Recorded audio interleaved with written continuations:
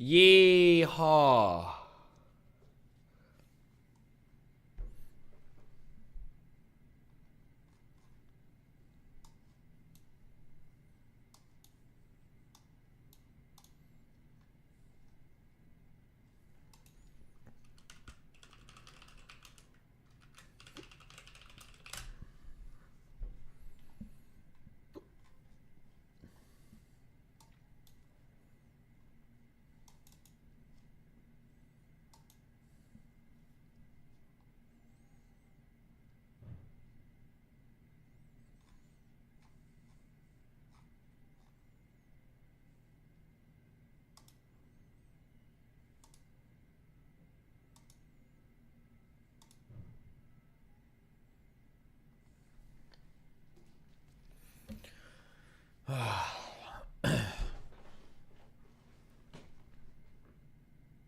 I had to go to the bank at like 8 a.m. this morning and fucking went back to sleep. Fuck me.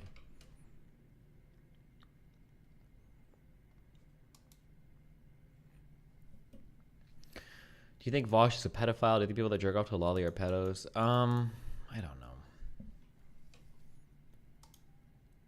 I feel like if you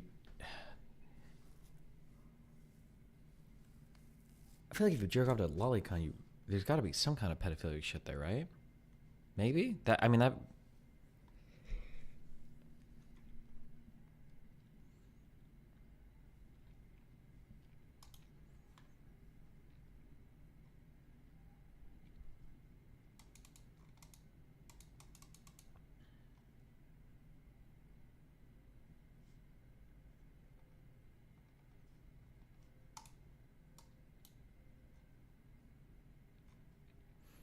What happened with Kelly? Did you actually imply that you turned her down? No, Kelly's fucking retarded.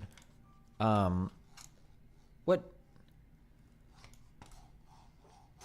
So Lav has this like entire narrative. Girls do this. Some girls can't handle the fact that other girls don't like them, even they explicitly fight with every other girl. Lav is one of these people. And so in Lav's world, the only possible way a girl could be fighting with her is if I'm like doing some weird, like turning her against her in the background shit. And then also apparently sexually getting off to it at the same time.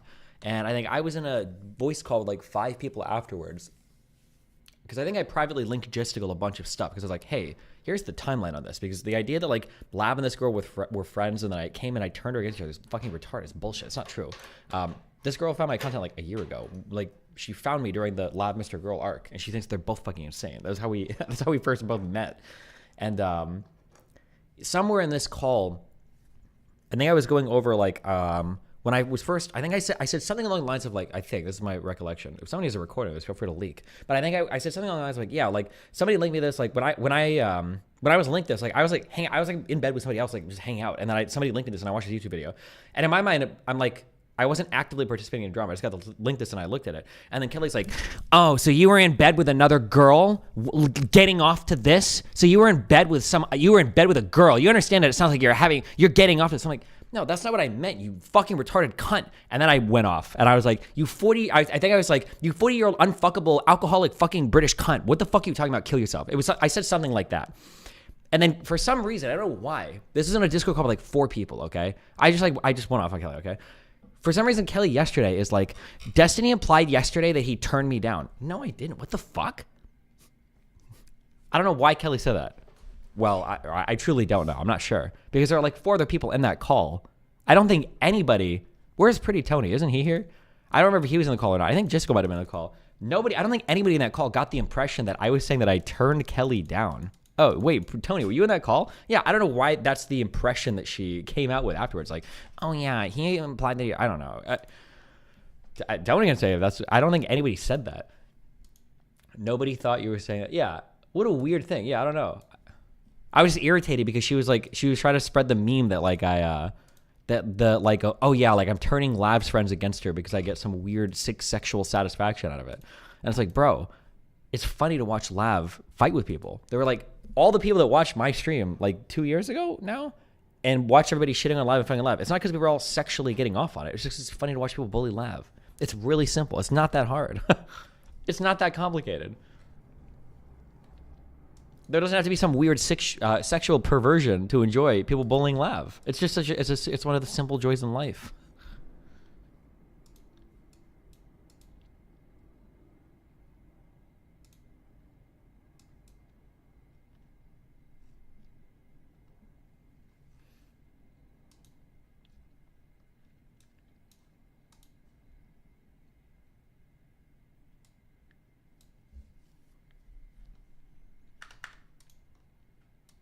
Did you see her cry on stream last night because Jessica wouldn't give her mod? No.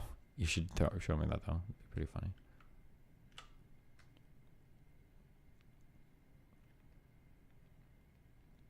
Remove the sexual aspect from it. If you're focusing on that too much, would you still you're pitting women against each other?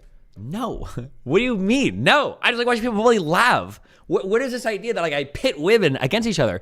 And also, it's the fixation on the women part. Bro, everybody comes into my Discord to fight with each other. Like, nobody makes these same accusations about the men ever. Do I pit people against Karantos when Abba comes in and shits on him? Or do I pit people against, like, Mr. Girl when Forethought banned him from my subreddit? Or do I pit people against Gistigal when I say big dog, little dog? Like, it's only the woman part. That's the only part of it. Like, oh, do you pit? Like, no, it's such a stupid fucking comment. No. People come in and they fight. If they want to fight, they can fight. That's it.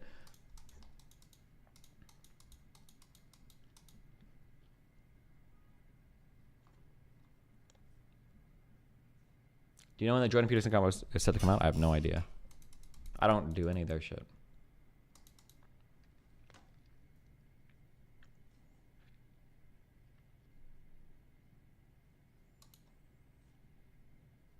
What program do you use to make your notes? Obsidian.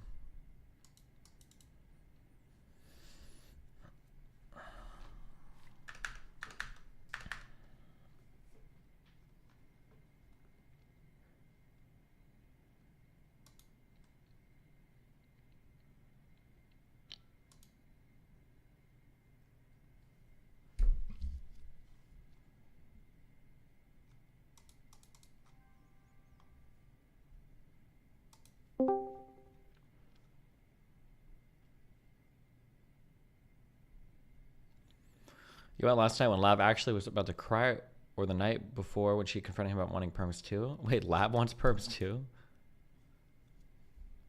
Seen Wash's response video to his allegations? Nope. Am I making a giant leap, or is Kelly still super ass mad when you called her out for her abusive way of talking? I don't know. I was mean to her last night. But she was also implying again that I like have some sick sexual satisfaction from watching women fight each other. Just fucking retarded.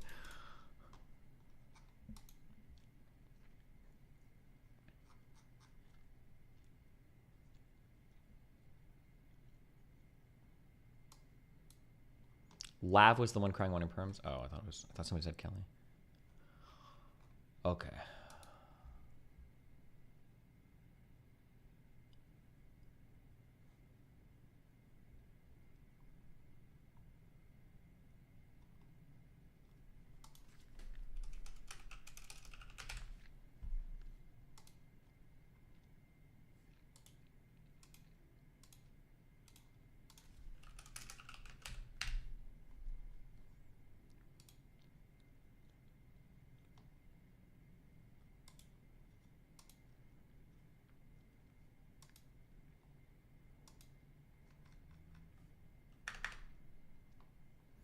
Do you feel any pressure off the idea that your combo with Finkelstein will have a huge effect on the broad narrative going forward? Who knows if it will or not?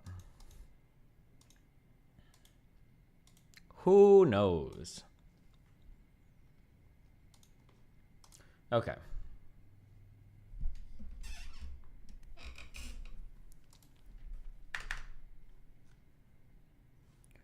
I'm going to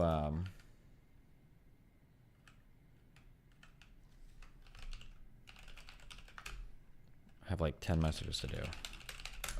And emails. Not long. It'll take me 3 minutes.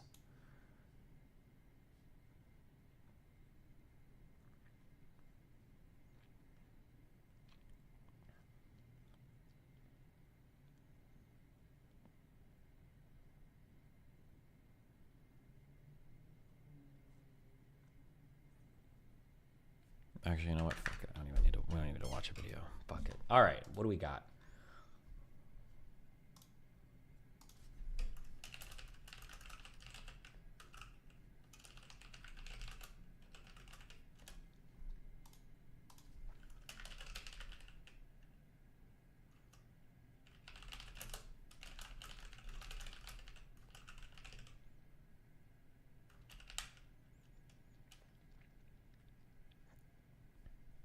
I need Oh fuck. Okay, I'm gonna start big banning. So like we're gonna start month banning not safe for work spammers.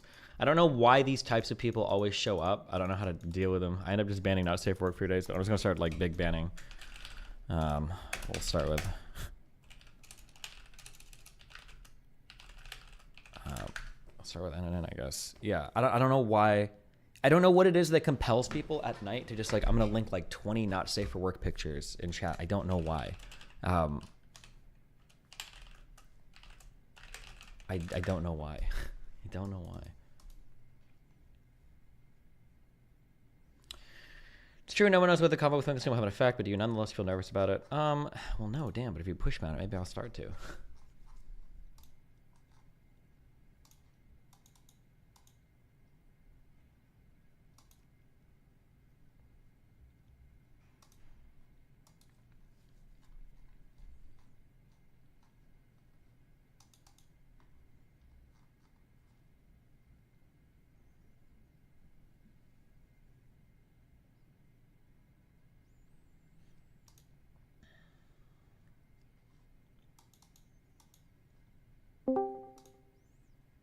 Uh-oh.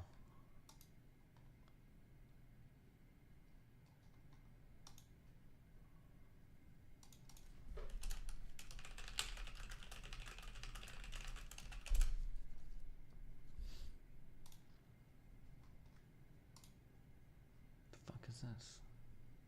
Hold on.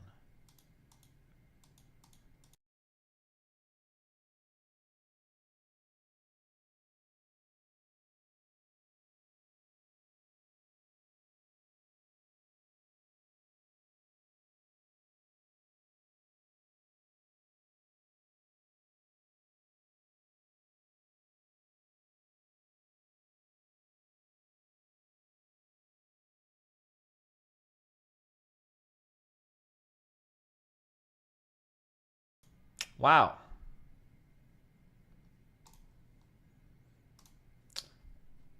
Okay, boom, boom.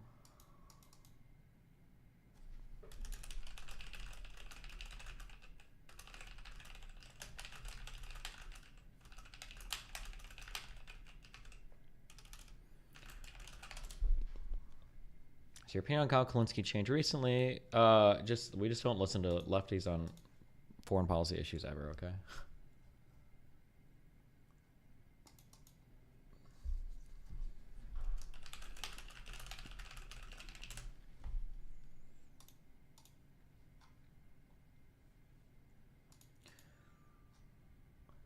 Boom, boom. Boom, boom, boom, boom. This is the first night when Lab starts asking for mod. When Tree shows up, they start. Wait, Tree of Logic? Does she have perms in there? No. Wait, you didn't forget what happened, for sure not. Wait, who are you talking about? Your drama with Destiny from earlier today? With who? Yeah, sure. Okay. Boring. Boring. Maybe I'll remember once I get mod. I'll remember. Oh, yeah. You will literally. Please try to hold your breath for that. Jesus. First of all, this is actually I have a bone to pick with you because one, you gave Kelly mod for a lot of the same reasons that I want mod. Also, you can take mod away if I ever abuse it. So the only reason that you wouldn't give me mod, She's not joking. Oh no. especially because I've driven so much attention to your streaming accounts and Discord. The only reason you wouldn't is to virtue signal to your audience that I'm somehow bad or not worthy. Even though I'm a regular fixture here, I've done a lot for you, and you can take it away whenever you want. So would we classify Lav as evil or just a sociopath? I think Just neither. Just kidding, because we were in that. Never mind. It was supposed to be funny. It was not. Okay. Because we were talking about evil versus sociopath earlier, and then you were like never talking about how you're classified as bad. Lav, why do you want mod powers? Because people harass me like just consistently, and I think they'll do it less if they even know that I have mod Holy cry bully. Oh my god. power. Like I won't even have to use it that much. But also people like spam post photos of me or my partner or whatever. Wait, don't you love having pictures of yourself everywhere though? Yeah, not like in the middle of things, and usually not like, you know, usually, I mean, there's been like revenge porn a couple times. Like, yeah, I like pictures of myself, but these are the See, type that I don't like. I don't think it qualifies as revenge porn though if you've posted it already publicly for everyone to see a million times. Sure, then let's just call it mean porn.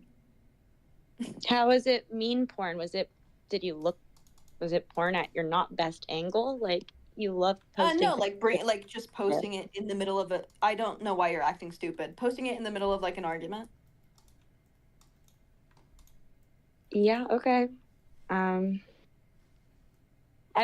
just surprised to hear that bother you, like literally at all. I thought, and then also like if you feel bullied, why would you even want to hang out here? Because I get a lot out of this also. There are also people who I like here that are nice to me here, and I like being on stream. I like Chad, I like Kelly, I like being around. Most of my interactions here are positive. But yeah, just having mod will make the days go easier, I think. It could, but I also like Rhinox, so I feel like I would like him not to die. That's fine, then he can just not do what he's doing, right? Maybe. But also, you guys go at each other both, and I've asked both of you to stop. Did you check your DMs? No, because I was literally streaming Lav, so I didn't check my DMs Yeah, so to I see the ignored him latest for the rest of the random day. clip. So I didn't see the I latest ignored random him for clip. the rest By of the the way, day. the screenshot is like a comment. Well, I'll tell everybody what it is. It's a comment from Rhinox that said, "Me watching Lav get roasted," and it's a picture of Tony's barbecue in his backyard. Like, No, if this is first of all- what you want me to mute him over, I'm not gonna do it. First of all, So, no. and you- Okay, you're. I'm literally in actually the middle of fibbing. reacting with Relly to the Vosh video, and you send this to me and are like, "You should do something about this." No, Do you understand I why sent I'd you be that annoyed one. about I sent that? you one where he posted that he banned me. I sent you another one, I think yesterday. Like he Okay. constantly. Well, is- that's is, my like, bad when I asked him to consistently trying stop to start posting fights with photos me. of you. And And you then said, and the He whole switched to problem here is that posting like you little don't want- random clips Okay. or little random fucking Yes, but the whole problem annoyances. is you don't want either of us talking to or about each other. No, I just And I have stopped, but he has not. I don't know who started it today, but it was ambiguous to me who started it today. It seemed like you both went hard right at the beginning as soon as one of you referenced the other. It's not a. Okay. I'm Okay, not then I'll saying you just guys not can't talk to say him ever. Are like you I'm gonna not saying you care? guys can't Are speak you to gonna each care other. when I never talk about him and he keeps adding me, keeps like spamming photos of me? Like, are you gonna do anything? If he's not as well, if he keeps spamming photos of you, he'll get timed out. Okay, great. Okay. But you understand that the last couple times you've sent me stuff, it's not him spamming photos of you, right? No, but it's you saying leave each other. You went into I chat have to say said leave each other alone, but that's not me saying like you have to leave each other alone or I'm timing you out. And I did say the next time it would be 5 minutes or something. Do you want me to go time Yes, him you out did, for and then 5 he minutes? kept doing it. He did it like once more. No, he did it 3 more fucking times. Okay. Whatever. I'm Sorry, not gonna let I you started get this. streaming, I If couldn't you- track it. If you don't have a problem with us fighting, then I'll fight him. No, you won't, because you've already asked me to stop. I'm trying to slow him down from shitting You on were you the all person the who time. asked me to stop. As long as he goes, I'm gonna go, and you're gonna get mad. No, I'm fine with you going back at him. I'm just saying that he's gonna come back at you, and then when you guys have like this 10 reply chain, I don't want the last like 3 things he said sent to me as if nothing else has happened and he's just one-sidedly attacking you. Because as far as I'm concerned, that never, barbecue clip where he ever says me related watching to Lav you. getting roasted, that's You're just him no, you're commenting being on the stream, so okay? cringe right. Okay, this is boring. To play. Lav, your response? I will say this. Something I'm that I trying think. to hold on. Go ahead. I'm trying to hold it back. I can't control my voice though. I'm trying to understand. This is so embarrassing. Holy fuck. I'm trying to understand if, like, I'm so autistic. Oh, hold on. Sorry, I have to turn my camera off because I'm masturbating to this right now because I'm receiving intense sexual satisfaction from listening to this. Okay, intense sexual satisfaction. I like. Hold on, give me a second. I think it is better if that is probably the end of public version of that. Apparently, this meltdown is right after she fought with the Zoe girl. I will. Well, say- I agree with you, but I think she wants to talk about it, and I don't want to force. I don't want to force her to talk about it on stream. Okay, that is not what I want. Yeah, really, you think Vox is a J-Stock pedophile? not drama farming? No, I don't think he's a pedophile. Hold on, I will say It gets in so terms much of worse. Okay. the best thing to do in terms of the moderation for like it doesn't have to be now but later is probably baby proofing the shit out of what is harassment, right? Because I don't get it. What is she crying about? Apparently, she's crying because she's not getting mod in the server. see people fucking writing in here, right? In the not safe for work channel. Lav is a loser. Lav is cringe, and Lav is a whore. I timed out the whore comment, right? Yeah. But like I the think other that's ones get it too. Like so it's better to baby proof something for the mods. We probably need some version of like a dogpiling rule. I would imagine. Okay, yeah. It's hard for me to understand with friendships online what is real and what is fake, and it's been really embarrassing for me to try to navigate that because I'm usually wrong. Okay. So in DM, you are usually very kind to me, and I feel like you are trying to take care of me. And then we get on stream, and you are different, and you're trying to virtue signal the chat, and you're trying, and then I feel like you're trying to farm me for views, which is like, if you're doing that, slay, do your thing. Oh no, she's doing the same she did to me. Be careful, Justical. Oh no. But I would prefer you not to, obviously. I literally would like have this conversation offline with you, off of stream. I'd make time for it. No, but I it don't think it's doesn't smart to have it on do you stream. hear what I'm- But Okay. I hear what you're saying. I hear what you're saying. I'm not trying to farm views. I'm just saying if we had this I'm not- conversation off stream, I'm telling you, I don't even get want- concerned. I don't even need to be a mod. Like the fact that you are like so unwilling to even Consider giving me mod. like tell people to stop. Oh. Oh, obviously I want Like people where to stop. when I say that I'm emotional about it, because you know that I talked to you and I said I don't want to do this. It doesn't make me feel good to fight with people, but I have very little self control because I get so angry. Oh my god, how could she be this fucking stupid? Dude, I think that if you wanted to be a master manipulator woman, okay, this is what you need to do. You should be forced to live for like 1 year in like an average woman's body, or hard mode, a guy's body. Because men and plain women have to work really hard on their manipulative tactics. But Lav's manipulation is like okay, but then she just compensates with looking pretty and then shipping nudes to everybody. But like absent those last two things, if a guy is not desperate for her, or if she doesn't have a guy under her thumb because she's shipping him nudes, she is like nothing. And then she just has an absolute meltdown. She's like, I can't figure out how any of this works. Like, bro, you're the biggest crybaby in the world. What do you mean? Stop being a fucking asshole to people. Stop being a massive cunt to every other woman in the chat. Stop shipping your nudes into channels over and over again and then shitting on other people for their appearance. Like, stop fighting with every single fucking woman you can find on Twitter. It's so easy. It's really easy not to do this. Now, if you want to do this, I'm all supportive of it because I think fighting with people is fun and everything, but you can't be so aggressive and then cry over it. Like, bro. Because it's hard for a bunch of people to do that all at once. And you act like you understand. I think I do understand. I watched it happen to Kelly a bunch and it upset me. And yet every time I say, and even though you know me and how I've described that to you, I will be like, I'm getting dogpiled, and you'll say, well, you do this, and I'm like, okay, yeah, I know, and I'm trying to prevent it. Like, will you, as my friend, try at least for like maybe just try it out for a couple weeks to just like tell people to stop? Sure, I don't like watching anybody get dogpiled. So obviously, I don't want to watch you get dogpiled. But But then you also say when we're on stream, I can't do anything while I'm on stream. Well, I'm telling you, well, I your tried. mods aren't doing I literally anything. Can't go to you the said you Discord and do promised me something. yesterday that your mods would do something, Sure, and they I weren't. did. And listen, they seem to be And I saying said- they and have I been said, deleting a will bunch you of at shit. So maybe I didn't communicate what I meant very well. But yeah, it's just the what's the word? The dogpiling thing. Yeah, we just need to not have that. But again, because of the thing you just explained, where you get emotional, you get angry, and then you go in on people, I don't think it'd be a good idea to give you mod. That's pretty much precisely why I disagree with giving you mod. Yep. Okay, and so then we loop, right? Because I'm Okay. telling you that you can take it away. I'm telling you, even I won't Why would you fight give somebody mod with a plan to take it away?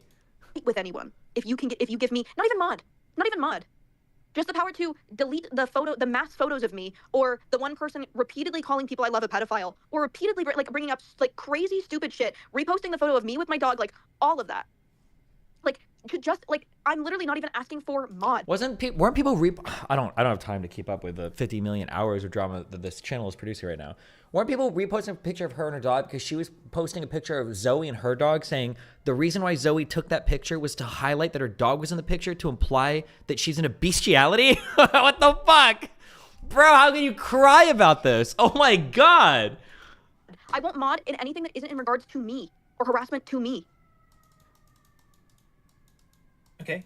Then And what you're like, is the and purpose? even though every single one of your friends who are on just as often as me have gotten mod, you won't do give I it to have me mod? because Well, you're you're not- not on as often as she is, but Okay, sure. Valid. Sorry, continue. why are you here?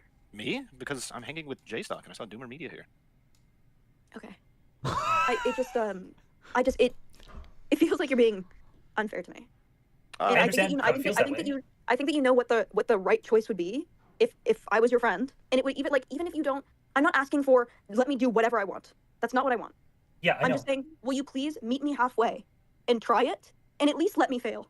So the Oh reason I my keep saying no God. is because we keep having this conversation. I've said no multiple times. I've stated it's a boundary multiple times, and you keep asking me for it, and you keep coming at different Your- angles to this to try to get mod. And I Your understand boundary- there are reasons you should have Your mod. boundary is I around understand me that. protecting myself. That's No, so. it's around God, you that's getting a so specific silly. role. It's around you getting a specific role that I said no to, and now you've asked in like 12 different ways. And I asked you not to have this conversation on stream, so you've asked in a bunch of different ways. And Okay, so what am I I'm supposed just to do going to now? maintain this boundary because I've been asked to do it in public. Or I've been asked to like violate that boundary in public. I'm just going to Ooh. maintain Okay, so it because now- I feel very awkward about being asked repeatedly in public, but I think I've said no to. You wouldn't have answered me otherwise. If I didn't come on right now and tell you that I was being dogpiled, you would have said the same shit, which is I'm streaming. I don't check anything while I stream. Well, So but what the that's- fuck? What am I supposed to do? Sorry, this is my I unfortunately work a lot of hours in the week and then stream a lot of hours in the week. So I don't typically have a ton of time for conversations off stream, but I just said I would do this off stream with you, like after the stream, or like right away. I'd schedule that out. And you said no, I don't want to necessarily do that. Because you're fake, you're two-faced. Ooh. And then also, if you are on stream and not responding to me, what am I supposed to do? You would have never had your mods do anything if I didn't come on stream and talk to you about this literally right now. Okay, the only person you've specifically been focused on Rhinox in our DMs. I've explained to you multiple times why I've like asked Rhinox specifically to chill, and then No, you have told me that you can't do anything to Rhinox because he does so much for your stream. So he's I didn't untouchable. say so much. I just said that he does give me links sometimes, and he's Yes. in the know, so he can help me out. Yeah, your Didn't say I wouldn't do it's anything hard to him. be- I said I would it's ask him really to hard slow it to up. parse a relationship with you because you are very Machiavellian. I'm You're like, if not. it's advantageous for you, you Nope. will do it. Nope. That's completely. Why would I have Good offered to counter, go good off stream? Why would I have offered to go off stream multiple times? Okay, then let's go off stream. Okay, I said I would schedule that for you. We can do that today. We can talk off stream. But if you want me to talk off stream right now, obviously I'm streaming. Sorry, I only get so many hours. I literally work a full-time job and I'm trying to make this work so hard. And I only have so many hours I can put into it, okay? Please. So we can make this work. Jessica should have started crying back. Loser. We can make it work after this, or like tomorrow afternoon sometime would be fine with me, and we can have this conversation off stream. I don't want to farm this conversation. I asked not to multiple times. What am I supposed to do in this scenario? This looks so like I'm. It doesn't. I don't know why you would. If I stay, I'm a lol cow, and if I leave, I'm emotionally manipulating you. Well, I disagree with both of those. What am I supposed to do?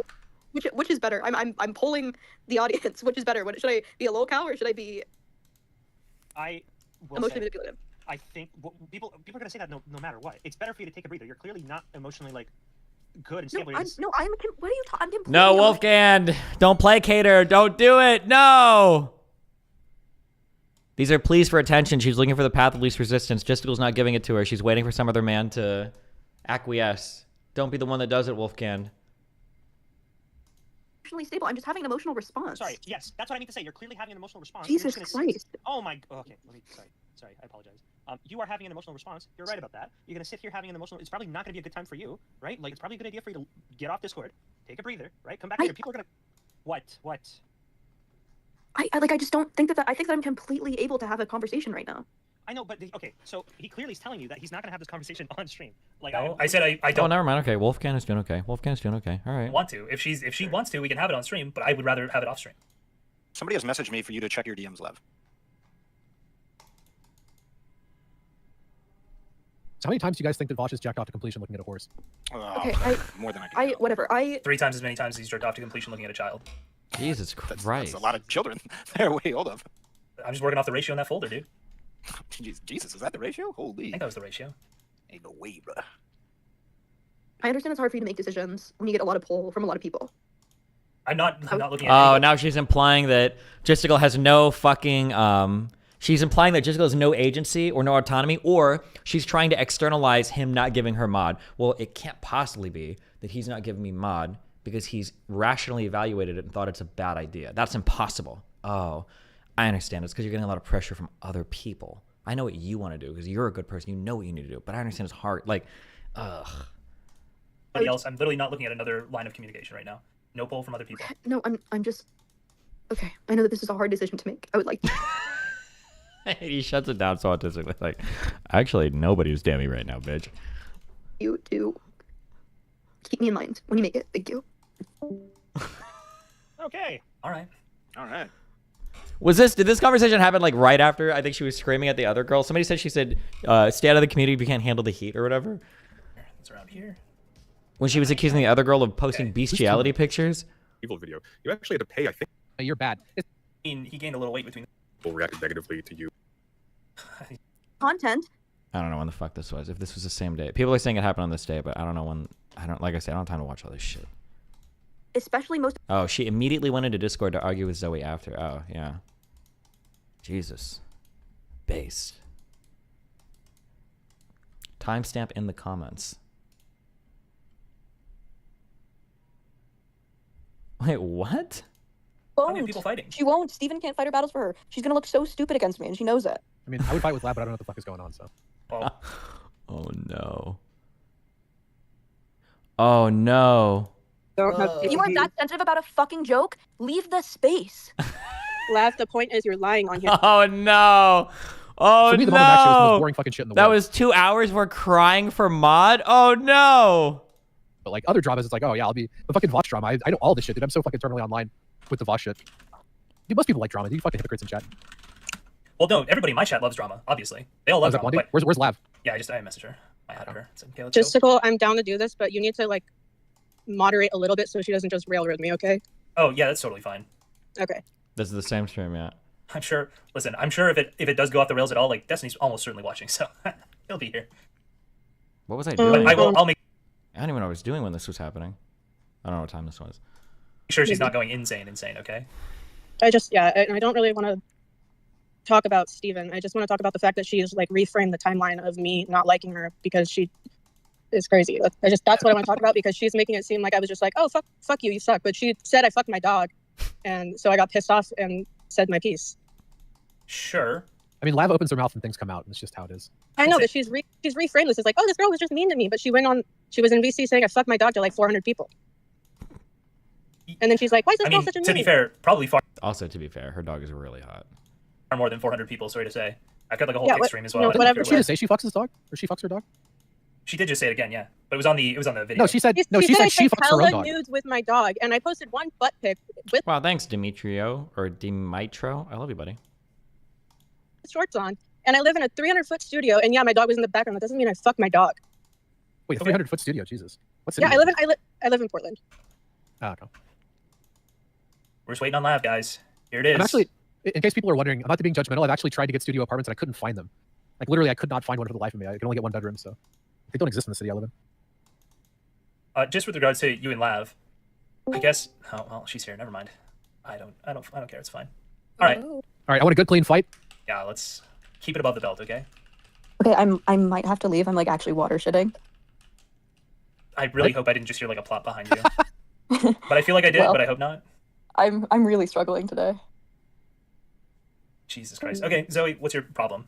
What's your problem My with problem Lav? is that I was just listening to your stream, and she said she posts hella nudes with her dog, and I have one photo wearing shorts with my dog in the background because I live in a 300-foot studio, and he's like in the majority of my photos anyway.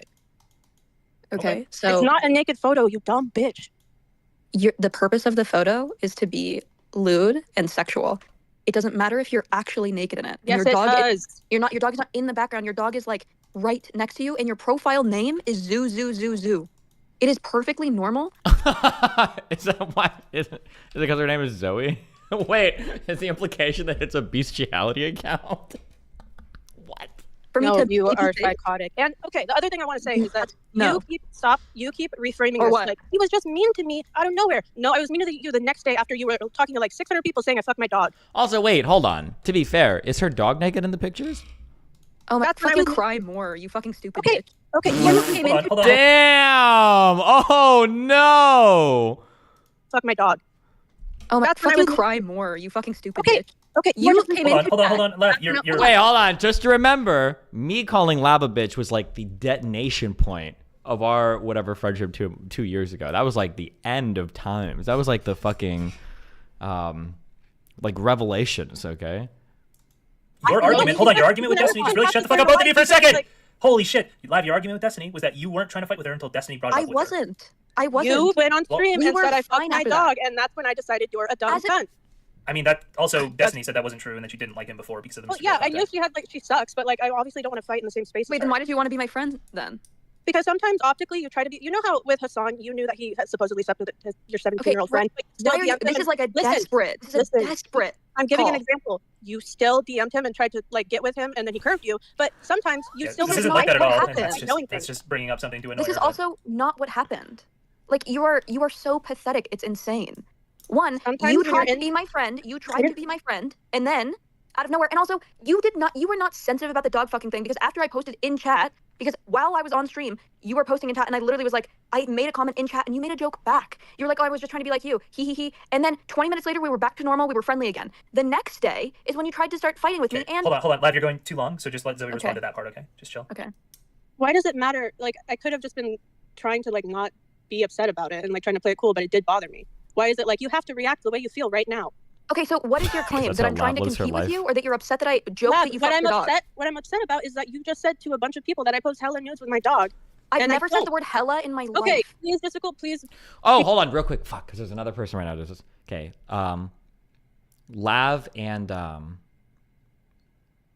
god, fuck. There was one other person. There was one other person. Fuck, I can't remember the other person right now. Wait, does Kelly do this? When somebody makes a claim, and there's like important information, like irrelevant connector verb, important information, and then you get something incorrect like here, and then people hyperfixate on this, this is always an abuser tactic. 1,000,000% of the time, this is an abuser tactic. Every single time. Anytime you hear somebody do something, I think Kelly might be the other person. Anytime you hear somebody do that, that should be a huge red flag. Oh, Hassan does that as well. True. Yes, that is right. Hassan does that as well. Anytime you hear somebody zone in on like an irrelevant factoid like that and like fix it, it's because they're always trying to obfuscate the main thrust of the conversation. Well, that I post hella nudes with my dog. I've and I never said don't. the word hella in my life. Okay, please, Mystical, please. She says you. She posts, repost the photo. Maybe Repost you said the photo so that chat can maybe you see. said Well, I have a tons copy of the photo. I can show like a copy of the photo, kind of, but maybe not. But it's like it is just one photo, and yeah, we also might You need a said clip. Can tons someone of go back? nudes. Maybe you didn't say hella, but you said multiple nudes. Yeah, I not- remember more no than one. nudes I were remember more posted than with my dog. I remember more than one. I don't know if you've deleted them because you would go in there a No, lot and you were delete just things. fucking crazy. I didn't delete any nudes. Yes, you did. I You haven't- what? You deleted a ton of nudes. Well, I deleted the ones that you reposted. I asked Moss. Also, Lab does is calling the shot a lot of the time, saying I'm winning, you're struggling. I just feel like, yeah, it's like the evolved version of like you mad. But basically, as you're talking to somebody, when they're giving their side of the story, when you just constantly are like, oh my god, this looks so bad for you. Oh my god, you're struggling, to try to like throw off their speech or whatever, and then you interrupt later on. Yeah, she does a lot too. At Destiny, you literally do that when you say that you should go point by point in depth.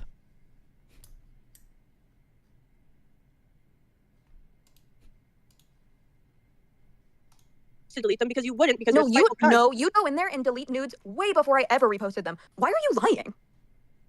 Dude. We can figure that Why out. are you but tracking if I've deleted my nudes, Lav? What? Wait, so am I? You're mad that I caught you in a lie?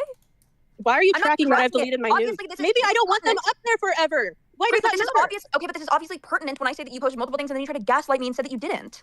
I've posted obviously multiple things not with pertinent. my dog, not a single other thing. I don't believe you. You are the only one Well- who is saying that. That's not we literally can't true. prove this point right now, so might as well stop arguing over it, okay?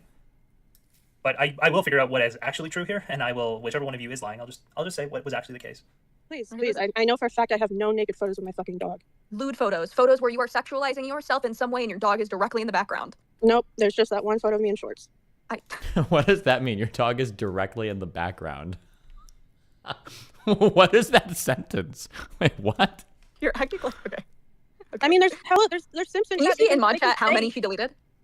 I can see Why does it matter people if deleting I messages, deleted- but it doesn't matter how many she's It deleted. matters what's if you in the delete. pictures. Okay, retard. It matters if you deleted them because you're making a claim that you only Matters what's posted in the one, and I'm pictures. making a claim that you posted many. I know for a Sure. fact I only posted one, and you're just making up a thing. There's You're no- just saying We will know that in something, a Lab. second. You're just making We're- something up. Why are we That's- fighting over this? This is like Why the are- least What important are part you of this. talking about? You're just saying something and saying it's the fact of the matter, and it's not. I know what photos I have. Okay, If either anyone's way. a matter of authority on my nudes, it's me. Okay, let's say it's okay, girl. Let's say it's one photo. Let's say it's just one photo, and your dog is right behind you in it, and your username is zoo. It's because my name is Zoe and, you- my friends call me Zoo. and- You are just reaching Okay, to find great. something to I make it didn't know fucking that weird. at the time. So when I'm making a joke about it, I cannot. Ah, now she's doing the joke thing. I was just joking. Wait. Keep in mind that now it's a joke. Oh, God, I see people do this. I see through all the Matrix on these tactics, right? Now it's a joke, but prior to this, Lab wasn't arguing that she was joking. Lab was giving justifications for why her claim was true and why this is problematic. Your dog is directly in the background. You posted multiple photos. Your name is Zoo. And then when it's like, okay, well, fuck, maybe I have some facts. Okay, well, so I was just making a joke about it. I know at the time. Well, hold on. You just justified why you thought why it was true that it was like a bestiality account. But now you're saying it was a joke because the facts didn't support your case. This is also a super common tactic. Yeah. Handle bitches with BPD. All of these people keep accommodating Lav. Lav is a hard person to deal with in Discord servers because, like I said, Lav's strategy is that one, this is also, it's funny, it plays into why I'll cut people off sometimes if I know that people are working on them in the background to try to make them hate me. Lav has a lot of time. I can't fight against people that have a lot of time. When somebody has a lot of time to sit because their whole life is spent like chatting in Discords, which is, I think, all Lav does with their life right now, when they spend their whole life chatting in Discords, and then when they combine that with being attractive and then like shipping nudes over and over again to any guy in the server that will DM them, that's like Lav's pattern in servers. Like Lav can flip a surprising amount of the server over to her side just by the amount of time and the amount of new pictures that she posts on the server. It's like, yeah. Can't do it. I actually can't do Why- it. I If don't you are have that BPD. I sensitive, don't have if you are BPD. that sensitive about a fucking joke, leave the space. Oh, Lav, no. the point is you're lying on here, and I'm just saying stop About lying what? about me. Also, I like this. If you're that sensitive, leave the space. The whole reason this is starting is because Lav is so fucking ass mad that Zoe was shitting on her, or that me and Zoe were shitting on her. But now the whole conversation's become about like, oh, well, Zoe can't handle a joke. But You're when saying you I said said- multiple nudes with her dog, and clearly you meant nudes. That's what Can you're you mad correct about? that Stop now? lying about me. That's what I'm Sure. asking. Lying. Oh my god, girl. You're lying. Bring up the You're logs. just, you're Bring just up the saying logs. there's multiple photos, and there's not. Bring up I the logs. literally can't bring up the logs, but there's a bunch of mods. They can look into it. And everybody's been watching these photos. So other people would have memory of this. I know there's at least one DGen who saved all of your photos, so that guy wants Yeah, to message like- me and help me out. You could do so. I know at least one of you exists. It's just, I told 500 people you fucked your dog. Yeah, I mean, sorry, I was reading a DM. My bad. I didn't tell that. First of all, in that very clip, I said, "Oh wait, I actually think she fucks her dog." I didn't tell them. I just said, oh, wait, I think she fucks her dog. Bro, what? Yeah, That was I mean, me I learning, understand that you're and that was joking. me having a live reaction Listen, to seeing your photo. but she wasn't posting. I don't think she's posting nudes then. I think she was just posting her dog, wasn't She she? was posting. So here's It one wasn't a nude. photo. It wasn't a nude. It wasn't a nude. I've seen the photo you're What, talking about, the aspic. Okay, I've seen that. What breed of dog? It's a Samoyed, Um, the objectively sexiest breed of dog. Okay, Scientists all I'm have here to determined say, this. I just want you to stop lying and saying something you have no proof of. That's all I want. Oh, you mean like lying when you said that you didn't know who I was? Lav. I was in a VC talking to 600 people. In fact, I actually want to know the history of. Here, and then the whole pivot. So Lav lost on this complete entire conversational arc, right? So now it's like the yes and, right? The pivot to a totally different subject. But Lav made up the claims about multiple nude dog pictures, lied about the things she'd said in chat, and tried to misrepresent them. And now it's time to move on to a whole new section of the conversation. Smooth, very smooth. Lav. I was in a VC talking to 600 people. In fact, I actually want to know the history of what. I want to know your chat logs with Steven. I want to Lav, know who Stop came to changing the who. subject. I just want you to stop lying about me. I'm not lying about you, you stupid dumb cunt. I Yes, want you to see are. your And when logs they with find the Steven. logs, they are going to show that I didn't post more than Oh, one Zoe refocuses back on the original topic. Good job. photo with my dog. Okay, And I does it just matter want if it's you more to than one not photo? lie. Does it matter if it's more than one photo? It does, because you claimed it was more than one Now you're photo. backtracking. Oh, okay. Yeah. So now the beef is that I lied about it being more than one photo. That's all you're mad at. That's what But I you came were- in here mad yeah, at. That's over-exaggerating, literally yeah. what I came in here mad at. Okay, I don't even And care enough. by the way, I- Lev, okay, just it so you was know, one Lev, photo. just so you It was know. Now I don't care. Now I don't care. I don't even care about this anymore. Now I don't give a fuck. Now I don't care. Mad Yeah, at. over-exaggerating, That's literally yeah. what I came in here mad at. Okay, I don't even And care enough. by the way, I- Lev, okay, just it so you was one know, photo. Lev, just It so you was many. know- I don't care. You also said that the logs are going to prove you out that she absolutely is taking more than one photo, like 230 seconds ago. That's all. I just want you to not say that shit. And then That is you all said, I and want. then you said that you couldn't see the logs. So what the fuck are we fighting for? Neither of us. I said I see can see the logs. No, I said I can You see the can- logs. And I you also can see said everything that you I'll deleted? make sure we go in for yes. Okay, then go ahead. Okay, but it's literally all of the deleted messages from the server. So I can't go through it right now. So I'll have to go through it. at a Okay, so different time. then We're why off are we stream. fighting about this? Because I you just said want you to knew not for a fact lie. that it was more than I one, know and you for said a she was fact that gaslighting it's you. more than one. Okay, Okay, she's so just that she's is the just asking contention. you to not. She's asking you to not say You that stuff cannot anymore. prove either of our statements correct right now. Not right now, You will no. prove it, and it will. No, you so will have why? lied. Okay, we're gonna do a 1 week timeout for the person who's wrong. Okay, are you both fine with that? You both are fine with the 1 week Are timeout for the you? person who's wrong? Are you fine with that? Yeah, I am. Don't beat. You can back off of it now. Either Oh, Lav won't own it. one of you. Okay, 1 week Wait, timeout so, for whoever's wait, wrong. wait. Okay. That's deal. all I came here to talk about. One. Thank you. I'm leaving. Oh, you're pathetic. You're like scared. No, I have one thing I wanted to say to you, and it's to not lie about me. Goodbye. Oh no! And now, the ultimate ability to fight with Lav is the ability to hang up and walk the fuck away once you've had your W and not get sucked into whatever irrelevant, stupid fuck argument she's about to try to suck you into. Okay, 24 hours at minimum. Wait, that's actually maybe 3. pathetic. What's pathetic? She just She want left. to just fight for no reason. No, that's not the fighting for no reason. It's first of all, you're retarded because this fight started with the timeline, and then you let her get away. Oh, and now she has to defend the men, or now she has to attack the men around her for not defending her and treating her like a baby, even though she started this entire fight, brought it upon herself, and was proven completely wrong in the conflict. Base, let's go. With changing it. What do you mean I let her Because get away she with changing it? hyper focused on this one thing, and you let her change it, even though I know the fucking timeline. Okay. All right. Well, we're gonna go construct the timeline lab. Okay, that's another project we're gonna have off stream. We're gonna go And then you let her get away, and then you also let her get away with not answering who started what. What? What the fuck is her even? First of all, even if it was one photo, because originally you tried to show me the clip where I was saying, "Oh, I think she fucks her dog." Yeah. Why does it matter at all if it was more than one photo? From that one photo, It that's doesn't. enough And to by make the a way, for joke the about. timeline, that is you starting the fight. It seems to be. How is that starting a fight? How is it starting a fight to imply that she fucks her dog in a voice chat with 600 people? What?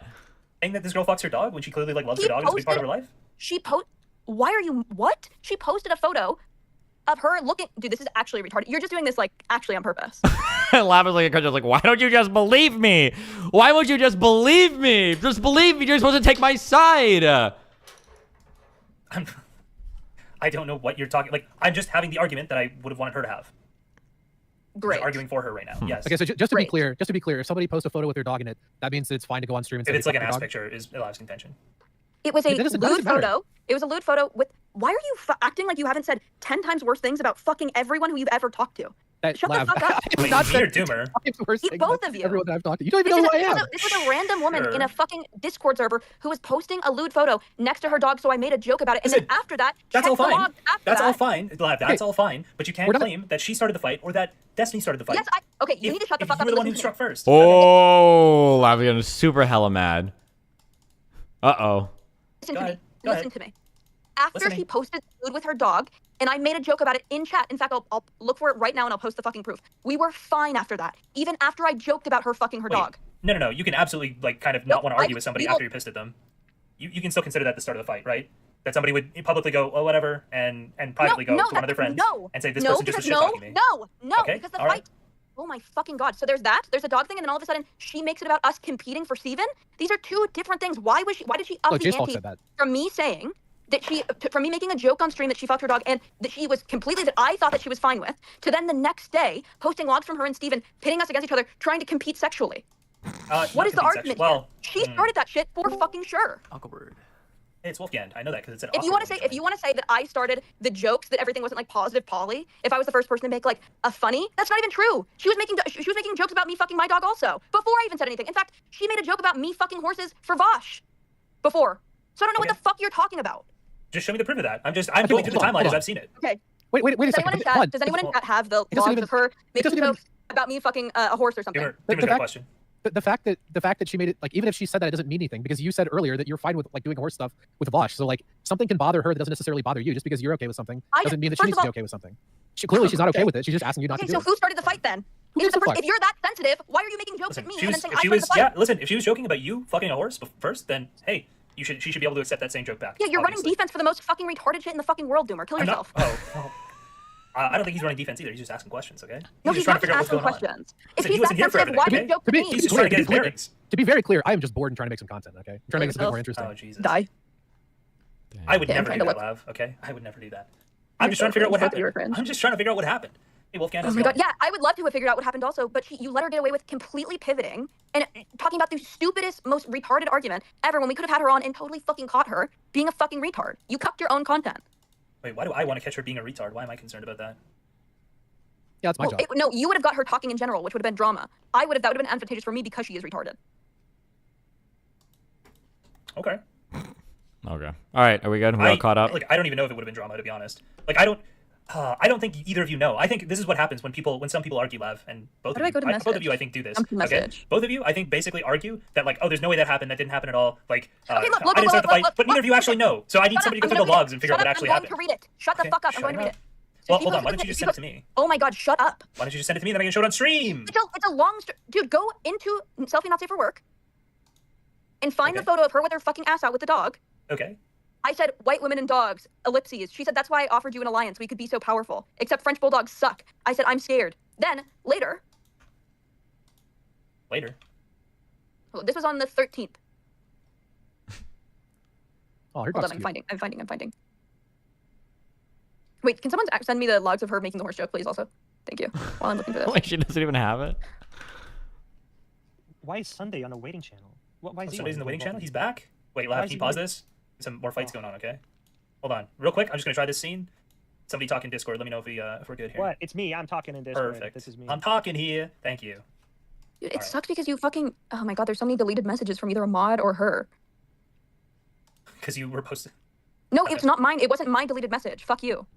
All right. Well, you construct the timeline, Lav, and I'm gonna pull Sunday in so he can. It was someone after that. Someone after that hours later was like, can't handle competing or whatever. Jessica, why don't you mute your Discord join sounds, you fucking cuck?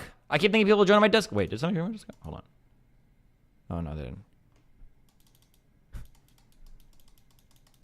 Lav is my ex-wife, a woman that's never been told no by any man in her life other than her father. Good one. Okay.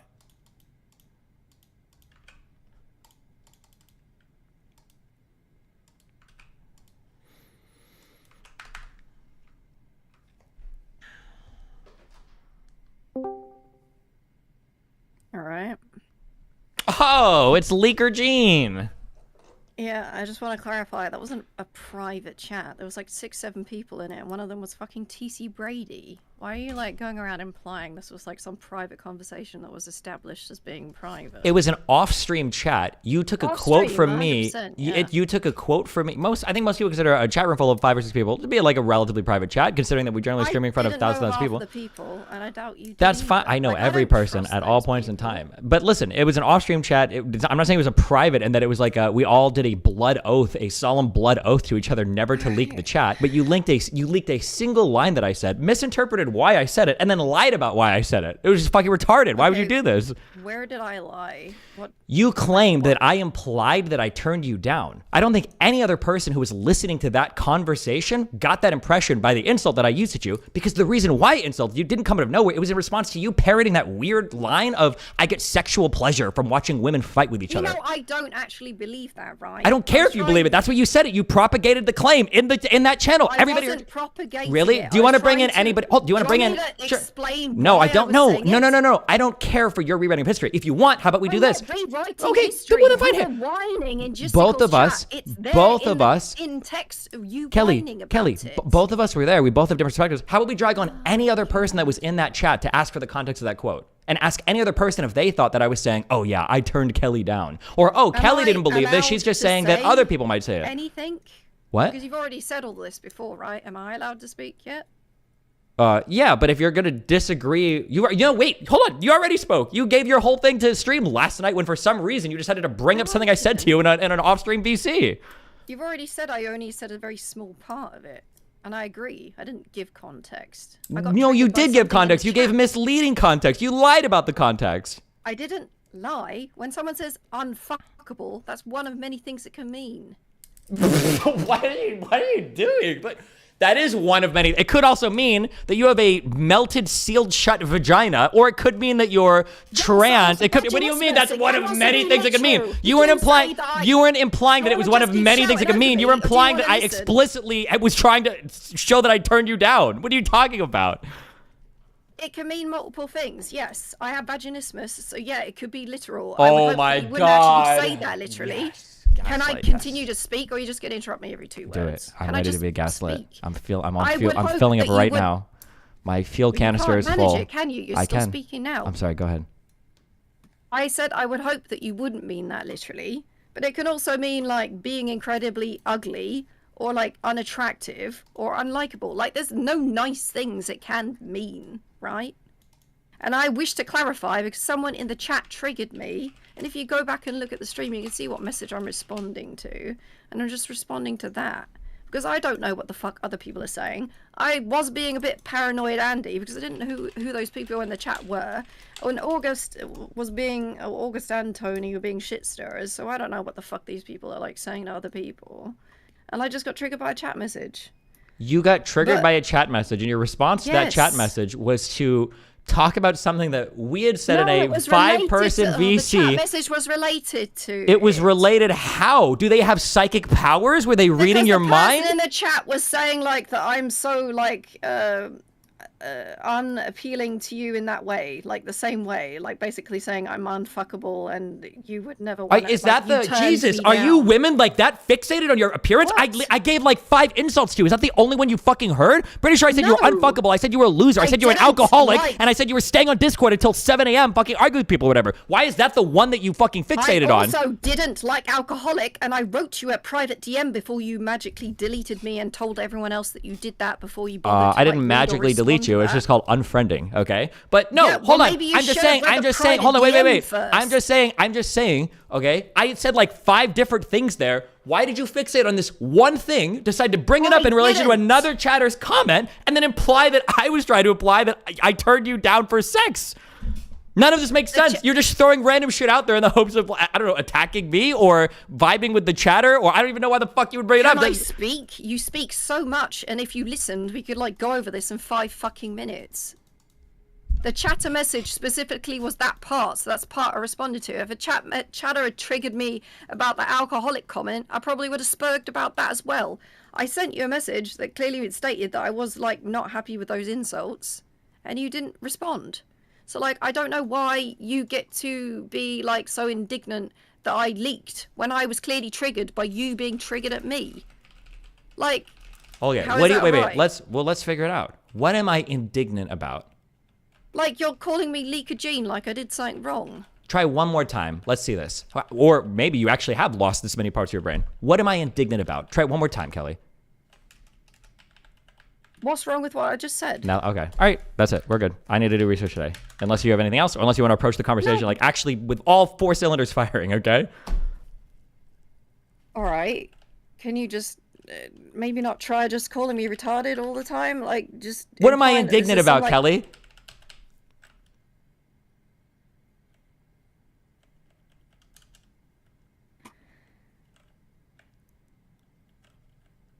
I don't know why.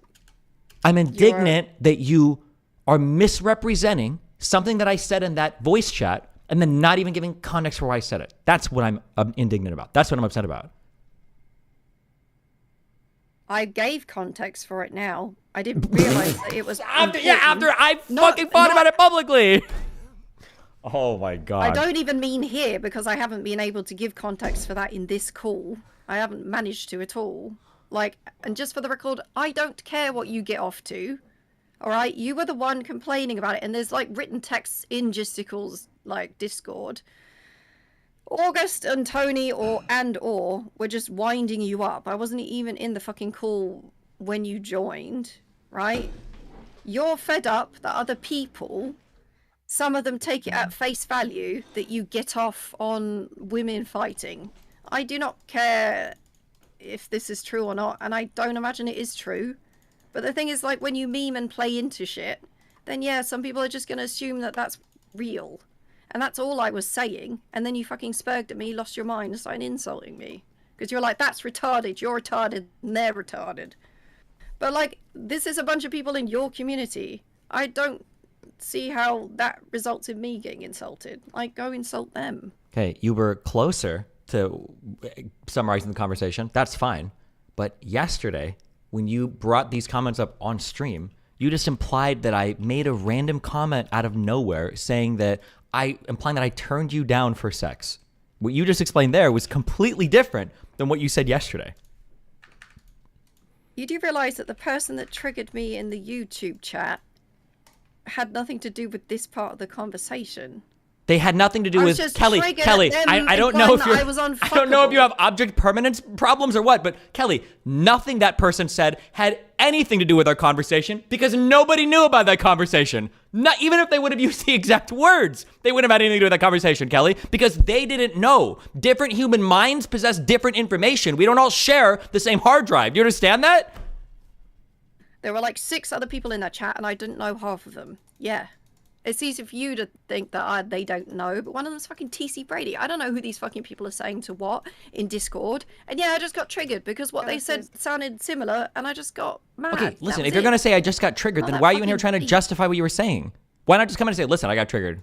I think, oh, okay. Because you're the one that was desperate for this context, and I wanted to make it clear that it wasn't some argument Wait, I was making. I wasn't desperate for the Like, context. I'm I- irritated because you misrepresented your statement. You lied. You lied about what I said, and you lied about what I implied. And not a single other person in that chat took what I said as the implication that you gave, and then you presented it as a fact. Why would they have thought about it? They weren't the one being insulted. There are multiple implications that can come from those insults. Like, how am I supposed to fucking know when you ignore my DMs where I clearly expressed that? I'm, If like, somebody upset says, by it? if somebody does a string of 5 insults, you're an unfuckable alcoholic, blah, blah, blah, blah, blah, and at the end you're like, yeah, so anyway, Destiny implied that he turned me down. No, that's not a valid interpretation, especially in response to what I was insulting you for, which was you saying, oh, well, you know, this is why people think that you get off on these girls fighting each other. Like, obviously, that's not what I'm insulting you on. Like, oh, well, I turned you down, Kelly Jean. Like, no, what the fuck? That doesn't even make sense. Literally not a single person in that chat, you included, you didn't even walk away with that impression because you just admitted that you got triggered by some random person in chat who's the person that triggered you.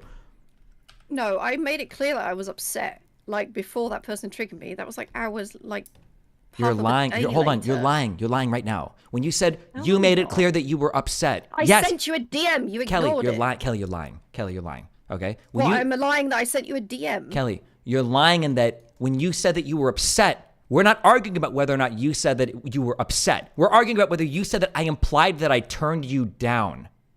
That is one of the implications I got, and that's what triggered me. Like, if I didn't think that that was a possibility, I wouldn't have got triggered. Kelly, by the I'm random reading the YouTube message now channel. that you sent me last night. You just say what I said. You don't even bring up the fact that I said that, like, oh, I turned you down.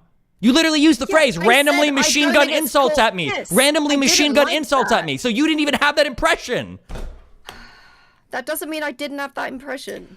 That just doesn't mean I didn't go into every single fucking insult because I didn't think there was a point. Because if I don't keep You the literally messages bring up short, that exact insult at the You end. didn't. You said You it that don't exact even one. You read said, I these just go in there to shit. You chill. don't I didn't ask for reply your to opinion it. on if I'm fuckable or not. Thanks. If I feel like being pointlessly insulted, I'll be sure to go into your stream. So you actually do go into that exact insult and you didn't have that impression of it there. You never had I this said- impression. You totally fabricated this for Chad because you This wanted is to not you wanted to vibe fucking with Chad. true. What's not Like, true? You're just accusing me of lying. It's not true. It is true. You lied.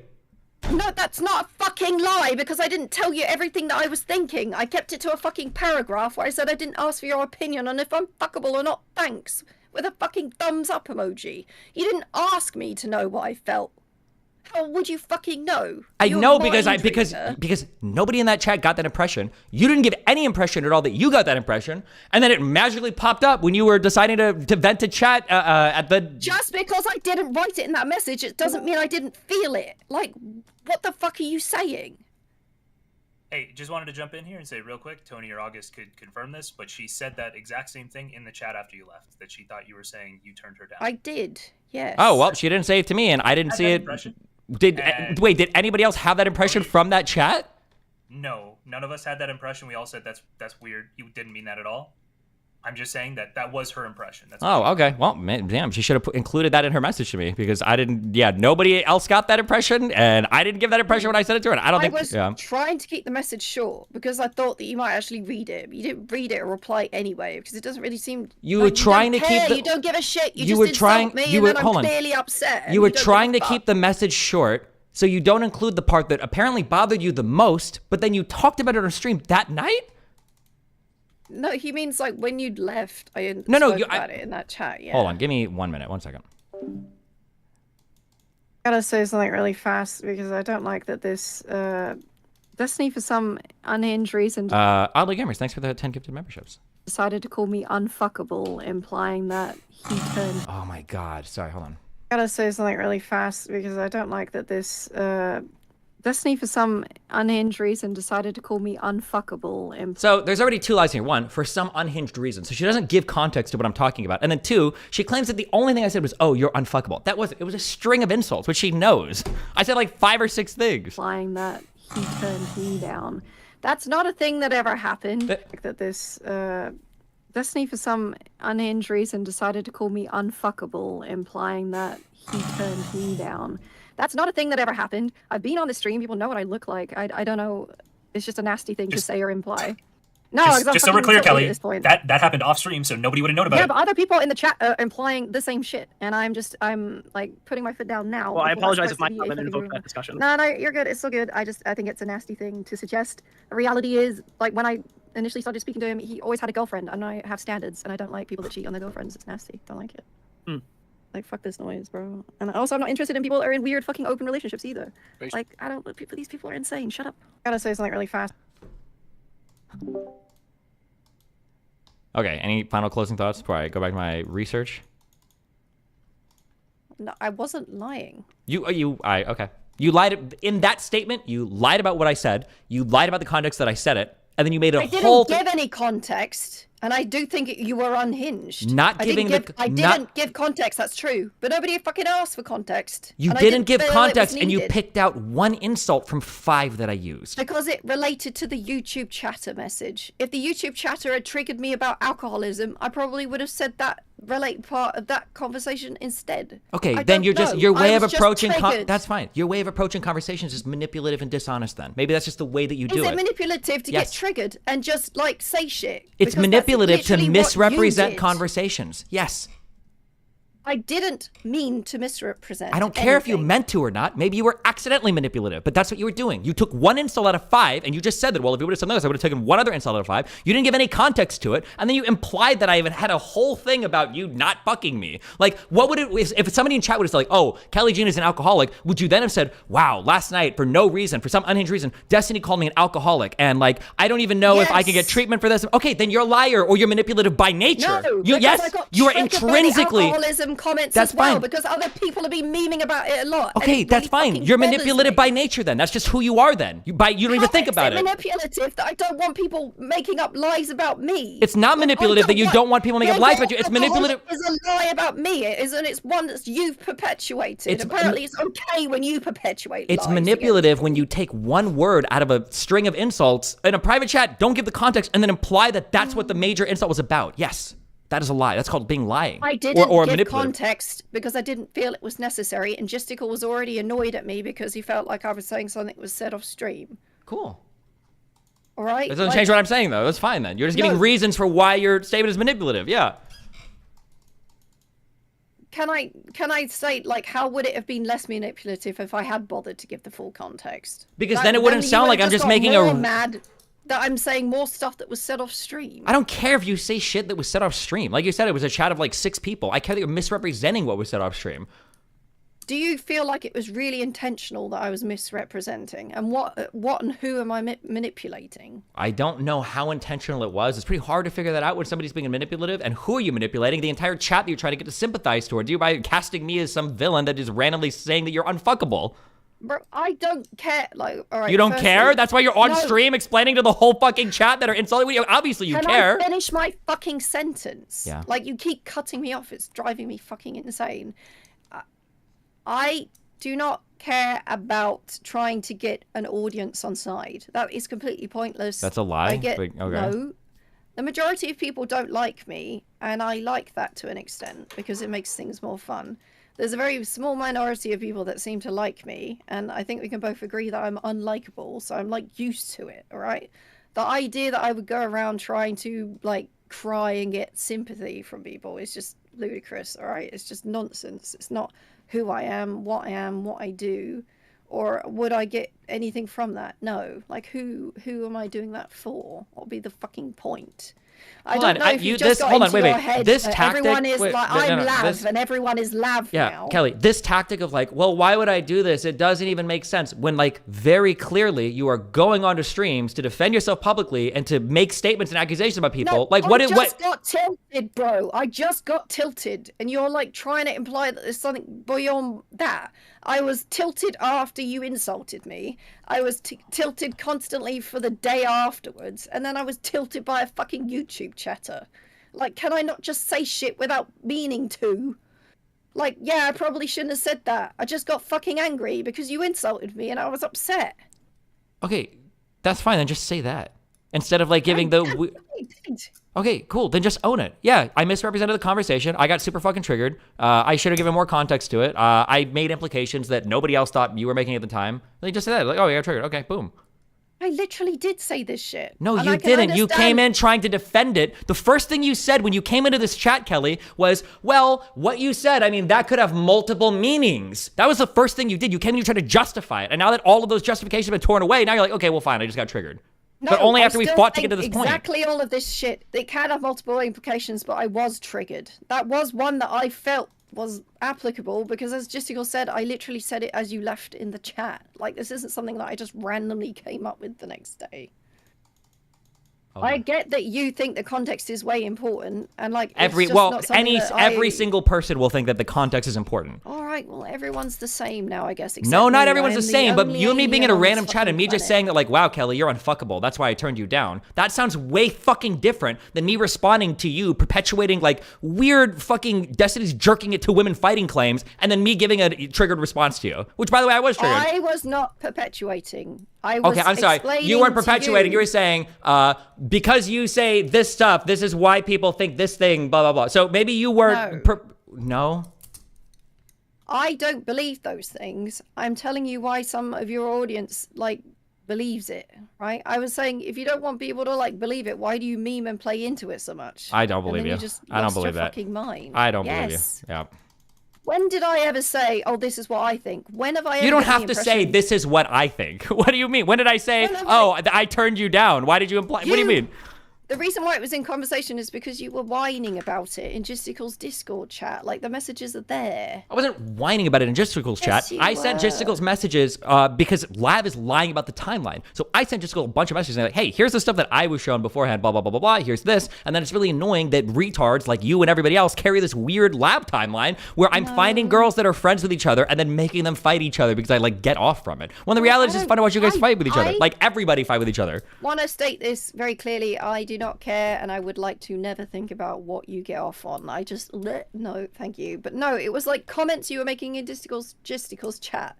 When people accuse me of being a Kuma, but they literally cannot fathom people enjoying drama, watching others fight without there being a weird sexual component. That is your message. Yes. After also saying shit like, to that retarded woman. I remember when we were on the Discord call with Lav whilst we were fucking. It's like you say that shit, and then you get annoyed that other people are memeing on you because you're playing into the meme. You're taking all I fucking said. No, first of all, you're lying. Okay? That was not what you said that in response to. What I said when I was on the call, and in retrospect, I see how it maybe sounded like I was saying something else. When I was watching the video of Lav crying on stream, I said that I wasn't on my computer. I was literally in bed with, like, hang out with somebody. And I was on my computer, or I was on my phone listening to this. And then you were like, oh, you were in bed with a girl while you were watching the Lav stuff? Don't you understand that this is why people think that you get off of this? And in my mind, I was like, no, I'm not on the computer. That's what I meant when I'm like over my bedroom. I didn't mean I'm like fucking somebody watching a YouTube video. But then you hooked on that comment, and that's what you made that in response to. And then I was like, you're such a, and then I gave my whole string of insults towards you. But no, your comment about that wasn't about anything I typed in chat. It was about what I just said there. So you just lied again about that conversation. I didn't lie. This is what I thought you were whinging about. I wasn't there for 5 minutes before you joined. Like, August and maybe Tony, I don't know what they told you. But this was all I ever was assuming. We could literally just ask the people that were in the chat. What do you mean? In the voice chat or which chat? Sure, in the voice chat. I wasn't there. Like, the first word I spoke is when I came back from the kitchen. So I don't fucking know. Okay. So then you happened to randomly respond to a thing that I said that lined up with something that I just said verbally, but in your mind, you were thinking about something that I typed in chat the previous night, and you just happened to be AFK and you came back to the computer at the right time for that? Yeah, I said when I came back, I was in the kitchen, for fuck's sakes. Like, why would I make this? Based. Okay. I don't know. Psychic and teleportation powers. All right. The reason why is because I had been talking about, I don't understand why you are whinging about, like, your community thinking that you're a sexual deviant because you play into it. And then Gisticle told me that Tony or August had told you to join the chat. So I assumed that one or both of them were shit stirring, and that was the topic of conversation. Like, I would assume that the topic that I started. All right. Was Do you have anything else? You're doing the thing right now. Yeah, I know. You're like rewriting. You've lied about like 20 different things related to this conversation. Yeah. Is there anything else you got for us? Are we good? This is just really unfair. When everything is lying, everything is rewriting. I agree. It is really unfair. Yeah, because it is unfair because you decided to selectively quote one insult in a conversation, didn't give context to it, and then throw it out on stream. Did I insult you beforehand? No, that's why I think it's unhinged. No, we're not talking about the insult that I said towards you. We're talking about you deciding to publicly out one piece of that conversation and imply that whole conversation was something completely different. Maybe that's what I thought the fucking conversation was about. Okay. Cool. You'd say so otherwise. Like, what the fuck did I miss when I was in the fucking kitchen? What do you guys kitchen? want confirmation on? I don't know. That's what I thought the conversation was about. Was about me turning you down for sex? No, obviously not. It was about the context of the actual conversation. Fuck you, forethought, you piece of shit. Yeah, just what do you want confirmation on? Because I can explain to you what the conversation was about if you want me to. This is my impression of where the string of insults came from. You can tell me if I'm right or wrong, okay?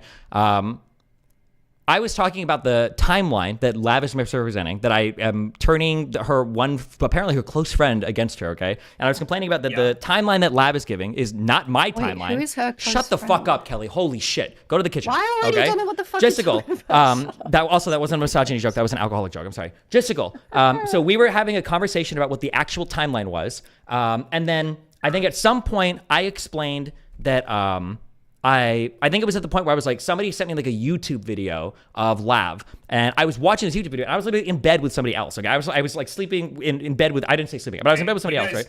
You guys had been arguing for about 5 minutes before that. Yeah, we might have. Kelly had joined, and you guys were arguing, and she was clearly like starting to trigger you because this was very funny. And then you said, "Yeah, I was watching that in bed with somebody else," and she goes, "You're watching it in bed with somebody else? Do you see why people think this?" Yes. Thank you. Yes, that's correct. Yes.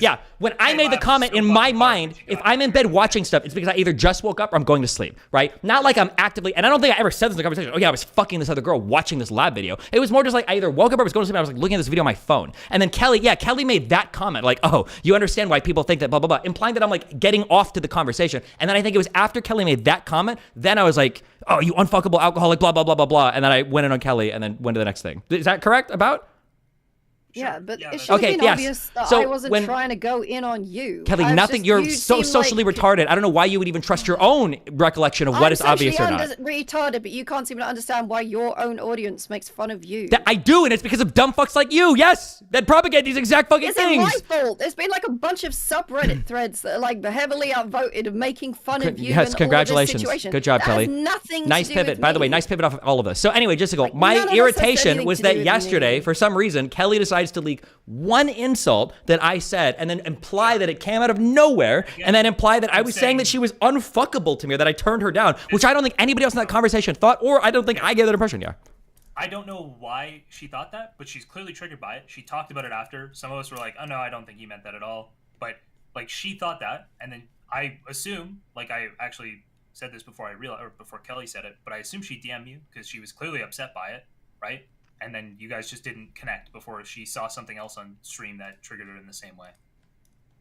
I don't really think it's that big a deal. I think we're just, maybe we're a little too sensitive to drama now that it hasn't happened on this stream before. True, we need to inoculate ourselves more against it. It came off as unhinged to me because I wasn't trying to insult you. I just thought that you genuinely didn't Stop understand. pivoting, were, you like, fucking tilted. cunt. Please shut the fuck up.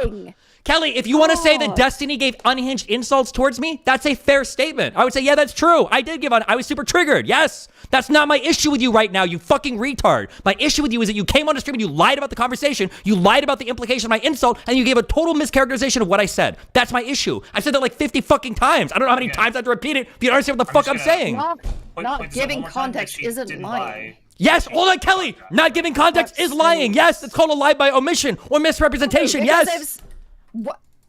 Me, like, leaving stuff out in that instance didn't make anything then become a lie. Yes, it did! No, it didn't. Just because you feel like it makes you look worse. But I feel like this makes you look worse. I think it was unhinged insults, and why you were insulting her. I don't know why that matters necessarily. Like, you got triggered. Wait, you don't know Congratulations, all why that the comes to difference all of between us. me just randomly implying that I turned her down is meaningfully different than me giving a string of unhinged insults after she implied that I was getting off by fighting with I people? understand why they're different. I'm saying Kelly's impression was the turning her down thing. That was her impression she took away. She's That not might be lying her about that. impression, but when she And recounts the I don't story, think she has to should be give that all the much relevant like, facts. Well, if you think it would have been totally fine if she just said, I don't know, I kind of triggered him saying something stupid, and then he gave me a huge, he started talking about how I was unfuckable. Would that have made it better? Yes. Sure, yeah, if she gave the full context of it, sure. And because right now, the implication that she just said was that, like, for no reason, basically, in chat, I just decided to leak or imply that I turned her down. Yeah, these are meaningfully different things. Wait. I said right away, I don't think she even disagreed that it was in a private Discord. No, oh my God, how is this so hard to understand? Here, watch it. We'll watch the clip together, and then you can tell me or maybe I'm fucking crazy. You can tell me what the implication is. Maybe I'm just completely and totally not understanding any of this. We only need like the first like 15 seconds of this clip. Here. Maybe you should also Here's read this. the YouTube chat. that I'm No, responding please. to. That's not relevant because the YouTube chat wasn't in our conversation, and the YouTube chat isn't you talking to stream. Okay, The on 3, YouTube we're gonna start message this. I'm has muting this because Kelly's not gonna stop literally talking. Okay, we're gonna watch 15 seconds of this. Let Okay, me just to go. fucking 3, speak 2, anyway. 1, go. Gotta say something really fast because I don't like that this Destiny for some unhinged reason decided to call me unfuckable, implying that he turned me down. That's not a thing that ever happened. I've been on the stream. People know what I look like. I don't know. It's just a nasty thing to say or imply. No, just so we're clear, Kelly, at this point. that. Okay, are you here? Yeah. Not you, Jessica. Right, cool. Well, I'm glad we get to listen to the man.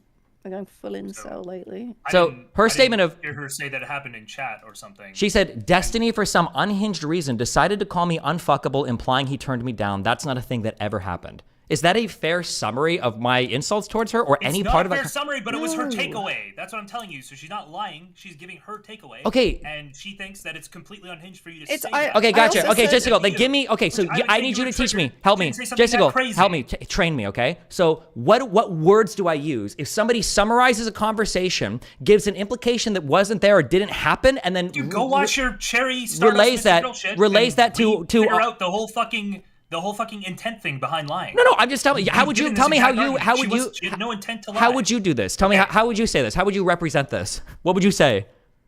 How would I say it? I mean, I'd probably just talk to the person and ask them what they meant. No. I'm saying, wait. I can't ask her what she meant. She's already publicly decided to blow this up. Yeah, but you think it's wrong, and everybody else who's in that conversation thinks it was wrong. You could just say she's wrong. Nobody else thought this. You could even do it in your way. You could say she's either lying or she's so fucking retarded that nobody else in that conversation took that away. Nah, I'm out of charity for people like this. I don't believe it. People like this. You've known me for fucking years. Yeah, and now I I'm watch suddenly you. a The way you malevolent navigate liar. conversations is so unbelievably manipulative. I'm not giving you that much charitability. No. You think that I'm like Lav and I'm trying to manipulate. Yes. I just told you, and Tony will confirm. Why am I like that Lav? literally, like in that same conversation, this was her takeaway. She brought it up after. She's clearly upset about it after. I don't even know. I don't believe she was. I don't think she walked away. I don't think she walked away with that impression. A message that did she not Kelly DM you stated I was first? upset. I think that if Kelly had that impression after I said it, I think she would have said something right there. I don't think she would have held that because I don't even know if Kelly's capable of holding an emotion without letting it out immediately. I don't think she would have waited until I left the chat to start typing into the chat room after her. I don't believe that. Tony said this happened 30 minutes later after you guys fought. Kelly, you sent me a message. The message that you sent me didn't include any of what you're saying now. This is a totally new interpretation that you hadn't given me, and apparently you had like 30 minutes after I'd left that one conversation. I don't believe it. Well, all right. You don't believe Can Tony I and speak, me saying it? Justical? I don't believe. No, hold on. Like, It's not a matter of but believing. Neither of you are letting me speak. Good. It's not a matter of believing you, Jessica. I don't believe that Kelly had these feelings at the time. You can't know if she had these feelings or not. She might have said it after. I think if she would have had that feeling in response to what I said, I think that she would have said something immediately. I don't think she would have waited until after I left 30 minutes later to say something like this. I did say something, but you weren't like paying attention to me at all. Like, I said stuff when you were there, and then I made it clear afterwards I was upset. Wait, and then said clearly I sent stuff you a that I message was saying I'm there? upset. You didn't say And anything then about I me clearly implying that am I turned you upset. down. What? You didn't say anything in that conversation about me implying that I turned you down. That's something you completely figured out like 30 minutes after I left the I also conversation. didn't mention anything about the alcoholic comment, but that doesn't mean I didn't like that either. Oh, wait, did she, Jessica? Was I thought supposed she. to go into every fucking insult that you gave me Hold on, and why Jessica. I didn't like it. I could be wrong, there but were didn't multiple. Didn't she bring up something like that right after I said it? I don't remember what she said immediately after that. What about the alcoholics thing? Yeah. I don't like that either. She might have. Yeah, I think she generally has expressed issue with you making up multiple things about her. The alcoholism, the doctor thing. Well, wait, hold on, wait, hold on, wait. People just take it Whoa, at wait, face wait. value, What do you which is mean- unironically the same problem you have with people thinking you're a sexual deviant. Based, Kelly. Because you play into the fucking memes. Based. What do you mean by make up things? Wait, what? Well, the Yes, the because I Dr. don't Kelly thing that actually she's getting hate into doctors, actually for fuck's sake. bothers her. And I'm not Yeah, an the thing with alcoholic. Avi bothers her. Oh, it obviously. might bother her, but I'm usually referencing things that happen on stream. I'm not just making these up. No. Sure, but you know the whole endocrinologist or dermatologist thing was like a meme, right? That you leaned, she said something kind of ambiguous, and it became a meme because you leaned into it. No, it didn't become a meme because of that. I don't know if you weren't watching the stream at the time, but it became a meme because Kelly decided to embark on a 6-hour debate over what like a GH antagonist was or some shit, fighting with fucking Dr. Avi over it because she thinks that she's on some medication for hormones and she's like an expert in endocrinology. And then that followed up a day later with her asking, oh, by the way, are you even an endocrinologist? And then him saying like, oh, I'm a dermatologist. She's like, I oh, well, didn't that's too say bad. that. That's, yeah, obviously that's the way that got memed into fucking oblivion. It wasn't her one-off I comment. didn't It was say because that that. followed that whole fucking argument. Again, you're just saying a bunch of shit I never said. I didn't say, oh, you're just like that's not a thing that happened. If she looked at like his base of knowledge and was like, oh, I wonder if he could help me with some endocrinology issues. Yeah, I made it clear How would it the was. Can I conversation speak, change? Justical? Please, for fuck's sakes. I made it clear that I was interested in speaking because of my own health issues. And No, I you're literally- starting a fight there's for a no video. reason, and I can just solve this for everybody. We could all walk away. It'd be nice if I could actually speak though, because I'm like sick well, of go it. ahead. Like the amount of times that he's like said shit that I never fucking said. Wait, what part I of like- what I just said did you never say? I never said that. I like. Wait, which part did you never? Did you have the huge I argument? rejoined, and it's on video. You can go look. Like, there's a recent thread where someone like had 100 upvotes of shit that I also never said about this in just a thread that Avi made that was a meme. I rejoined the channel and I was like, "Oh, Avi, what kind of a doctor are you?" And he said, "Dermatologist." And I said, "Oh, cool. I was kind of hoping you were an endocrinologist." And then you immediately interject with what you assume was me, like. Putting him down, and I say no several times, and then I say no, it's for completely like selfish reasons. I got a bunch of health issues, so I'd quite like. Sure, to talk but to an why was this? endocrinologist. Why was this conversation funny? It's funny because you made up the meme that I hate dermatologists. No, it's funny because this followed a 6-hour debate between you and Dr. Avi over whether or not something counted as a puberty blocker. Do you not Yes, remember? But it still doesn't mean that I put down dermatologists. because Sure, that it never might not, happened. but for you to have that huge conversation with him, claiming that he didn't understand the topic, claiming that you were an expert because you had medication in the field, and then Yeah. afterwards to ask him, "Oh, are you an endocrinologist?" "Oh, well, I was hoping you were because I had questions about like my stuff." That's what made that funny. If you would have just asked that question in a know vacuum, what? then nobody That's would have not memed it. funny. It is funny. It's fucking You know what's hilarious. not funny is being misrepresented. The thing that you're whining about now. Maybe you know how it feels fucking now. The amount of things that people say about me because of things that you've said that aren't even true get on my fucking tits. Okay, well, So yeah, probably I wasn't that sympathetic. Yes, I left out the context, although it wasn't intentional. But like, I don't know why you're whining about it because these memes exist because of your actions. well, I'm not. First of all, they don't. I've never Yes, made they up. do. I've never made up the idea that I get off sexually from watching people fight No, with each but other. you play into it. Not really. I had one conversation where I was shitting on Lav like 3 days ago after her and whoever else has been spreading this for fucking years. Literally, since Mr. Would Girl. you say that it's true based on the phone call I had with Lav where we squashed the beef that you were listening to while we were fucking Yes, in that well, that's while hotel me, over Lav, and the Toddy other girl are We're all of shitting on different each other like opinion. crazy. How Yes, the fuck is that congratulations, not Kelly. Playing into it. Yes, that is the one time in that huge conversation, Kelly. Correct. You play into your alcoholism every fucking time you stay up till 9 a.m. drinking on every fucking stream logistical? Am I allowed to say that now too?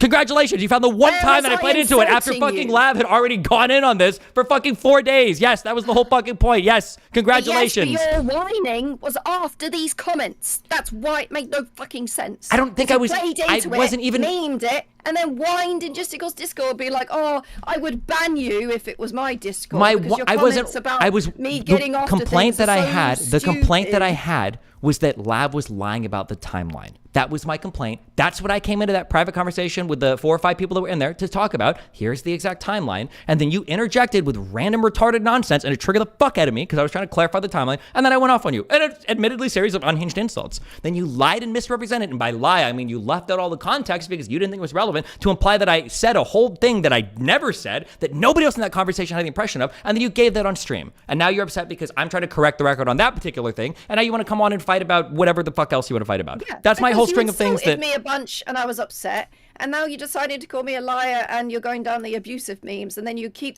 What you do is, whenever you're like mad at people, you imply that they're all similar to the other people that you don't like and are mad with at the same time. Like, you've done this to me a bunch of times. Like, whoever's like dislikable at the time, you're like, let's group them all together as having these unlikable traits, and it's really frustrating. I didn't lie, and you can't prove any like malevolence and intent of lying. You know what? There, And you know what? which means That- it's not a fucking lie. That is, I don't believe it, but that could be true, Kelly. But the fact that earlier in this conversation, you said that leaving out a ton of context that an insult might have come in and focusing on one insult doesn't count as lying means that you might not be a liar. You might legitimately be so intrinsically manipulative or Stupid, stupid that retarded. whatever. Yes, Yes, I've correct. heard this Because you all understand, the Kelly, time it has before. to be one of those two things. There's no other option. You're either a retard or you're manipulative. There's no, that's a binary. If you think that if somebody's saying 5 insults at you and then you picking out one, leaving out the context, and then building off of that one insult is a fair representation of the conversation, it's one of the two. I don't know which it is.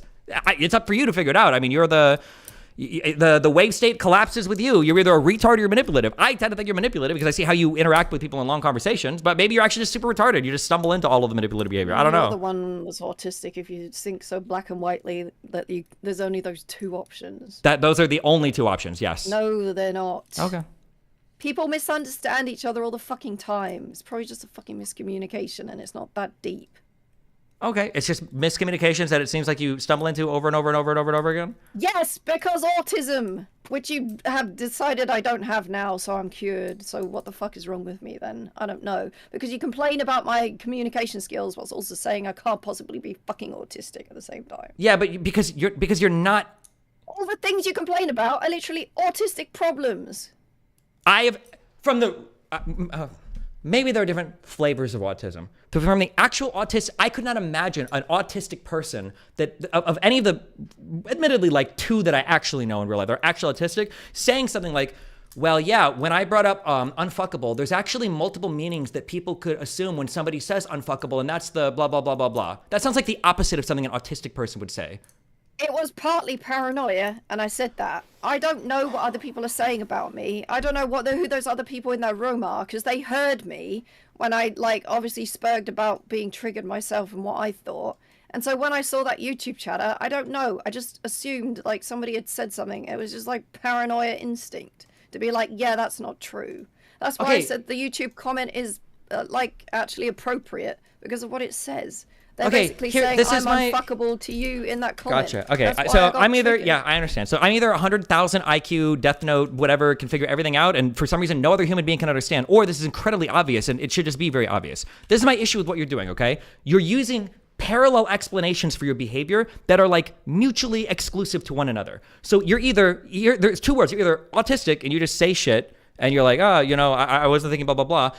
Or you're giving me this other world where, well, actually I was really triggered. A chatter said a particular thing, and then I gave the exact response that I needed to counter that particular thing because I thought that other people were saying shit about me behind the scenes. That's not autism. That's you giving an intentionally crafted reply to that particular chatter in order to fight against the particular thing that he's saying. Nothing about that is autistic, Kelly. That is like socially exactly, you're doing exactly as you intend to do with no miscommunication. What part of that is autism? The autism part would be you complaining that I didn't give context because, as I said, it wasn't intentional. The autism part is my behavior? You've externalized your autism onto me? You have an autism force field? No, you're complaining about me not giving context, so I'm determining from you that that's a bad social thing to do, that this is bad socially, that it's miscommunication, that it's like... It's not inadequate. miscommunication, though. You're communicating exactly what you want to communicate. You didn't do this by accident. You did it intentional. Of course. I wasn't thinking about you when I said it. Okay.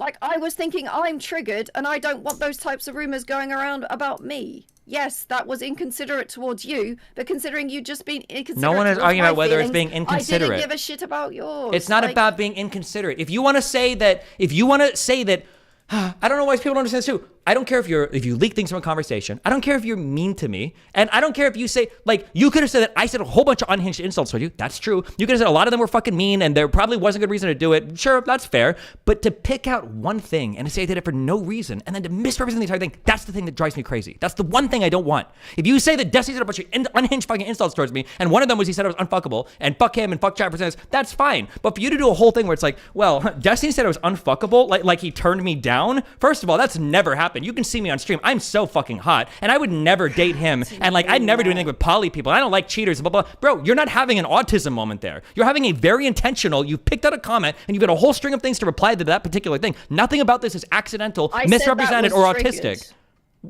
Oh, so that whole conversation, all of that was triggered? No, I just told Illuminator, you. thanks for the 5 gifted subs, buddy. I told you what I'm trying to, like, determine from you what I think is the case, because I don't fucking know.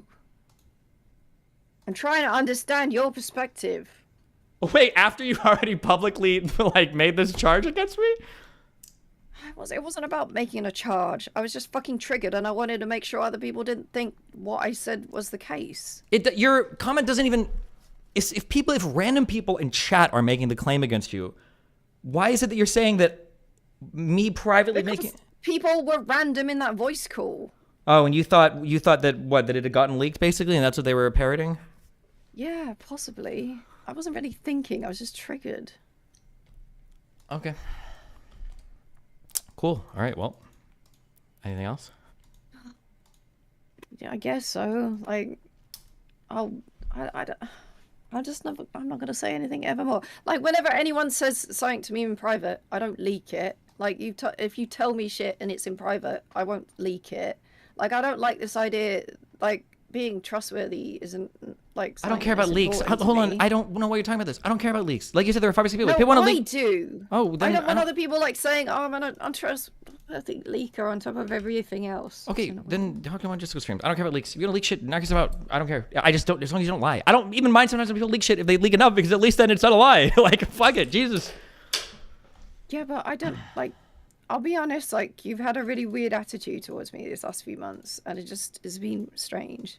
And you've just been a lot more hostile and a lot more insulting, and I don't get it. And I feel the reason why is because post Melina time, yes, anti-fan. because one of the things that I'm looking at right now is people that engage in manipulative behavior. I'm having a much lower threshold for tolerating that behavior. The way that you approach conversations, even this one, is insane to me, right? I don't know why, it was so easy for you to come in and just like, okay, listen, that conversation, I think I did misrepresent it. By the way, Destiny, though, you were fucking unhinged, I think, which is fair for me to say. But yeah, I probably misrepresented that you said that I was unfuckable or whatever. That probably wasn't fair to me. But you were unhinged. Like, okay, sure, that's fair. Boom, it's done. But for you to come in here and give 50 million different excuses, like on 7 different tracks of thought that are all mutually exclusive, just to try to 1 HP voice me at the end to make it sound like I'm being the bad guy, fuck you. That's bullshit. I'm not trying to do that, for fuck's sakes. I said I was upset yesterday from the shit. Yeah, but then why not just open with that and say, hey, I was upset. I probably shouldn't have said that string of insults towards you, by the way. With that? What? For fuck's sakes, I did open No, with you I'm only upset. did that after you failed to justify all the other argumentation you gave for the particular thing because I pushed you on every single point. It's one of the first things I've said, and Gistical came in here and said that that's true as well. Clearly, I'm fucking upset. Why would sent I- you a message saying I'm upset. Th- I no, said no. I was upset in the voice call. This is not like a new thing. I No, don't, no, like, that's you're not. No, that's misrepresenting not. me No, now. I'm not, Kelly. You again. Were you upset or were you just autistic?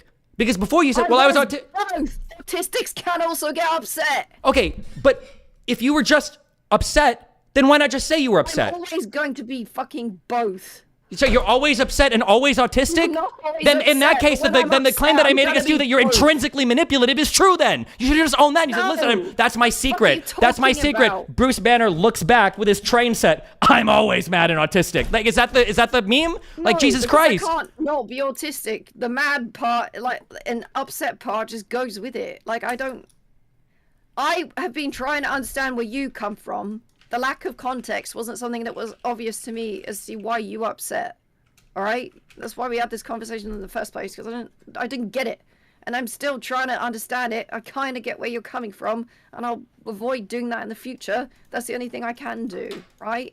Okay. Like, Well, I didn't mean to imply that if you I- were unfuckable to me, okay, or that I ever turned you down, because I don't think that ever happened. I don't know why you implied it. If you felt that I implied that, also, I didn't mean to imply that. And yeah, by the way, my line of insults against you were absolutely unhinged, and they were. However, I don't feel like you were just saying this is what other people think. I feel like you were heavily implying that you think it as well. But you know, who knows? Maybe I could be wrong on that too. But okay. No, I don't think that. I really don't want to think about that stuff. It's weird and strange, but like, it's just your audience. It's not me. I don't like argue with them. I regret saying anything. To be quite fucking frank, what a fucking stupid argument. Jesus fucking Christ. Okay, have fun. Be Right, careful. like, can I even message you now if you've deleted me? Okay, there you go. Wait.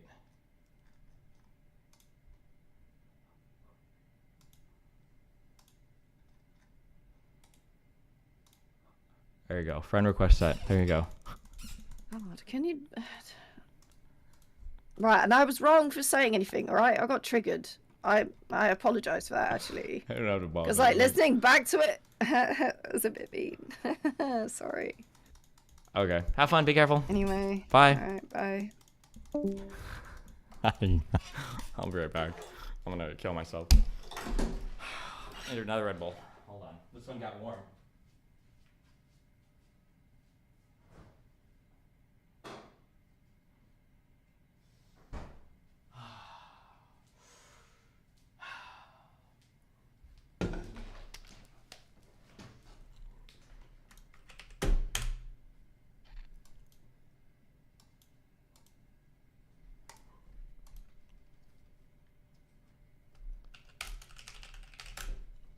Why didn't my psych schedule another appointment automatically with me?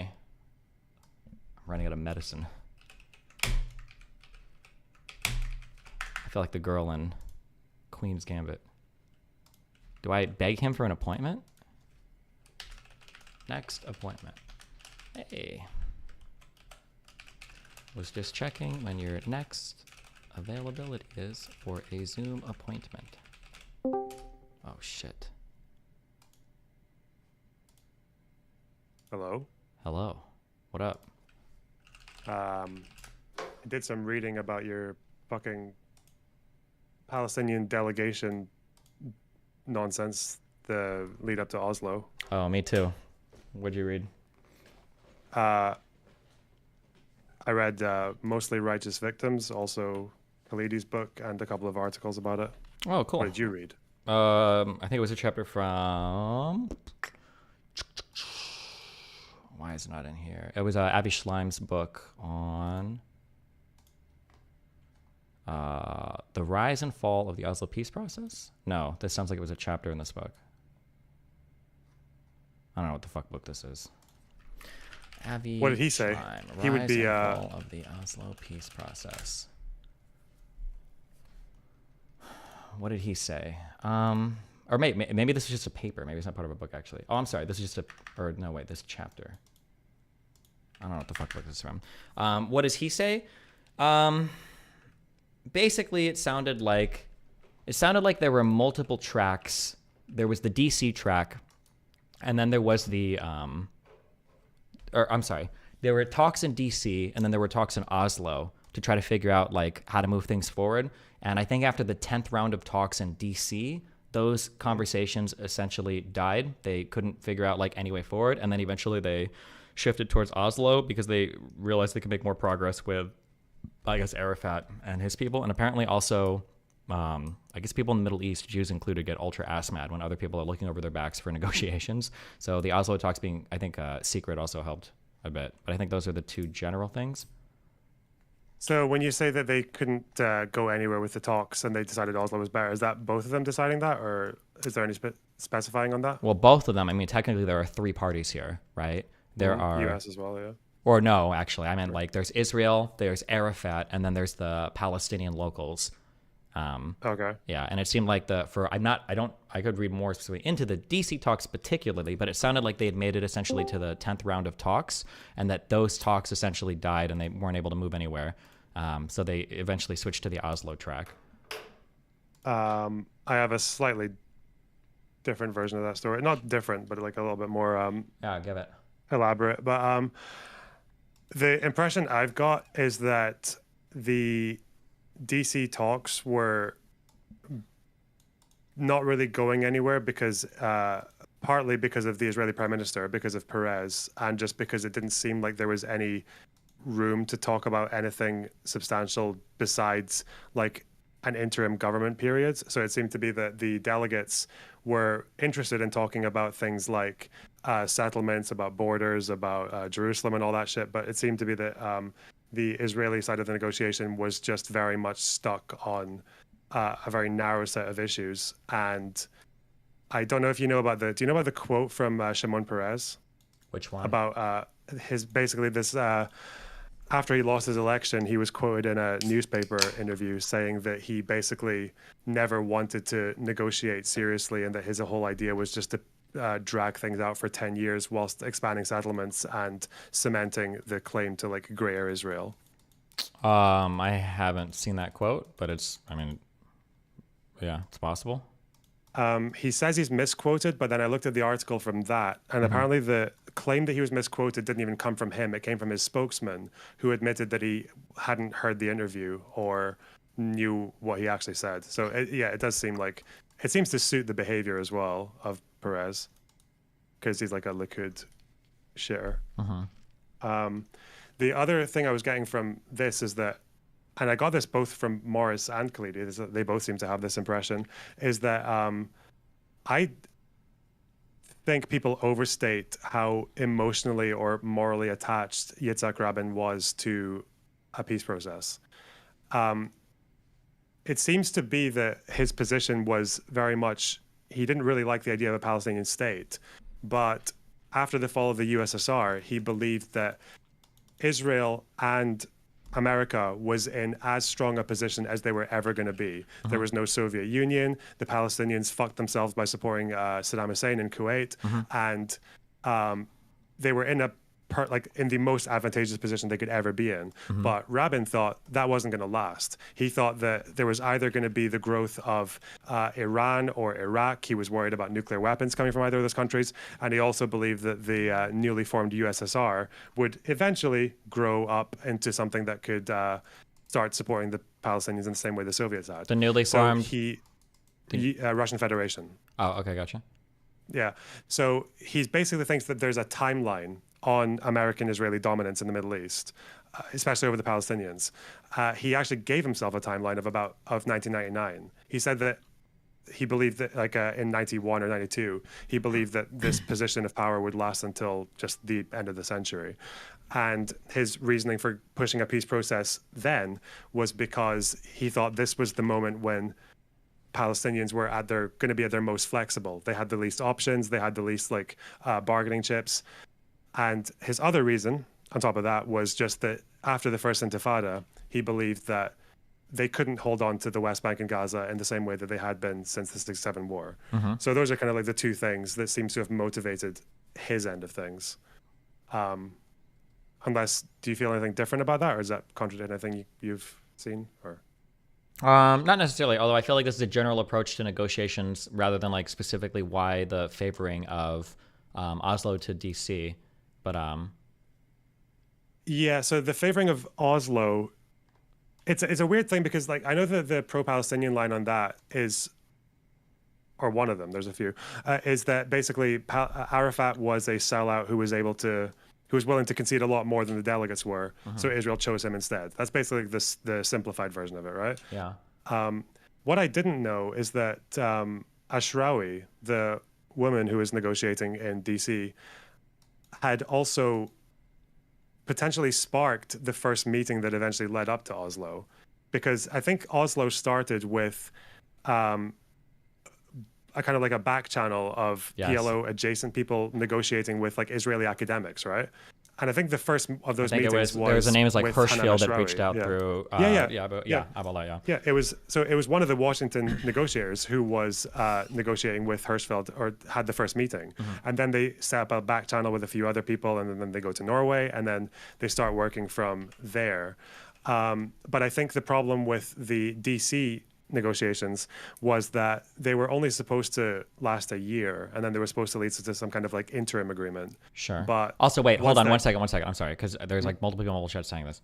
Oh, never mind. It's one fucking retard in multiple chats. Lonerbox seems like he just read about Shimon Peres last week. He mixed everything up. Shimon was from Labor, the left, opposite from Likud. So while there have been multiple parties throughout Israeli history on the left and the right, it seems to be the case that even if the rhetoric was different between both parties, they weren't really that far apart in terms of their approach to dealing with the Palestinians or to dealing with the Arab states, even between like Labor and the conservative parties. So even if Perez was Labor, and even I think most people say that Perez tried his best to push in that direction, it's not like they were like the crazy doves versus the insane hawks. Like I don't think there was that much position between the two parties in Israel. Sorry, go ahead. Wait, did I say Perez was Likud? No, I'm just no. He's some guy in chat is saying some guy in chat is no. I don't think. Wait, did you? Did No, I? he did. He did. Okay, sorry. Oh, maybe you did. Sorry. One thing that Shlomo stresses in his book over and over again, though, is regardless of like the party that people are from, when it comes to dealing with Arabs and it comes to dealing with Palestinians, the even if the rhetoric is different sometimes, like the positions either end up being relatively close, or the IDF will end up basically dictating positions to the prime ministers because the military has so much support. But wasn't it the case also that that the coalition governments until '92 were basically dominated by Likud, though, wasn't it? I don't know the particular parties. I'll write down all the prime ministers later. Okay, but in any case, I think as far as that quote goes, I feel like the contentions behind that are like pretty weak, right? Like it does seem to be that that was his sentiment, that he wanted to basically like negotiate in a kind of endless way for to keep the expansion of settlements going, to basically solidify the claims on the ground. But in any case, possibly, yeah, that wouldn't surprise me. Yeah. As for what was I talking about with the Oslo thing? One of the articles I read was about after that 1 year deadline had passed for the expected length of the talks to reach an interim agreement. It seems to be that some of the delegates were refusing to turn up to future meetings. I think originally they'd been sending 14 people, but within just over a year, they were only sending like 4 or 5.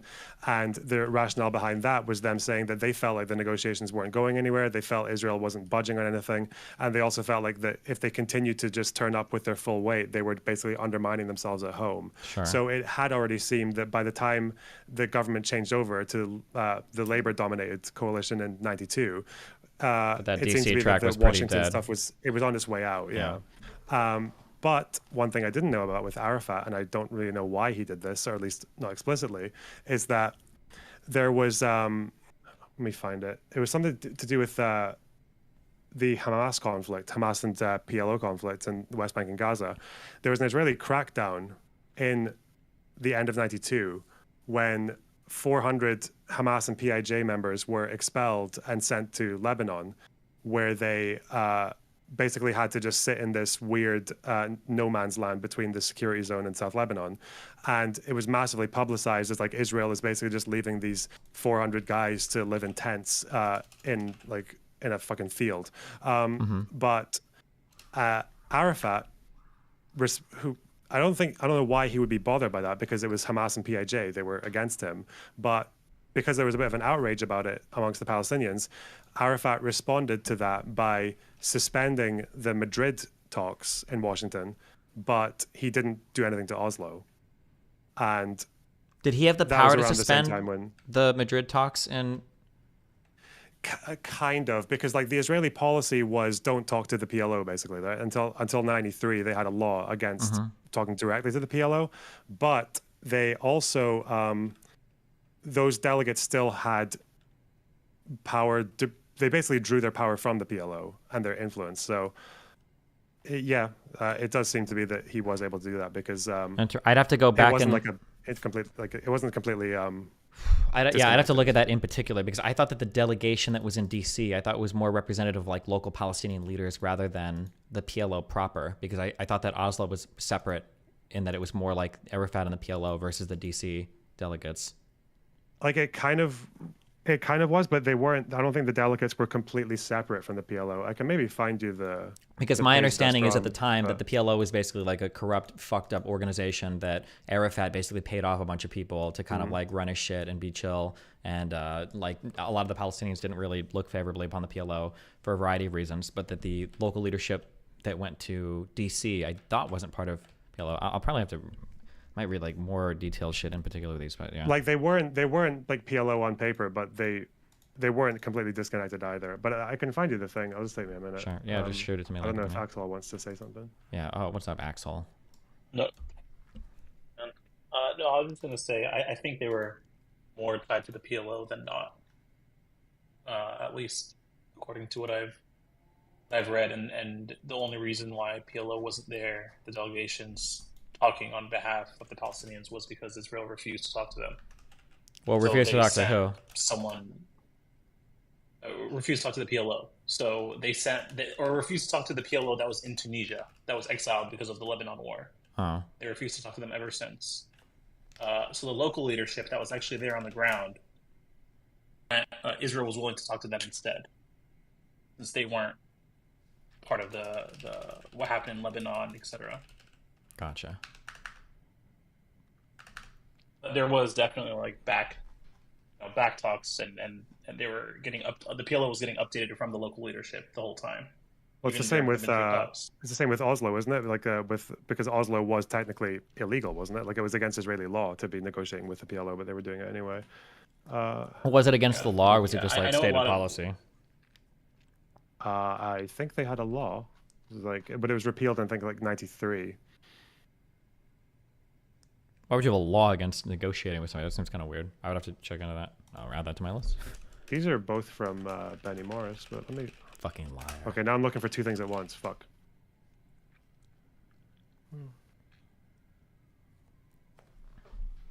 But yeah, if that is the case, that if Arafat had done that, it would be very interesting to know like why he did it, like why he chose to fuck off one negotiation but not the other.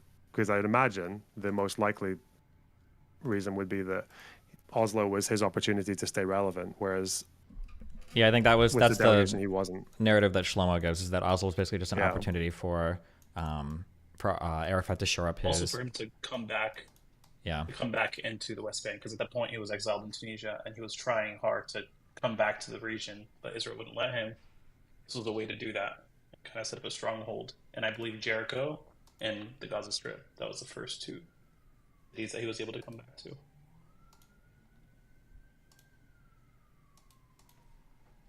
Basically, Arafat was kind of selfish and threw the Palestinians under the bus, but the Palestinians continued supporting him because he also did a lot of good things in their eyes for them, like put them on the map in front of the world.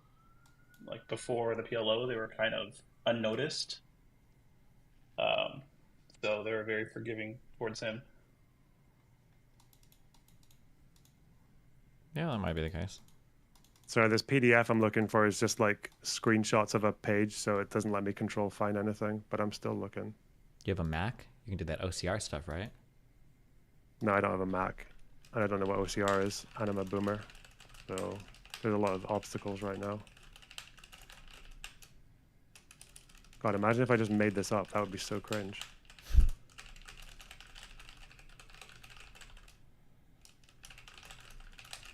Do you guys have nothing else to talk about while I'm looking for this? Well, it's also really fun to just sit here in silence while you're awkward. What's up, Axel? What do you want to bring up? Yeah, I mean, there was a bunch of stuff. I was going to go through your timeline with you. I haven't spoken to you since, I want to say, we briefly talked about Palestinian nationalism. You mentioned that you felt like it didn't start before 67, and I wanted to push back on that. I don't know if you still feel that way or if there's any point in talking about it.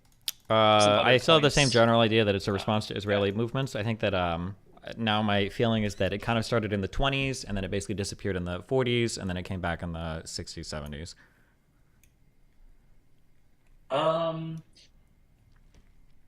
Okay, so I think we would agree. I would say it started a little earlier than the 20s. I would agree it definitely grew in response to Zionism, but I also think that kind of makes sense, right? Because prior to World War I, Arabs that lived in the region were able to You know, they can go to Damascus, they can go to Beirut. There was no like need to be nationalistic, in my opinion. Sure, I agree. But that's not. I don't think that's got it. During that what's time. up? Sorry. Yeah. Saying here, following the killing of terrorists by 8 Israeli soldiers and policemen during the first 2 weeks of December 92, the GSS mounted its largest roundup ever of fundamentalist activities, bagging together around 1,600. Of these, 415 Hamas and Islamic Jihad members were singled out for expulsion to Lebanon, which Rabin ordered on December 17th. The Lebanese government refused to let them in, and they were left stranded and much televised for a year in tents on a bleak hill between Israel's security zone and southern Lebanon. Oh, I said field, it was a hill, sorry. Arafat responded by temporarily suspending PLO participation in the Madrid track talks in Washington, although he did not touch the Oslo back channel. Fuck, Yeah. how the fuck did I not hear about that? Okay, interesting. And yeah, the law, there was a law. There's a 6-year-old law forbade contacts with the PLO. So yeah, even Rabin didn't really want to do that initially. That's why they were okay with Oslo happening behind the scenes, like as a back channel, because if the outcome of it was ever anything they didn't like, they could just say, well, it's not, we didn't approve that. Yeah. So there was a lot of That's caution. also why Arafat was so desperate to get recognition from Israel as the PLO being the representatives. When they exchanged those letters, you'll notice that that's all Israel had to really say. They don't have to recognize Palestine. They just have to recognize the PLO as being the negotiators. And in return, Arafat denounces terrorism, recognizes Israel, etc., etc. Why did you want to know about that particularly? Is there like a counter narrative to it, or just? It was one of the like things a that blind Axel had spot? brought up, that Israel had a chance for peace by negotiating with DC, but they undercut them by negotiating with the Palestinians in Oslo to get a more favorable Oslo Accords, basically. Yeah. Were you able to? Were either of you able to find what the people in DC were actually proposing? I haven't found information about that now. I saw one of the negotiators. I was just looking at comments by one of the negotiators, who his name is Mustafa Barghouti. You can find him on Wikipedia. Yeah. He's the cousin of the Marwan guy that was in jail right now. Yeah, he's the non-violence guy, right? Briefly. Yeah. Yeah. I think I have something We here. briefly talked about it. Because I think they gave a list, didn't they? Didn't they not give a list? And I think what the fuck did they named it with an acronym? Yeah, I think they wanted to talk about borders, they wanted to talk about settlements, they wanted to talk about refugees, but I don't think Israel at the time seemed interested in speaking about all those different, or resolving those different things, or they were just so far apart. Yeah, I think their proposal was that they wanted an interim self-governing authority. This is from Khalidi. This is because I think he was at those negotiations. I think he said they wanted like a government to hold elections. They wanted Israeli transfer of power from civil administration to the authority. He wanted complete jurisdiction, but not sovereignty. I don't know exactly what that means. Yeah, he wanted they wanted complete jurisdiction complete over jurisdiction, air, land, but- and water of the occupied territories. But Oh, interesting. I think usually when they say complete jurisdiction without sovereignty, they're talking about like they have the ability to like have planes and stuff there, but like Israel can still monitor it. I think is what it usually is. Okay. Because- They said they wanted jurisdiction over settlements, but not settlers. Because I guess they wouldn't have voting rights, and yeah, I don't know. And then they wanted a complete freeze on settlements and withdrawal of troops to just at redeployment points along the borders. And I'd imagine, according to Khalidi, which is obviously he's going to represent his side, he just said that this was what was Which offered by the Khalidi? delegation. Rashid Khalidi. Okay. Yeah. So according to him, that's what the delegation offered, and apparently Israel's counteroffer. I don't know. The way he words it is he says that there was no meaningful counteroffer from Israel. So I don't know if there actually was no counteroffer or just there were counteroffers that they didn't like. But yeah, that seems to be what the delegation wanted.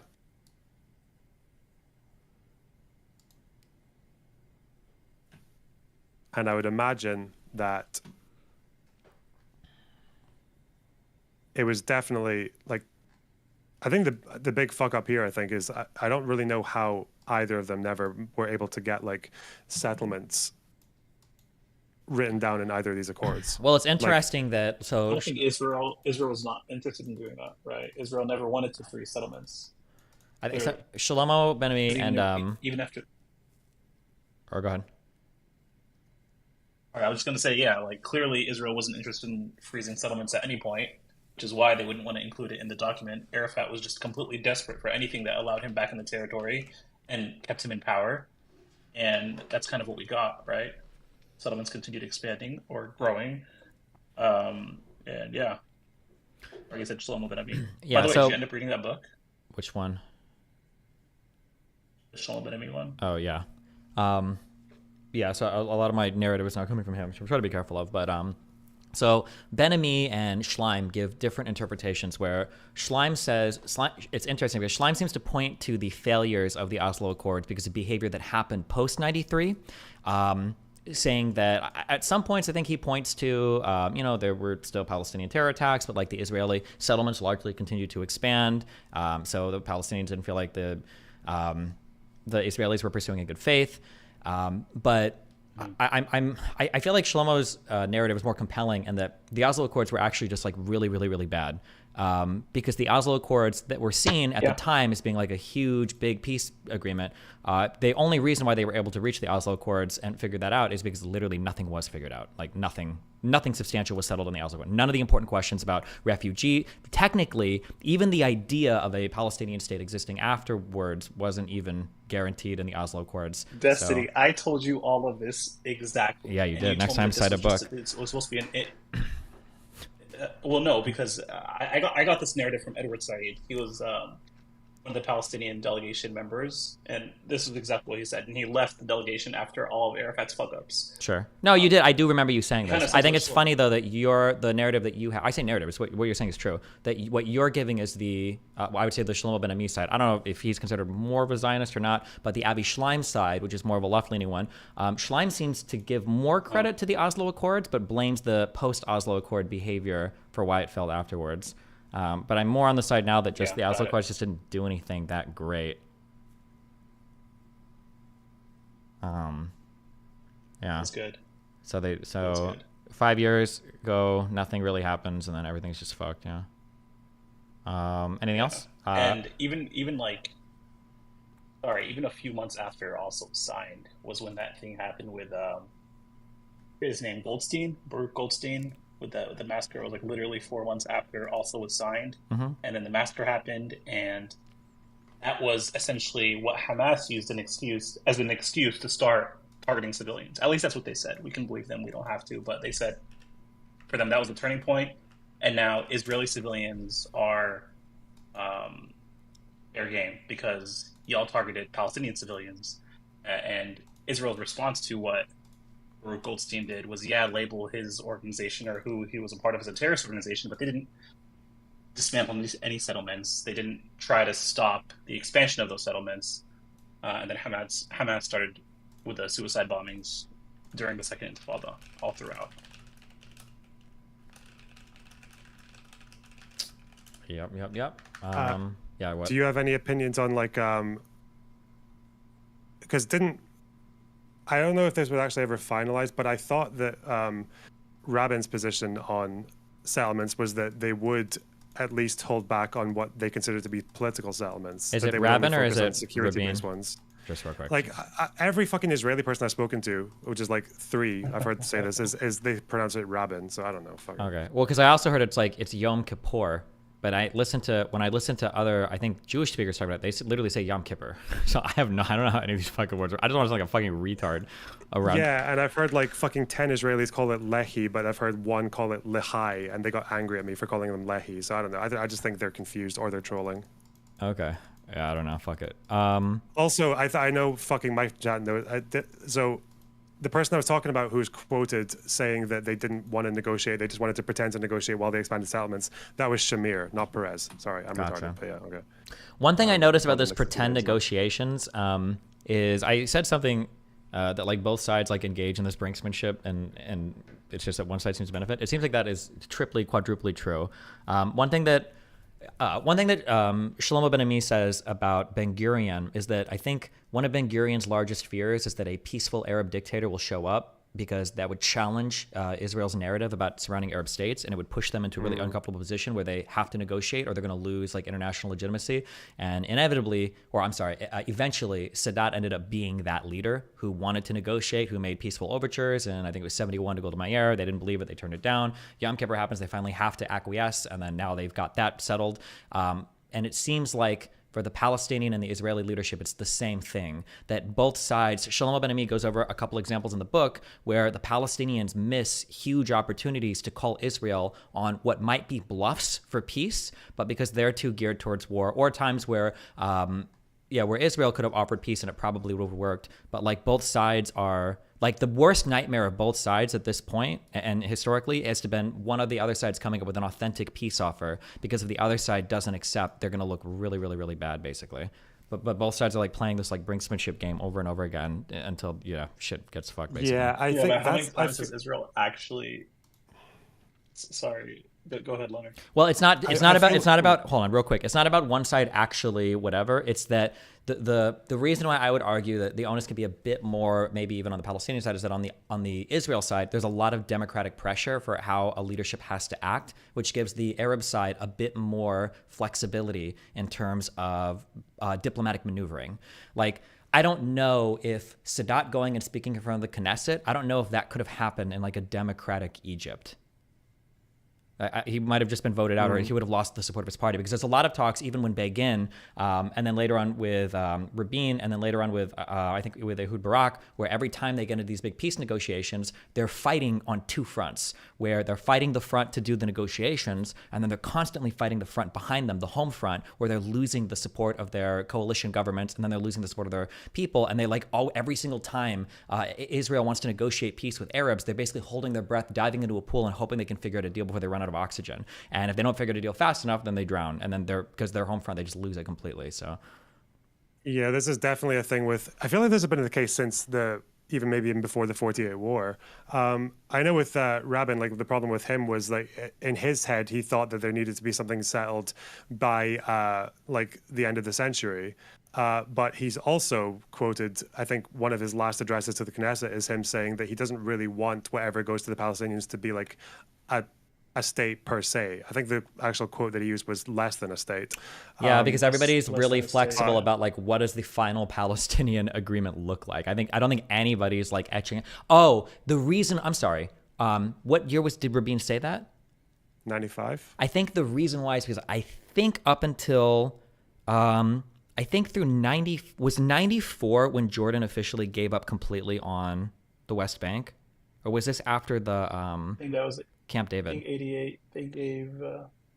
I think it was after the treaty was 94. I think it was after the Oslo Accords, because Israel, I think before the Oslo Accords, I think Israel was trying to pursue peace with Syrians, and then that failed, and then they switched to the Oslo track for the Palestinians. But I think up until then, I think Israel was holding out hope that there could be the negotiated peace with Palestinians would be a Jordanian, Palestinian, Israeli settlement, basically. There would be like the Jordan borders would re-expand to the West Bank. There'd be like a Jordanian, Palestinian corridor or something like that. So I think that's why none of the Israeli prime ministers wanted to say, oh yeah, there's going to be an independent Palestinian state, because that option they still wanted to keep on the table. But I think Jordan abandoned that, because I don't think Jordan was involved at all in the like Oslo talks or negotiations. And once they saw that happen, they're like, oh, well, hold on, fuck this. And then Hussein, I think, pulled the plug on, I think Hussein locked down the bridges because he didn't know if there was about to be a mass flight of like refugees. He didn't want to like be involved with the Palestinians directly, and then they wanted to talk to initially or directly with Israel after Oslo, I believed. Yeah, so it kind of feels like you've got, and this happens with the Palestinians as well, is that there might be some will for like a meaningful settlement from some people, but they also feel that they have to appease people from their own end who are more rejectionist or who are more hardline. But yeah, even with Rabin as well, because even he might have like felt that something permanent needed to be settled, but then he's also dealing with the fact that his government, like 6 of those seats holding his coalition together, were like far right religious people. So yeah, but I think Rabin, was the one on record that Shlomo was saying, like Rabin, I think it was Rabin, literally went from making statements that we would never dismantle a single settlement, we're not going to dismantle settlements, to I think when he was in the Golan Heights, I think he was literally saying like, listen, you guys are hurting us. We might have to take apart like all of your shit in front of like a booing crowd. I'm trying to figure out if it was about Rabin who said that.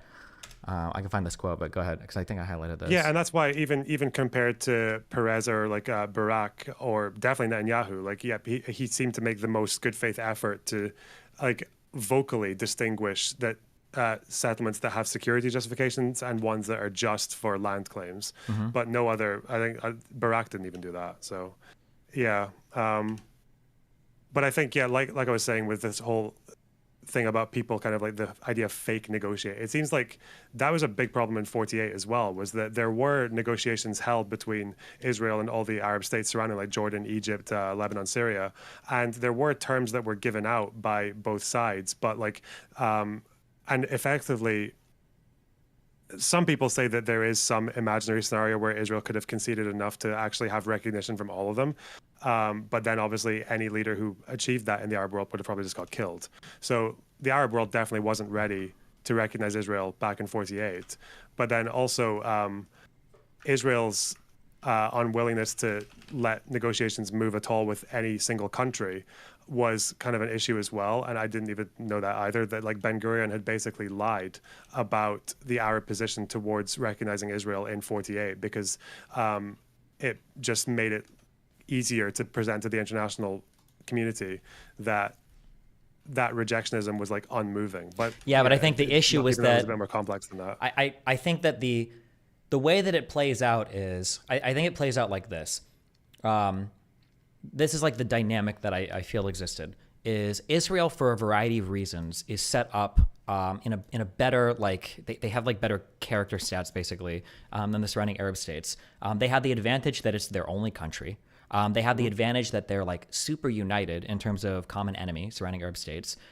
They have the mythos of like the Holocaust and worldwide persecution behind them.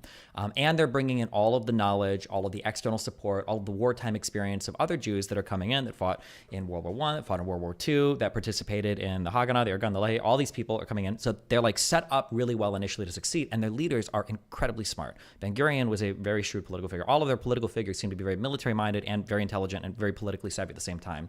The surrounding Arab leaders were not. They, as part of the Ottoman Empire, they weren't used to running their own kingdoms. They weren't very politically savvy. And it feels like what happened was this almost like cat and mouse to where Israel would like kind of make offers, hoping maybe that the Arabs wouldn't accept them, because if they didn't, then they'd be able to fight in the future and expand their territory. Because after 48, Israel wasn't really happy with how much land they had. I think one of the quotes is like the rib cage from Tel Aviv to the West Bank is like 15 kilometers long in terms of like So they would make these they would say like, hey, like, and some of those early offers in the prior to 1952, I think one of the offers was like, we'll take 100,000 Palestinian refugees and like, recognize, this shit. But the problem was when Israel made these offers thinking the Arabs probably won't accept, but then the Arabs don't accept. And they're like, we're not going to accept it. We are going to kill you. We are going to fuck you up. We're going to win this fucking shit. And basically and that's why Shlomo uses the word over and over again. Brinksmanship would happen over and over again, where Israel would like kind of lay a little bit out, and then the Arabs would swat it away and then fight, and then they would do that back and forth over and over again, with the Arabs always being one generation behind in terms of peace deals, which is why that Ben Gurion statement, or Shlomo's statement about Ben Gurion, that the Israel's biggest nightmare would have been a peaceful secular leader coming up and saying like, hey, we actually really do want to, make peace with you, because if at any point prior to 67, any of these Arab states would have, he says, called their bluff and said like, okay, Israel, we would accept this peace, it would put Israel in a really awkward spot, because now they are heavily restricted territorially. They would have no international support in terms of like fighting or invading or taking land, and they would be in a much more difficult spot. But because the Arabs always gave them a good, like, internationally justified reason essentially to fight, they were always kind of able to get away with the territorial expansion and everything until Sadat showed up and basically put an end to it. When would you say that Israel actually put out a real peace deal and actually wanted peace? At what point? So I have to read this. So it's called the Lausanne Peace Conference. This is early on in the book. This is a quote that I have. On moral grounds, one could, of course, convincingly defend the case for the repatriation of refugees, but this was out of the question in a historical and political context where a clash existed between an emergent Jewish state and its defeated enemies, for whom the repatriation of refugees was one way of hampering the growth and development of the newborn yet intimidating state against which they harbored understandable intentions of revanche. At the Lausanne Peace Conference, Israel eventually agreed to the repatriation of 100,000 Palestinian refugees, but this was almost by force of habit rejected out of hand by the Arabs as too little. Too little it might have been, but Israel made the offer only with the hope of getting relief from American pressure. The Arabs clearly missed an opportunity to call Israel's bluff. I think there are a few times where, in the aftermath, this is another one from page 170. In the aftermath of the Camp David Accords, the Palestinians failed to do what they did wisely in 1988, which was call Israel's bluff, and during the peace process before Israel's occupation of the West Bank had created an irreversible reality. That was in relation to Camp David, to where there were huge opportunities after that. So Shlomo Ben-Ami is calling it a bluff, right? He's calling these peace offers a bluff. Well, they weren't actual peace offers. Israel wasn't actually interested in peace. That's the way I'm reading. Yeah, this. but we have to read this as not individuals, but as nations in terms of like what does a bluff mean? Like when he says call a bluff, what he's meaning is that like if you call Israel's bluff, it's not like it's going to say like, oh shit, we were just lying. We didn't actually. Wait. How many? You're saying that in Lausanne they offered to take back refugees? That's what he says. I've written this up as a piece thing that I need to look at, but because I haven't read the details of this. I got contradictory information. Oh no. Okay, well, hold on. Lausanne Peace Conference. So from Mr. Morris, it's 1949, right? Lausanne, right? Yeah. I imagine because this would be after the 48 War, yes. Yeah. So during the spring and summer of 49, under the auspices of UN's Palestine Conciliation Commission, representatives of the Arab state and Israel convened in Lausanne, Switzerland, and held indirect talks through the three PCC mediators. But the gaps proved too wide. The Israeli public, drunk with victory in Ben-Gurion's phrase in the cabinet meeting of December 19th, 1948, was unwilling to give up any of its hard-won territory or to allow back the refugees, the two consistent Arab demands. The offer to take back 65 to 100,000 refugees was, as expected in Tel Aviv, flatly refused, and the conference dissolved in September, a total failure. The Israelis and the PCC had noticed a tendency among Arab delegates in multilateral gatherings to slide towards the most uncompromising position presented by any of their number. In Tel Aviv, they said flatly refused on the Israeli side? Okay. No, flatly refused on that. Wait, hang on. Yeah, delegates. Yeah, Arab sides. So. Oh, okay, yeah. Refused, but yeah, I don't think Tel Aviv had any fucking willingness to take 65 to 100,000 refugees. Possibly, but this is this point to where, like, if the Arabs would have said, okay, fine, we accept that, now Israel is in a really difficult spot internationally, right? Because now, like, well, fuck, yeah. But the Israelis in this particular one weren't going to concede to either, right? They weren't going to concede to refugees or territory. I think later on they offered to, I think until the 50s, until basically the Arabs decided that they were explicitly on paper saying that they just wanted to destroy the entire state. I think before that, Israel had offered behind the scenes, I think, to compromise on refugees, but I think the other issue was that they were never going to compromise on any territory at all. Like they were like every inch of territory that they wanted. Yeah, I doubt they would have compromised on territory because they already felt like their territory was very small. Yeah. Yeah, but I don't think Lausanne was like. It seemed like Lausanne was like that. Yeah, because that was the big public one, and then after Lausanne, I think they decided to move. To negotiate in secret instead because it wasn't working the Israeli public were not going to move on any concessions either. Yeah. Is that not different to what Ben-Ami's saying then? Because Ben-Ami's saying that the Arabs could have like taken this bluff or whatever, or like called it. That he gives us as an example of where, if the Arabs would have attempted to reach a peace with Israel, Israel would have been in a really uncomfortable spot because Israel probably didn't want peace. But since the Arabs weren't going to reasonably settle with anything, which going by like general knowledge, I don't know if there's any deal in 48, or I'm sorry, when did this conference happen, in 49? I don't know if there's any deal that the Arab states would be like, okay, fine, we accept Israel as a nation here that's 1 year old. There probably wouldn't have been any deal that they would have accepted, right? I think the best case scenario is there might have been like one state that would have accepted a bit of territory and refugee repatriation for recognition, but then any leader that did that would have got ostracized or killed. Yeah. Maybe, or maybe with like full refugee that's probably rights the best or case. something, yeah. Yeah, but I don't.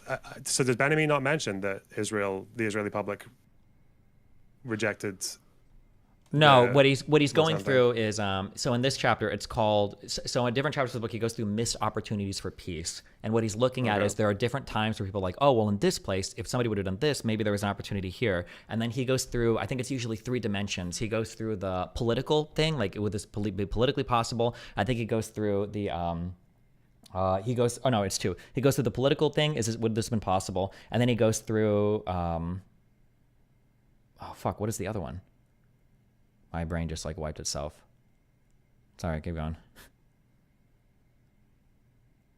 Oh no, I think it's just political, and then in terms of like what citizens would have accepted at the time, like in terms of like general feelings of things. So if political, he might be looking at like leadership, or he might be looking at like like political composition of states, and like would these guys have like made this deal, or would they have felt like it? And then he'll look at like what were the citizens on the ground supporting, and then he kind of sees as like, well, would it have been realistic at this point in time for a peace process to have happened either between these leaders or would these populations have accepted it? And at some points he's like, because I think he generally says like after like 48, like there's just no way that I don't think he would have felt like there's any way that like Arabs would have accepted any peaceful agreement with Israel, because why would they? But like a big missed opportunity might have been after 67.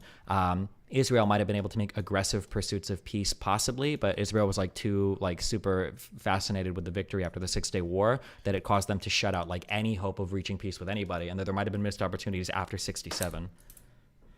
Yeah, I think from 67 onwards, I think you can make those arguments. But I think before 67, it seemed I don't think Israel or the Arab states were willing to really concede anything.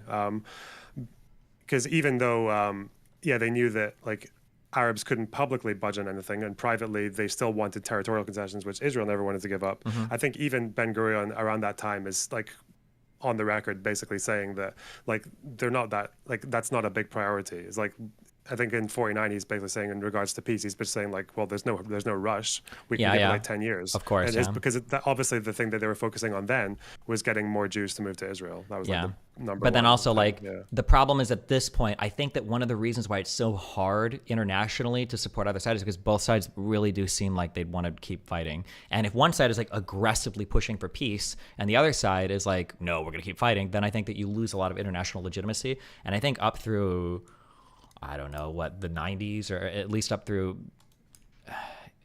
I don't know, peace with Egypt, and then there's like the Lebanon war. Like it seems like everybody's like still kind of pretty motivated to fight. So internationally, we're just kind of like looking at them to like wait for them to solve their problems, basically. Yeah. Yeah, it does. It really makes me wonder why, like what the world would look like if like the Palestinian side was like dominated by a very sincere like pro-peace person, like what Israel would look like, what the settlers would look like to the rest of the world then, Yeah, so this is a part America. where Shlomo talks about an issue with Palestinian leaders. Is now admittedly Shlomo is Israeli, so he's got more penetration here, and he does speak that for Israel, for Palestinian leaders it's difficult. But I think that one of the things he brings up is that generally Israeli leaders pay a price when they try to negotiate these peaceful things. That these breakthroughs will come on the backs of leaders that decide to take like strong stances towards peace, where they're like, fuck it, I'm going to do this even if it costs me my political future, in some cases assassination, and they're willing to do that. But the problem is that it seems like Palestinian leadership hasn't gotten that figure yet who's like, I don't care if some of you think that I'm unpopular, we're going to move forward and do this. But instead, all of the Palestinian leadership, and by that I really mean Arafat, has been more interested in trying to consolidate power and keep everybody happy, rather than staking out a strong claim and saying like, hey, listen, you guys aren't going to be happy, but we're going to move forward with this because that's what we have to do. And that as long as one side is continuing to You play don't think those, that happened in '93 though? absolutely not, no. Like when Arafat like recognizes Israel as a country, and like you don't think that, or in '88 when they announced like they accept two-state solution, is that not an effort towards peace? No, because the problem when Arafat says that is at the same fucking time, there are all of these stupid fucking quotes of Arafat saying this, and then him going to schools and giving speeches and shit about how, But let's talk about the actions. Like, what is he actually doing, right? Let's like. Well, what are they doing actually well doing? when we talk They about recognize actions, Israel as a recognizing them state. as state does nothing. They're not really doing anything. But the problem is, Arafat is also going around like talking to all these people, giving these public speeches about like, yes, this is stage one, and we do this, and we're just lying so that we can fight in the future, and blah blah blah blah blah. And I think after you get like intifadas and shit, and you've heard him say things publicly like that, and the fact that Arafat is like the most like weird negotiator of all time and never commits himself to anything, I think people end up not trusting him publicly. It really makes me mean, wonder the rationale, because I know the rationale from not publicly from Arafat, but from Barghouti at the time, was that they believed negotiation would only work alongside like violent confrontations. And it makes me wonder, without the hindsight of the Second Intifada, like I feel like it's not insane to see why they believe that, because I don't understand still how the First Intifada was basically in a period of Likud domination since the 70s, and then out of the First Intifada you get finally like a Labour-led coalition. You get Rabin coming in, and then you get the Oslo Accords. So it's like the First Intifada like produced, and some of it was direct. Like Rabin's one of his big reasons was that for wanting to negotiate the peace process was because he thought that the occupation couldn't last in the way that it was forever. I don't know. Do you feel like that's kind of like sending a bit of a message as well, that like it's quite difficult for Palestinians to accept the idea that back then that non-violence or to accept that the Intifada would have been a bad idea, because it felt like it seemed like the First Intifada had actually produced quite a lot of positivity for them, right? Like it well, not produced, only like, that, but the only 100% reason they government, and the only reason like Israel settled with Egypt was because of the losses in the Yom Kippur War, right? So yeah, but whereas the Second Intifada just completely fucking backfired. Yeah. In 2006 Lebanon War, right? They ended the occupation of South Lebanon, and when Israel pulled out of Gaza, Hamas used that as an opportunity to say, like, look, we got them out.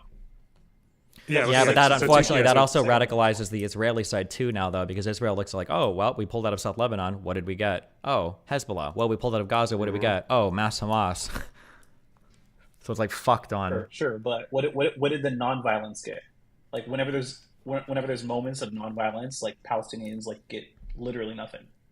So in their mind, well, at least for the more violent side that's advocating the violence, will say like, look, well, violence is the only thing that got us anything. The pulling out of Gaza wasn't. I mean, we all agree that pulling out of Gaza wasn't goodwill by Israel. No, yeah, I agree. Like when October 7th rolls around, like if you're a Palestinian, you've gotten shafted for 20 fucking years. Nobody's talking about you. Nobody gives a fuck about you. Israel certainly doesn't give a fuck about you. None of the surrounding Arab states give a fuck about you. Now America's considering recognizing Palestine as a state. Yeah, sure. I don't necessarily disagree with that. And Israel has literally nobody to blame but themselves for that. You should be aggressively pursuing peace in this circumstance. So it's your fault for not figuring out what the fuck is happening. It's fucking retarded. But the issue, I think, is that even when we say, like, well, in long periods of peace, what have they gotten? I think the big issue, and it sucks, but it's just that, like, I don't think the Palestinians have ever been a peaceful people. And they slowly alienated all of their partners in the region, such that, like, the Egyptian prime minister fucking hated the PLO after they tried to assassinate, I think, his fucking journalist friend. The Jordanian king obviously fucking hated the PLO. The PLO got expelled and kicked out of Lebanon, too. Like, everybody... Yeah, I mean, that's fair. So I think like everybody has these like negative impressions of Palestinians, and they've never been like a quote unquote peaceful people, which may or may not be fair to rope them in with all the Palestinians that are living in like the West Bank and Gaza. But yeah, it's just like it's been Arafat. Yeah, it's been fucked. Yeah. And I'm pretty sure it wasn't like the majority of Palestinians in favor of what happened to Oslo or the attempt at 2 states. I think it was like 68% of Palestinians living in Gaza and the West Bank were very supportive of that. So I would say they're just inherently. Maybe, yeah. Oslo had 66%, or yeah, like 2/3 support from both Israelis and Palestinians. It was like pretty even. Mm-hmm. Something that somebody brought up. I wouldn't say they're in. Or somebody brought this up. It was somebody in here. I don't know if it was you. I think it was another guy that came in to argue. But they're basically like, polling data is important because it can give you a pulse of like where people are at. But people can respond surprisingly to historic changes in the winds or brave leadership. That like if today like 30% of Israelis are in favor of a 2-state solution and 30% of Palestinians are in favor, I don't know the numbers, but if that was it, but like if Netanyahu came out tomorrow, with 2 really popular Palestinian leaders on screen, on TV, and said, listen, we've actually penned out a 2-state solution deal, blah, blah, blah, this is what it's going to look like, that it's possible that you see support for something like that massively increase in response to that like historic leadership mood, that just because there might not be support for it right now doesn't necessarily mean it's impossible for people to negotiate stuff. You just need a leader that wants to actually, that believes in that and wants to stake that position out. That leader is not Netanyahu, by the way. Yeah, no, I agree, but I disagree with your assessment that it's like the Palestinian people are inherently violent, right? And well, no, I would say inherently violent. I just mean like the movements have always been like violent and terrorist, I think. Yeah. But okay. Again, going back to the Palestinians that live within Israel proper, the 1.8 million that we see are relatively peaceful, right? Especially when compared to those living in the West Bank. they're not different people, right? They're the 10% that remained. Yeah, I after don't the think Nakba. it's like a genetic argument, right? It's just, the argument is just like their leadership. The leadership, It's the like- representation. Why are they Yeah, violent? yeah. No. But why are they violent? My The- argument is they're violent because of military occupation and no freedom, not because they want to be violent against. Yeah, but you have to be Israel. careful because when you play, They're because when you do the still why are they bitter. violent, you can find why everybody is violent. Like everybody has a good reason to be violent, right? Like I think at this point Israel has a But really my, good reason. My argument is ending the occupation is ending the violence. Yeah, but then Israel will say, okay, well we did that in Lebanon and we did that in the Gaza Strip, and look at what we got.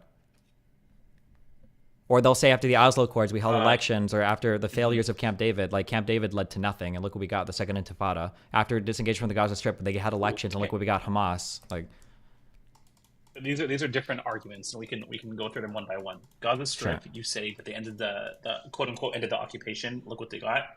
I mean, we can go through who attacked who first after Hamas was to control the Strip, right? We can also look at the Camp David Accords and see what the deal was and what led to the Second Intifada. Was it actually Camp David, or was it the failures of Oslo?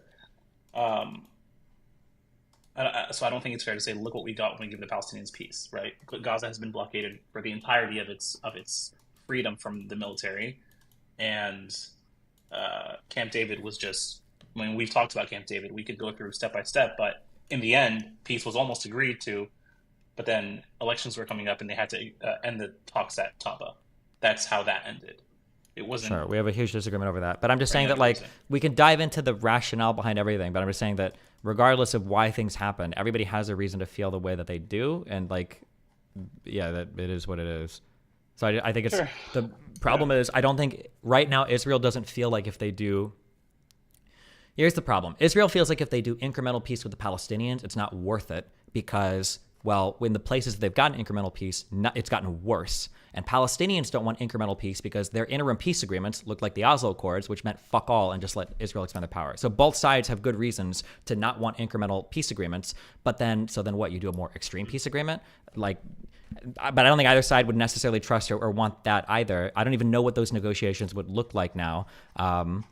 Yeah, I'm not sure. They have to happen, obviously, but yeah. I'm saying one thing that I noticed that I feel like you do this, I might do this on the Israeli side, by the way, or maybe everybody does this, is sometimes people will say, like, these are why the Palestinians feel the way they do, and then they give a very fair accounting of these are the actions that Israel's done, and then when they go to Israel, they go, Israel's wrong because of, like, international law. It's like, okay, well, if we're applying the same standard to both, like, we find that, one, everybody's in violation of a whole bunch of different types of international laws and regulations, and then two, we find that both sides have reasons to hate each other that run very, very, very, very, very deep. I think that's one of the reasons why this conflict it seems so intractable, is because both sides have these, like, legendary myths built up about each other, and they can't disentangle from Forget those about myths. the myths.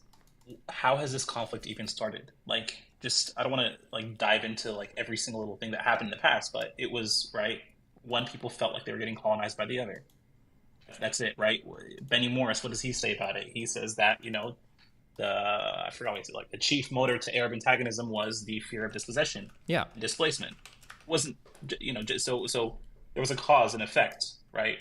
People got colonized and they resisted. That's essentially where we are today, the back and forth. And the idea of the West Bank, I don't believe, and you can try to fight me on this, but I don't think Israel has ever been interested in giving up the entirety of the West Bank for religious purposes.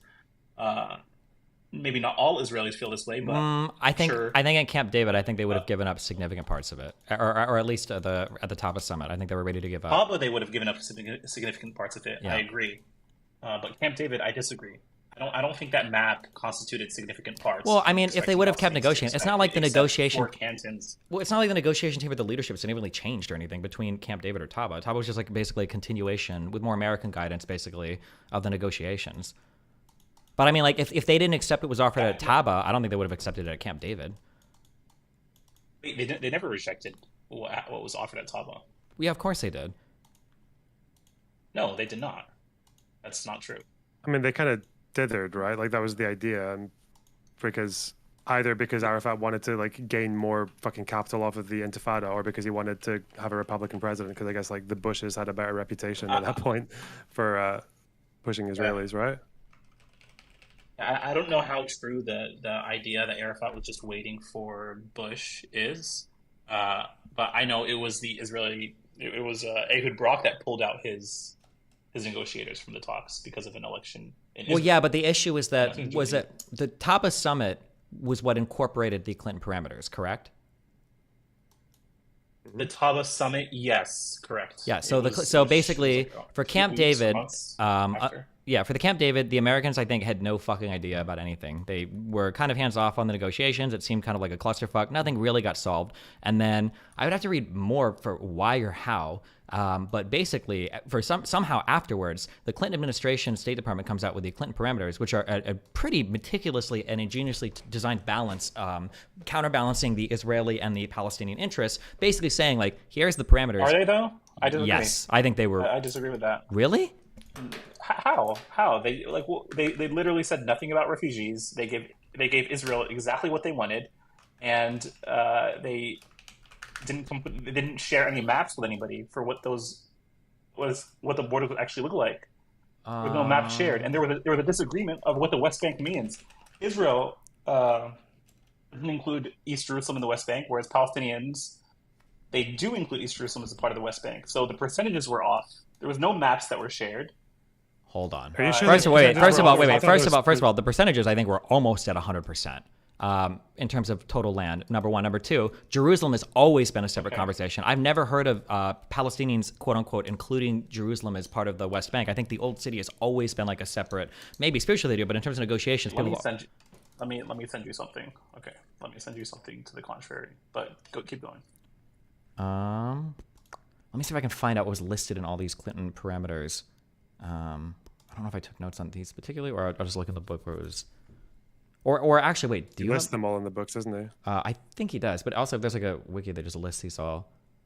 77% of the West Bank, safe passage, would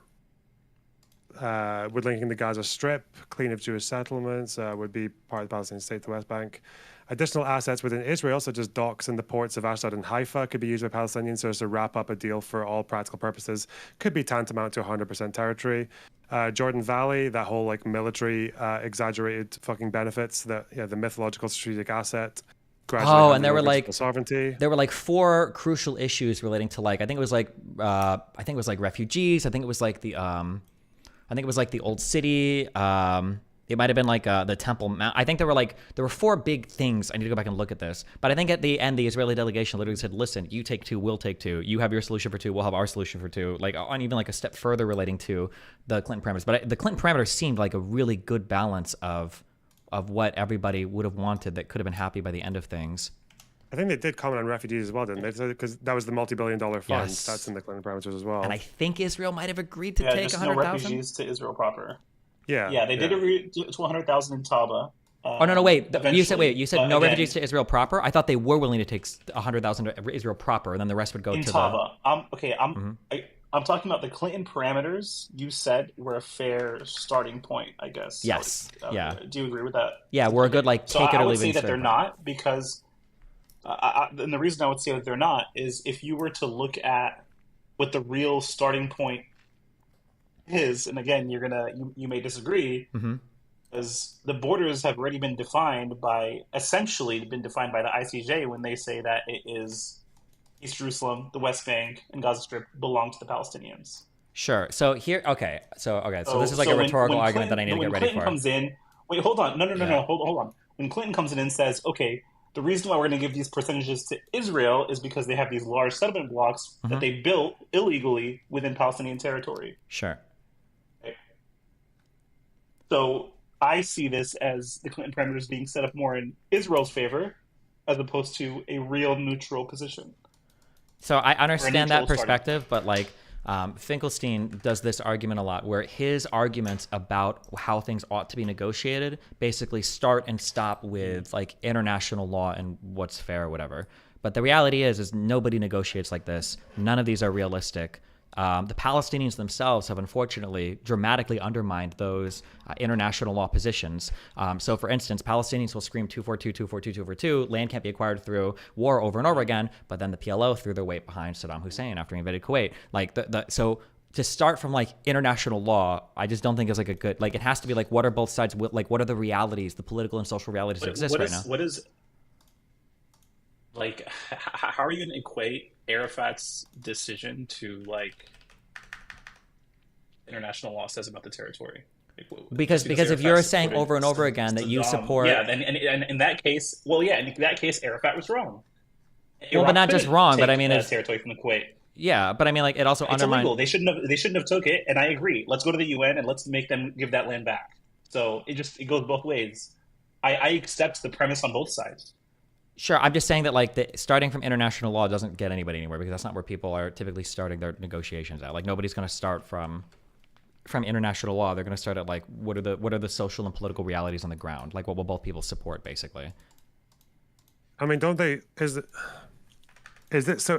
To you, Axel, is this like, say, this map here on my screen? I don't know if you can see it. The one from the Clinton parameters. Is this Is this map? So this map to you is like contradictory to 242, right? Is that kind of where you're going from? I don't see a map that you're sharing on screen. On my stream. Okay, on your stream. Hold on. I could send you a screenshot, actually. Fuck.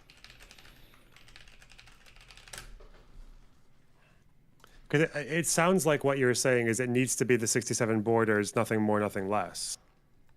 That would be the neutral position. I'm seeing it. Okay. No, I think land swaps are fair, right? Land swaps that equal to 100% of the territory are fair. It also doesn't have to be the exact borders. If I go by the negotiating positions too of like the Palestinians historically, I think in the West, I think we fixate a lot on land swaps. I don't know if those are the major negotiating points of the Palestinians. I don't know if they care about land as much. That was one of the points that Shlomo made, was that like land percentages were never as big of a deal. The big deals were things about like, what does the old city look like? What are the, and then like, what does the refugee situation look like? I agree. Old City is a part of East Jerusalem, which again, international law technically belongs to the Palestinians. And I don't know if, I believe in the reservations that Israel had sent back, they had included that they disagreed with the Palestinians getting sovereignty over the Temple Mount. This could be like a different negotiation, so I'm not 100% sure. But yeah, I mean, my argument has been this whole time that since, I want to say, 88, Palestinians have accepted 2 states on the basis of 67 borders, and some sort of resolution to the refugees, whether it's a portion of them returning, like 100,000, 200,000. I don't think they've ever officially asked for more than speaking in publicly, they asked for all of them, but I think during the negotiations, it's been like 400, 500, 600,000 at max, and that number is probably realistically needs to be shrunk. But Israel has never accepted that, one, their settlements are illegal. So why should they start from the 67 borders, right? That's why they've been so against it. And that's why in all these negotiations... Sure, but I mean, like, realistically for negotiations, like, everybody's accepted that there's going to be settlement, like, clusters that are going to be, like, ceded over to Israel's territory. Like, that's like a non... And look, man, I'm against Israelis and Jewish people not being able to live in Hebron. That's why I'm for one state, because I feel like they've historically lived there, and they've historically lived in Nablus and these other locations, and Palestinians have historically lived in Jaffa and Haifa. That's why I've been, but realistically, one state is just not possible. So 2 states seems like the start, and maybe in like 50 years or 100 years, one state happens. But yeah, I think all these negotiations have just been Palestinian concessions and no concessions from the Israeli side. The most concessions that have happened were during Taba, and Israel's the one that pulled out. So, I mean, I still disagree with, I don't know if there's any characterization given by anybody that says that like Israel just pulled out. Like, Arafat was like 10 days late, I think, on his response to like the actual parameters. And I think when he actually gave his response, he basically didn't accept like any of the parameters or the spirit of them at all. Like, I think he basically outright rejected them with the exceptions that he gave to them. I think what Saeb Erekat had said, that they were within weeks of a final agreement and they were making so much progress. But again, even if they did lead to an acceptance at Taba, do you believe realistically that that Israeli society would have accepted that? I personally don't, especially at the tail end of the term, Ehud-Barak's term. I think they would have. Yeah, I think they would have. Never actually happened. I think they would have accepted it. Maybe, yeah, I don't know, but maybe. I mean, who knows? But at the end of the day, one side did pull out, and it wasn't the Palestinians. Palestinians didn't reject the talks. I mean, I think they did. What is by happening not giving on your screen?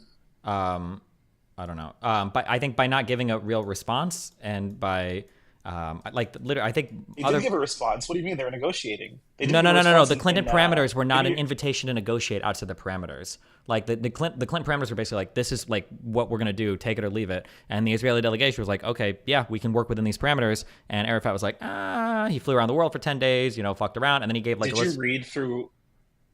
Yeah, did you read through both reservations? I haven't read through them exactly yet, but I've read through different characterizations of them. But it's only like 20 pages. I mean, we can read them if you want. I felt like, what was your takeaway from the on your own reservations list? The way that I've heard the reservations described by Shlomo Ben-Ami, by David Ross? I don't remember the name. Dennis Ross. Dennis Ross. Dennis, yeah. And I think one other Journalist guy. article by maybe Bidar.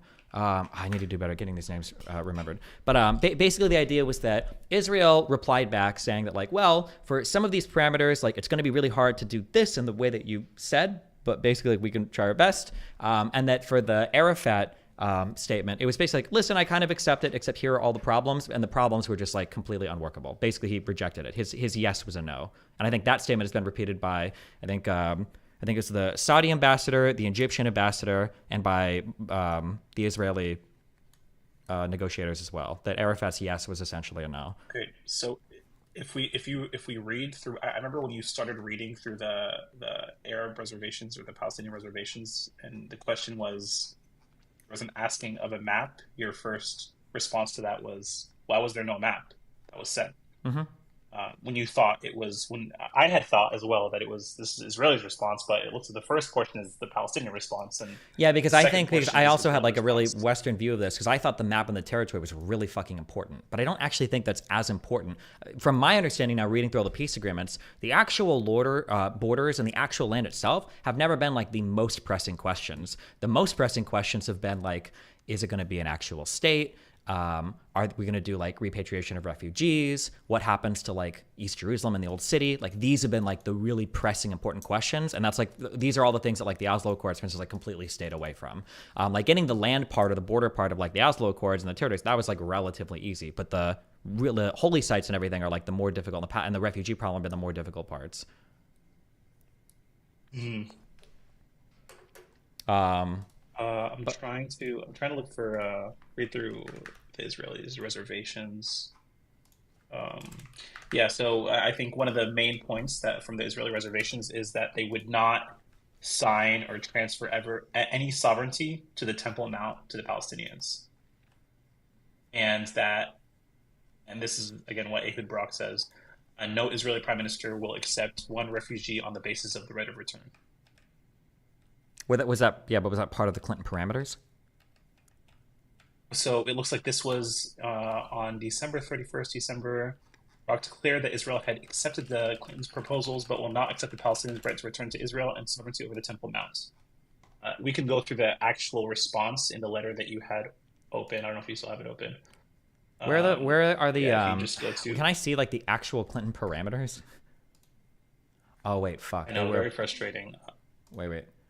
To accept in 4 days as a condition were presented orally on the 23rd of December 2000. The unofficial text of the Clinton parameters. All right, hold on. Seriously?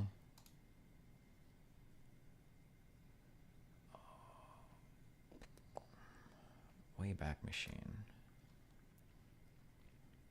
I think your biggest disagreement with Finkelstein is going to be he's going to push that international law, right? Yeah, that's why I said that's like the rhetorical part. Have... Yeah, because it's just like this quoting of international law over and over and over again. But like, yeah, that's just. I mean, I think if you're going to quote international law against the Palestinians, I'm sure he'd accept that. Well, I'm not you just quoting have it to do against the both Palestinians. ways. I'm just saying that like international law is not like the foundation for negotiations between these two people. I don't think, because it's a little bit hairy. According to every single like peace agreement, I think that's been like worked out so far, and even according to like different sides' interpretations of like what international law necessarily means. Like for instance, for Resolution 242. Vague. I don't know. Well, they are vague. Like for instance, like people will appeal to Resolution 242. Resolution 242 doesn't mention the Palestinians having like a state, right? It just talks of them as refugees. Okay, what about the people that okay, forget 242. What about the people that reference the resolution, the peaceful settlement of the Palestinian question that references 242 in the context? Okay, yeah, this is for a Palestinian state. Yes, because later on, I context. think it was.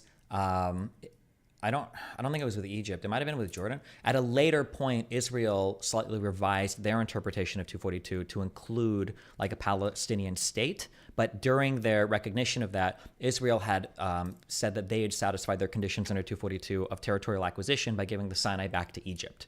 And in settling that bilateral agreement with Egypt, they said that they had satisfied their obligations under 242. So that's what I'm saying. Like, I don't think that the international law arguments are very compelling here for either side. And it's just like when these people go to negotiate with each other, just like screaming international law at each other isn't going to be satisfactory. Like the reality is both people have things that they really want, and both people are probably going to have to give up things that they don't want to give up in order to make things work.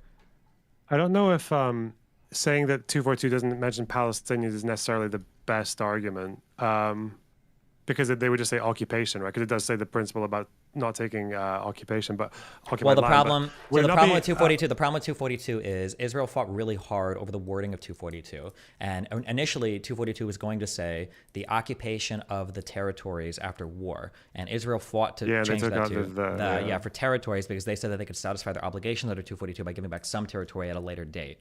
And then 242 doesn't explicitly reference the creation of a Palestinian state ever, or even reference returning territories to Palestinians. I don't even know if it actually ever refers to Palestinians. It might just say the refugee problem, I think.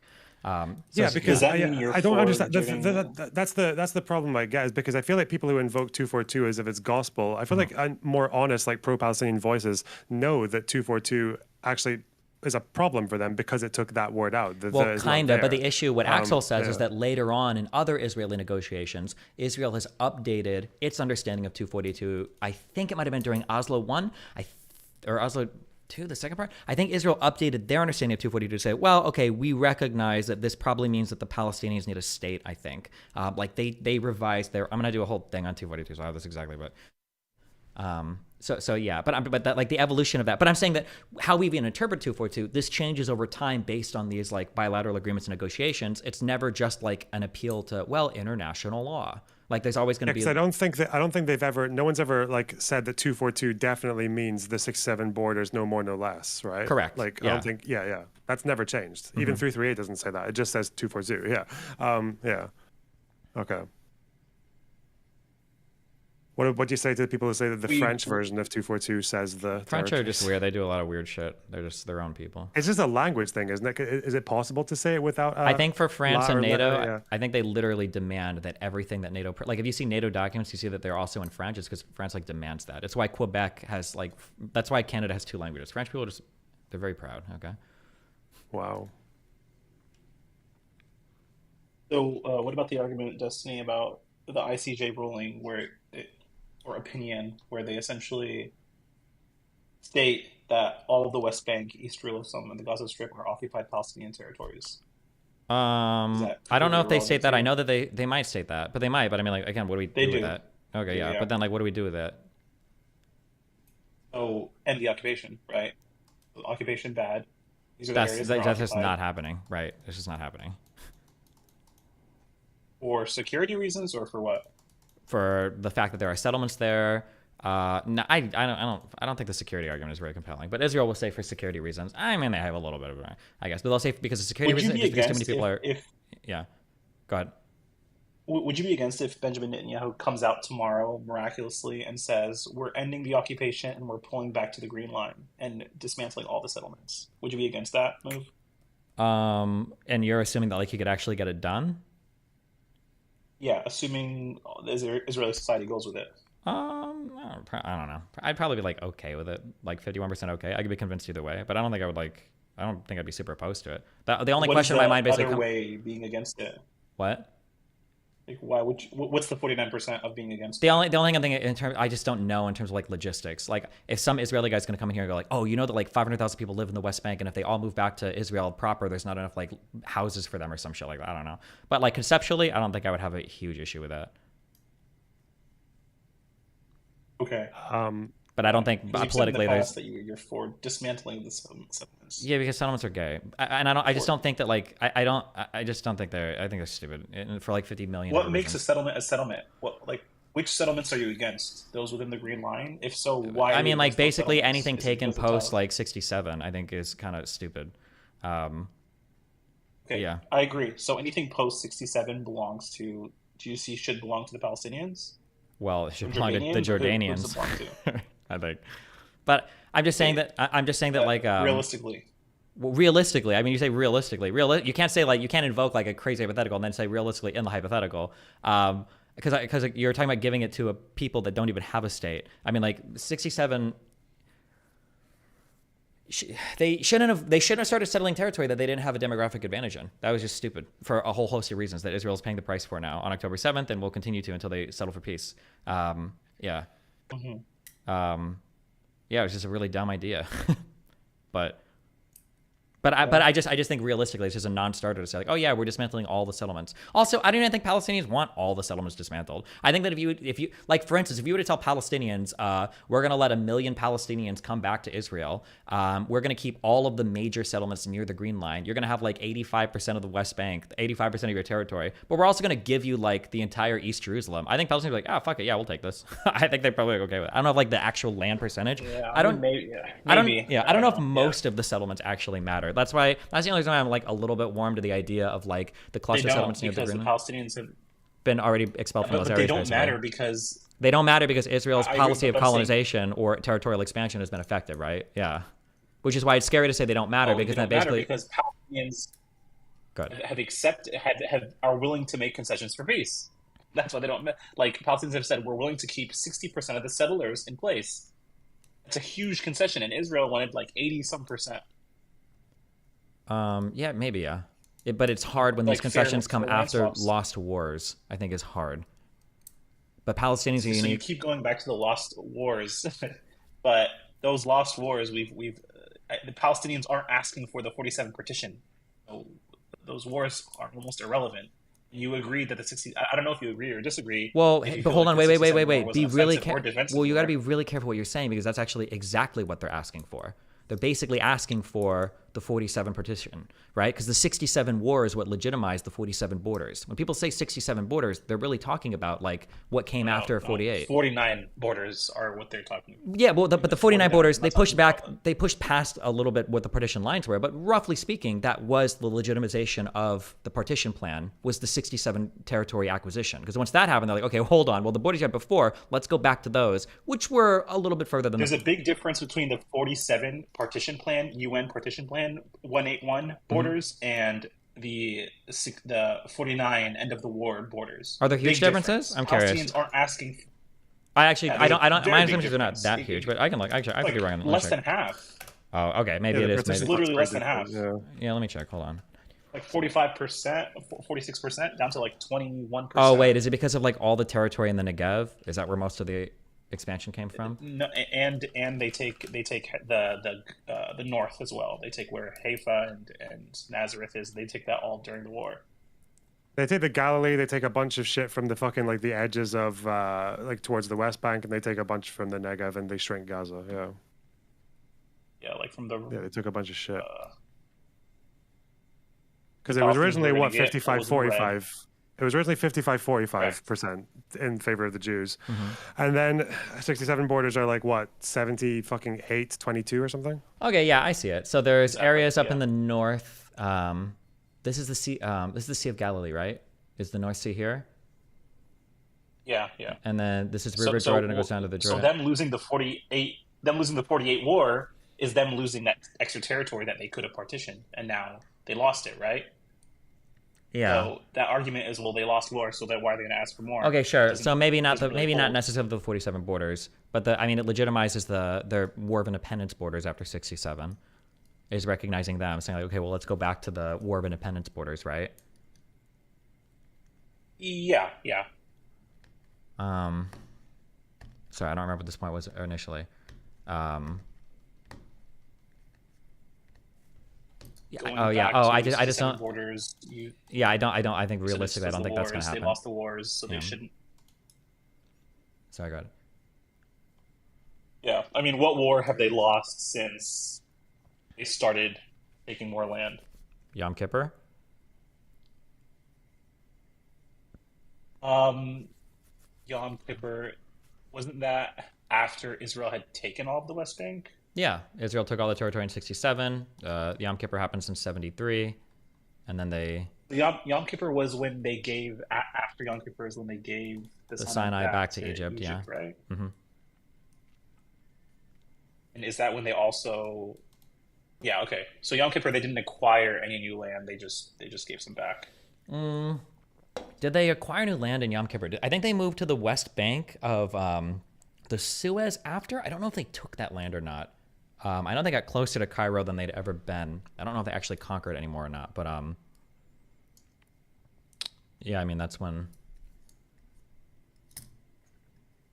they gave it back. I mean, to the yeah. Confederates, I think I really don't know what you're going to disagree with in the debate. Like, what you think the main point of contentions are going to be for you. And well, my issue is going to be Finkelstein's reading of international law. I think is really bad.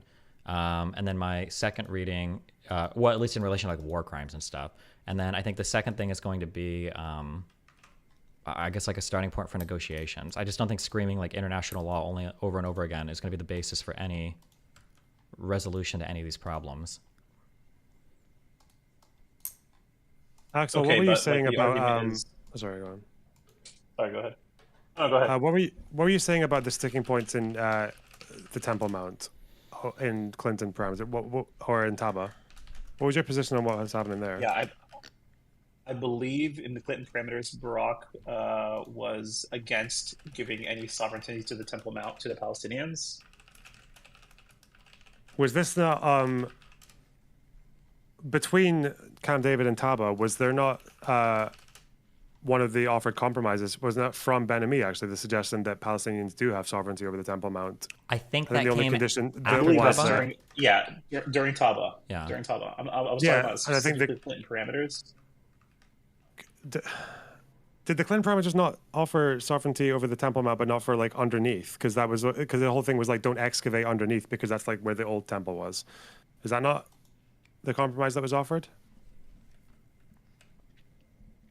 Have to go. So as I understand it, a part of the Clinton parameters. Or here, real quick, assumed actually, if that you the want, I can just read. Palestinians They're would- 4 pages. I can just read the Clinton parameters. Somebody brought Let's them do up. Yeah. Okay. Okay. So U.S. attendance is with the Clinton team. The Palestinian team is Saeb Erekat, and then the Israeli team headed by Shlomo Ben-Ami. Okay, these are the minutes. Territory from Clinton. Based on what I've heard, I believe that the solution should be in the mid-90s, between 94 to 96% of the West Bank territory of the Palestinian state. The land annexed by Israel should be compensated by a land swap of 1 to 3% in addition to territorial arrangements such as a permanent safe passage. I believe that's between Gaza and the West Bank is what he's talking about. The parties should also consider the swap of leased land to meet their respective needs. There are creative ways for doing this that should address Palestinian and Israeli needs and concerns. The parties should develop a map consistent with the following criteria, and then 4 points are listed. 80% of settlers in blocks, contiguity, minimized annexed areas, and minimize the number of Palestinians affected. Security. The key lies in an additional presence that can only be withdrawn by mutual consent. This presence will also monitor the implementation of the agreement between both sides. My best judgment is that the Israeli withdrawal should be carried out over 36 months, while international force gradually induced into the area. At the end of this period, a small Israeli presence would remain in fixed locations in the Jordan Valley under the authority of the international force for another 36 months. This period could be reduced in the event of favorable regional developments that diminish the threats to Israel. On early warning stations, Israel should maintain 3 facilities in the West Bank with a Palestinian liaison presence. The stations will be subject to review after 10 years, with any changes in status to be mutually agreed upon. Regarding emergency deployments, I understand that you still have to develop a map of the relevant areas and routes, but in defining what is an emergency, I propose the following definition. Imminent and demonstrable threat to Israel's national security of a military nature that requires the activation of a national state of emergency. Of course, the international forces will need to be notified of any such determination.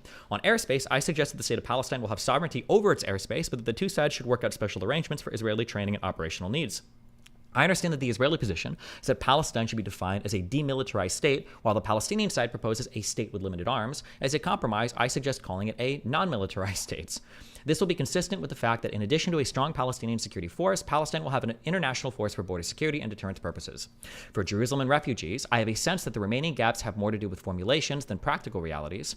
For Jerusalem, the general principle is that Arab areas in Palestine and Jewish ones are Israeli. This would apply to the Old City as well. I urge the two sides to work on maps to create maximum contiguity for both sides. Regarding the Haram/Temple Mount, I believe that the gaps are not related to practical administration, but to the symbolic issues of sovereignty and to finding a way to accord respect to the religious beliefs of both sides.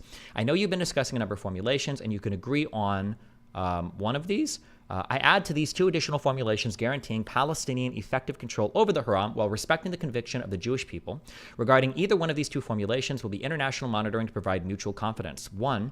Palestinian sovereignty over the Hara, the Israeli sovereignty over the Western Wall and the space sacred to Judaism, of which it is a part, the Western Wall and the Holy of Holies, of which it is a part. There will be a firm commitment by both not to excavate beneath the Haram or behind the wall. And then 2, Palestinian sovereignty over the Haram and Israeli sovereignty over the Western Wall, and shared functional sovereignty over the issue of excavation under the Haram and behind the wall, as that mutual consent would be requested before any excavation can take place. For refugees, I sense that the differences are more relating to formulations and less to what will happen on a practical level. I believe that Israel is prepared to acknowledge the moral and material suffering caused to the Palestinian people as a result of the 1948 war and the need to assist the international community in addressing the problem. An international commission should be established to implement all of the aspects that flow from your agreement: compensation, resettlement, rehabilitation, etc. The U.S. is prepared to lead an international effort to help the refugees. The fundamental gap is on how to handle the concept of the right of return. I know the history of the issue and how hard it will be for the Palestinian leadership to appear to be abandoning this principle. The Israeli side could not accept any reference to a right of return that would imply a right to immigrate to Israel in defiance of Israel's sovereign policies on admission, or that would threaten the Jewish character of the state. Any solution must address both needs. The solution will have to be consistent with the two-state approach that both sides have accepted as the way to end the Palestinian-Israeli conflict. The state of Palestine is the homeland of the Palestinian people, and the state of Israel is the homeland of the Jewish people. Under the two-state solution, the guiding principle should be that the Palestinian state will be the focal point for Palestinians who choose to return to the area without ruling out that Israel will accept some of these refugees. I believe that we need to adopt a formulation on the right of return that will make clear that there is no specific right of return to Israel itself, but that does not negate the aspiration of the Palestinian people to return to the area. In light of the above, I propose 2 alternatives. 1, both sides recognize the right of Palestinian refugees to return to historic Palestine, or both sides recognize the right of Palestinian refugees to return to their homeland. The agreement will define the implementation of this general right in a way that is consistent with the two-state solution. I would list the 5 possible final homes for the refugees. 1 is the state of Palestine. 2, areas in Israel being transferred to Palestine in the land swap. 3, rehabilitation in host country. 4, resettlement in a third country. And 5, admission to Israel. This is the last page. In listing these options, the agreement will make clear that the return to the West Bank, Gaza Strip, and areas acquired in the land swap would be a right to all Palestinian refugees, while rehabilitation in host countries, resettlement in third countries, and absorption into Israel will depend upon the policies of those countries. Israel could indicate in the agreement that it intends to establish a policy so that some of the refugees would be absorbed into Israel consistent with Israel's sovereign decision. I believe that priority should be given to the refugee population in Lebanon. The parties would agree that this implements Resolution 194. The end of conflict. I propose that the agreement clearly mark the end of the conflict and its implementation put an end to all claims. This could be implemented through a UN Security Council resolution that notes that resolutions 242 and 338 have been implemented, and through the release of Palestinian prisoners. And concluding remarks, I believe that this is the outline of a fair and lasting agreement. It gives the Palestinian people the ability to determine their future on their own land, a sovereign and viable state recognized by the international community, Al-Quds as its capital, sovereignty over the Haram, and new lives for the refugees. It gives the people of Israel a genuine end to the conflict, real security, the preservation of sacred religious ties, and incorporation of 80% of its settlers into Israel, and the largest Jewish Jerusalem in history, recognized by all as its capital. This is the best I can do. Brief your leaders and tell me if they are prepared to come for discussions based on these ideas. If so, I would like to meet them next week separately. If not, I've taken this as far as I can. These are my ideas. If they are not accepted, they are not just off the table. They also go with me when I leave office. So this is the Clinton parameters. So he is saying Palestinian sovereignty over the Haram, but not excavation. That's the thing I imagined, right? I think so, yeah. Yeah. What is the excavation? So Are people trying to dig up the 10 Commandments, or what the fuck is this? And unfortunately, fucking Arafat's problem with that was the negotiating team would generally say that it's not our place to speak on behalf of the Muslim world because it's the Haram al-Sharif. But I think Arafat particularly believed the excavation thing was a violation of their sovereignty because they don't. Like I think Arafat at one of the meetings actually said that a Jewish temple had never existed there. That was like one of his positions. Yeah, I mean, regardless though, I read this as Clinton clearly knew what he was talking about. He was probably very aware of what was going on in the region between both sides. But I still feel reading through this or hearing Destiny read through this that it's more taking on the position of what Israelis want and what Israel wants. Well, More so what do you than think it needs? is- What else needs to be in here? So wait, first of all, before I go through what I think needs to be in there, I don't think Israel. I think Ehud Barak explicitly said that Palestinians, they wouldn't accept them getting sovereignty over the Temple Mount at all, not just excavation, any sovereignty. We can read through that if you're interested, but so to me, that's a big reservation. That's clearly outside of the Clinton parameters, right? Well, hold on, wait. Did Ehud Barak Barak is- Did Barak say this as part of the negotiations, or was that like a comment that he made after the negotiations fell through?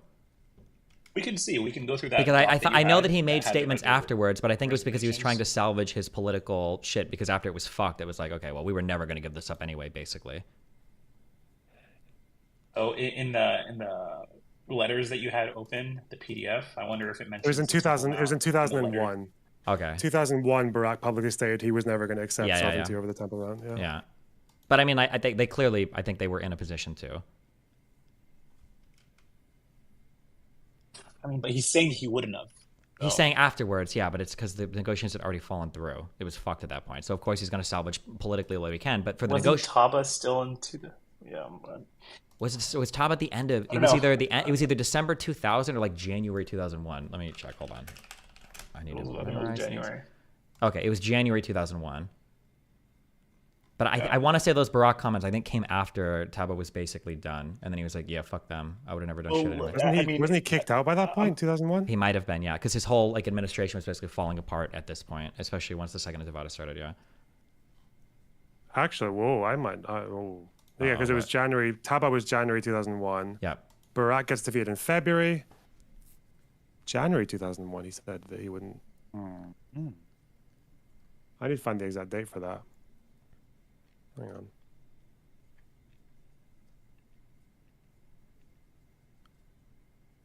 I wonder if he said it before or after Arafat's comments, because that thing about saying that we're not going to concede it because the Jews never had a temple there is kind of mental. But let me see. Maybe, yeah. But regardless of what he said, I think that the delegation seemed, because in the Israeli comments on the Clinton parameters, did they say like, well, we're never doing this? Because my understanding is they made that additional offer where like, listen, you take 2 holy sites, we'll take 2 holy sites, and we'll just settle it based on that. Yeah, I don't think the reservations letter mentioned we're never going to give up the Temple Mount. I Yeah, don't think that was because the public statements by politicians are going to be different probably than their personal political aspirations, which is another thing that I learned going through all of this bullshit. Yeah, I'm trying to find out. What Okay, he said so that. I'm reading. Wait, hold on. I'm going to use the bathroom real quick, reading so through I'm not going to be here. Give me 1 sec. Hold on. Just. No, I was just gonna say I was gonna read through the reservations. Do you have a link to the reservations? Yeah. I don't even Oh, I know don't if know, it's actually. necessarily okay to call them both reservations, but anyway, I'll just find it for you. I got it. Okay.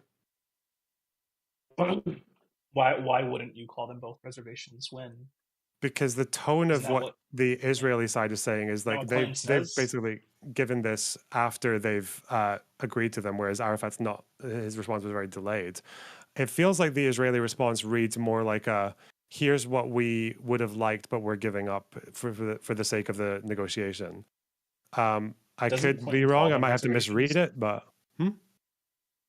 I think Clinton calls them reservations. I think Clinton says they both accepted with reservations. okay. Well, Clinton also said that he never had sexual relations with that woman. I don't know. I'm just saying that like they sound like very different reservations. Like they sound like a very like to give the same word to both of them just doesn't seem. It feels like because it feels like the Palestinian one is very much more like what they say about refugees, right? they are properly saying like, fucking, we're not giving up people's right of return to Israel. Like they're like, it's like very explicit. Whereas I think for say it's like the asking the Palestinians for the Temple Mount, they're saying like fucking the United States formulations on the Haram are problematic. First, the proposal appears to recognize Israeli sovereignty under the Haram by implying that it has a right, which it voluntarily relinquishes, to excavate behind the Western Wall, i.e. under the Haram. Moreover, the Western Wall extends to areas beyond the Wailing Wall, including the tunnel opened in '96 by Netanyahu, which caused confrontations. Yeah, there's like further clarification. But I don't consider that the same kind of reservation as like the way Arafat was talking about fucking refugees, or the Palestinians were talking about refugees. Yeah, so here's my issue with the sorry, refugees I'm problem. fucking dumb as shit. Yeah, go on, sorry. I was Sorry, going to just say, interrupted, like, that's okay. Clinton is asking them both, is asking both sides to relinquish or call the 194 UN Resolution 194 being implemented, whilst Israel is essentially saying no one's returning to Israel. How does it then have been implemented? By going to the Palestinian territory exclusively isn't implementing 194. That's not what 194 calls for. That's what I'm saying. Clinton is giving a very watered down resolution to, okay, this is going to meet all of the Israeli needs, whereas 95% of the world, the ICJ, every single international organization is saying, well, no, those territories belong to the Palestinians, and right of return is something that should be discussed, but again, it's still technically the right of the Palestinians. I'm going to go through Jerusalem first, and from the Israeli side, and then the refugee thing. So the Jerusalem side here from the reservations is they're saying Israel understands that the fundamental principle underlying the president's ideas concerning the compound of the Haram is that what is holy to Islam shall be under Palestinian sovereignty, and what is holy to Judaism shall be under Israeli sovereignty. Accordingly, the Western Wall and the space sacred to Jews of which it is a part, or B, holy of the holiest of which it is a part, should be understood to incorporate the Kotel Tunnel, the Makhem building, the Kotel itself, and the remaining part of the wall towards the south wall, as well as the Ophel Garden, City of David, Mount Olives, and the tombs of the kings and prophets. Like something like that seems very much like a concession.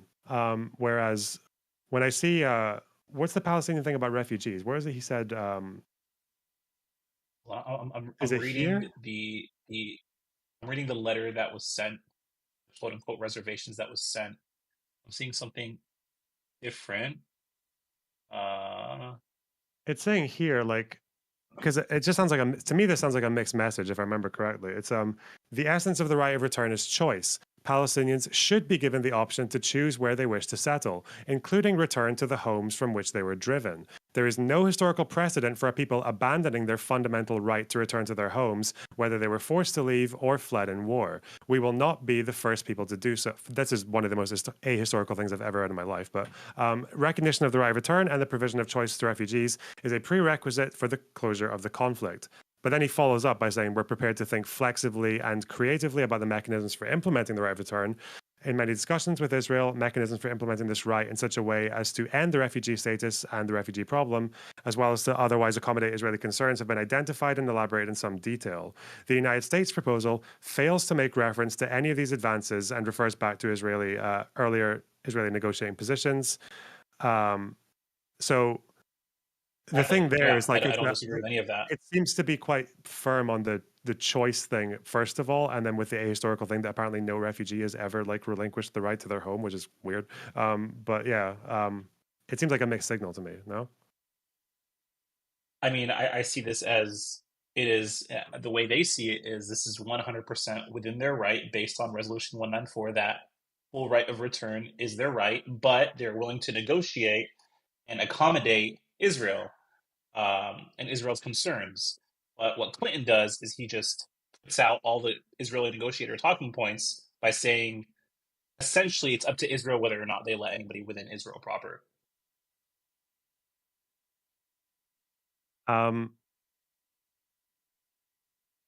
So first of all, I don't think 194 is agreed upon by either groups for this, was it? It was supposed to be based on 242 and 338. I don't think they said that they were going to negotiate on 194. 194 was mentioned in the Clinton parameters that Destiny just read through, that both sides would agree that 194 has been implemented if they do this. Okay. I think that was part of what Clinton said, yeah. But how does that 194 resolve clearly- how does that resolve the Palestinian side saying that that the essence is choice? How do you square that with them? Wait, saying what that are you it's not just saying? gonna be people can just choose to go wherever the fuck they want to? Wait, I what? think Which the part are you having Palestinians are saying trouble? that it's choice to return to Israel if they want. Yeah, and including down to the home. They're saying they return to homes because it's assuming homes that people actually live in as well. So, I how do you read that square as that's with, their right. thinking flexibly? Okay. Sure. So that's their right, is what he's saying. But at the same time, they're willing to negotiate that right, not to outright say no. They're not going to get any of it. They're not going to be able to go. None of them are going to be able to go to Israel proper. I think the way that Palestinian delegation has wrote this up was, it's Palestinians' fundamental right to be able to return based on 194. We're willing to compromise based on Israeli concerns. But what Clinton parameters does is it completely removes the requirement of Palestinians being able to return to Israel proper, and completely gives that option to Israel. So you think if it had an obligation for Israel to accept, say, 100,000 people or something, that would have resolved it in your eyes, according to this? I think that would have a huge difference, yeah, because I believe that's also around the number that was proposed during Taba, about 100,000, and that's the same negotiations where they were saying that they're close to a resolution. I think 100,000 is completely fair. Obviously, they're not going to accept 6 million or whatever that number is, but I don't think any Palestinian leadership has ever expected 6 million to return. They're just saying fundamentally that's their right. But we understand the concern. We understand that it's difficult for Israel to accept. Okay.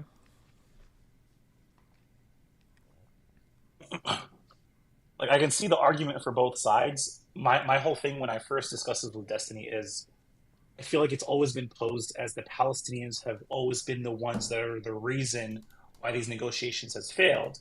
I think it's just completely false. If you're negotiating over something, but you're starting from the starting point is based on what the other person wants to negotiate from, it's completely up to them, and their biggest ally doesn't seem very fair. Yeah, but your issue is when you're negotiating, it's like the classic problem of the Palestinians are just always going to be one generation behind what they're negotiating for, as long as they have that mindset.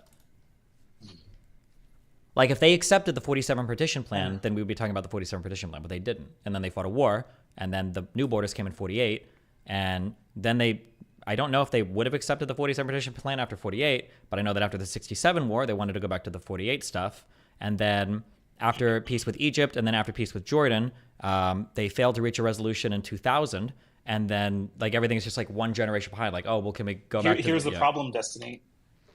Here's the problem. Since 98, the Palestinian, since 98, I want to say, is when the first draft of that resolution, the UN resolution of the peaceful settlement of the Palestine question.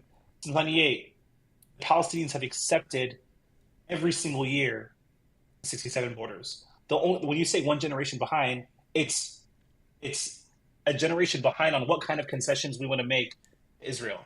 It's never, let's just accept what 95% of the world accepts, what the ICJ accepts, what every international organization. The international stuff doesn't matter, right? What matters are the negotiations between the states involved, unless there's a clear violation of international. So sure. You're saying so it's essentially only up to what Israel believes the starting point should be, and not anybody else on the planet. Well, no. What Israel and other country. No. What Israel and the people they're negotiating with believe. Yes. You don't think the Palestinians if the Palestinians don't believe that the 67 borders are theirs, why would they vote for it every single year if they don't believe? Well, that I'm it's saying the rightfully Palestinians theirs? might, but the surrounding Arab states apparently didn't, or they didn't feel that strongly about it. So it's hard now that that's not true. They all vote for it every year for the past 2 decades. That's fine if they throw up a vote in the UN General Assembly or whatever. But when it came time to actually determine borders and to settle bilateral, actual in-ink peace treaties, determined by that resolution. The what? That resolution determined the borders as being the Green Line borders. That was the borders that were going to be agreed on, and Israel obviously would never accept those borders, which is why these negotiations are happening to try to appease this one country. I'm saying that when Israel, Egypt and every single negotiated piece with of those- Israel, they figured out between themselves what they thought a fair and just resolution to their problems were. And it wasn't Egypt just screaming 242 or whatever. It was, okay, well, let's figure out how we're going to negotiate this. Same thing happened with Jordan, and the same thing What happened. Egypt got was basically all their border back. Their whole all the Sinai. They didn't partition the Sinai into like enclaves. Yeah, but they paid a got price their- for it as their- well, the Sinai right? back. Egypt got kicked out of the Arab League for 10 years. There was a lot of icy relations between them and the rest of the world. You know, agree. so that was You're right, but now we're at a point where those wars have passed, and now we're at a point where the past 2 decades, everyone is willing to make peace with Israel.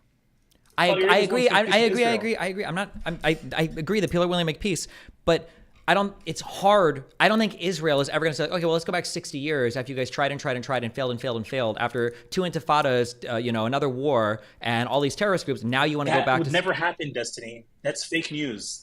what never happened? What's fake news? Like propaganda. Israel from its start, its goal was to always expand and take the entire all of historic Palestine. If the surrounding states, if the Arab states let them, yeah. But Israel would have been forced to negotiate peace if the Arab states wouldn't have wanted to fight as well. Their goal was to always kick Israel out. Israel just took advantage of the surrounding states' ineptness and managed to expand their territory, which we can argue is right or wrong. But So you're saying 67 was like Israel's, all the Arab states were planning to go in and genocide Israel in 67? I don't know if they would have genocided them or not, but they definitely didn't want them there, or at least the citizens didn't. That's not what happened. Israel started the war in 67.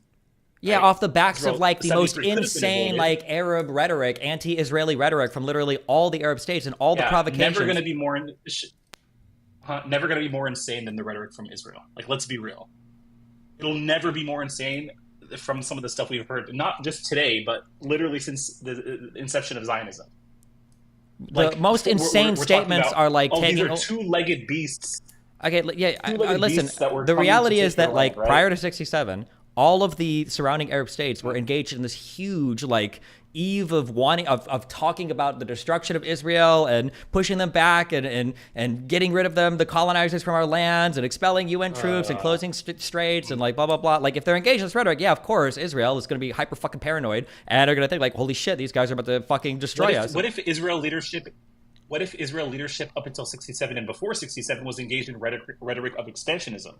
Expansionism? Does that not matter? Does that not? Yeah, of taking the West Bank eventually, of saying that this is our promised land. Hebron belongs to us. All this, Judea and Samaria belong to us. Is that rhetoric also not? Should that not also be off-putting to the Arab states like Jordan? Like, okay, they're about to invade. Yeah, it could be off-putting, sure. It could be, but I don't think Israel was ever positioned. It goes both ways. Israel was never positioned, though, to invade at any second. That's the issue. The problem is that the other states, like Israel, is basically fully justified in almost all of the major conflicts they've been involved in because the Arab states give them international justification on a silver platter. I think that's the issue. I would argue that the Arab states were justified in every single war they've ever went to with Israel. Maybe, yeah. I don't even know if I necessarily would disagree with that. Sure. Both sides can feel justified. That's both. Wait, both sides can. Yeah. Sorry, go ahead. Both sides can feel justified in war, sure. But like, let's say hypothetically, let's say that in Yom Kippur, let's say that Lebanon had actually moved south and taken is Jaffa. That's south of Tel Aviv, right? Or is it north of Haifa? Jaffa's near Tel Aviv. Yeah. Is Haifa? What's like directly? Like Akka, Nazareth, like that region, like the Galilee. Hold on, wait. I'm thinking. Galilee. What are you trying to find out? Are you trying to find out if Jaffa is south or north of Tel Aviv? No, I'm just curious what the big. Like any port state, Haifa. Haifa is what I'm thinking, right? Let's say that Lebanon, let's say that this 6-day war happens, and let's say that Israel takes the Sinai. Let's say Israel takes the West Bank, and then let's say Lebanon captures through Haifa, right? Do you think that there is any world ever where you or anybody else or any of the Arab states are negotiating to give that back to Israel? I think if that isn't given back to Israel, then none of the other regions that Israel acquired would have been given back, including the West Bank, including the Sinai. Wait, what? I feel like you would never expect. So you're saying in the 67 war, if Lebanon manage to take if Syria, if Syria managed to capture through like Haifa or whatever, do you think that Syria is ever giving that back to Israel? I think if they don't give that back, are you saying in this scenario that West Bank and the Sinai are also taken by Israel? Yeah, let's say Israel does go on the southern front. They do go on the Jordanian front, but on the Syrian front, they fuck up a little bit, and Syria actually manages to capture up through Nazareth and Haifa, and they own that territory. Do you think that they're ever giving that land back? Sure. I think no, but I also think Israel would never give the Sinai back at that point, and they would never give the West Bank back, not even an inch.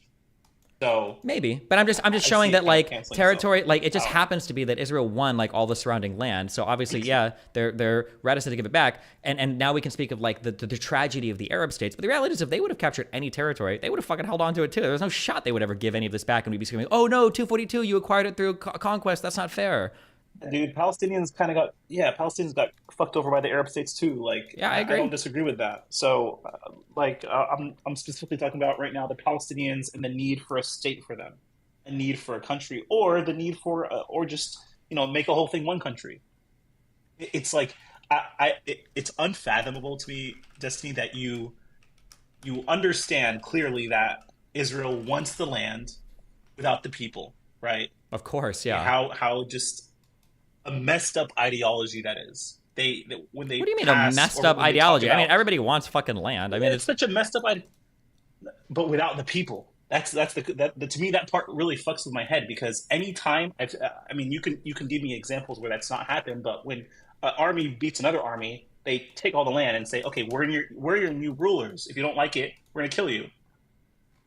But in like this scenario, it's like we're gonna kind of take it, but we're going to call it disputed forever, so you can't call it an illegal occupation. We're going to move all of our people in and slowly annex pieces that have the least amount of I don't know what you're arguing about right now. I agree that this is wrong. It's not the right way to go about things. Even the early Israeli prime ministers knew that you couldn't do that. Yeah. Yeah, so, I mean, one side of the Israeli prime ministers. No, all of them realized that like you can't capture this land without either expelling the people or dealing with the demographic issue. It's a huge issue to deal with. Yeah. So why do you think that none of the prime ministers have offered to just give back the West Bank? Because after 67, Israel became fucking delusional and feel like they were like entitled to their fucking ancient homelands because God guided them through the fucking 6-Day War. And you had a huge division of like, they kind of started to divert from the secular foundations to this more religious, messianic, hallucinatory idea of like, holy shit, maybe we can actually have all of this fucking land. And then over time, I think that position has become more and more popular, and more, I guess, settler people have become. So why are you so against the Green Line then? Like, why are you so against there being two states? I'm not. You're just. I don't. Okay. I don't. Because we're in a world of like moral righteousness and justice, and like what's like the on the ground reality of what can be negotiated. I'm convinced. I'm more worried about like what can we actually negotiate on the ground. The best solution, the actual best, simplest, easiest fucking solution. It's technically what you said earlier. If they could get along and just have one fucking country, this would be so goddamn simple to sort out. Holy shit. Destroy the dumbass wall of the West Bank. Everybody lives together in one fucking government. Vote for your shit. No more weird separated God. No more territory. That's all bullshit. And then boom, you're done. But obviously, for realistic reasons, that can't happen. So now we've got to look at the realities on the ground and figure out, well, what the fuck can we do to sort this problem out? And Israel has kicked the can down the road while shoring up their demographic majorities and settlements in the West Bank, which is wrong morally, even and internationally. It's fucked up and it's stupid and it's self-destructive, as we see, like for October 7th. It's bad when Israel just keeps trying to kick the Palestinian can down the road and assume they can never fucking do anything about it, which is fucking retarded. But like when negotiations come, it can't be like, okay, well, we're going to demolish 700,000 settler homes and then we're going to start negotiating from there, because realistically, nobody's going to have an appetite for that on the Israeli side, and it just doesn't get us anywhere. That's why I think there has to be like a search for like a realistic solution that's not just screaming international law over and over again, because that doesn't get anybody anywhere, I think. But the problem I have with what you're saying is, let's say Israel doesn't agree to a two-state solution anytime soon, right? And they continue building settlements. Then you're going to come tell me, 20 years from now, when we're in our 50s talking about this, that, well, they shouldn't have to like give up 80% of the land or 70% of the land or 60%. It's going to become even more and more ridiculous because Israel is making it more and more impossible. But we're asking the Palestinians to deal with the facts on the ground, even though the facts on the ground aren't their fault. It's not their fault that this many settlements are Sure, which is why 2000 is so tragic, because I think in 2000, what was it, like 100,000 settlers, I think, in the West Bank? Over. What? Yeah. So like in 2000, there were possibilities to it, but Israel has put itself in essentially an intractable position. Yeah, I mean, I agree it's bad, but Well, they should suffer the consequences. Israel should suffer the consequences at this point. yeah, but the problem is, I don't think Israel wants they to, created this and reality. internationally, I don't know if anybody's going to push them to. Like Well, people in okay, people in so America if and we talk Europe, about- people can in America and Europe can vote for what they want, and it's like, oh, and they can appeal to international law. But the reality is, Saudi Arabia doesn't give a fuck about trading with fucking Palestine. Jordan, the king, literally locked the fucking gates to keep these people out of his country. Egypt enforces their blockade on the Gaza side. Lebanon is a fucking failed state out of the PLO, fled there after trying to coup the fucking Jordanian king, and now Hezbollah exists. Like nobody likes these people. Nobody wants for these people. Nobody's truly going to advocate for these people, except for people in Europe or other Muslim countries. There's virtue signal vote on these things because if they actually cared, then when Egypt or Jordan or when the Abraham Accords were negotiated, people would have included the Palestinians in these negotiations. They don't because they don't care that much about them. So if the Palestinians have no allies, and if I agree Israel, with you with yeah, so I'm just saying that like so I now would we have to agree look at the that reality some on the of these ground. Like we countries have to sort something care. out where shit gets figured out.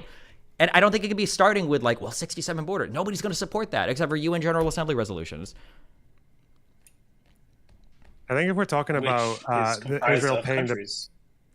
What'd you say? I think we're talking about the issue of like Israel paying the price of what they've done in the past. It's like I don't think personally, I don't know if Destiny agrees with this, but I think like between 2000, say like 2005 and until October 7th, I think there was a big problem where people in the West, especially like American presidents, would always say, they'd go on TV and say the settlements are a really big obstacle to peace. And then they would do fuck all about it, right? Whereas back in the day, people like Bush Sr. and all that were a lot more aggressive with that kind of stuff. And that was maybe a failure of like Israel's allies in the past. And then but that probably would be the case going forward as well. Well, That's now why it's a it little seems late. to be a bit more. Yeah, it's a little late that's now, but I yeah. believe there should be harsh penalties for it. But also, like, I don't know how Israel got so fucking retarded because they were very, very, very sensitive to demographic issues from the 1900s up to like 67. Israel was incredibly sensitive to demographic issues. And then they have their magical fucking wind. And then it's like day 3 of like the 6-day war. Fucking Dayan is giving people rides in his fucking, Toyota van to fucking East Jerusalem to go live there. He's like, oh shit, we have new fucking places. And it's just like everything's fucking retarded from there. But I think that after 67, well, it's hard after 67 because you just won. But like at some point, Israel needed to aggressively figure out, okay, well, we've captured a whole bunch of people. We either annex the territory proper and then we make them citizens and we figure out shit from there, or we dump it back to Jordan or Egypt. Because this situation is fucking retarded. You can't capture a territory like this and then do basically apartheid and say like, oh, well, I don't know, we'll kick the can down the road for forever. And then it's like, oopsies, they did a terrorism, or oopsies, like everybody's fucking mad at us. Yeah, because it's fucking stupid. This is dumb. But the negotiations, the Taba summit was so good. They were so good. What? Yeah. At what point do you stop supporting Israel if they continue building settlements? I don't ever So support. let's say after Support this them is all done. wholesale. I don't know. When I'm does not that sure. support end? It's like, okay, Israel, at what point would you want America to to stop maybe? The problem is like, supporting when does a to the degree we lobster? are What's the today, or meme? at Like, when least- does a lobster realize that it's in a boiling pot? Like, I mean, like if yesterday they had 0 settlements and today they made plans to move 700,000 people into the West Bank, I think I would say we can't support Israel. We're done at that point. But the problem is the gradualness of it, and it's like, well, fuck, we didn't support them at 700,000, or we do at 700,000, so we probably at 750. Do we do 800,000? Like, I don't know. Like, it's just because of the gradual expansion, it's just hard. But I don't even know I what people feel mean. like What you're people tuning mean by into like this support, show. though? Do you mean support as in like? Does it count as Military withholding funding. support? If As there's- in but in does it- 2000.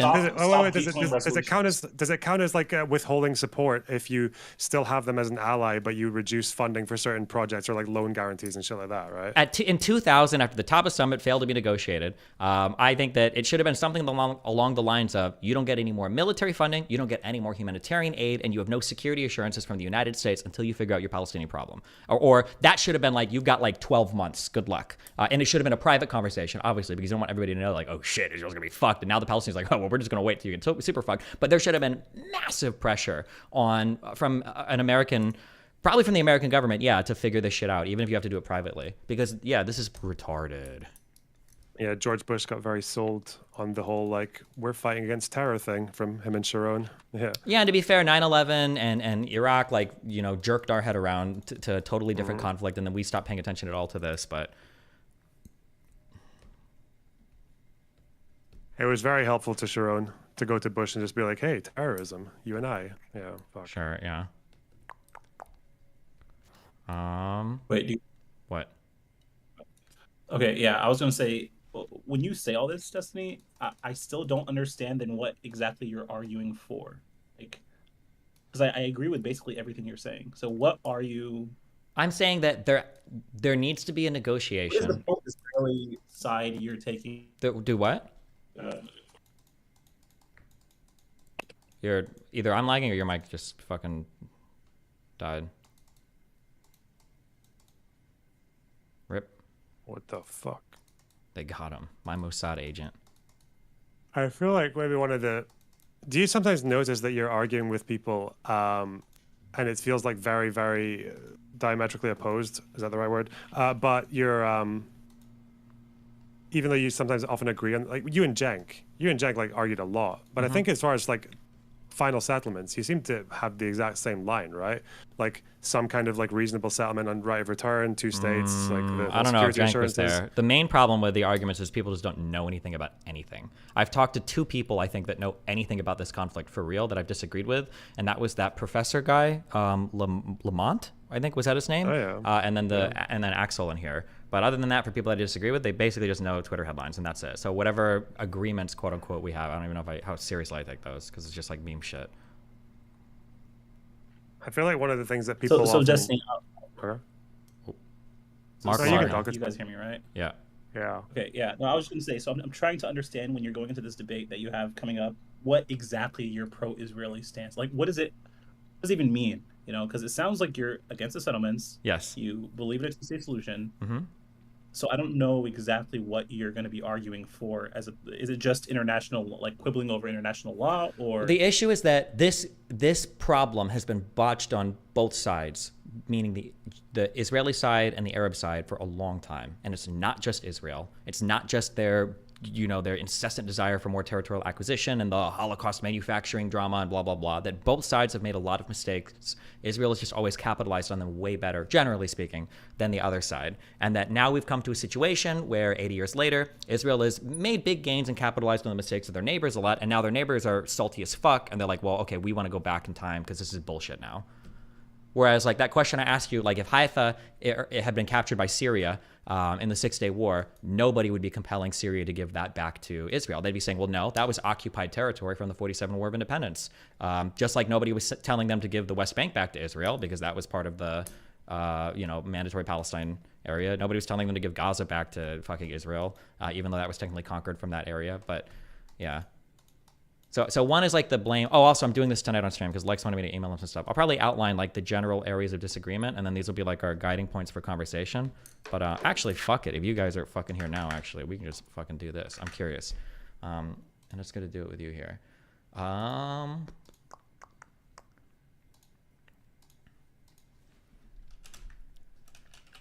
gonna say one thing while you're doing that. Fuck the N-word again. Sorry. Yeah. All right. So what I generally think is that I think the problem that people run into is they have a difficulty of squaring the fact that Israel is obviously in a much more powerful position. Like the whole, like if you look at the whole, like the disappearing Palestine maps where they started with this much and they took this much and this much and the expansion of settlements and all that. Like I think people struggle to square that fact, like that massive power imbalance, with the fact that the only way out is going to be for like a bilateral negotiation that both sides can find some kind of agreement on. I think that's why, because I think the kind of like oppressor-oppressed thing kind of taints the fact that although it is a very uneven power dynamic, you still have to just like live in the real world and consider that both sides need to have some kind of like, there needs, whatever the answer is, it needs to accommodate like fundamental concerns from both ends. Yeah. Where when you hear that whole like, oh, just that, like I think even you, Axel, like kind of like quickly said, but people say just like, oh, just end the occupation, then you'll end the violence. And I think when people say that, is that I think they often expect the answer to just come unilaterally from Israel, regardless of what the Palestinians or the Arab states are doing or saying.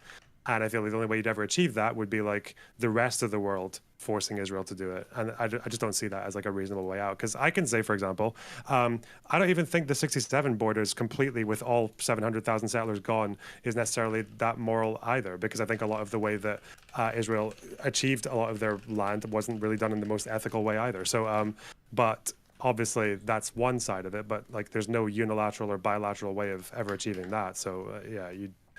I think often people kind of confuse what they consider like looking for like the best answer when really it's more of like the least bad one. Like that's how I see Clinton and Taba and Camp David as like, I don't see it as an amazing deal. I just see it as like the least bad one given the circumstances of the time.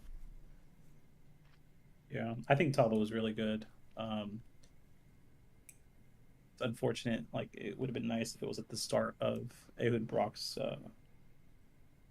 time or whatever. Also, your timeline for Ehud Barak, he did publicly say that he was never going to give up the fucking Temple Mount in the beginning of January. But then after that, Clinton announced that both sides had agreed to the terms with reservations. And then by the time they reached Taba, I think it seemed to be that the negotiators were offering that whole Israeli sovereignty over the bottom, or like Palestinian sovereignty over the mount, but not to excavate. And that's when Arafat was like, no, because there was no Jewish temple there. Yeah. Wait, you said Ehud Barak said no to he sovereignty. He gave that public when statement in the beginning of January 2001, but then something happened afterwards. And yeah, but then between that and the Taba meetings, Clinton had publicly stated that both Barak and Arafat had agreed to the parameters, and then within Taba, it seems to be that the negotiators were offering the Palestinian sovereignty over the Temple Mount. Yeah, I think within Taba they definitely Israel accepted Palestinian sovereignty there. I think again Taba was just the true missed opportunity, but again I don't think that missed opportunity was just a complete and utter failure by either side. I think it was. I'm pretty sure most other Arabs describe it as like, or Arab leadership describes it as like a crime against the Palestinians. Yeah, one Saudi guy. And the Egyptian ambassador as well. I can give you. I mean, have you watched any like Palestinian leaders besides Abbas, Hamas, or Arafat like talking about it? Like anybody else in the PNC? Any other of the delegations? Like, no. Why? What do they say? Link me one. Sure. I feel like I've linked you several about Edward Said, but Mustafa Barghouti is also really good. I will link you some that they specifically talk about. I'll send you a good one for Oslo and a good one for Camp David. Sure. And, or just send me the one for Taba. I'm just curious who says which of the Palestinian leadership says that Taba was like a bad deal. Oh, no one says it's a bad deal. I'm saying they were close, and it's no one's fault. That's what I mean. But Arafat literally took 10 days to respond, and the list of reservations he gave were so outside of the Clinton parameters that like he basically said that's no. That's a different thing. Clinton parameters is different than Taba. I thought that Taba was literally the encapsulation of the Clinton parameters. Am I wrong on that? So Taba, they've made Israel was willing to cut down on the amount of concessions in terms of land border swaps. Taba, it was nearly 100%. Yeah. Of border swaps and refugees. I believe in Taba, Israel was willing to accept 100,000 Palestinian refugees within Israel proper. But I think everything in the Taba summit, I think, was within the Clinton parameters. I thought that was the point almost of the Taba summit. I think the Taba summit, Israel was agreeing to way more than what the Clinton parameters were outlining as being the minimum requirements, because the Clinton parameters never called for a set number of Palestinians to get to return. Well, no, they didn't call for it, but they left it up to them to figure out, which is what they did at Taba, right? They were like, you guys can figure out the formulation for this. Yeah, because it did say that it did say something to, what was it, Israel fucking humanitarian considerations, right. But they would have a sovereign right of admission, yeah. But it seems to be that that because even before that, even in Camp David, there was the family reunification program, wasn't there? So even then, they weren't ever. I don't think Israel was ever saying 0 refugees come to Israel, right? I don't think they were ever saying that. Oh, yeah, maybe. I think Clinton parameters don't really suggest it either. Yeah, I think also the land percentages in Taba was nearly 100%, whereas Clinton parameters was like 94 to 96. Yeah, but they still and so- fought over what the land percentages were because Arafat's definition of the West Bank was different in terms of like its size compared to Israel. That's why. So again, like even in Taba, Israel thought they were when you giving say up 4 different to 6%, and Arafat said 8. Thought it was 8. Yeah. Where did you get that source? When you say Arafat saw the West Bank, because I agree with you, and Destiny has disagreed with me, but Arafat has thought that the West Bank was a different size because he includes East Jerusalem, correct? I don't. Is it because he includes Easter? I thought it was fuck. That's what I thought. I'm gonna forget the names of the regions, but I don't think it was because of. It's like an area. Wait, it's an area around. There's like a no man's land near Latrun. There's an area around East Jerusalem. There are like water linked areas next to the Dead Sea, and parts of like the Jordan River. That's what. Yeah, it's. I don't think it's Jerusalem. No, it's over just different parts of the West Bank, often like military related zones. The source is Jeremy Presman. I think if you want, this is probably the best article I've ever seen for like putting trying to put blame as evenly as possible on both sides. I think it still comes out more or less anti-Arafat, but it doesn't let like Israel off the hook at all. I mean, I'll put it in fucking. Does this have like a voice chat? Yeah. There you go.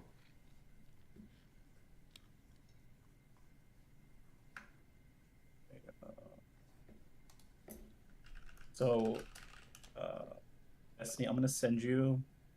I mean, you don't have to look at this now, but I'm just gonna send you a interview where one of the Palestinian delegators that ended up quitting because of Oslo, what he was saying about Oslo. Sure. I mean, Oslo, I'm not as concerned with it. I feel like it's very good. I promise. Be not I'll be good back stream. in 1 minute, guys.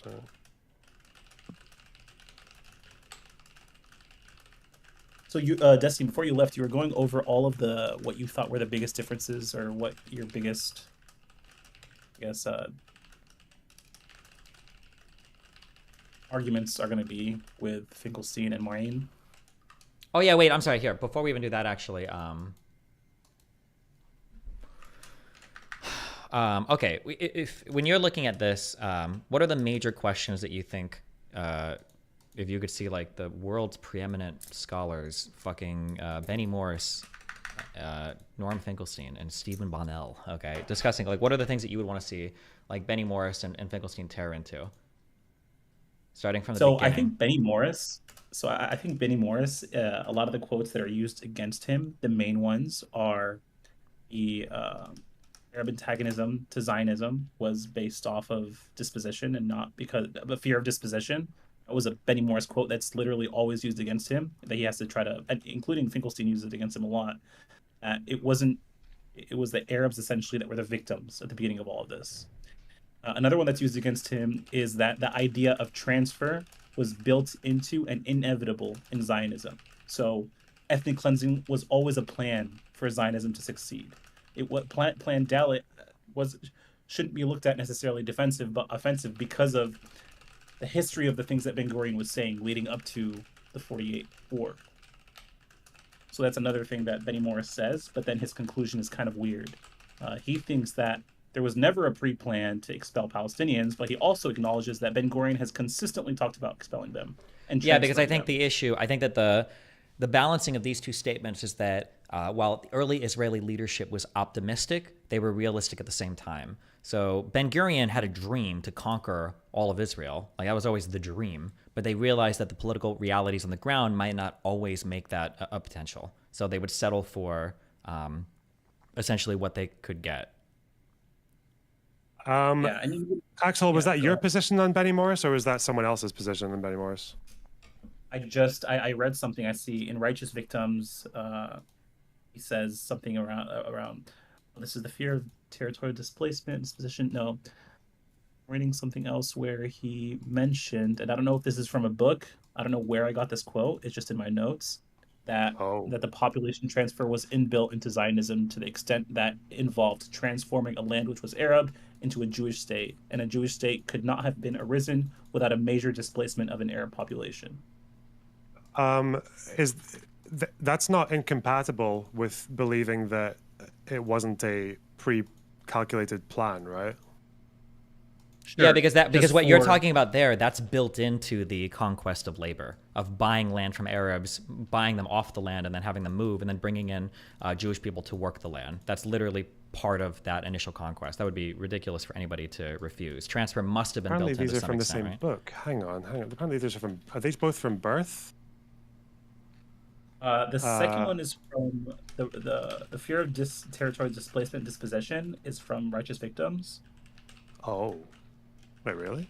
And he says that this was the chief motor to Arab antagonism to Zionism down to 1948 and indeed after 1967 as well. Fuck, is there a page number? Because I've just read that like first half of that book. I feel like if you read the whole book, it's very clear what he's saying though. He's saying that even since Herzl, they kind of publicly would state very much that the Jews will come over to Palestine, they'll develop the economy, people will get on, it'll be that kind of thing. But even in his own diary, he's saying it's quite likely that Arabs are going to have to go somewhere else to let a Jewish state flourish. And then when they're talking about settlements, the idea of like linking settlements, and the only way they could be properly linked within a state would be removal. So they're always saying that, but that's very different from them actually sitting there and pre-planning like for decades, like an anticipated ethnic cleansing thing, right? That's my understanding of it. It's Here's yeah. the problem. There's a letter. I don't know if this is a diary entry from Ben Gurion or not. Oh, but Benny fucking Morris, diary entry. Sorry, go on. This is the Pape thing. Sorry. Benny Morris later explains, this is Benny Morris speaking, that the problem was the original handwritten copy of the IDF, of the letter deposited in the IDF archive, which I consulted after my quote was criticized. There was several words crossed out in the middle of the relevant sentence, rendering what remained as "we must expel the Arabs." Oh, that quote's fucking retarded. That's it's the like, Pape one, yeah. Yeah, it's the whole, and even Pape, like the fucking quote starts as like he quotes 3 words and then just adds the elaboration, but then in like the next version of his book, he just puts the entire phrase in quotation marks. It's really fucked up. Wait, But like isn't that quote, isn't this Benny Morris is not Pape? This is what Benny Morris is saying. no, the way says, Pape uses the quote, but the problem with that Benny Morris quote is it doesn't really get him off the hook or indict him anyway, because it's a quote in his diary, right? Like but we know that Benny Morris throughout the 30s and 40s, he never spoke against transfer. He said he was in favor of it constantly. Wait, He also Benny said that Morris it or would Ben most Gurion? likely- You mean Ben Gurion, right? Ben Gurion, yeah, Ben Gurion. Even in the 30s and 40s, he even said that transfer would like it was almost definitely going to be compulsory. But he said that it was like that was more or less like he didn't see anything unethical about that. But that doesn't really prove or disprove the idea that it was like a planned thing. That quote you're reading is not from Righteous Victims, it's from Birth. Transfer was inevitable and inbuilt to Zionism because it sought to transform a land which was an Arab into a Jewish state. Yeah, that's from Birth as well. Both those quotes are from Birth. yeah, the one that contradicts it as well. the fear of territorial displacement and dispossession is also from Birth. Territorial displacement and dispossession was to the chief motor of Arab antagonism to Zionism down to 1948, indeed after 1967 as well. That's not from Like here. Arabs- The one that, yeah, okay. Arabs being Yeah, that's the from only time- Birth. Yeah, I think. No, that's from Righteous Victims. Yeah. Yeah. Okay. Yeah, I mean, I think Ben Gurion. I mean, he said some wild stuff. He's also said something about. Let me actually try to find it. About if he was an Arab leader, he would. Wow, thanks for the reject $10, Judah. any deal with the Zionists as well. That quote, I read that quote in Righteous Victims when he's basically saying like, if I was an Arab, I wouldn't be with us either because I stole the country from them. Yeah, that's like the quote, but that quote might not be real, because it was someone said that he said it. Basically, it wouldn't surprise me if he said that. But I mean, it was like the leader of like some Zionist, the founder of what was it called? This is the first Zionist Congress. It was the founder of that essentially attributed that quote to Ben Gurion, and that same guy went on saying how many times Israel failed to make peace with the Arabs.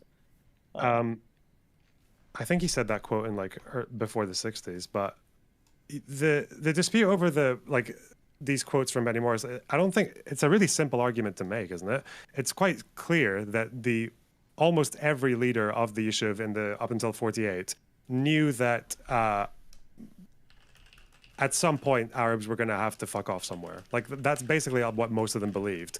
But that's not the same as the claim that people like Finkelstein trying to make, which is that they spent the entirety of the 20s, 30s, 40s calculating and planning the forced removal, which was executed by the way of Plan Dalit, because that's not what happened. Initially, I think even the Battle of Castle is a really good example, like the road to Jerusalem, was when initially I don't think they decided to, they captured the village and then got chased out again by the Arabs and then had to recapture it. But the first time they captured it, this crucial point linking Jerusalem to Tel Aviv, they didn't dynamite the houses. They didn't do that. That was decided upon afterwards because they realized that if they captured a village, they would either have to leave a bunch of troops there or they would have to destroy it, or it would become occupied again by irregulars. So it was like a policy that evolved over time throughout the war. Do you know what I'm saying? There's a difference between that and saying it was like this fucking wow, Rick Montana, thanks for the Order 50 subs. 66 expel all the Arabs. Like, I think the Well, wait, best I way think to there's sum it up is, also like, well, just to understand your point, because these aren't mutually exclusive. Like, just because Zionism built in had some concept of Arab transfer doesn't mean that like Plan Dalit was like a top-down expulsion order, right? Yeah, of course. Yeah, Yeah, like okay. the best way to summarize it is that like transfer by the time the 48 war kicked in, and definitely by around April, May, transfer was a goal of the war. Not every historian agrees with that, but like most of them, I think, do. It was a goal of the war. But whether it was policy, like top-down orders, like Holocaust style, no. Well, I think the issue with saying that transfer was a goal of the war is why didn't they transfer everybody out then? Because then by the end of the war, there were some 100,000 Arabs that were still left in the 47. They transferred out like 90% or something. Yeah, but then why not just the rest? Why leave any? That would be like sort of... Some different communities had different rationales. Like Nazareth was a big community that had doubled in size because of the refugee population. Initially, there was an order given to expel them from like a middle guy, but just by chance, the Canadian Jewish guy who was there just refused to carry out the order. And then eventually Ben Gurion and a bunch of other leaders agreed that Nazareth was of like religious significance and it would have looked really bad on the international stage to give like a blanket expulsion. So that's why, because it's not policy, sometimes people are going to occupy villages and they're not going to expel the population. That's just because it's not policy. It's the same way that like no one was ever given in trouble for expelling a village, but no one was given in trouble for not doing it either. Sure. Because it wasn't policy. Which, yeah, I think, yeah. Okay. Would either of you define what happened as an ethnic cleansing or not? Maybe. I don't Yeah, even know why how I not? feel But it about the was term planned or ethnic not, cleansing. I don't even know. the result. When did ethnic cleansing first become a term? When did people start using this word? Yugoslav wars, I think. Was it in the 90s? People usually refer back to the way that it was actually used to fucking downplay what was actually a genocide. I've heard that take given before, but it was used in the international courts, just like, but not properly legally defined. But I feel like, yeah, I don't know. The more I think about the term ethnic cleansing, it seems kind of stupid, and also because it's not like a war crime. I don't think, or it's not like referenced anywhere. I don't think it's just like a term that people start using when people get like kicked out of their homes. I don't know. It's kind of weird. I don't know. Yeah. Like the crime it would come under would be a crime against humanity if it was one, because it's like a crime against the civilian population. Yeah, like potentially. Yeah, but, sure. Yeah. But I don't know why people like hinge upon that again. Like I think again the dispute Because that in- Morris had with other well, in my historians is opinion, that- people hinge upon it because it sounds like genocide. I think that's why people use it. Yeah, of course, yeah. And it also does imply calculated, planned, fucking Order 66. Yeah. Yeah. But the fact is that they were given a lot of fucking. Sorry. Does it imply calculated? You say ethnic I think cleansing? it does, doesn't Yeah, it? of course. Yeah, of course it does. Because that's the argument that people like Pape try to make. I haven't read that book. I probably should. It's not terrible. It's got some like I think Pape was a bit quicker than Benny Morris to notice something like to point out the fact that there were 2 instances where the Zionist militias tried to use fucking typhoid to poison the wells of Accra and a part of Gaza, and that was actually like an order given from the top down, but Benny Morris kind of like doubted it for a long time until he eventually conceded it. But for the most part, the book is partisan as fuck. I don't know. Yeah, it's like there's one example in the ethnic cleansing of Palestine is right at the end when he's talking about the peace process, and he talks about Rabin and Arafat. And he basically just says, well, like Rabin basically led the expulsions in 48 of Lida and Ramla, the biggest ones. And in 1988, he was talking about breaking the bones of Palestinian protesters in the Second Intifada, First Intifada, yeah. But he mentions that part about the peace process, and then just like you don't hear anything about Arafat at all. It's just like for the entire book, like Arabs just have the most passive role possible. Yeah, that's like kind of how I would summarize the problems with that whole book. It's like throughout the entire thing, it's like every Arab figure is just kind of there, like by the by, just kind of like not really doing anything or having any agency. Yeah. But,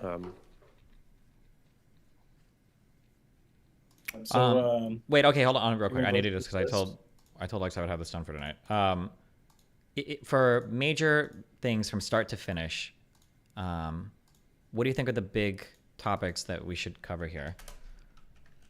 Like, I would say probably from the first Aliyah to like 1947 or whatever. What? Yeah, probably from like 1982 until 1882, right? Maybe but yeah, I know what you it's mean. like maybe it's 1882 till like 19 till pretty much the start of the British Mandate, which I want to say is like 1912 is like its own thing maybe, and then from there until 47. Sure. What are the major moral questions that we have here? I think like one would be like, did Jewish people have a right to buy and settle land in Palestine? If not, whose fault was it? I think that's a question. Why didn't after the Ottomans were fucked off of that part of the Middle East, why didn't they just give self-determination or just give rule to the people who were there at the time, like they did with everywhere else? Wait, did they with everybody else? Well, they would put like a king in, right, like or something like that, and then just agreed to transfer power that way. I think Palestine was the only one where they decided to actually set up like a different state with a foreign population coming in to build it up. Did they do that in Syria and Iraq? In Syria, they got rid of the first king who tried to take it over, and then had a mandatory rule where they would transfer power over to like a local leader. And with Iraq, they installed the king who tried to take over Syria at first. It was a bit messy. But the idea, what I'm talking about is, was it the Paris fucking Peace Initiative in 1919, when there were kind of like two ideals that were coming forth. One was Woodrow Wilson, who was very much preaching about self-determination and like handing over power to the natives, basically. And then there was also balancing that ideal with European imperial interest. Sure. Well, okay, wait. Just real quick. For these questions that I'm thinking of like, what are the questions where there are like major areas of disagreement? I don't know if this would be like as like major of a disagreement of like, why didn't they give Palestine to a king like they did with the other people? I'm thinking of like... Is that not a disagreement? Is whether or not there was a right to give, to have the Balfour Declaration at all? Well, I think that's incorporated in my question of like, did Jews have a right to buy and settle land in Palestine? And then if they didn't, whose fault would that be? And then that would involve things like the Balfour Declaration, the Mandate for Palestine, basically stuff like that.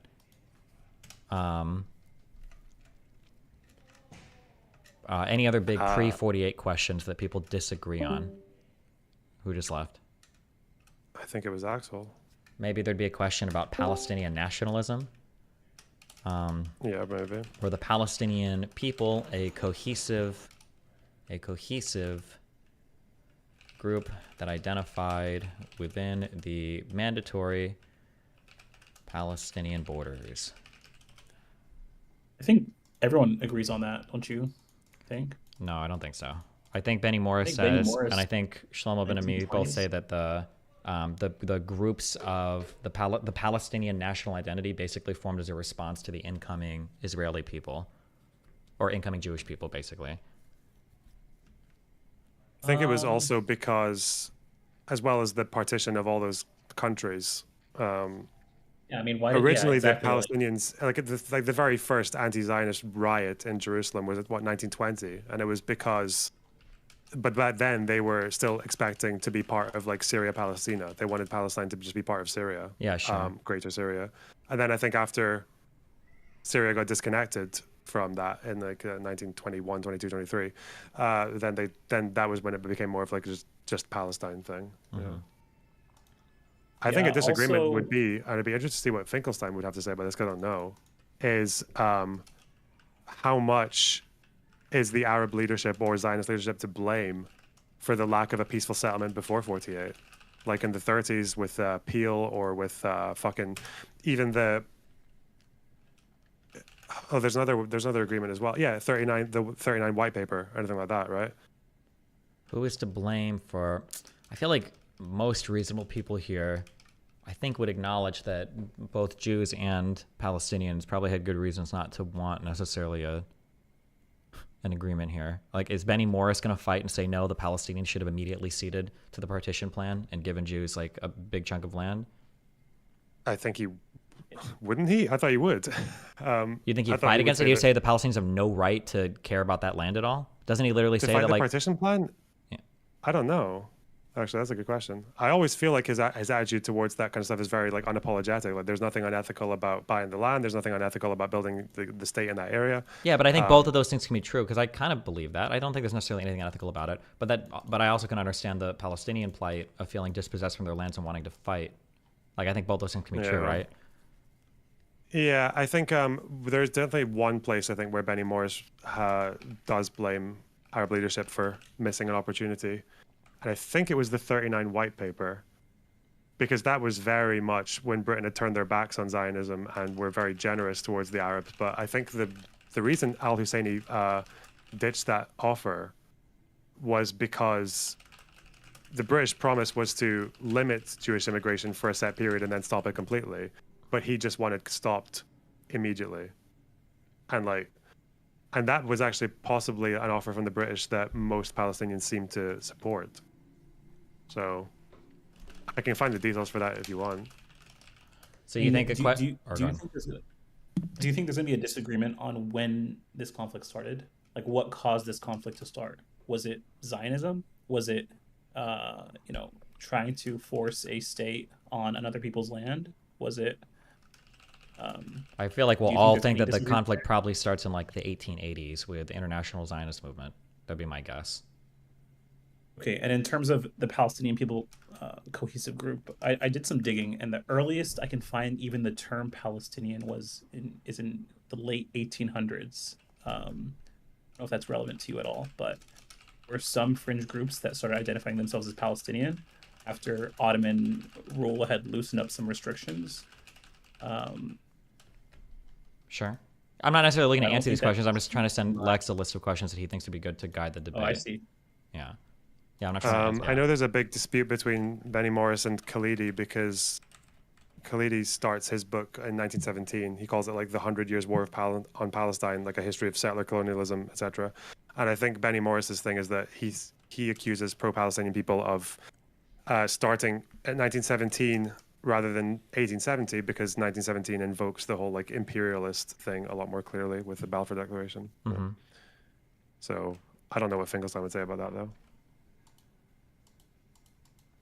Okay. I don't know how big or how relevant the disagreement is going to be there. I doubt we're going to spend too much time on like ancient history. I imagine like half of this 5-hour conversation is going to be like over the last 20 years probably, or maybe even over the last like 15 years.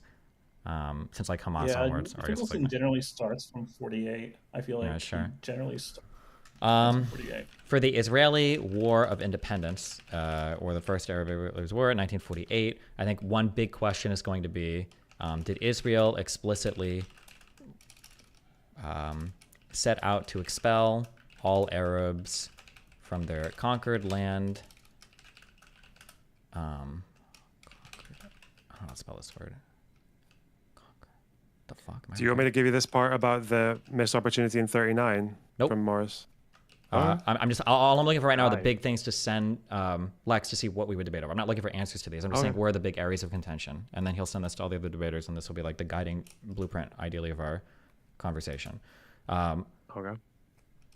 So the explicit expulsion, it comes down to the Plan Dalet stuff. That's a really big one for the Israeli War of Independence. I'm looking at like what are the two different stories that are being told on the pro-Zionist and the pro-Palestinian side, because those are going to be where all the major disagreements are. Yeah, so obviously, yeah, was ethnic cleansing like a pre-planned, integral to Zionism thing? Yeah. They probably isn't there a big dispute over whether or not the '67 war was a war of no choice, or? Yep, that's true. I haven't gotten there yet. I'll put that there. But so anything else around 48 that are hugely different things. Oh, I think a really good one is what caused the Nakba, because people have different kind of interpretations of that. I think Finkelstein has actually written a paper, and Benny Morris has written a response paper. They actually argue about that, so it'll be interesting to see them hash that out in person. Because some people say the Nakba was explicitly caused just by either Israeli intentionally, or like Israeli were basically doing everything they could to make it happen. Other people say there were a lot of other push and pull factors. So I think Benny Morris cites that a lot of the Arab elite basically left and fled the cities in like the 30s, which basically made them ripe for desertion when the War of Independence started, because if all their wealthy people had gone, like the people were like, well, fuck it, we're not going to stay here. And that other Arab states were encouraging them to flee sometimes on like radio advertisement or radio like warnings and shit. So there's like a push and pull there.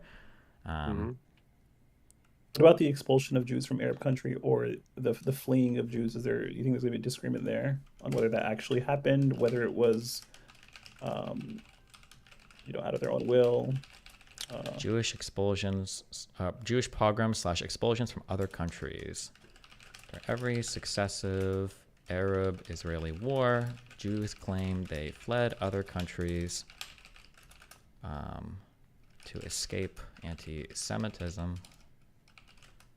Because I think Avi Schleim, at least for the Iraq, for Iraq, blames a lot of it on Zionists and the Mossad, according to him. I think he wrote a whole book about it that Benny Morris disagreed with heavily. Yeah, I don't think there's any solid sourcing on that.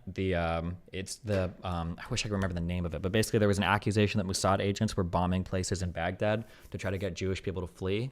I don't know if any solid evidence was ever found of that. I don't know what Avi Schleim. It was like one or two guys like threw fucking grenades into a synagogue. I think that's all it was, wasn't it? And a couple of people died, or was it even? I might have even just been one person. I don't know, but yeah, like I don't think that's ever been resolved, and it doesn't seem like the Mossad has ever done like anything like that ever since, have they? Like blown up synagogues to get Jews to run away. They've done other snaky shit, but not that. In the Levant affair, what were they targeting in Egypt? They were targeting British. Because they wanted to make it look like the Egyptians were because they wanted the British to stay in the Suez Canal. No, yeah. Okay, so I mean that would be like a thing I think is maybe similar-ish, but sure. Or somebody would claim is similar-ish.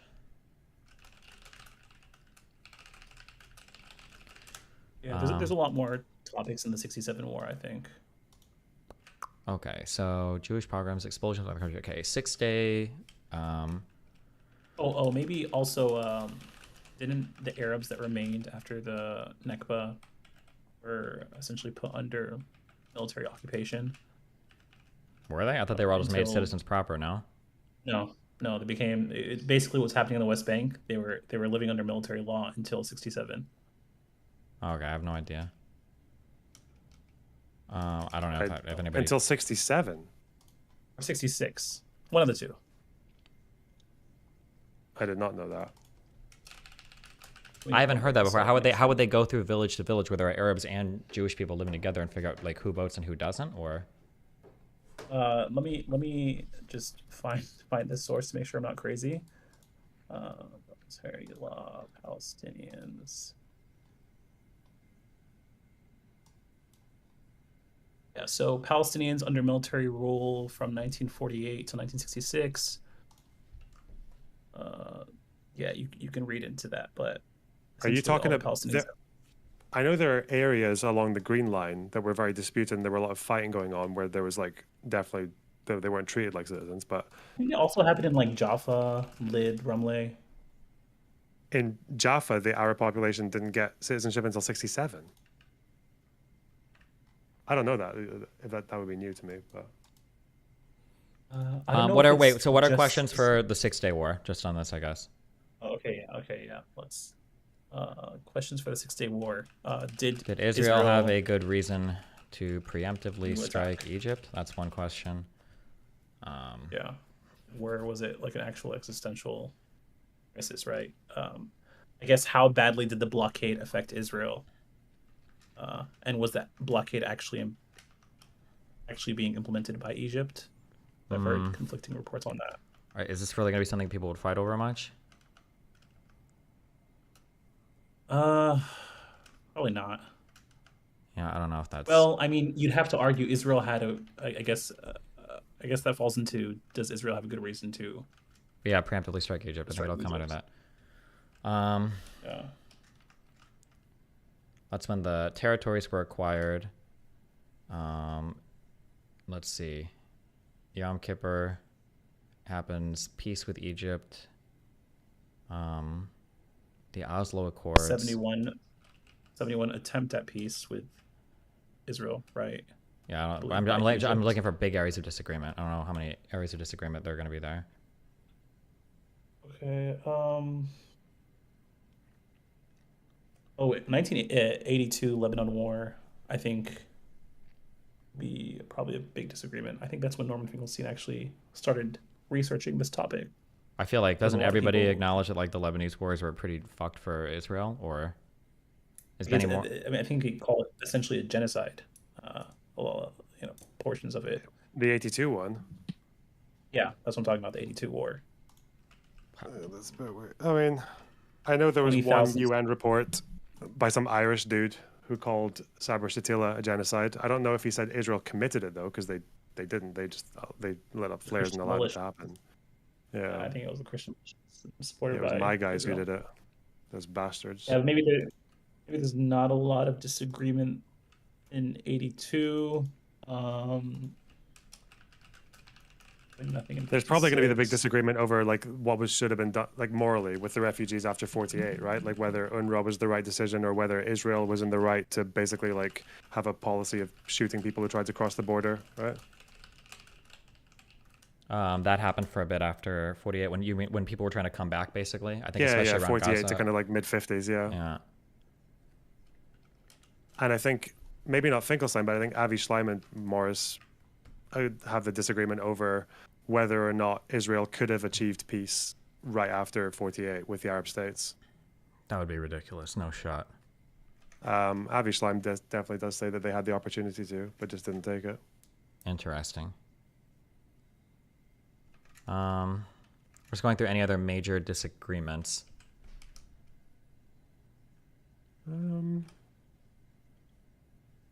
Like we can go recently as well. It would be a good. I wonder if I know that they disagree on a particular event in 48, but it's probably like a broader question of like, has Israel ever had like a policy of targeting and like massacring civilians? Has it ever been like an actual state policy, like top down, in their operations? Because I know I there think they had are a policy of torture, right? of what? Torture during the Torture. Intifada. Yeah, of course they have torture. Yeah, like they've invented torture. I think. Yeah, but I'm talking about like I think one disagreement they have is Operation Hiram in 48 was one of the probably the worst one because I think it was like 9 massacres committed in fucking 3 days or something. And I think Morris and Finkelstein disagree on whether or not that operation, like those massacres, were ordered in advance. Because obviously Finkelstein seems to believe that Israel targets civilians like on the regular, right? Like genocidally. It'd be maybe worth asking. Like, I think it's how like a much general precedent there is question. for Has that. Israel ever had a policy of committing massacres / war crimes against civilians? Has Israel ever explicitly been a settler colonial state or slash? That's a good one. Yeah. Explicitly What about aimed who's- towards who's- territorial expansion. Who's the reason for Oslo's failure? True. Who's to blame? I feel like both sides are gonna say both. I feel like both sides are gonna say both sides fucked up. I think Finkelstein would have to admit that. No. I think Finkelstein thinks that it was a terrible from the start for the Palestinians because it again doesn't call out a lot of the things that Shlomo also calls out. But Yeah, like the fact that that is such a, I feel like that's such an easy thing to call out, but I've never seen anyone do it, right? Like the fact that he always hinges upon that Ben Ami quote, whereas everything before and after that quote is him shitting on Arafat and saying it's all like been basing like almost Because all all the blame on Finkelstein does Arafat. for Yeah. his scholarship is quote snipe. He does it to Benny Morris too, which is why I'm really excited to see these two hash it out in a 5-hour convo. 5 hours. That's what Lex said we're doing. yeah, Yeah. Finkelstein also think he definitely he doesn't like the PA. He thinks the PA. I don't know what he thinks about Arafat, but I know Finkelstein thinks that PA just worked for Israel essentially. For one of his recent videos, he calls out why the PA wasn't the one that took Israel to the ICJ and it was South Africa instead. More recent questions after Camp David. Obviously, all the Gaza stuff, right? Was the Gaza blockade not justified? Was the Gaza pullout the right thing to do? That kind of thing. The blockade. Oh yeah, that'll be a big one. Hamas. Are they? Can they rule? Oh, who created Hamas? Whose fault is it that Hamas is a thing? That might be fun. I don't know what Finkelstein if he does the whole Israel created Hamas thing. I'll probably listen to some of his debates and find out because I've got some loaded up. So. Or were Hamas ever an honest broker for peace? I know Finkelstein believes they were. Can Hamas ever be an honest broker for peace? Do Palestinians have the right to armed struggle? I think everybody would agree. Probably yes for that. Does that right include, like, what does that right explicitly include? All military objectives? It also include settlers in the West Bank that are considered illegal under international law, only violent settlers. I think Finkelstein has even said that the only international law he's against is when they say you can't indiscriminately target civilians. Finkelstein has said indiscriminate compared to what? Because if the Palestinians don't have any discriminate weaponry, should be able to retaliate to Israeli offenses with indiscriminate targeting because that's all they have. Wait, who said that? As a way to justify the violence. Wait, who said that? Goldstein. Okay, that statement is 1 billion% not true according to international law. So I've read a lot more international law. He now. says that he says that it's absolutely against international law. His argument is that he disagrees with that specific rule. Sure, that's fine, but it's hard when Finkelstein stands on international law as being his only saving grace, but then substitutes in moral claims when he feels it's not satisfactory to him to lean on international I think the law. argument is like it's essentially a law against poor, weak people, and that don't have guided Correct. munitions. Yep, I understand. It is an argument against that, and it's a fundamental misunderstanding of what international law is for. International law that governs armed conflict is not supposed to make sure that conflict is fair. It's supposed to protect civilians and the rights of horse to combat, basically participants, people that can't fight or people that have protected status, basically. That's what the law of armed conflict is for. So when people say, he shared it as an opinion. I don't think he's against. I think he's for. No, he has a horrible understanding of international law, and I guarantee you he absolutely probably feels this way. And I'm sure he'll make these arguments, because I think I've seen him make arguments also like this. said Hamas leaders should be charged with war crimes, is what he said. He was like, I would represent them and try to give them the best case that, well, this was the conditions they lived in. Yes, they committed war crimes, and he would try to defend them. But he's said that, both Israeli leadership and Hamas should be in front of the ICC for war crimes. Okay, I don't know. I'll listen to what he says about it. Any other big what a questions? giga chat. What are there any? Do people argue about the March of Return, if that was peaceful or not, or?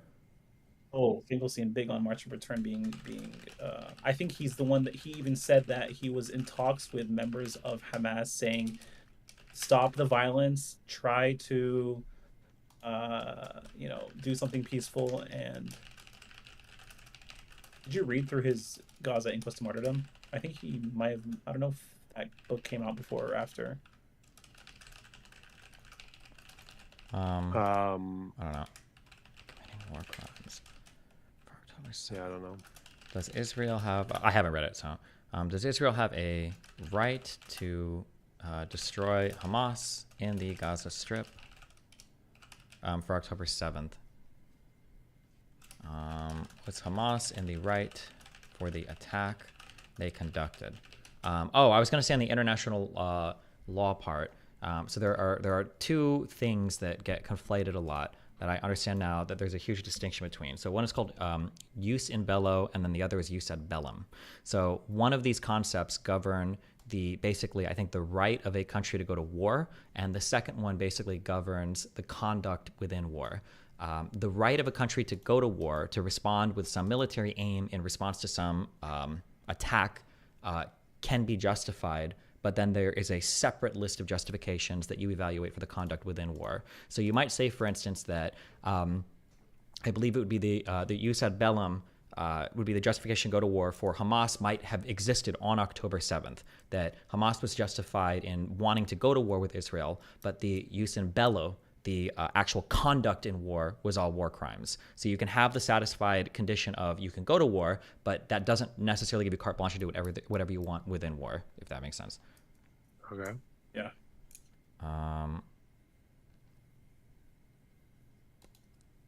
Okay. All right.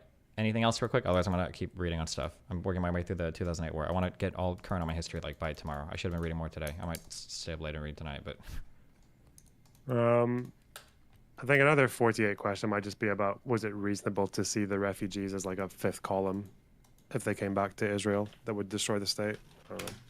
Is there like, are these like huge? That sounds like a really niche historical argument. I don't know if we'll get into that much. Refugee return. In 1948? I think it goes on to this day though, right? They still disagree on right of return. Well, yeah, but I think in their RT debate, like Finkelstein was like purity testing Benny Morris of opposing right of return, so probably come up. Okay, I'll put that under general questions. What is a what is what's a a fair just settlement to the refugees? Yeah, what is right, a fair peace settlement for Israel/Palestine? Whoops. And then this would, starting point for negotiations. This would have to declare right of return, borders, holy sites, security arrangements. Yeah. Okay. Okay, I'm gonna fuck off now, guys. Take care. I love you. Careful, bud. Yeah. Okay. I love you. I'll talk to you more tomorrow, okay? All right, man. Take care. Be careful.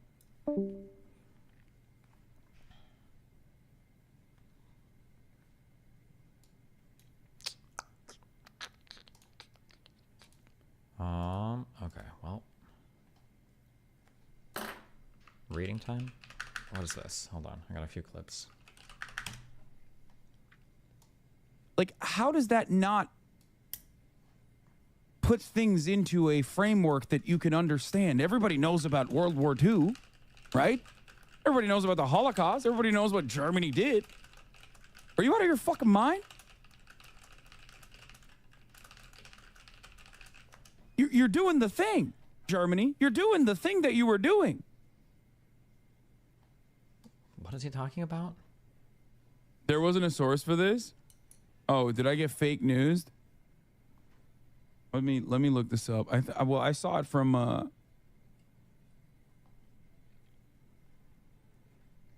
hold on. Thank you, Chatter, for correcting me if I got Joe Rogan. I can't find a German source. The term fake news is so funny. Hold up. 37%. Like, how does that not... Okay, good one.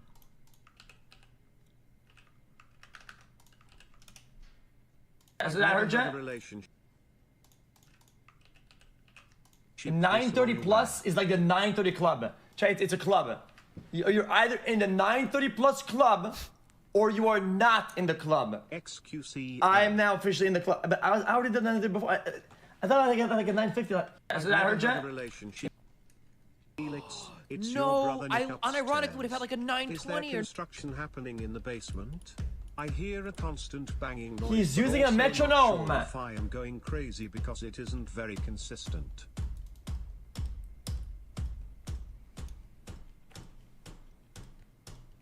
What do I get here?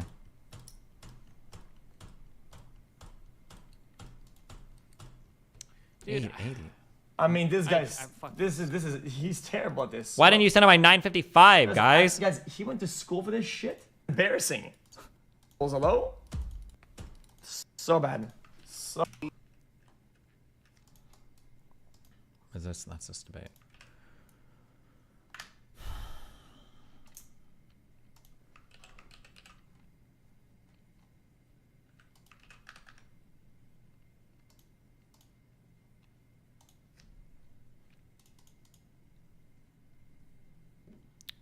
you tell us what he's saying? Yeah,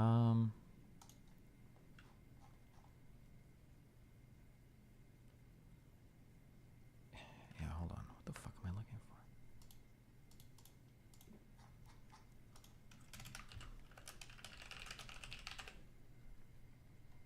Russian conspiracy against Hunter Biden and Joe Biden proved breaking. Wait, what?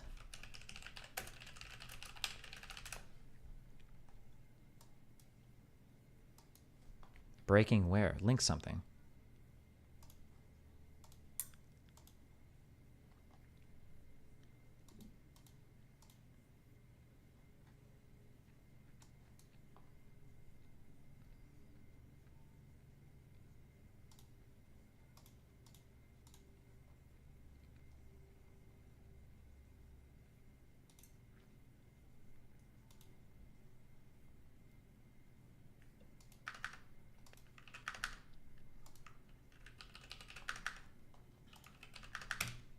What work is being done to make sure that this place is more accessible, particularly for some of our colleagues who have a disability? Sorry, it must be something to do with my antipathy. What did he say? What work has been done to make sure this area is more accessible by colleagues? Or wait, is it coming up? Sorry, hold on. What work is being done to make sure that this place is more accessible, particularly for some of our colleagues who have a disability? Sorry, it must people. be something to do with my antipathy and background. Could you please repeat the question, because I didn't follow it? I'm saying that a number of parliamentary colleagues who have disabilities do find it quite difficult getting around certain parts of the state. Given that we're doing this refurbishment work, what can be done to make sure that those with a disability are able to move around more freely and the place is accessible? Really sorry. Is this really that unhearable? They're doing refurbishment work. They're trying to make sure that people with disabilities can move around. I don't think it's that unhearable. Given that we're doing this refurbishment work, what can be done? I feel like that one Limey skit was probably the most unhearable that I've ever heard. What's up? What do you want real quick? Sorry, just one thing. I think one topic that's probably going to be talked about the most is what's happening right now at genocide. Gotcha. Okay, I'll throw that up. All right. Bye. Be careful.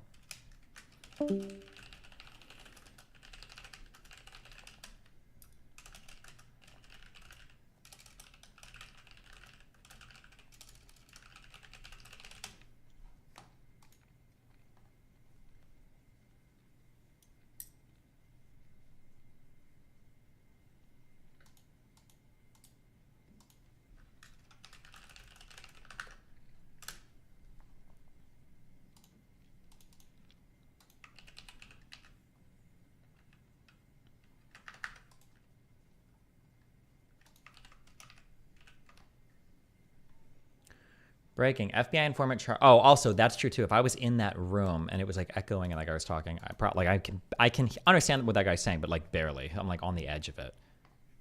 For international law, rebuttal of genocide is a very good reply from the Israeli ICJ judge. Ooh. Interesting. Why do you entertain Axel? He's just a Palestinian apologist. There's nothing new or smart to say. Because he knows a lot about the stuff. That's all I care about right now. People that have knowledge about it. It helps me flesh my shit out more than arguing with like headline losers, regardless of if I agree or disagree with them.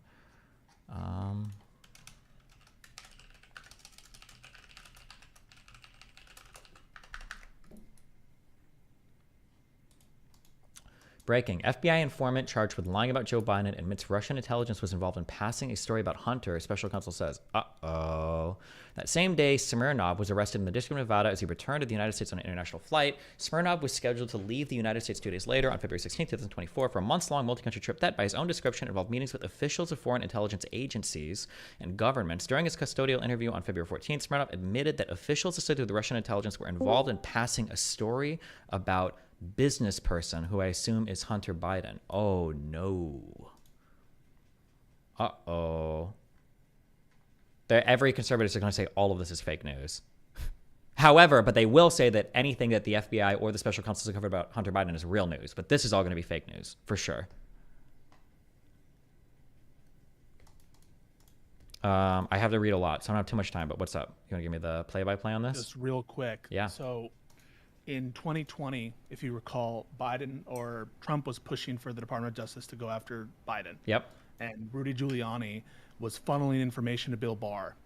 And Bill Barr, at the direction or really at the suggestion and because of the pressure of Donald Trump, created a back channel through which information by Rudy Giuliani to target the Bidens was being funneled to the Department of Justice to vet it, essentially. Okay.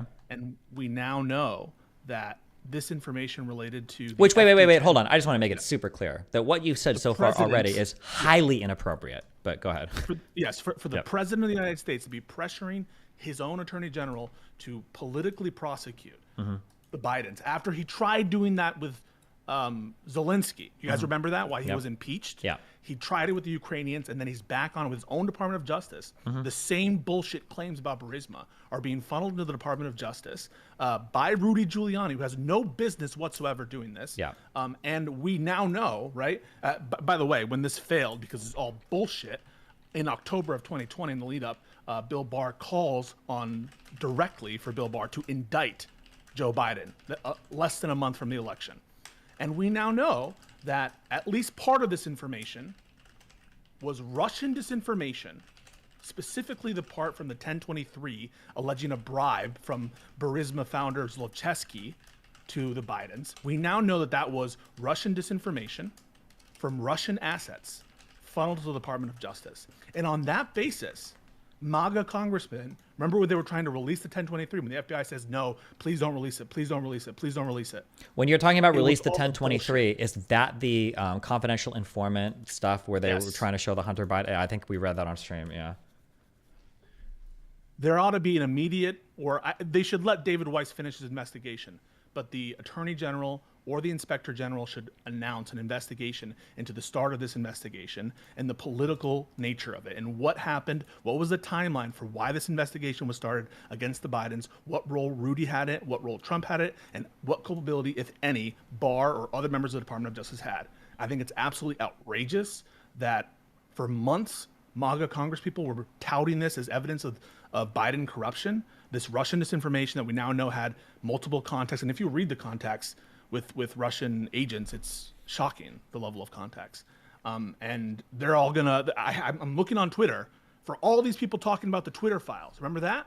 When they were saying it was bad for the intelligence agencies to warn people against fake stories from Hunter Biden. Where are they now talking about this story? Well, they're going to say all of this is fake. This is so. I can print you the whole script for what they're going to say. This is all fake news from the intelligence agencies that we already believe are compromised and blah, blah. That's going to be the, But if it were true, if this is true, and Russian agents were involved in dissemination of this information, you know what that proves? That the intelligence agencies were absolutely right when they were trying to warn social media officials and saying, hey, there might be something coming out about the Bidens, something fake related to Burisma in Ukraine. They were absolutely right. And it was encouraged by the top, by the sitting president of the United States and his cronies. Well, true, but careful for timelines because, wait, fuck, am I mixing up elections? Hunter Biden story. Oh, no, wait, that was 2000, right? The laptop story, right? The laptop was... You're right, okay, yeah, it was, yeah. Yeah, it's all in the lead up to the 2020 election. Yeah, not the 2016 And he tried it before. He tried it with Ukraine. This is exactly the story they were trying to sell to Zelensky and the corrupt prosecutors, Lutsenko and others. It's absolutely evidence of corruption from Trump, and there should be an investigation into it. And I think it's outrageous and damning that these Twitter files, alt journalists, are completely silent now when this information comes out. That's all I have to say. Yeah. Real quick, just to be ultra clear, Trump himself was never the subject of any probe or probe or investigation directly, was he? For Crossfire Hurricane, it was just people around him? Not until he fired Comey.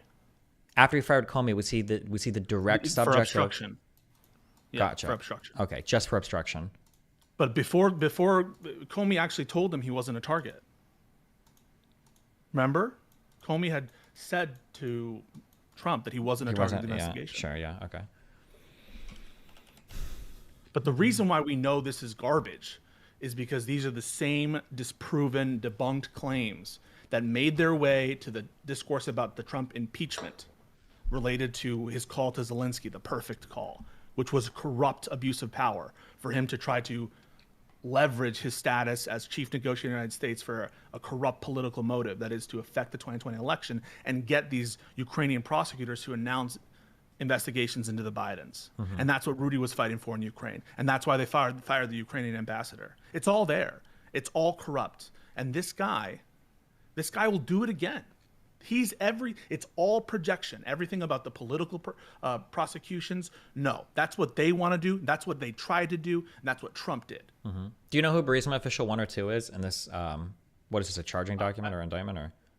So there's an indictment against Smirnov. I don't know. It's either Zlochevsky or some other Burisma official. I don't actually know off the top of my head which one is 1 or 2. Just reading through it's like 20 pages, I think. Yeah. But yeah, folks, can't let this guy win. He's corrupt as shit, and he will abuse the Department of Justice and go after his political enemies, as he's tried to do before. And we need an investigation to see if this is what happened here. I'm not saying that it necessarily was, or, the FBI can take in information that's disinformation all the time and they can assess it, whatever. But if this was in any way pushed by Rudy, like he was pushing other false narratives, there ought to be consequences for it. And we, the American people, deserve to know. Yeah.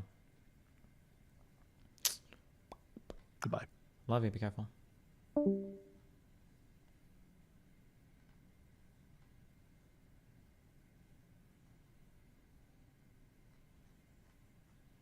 I just hope Jackson Hinkle gets indicted somehow in all this. Okay, sorry. Just reading through this indictment.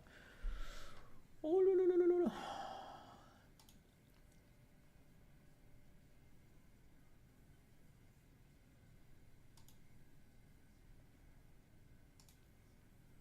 Jesus. Porn star Cagney Lynn Carter killed herself with a shotgun in mouth. Holy fuck. Of all the ways, why that? My God.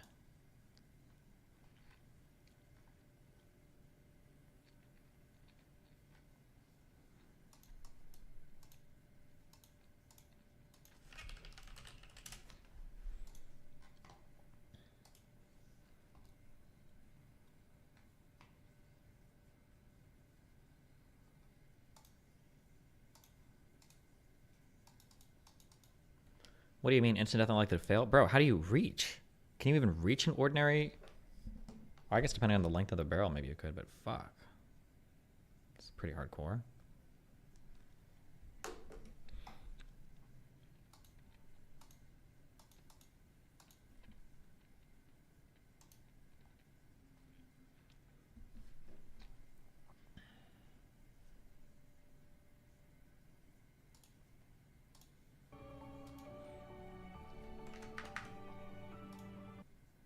Oh wait, this is what I was saying was some of the only like English, Scottish, whatever the fuck. I mean, it's English, but like the accent is so thick.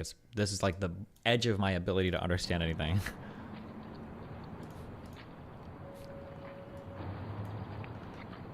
All right, mate. All right. You lost? Lost? No, mate. Cheers. It's just you don't know why you're for in here, no? I'm not just passing through. Sat in your bag, a laptop, eh? Aye. I wish I had a laptop, man. Aye, you're not missing much. You can take off the stuff on the phone nowadays, can't you? Aye, you wouldn't miss it, innit? Well, when I say that, I've got quite a lot. It's a fucking laptop. Don't, mate. I'm not your mate. He's a laptop. I'll tell you what. How about I give you something more valuable than a laptop? What? My time. And your time? On your laptop? I'll have your phone and all. I know you're hunting. What? I know you're hunting. Don't want me out. Am I wrong? What have you hunting today what you're doing? Robbing people, robbing them of stuff that's important to them. Knowing how much that'll hurt them but no caring. I think the only way you can live for that is because people have hurt you, but they didn't care. So why should you? Well, I care, mate. Alright, take your laptop, take your phone and all. I can always replace them, but talk to us. Tell me how you got into this mess. You never know. Might just help you out. Alright. I got to lose. So about 5 years ago, I had this big fallout with my stepdad. Hello? How are you doing, sir? Okay. What's up? Not much. Just wanted to give you an update on the bench press progress. I'm up to doing 340 pounds for 3 sets of 5. Base. Nice job.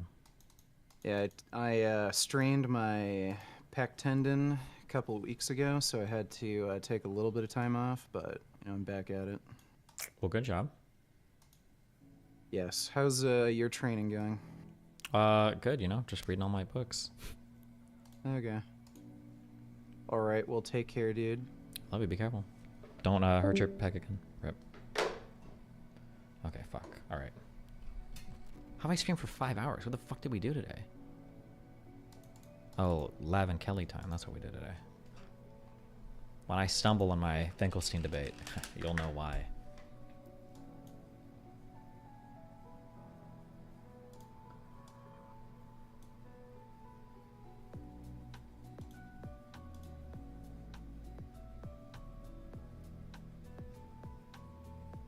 God, fuck me, I hate this chord progression.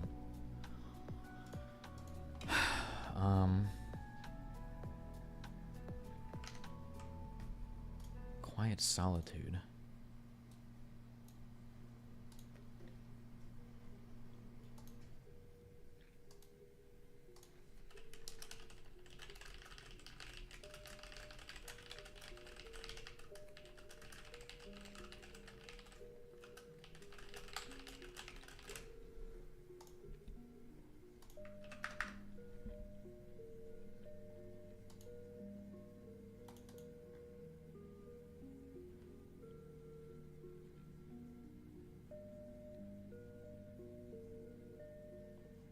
Research a skivvy toilet for your next. Okay, all right, this works. Fuck it.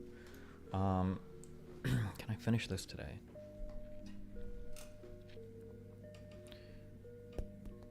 Events. Okay, we're reading now. Good luck.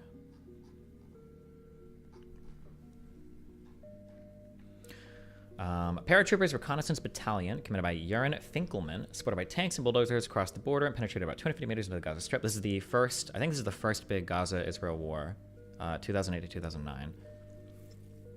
To destroy the tunnel, a firefight broke out in which one Hamas fighter was killed. Hamas responded with a barrage of mortar and rocket-fired Israeli troops. 3 Israeli airstrikes on Hamas mortar and rocket positions, then killed 5 Hamas fighters. According to eyewitnesses, another 3 Hamas fighters were wounded in an Israeli UCAV strike over the El Berouj refugee camp. 3 Israeli soldiers were also wounded during the operation. Hamas said it would take revenge for what it perceived as an act of Israeli aggression that had violated the truce. Hamas launched 35 rockets into southern Israel in what was described by Hamas spokesperson Fauzi Barhoum as a response to Israel's massive breach of the truce, stating that the Israelis began this tension and they must pay an expensive price. They cannot leave us drowning in blood while they sleep soundly in their beds. The blockade of Gaza was tightened further the following day. Do I need to? I hate. Sometimes when we do this, we have like all the details of like every day of the invasion. I don't know if we need all of this that much.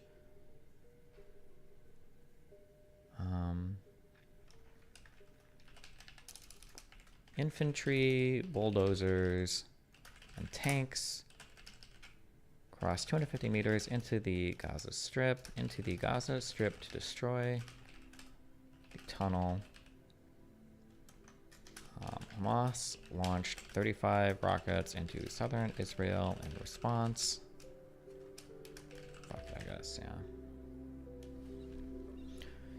Immediate repercussions. The intensity of rocket attacks targeted at Israeli cities near Gaza sharply increased after the 4th of November 2008 cross-border IDF attack, approaching pre-truce levels. Clashes between Israeli troops and Palestinian militants also took place along the border, during which 11 Palestinian militants were killed. According to CAMERA, the Committee for Accuracy in Middle East Reporting in America, cute acronym. The period between the 4th of November incident and mid-December, when the 200 Qassam rockets and mortar shells landed in the western Negev region, mostly fired after the 4th of November tunnel raid by the IDF, and therefore decreasing to a few per day. Israel had frequently shut down the crossings in response to rocket attacks on its towns.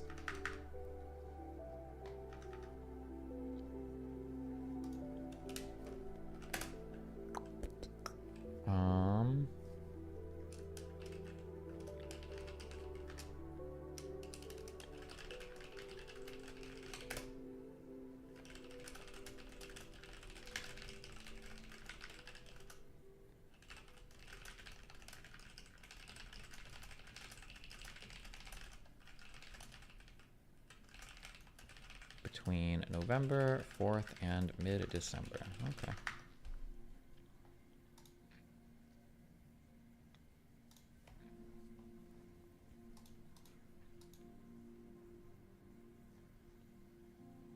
Why is December repercussions bigger than immediate repercussions?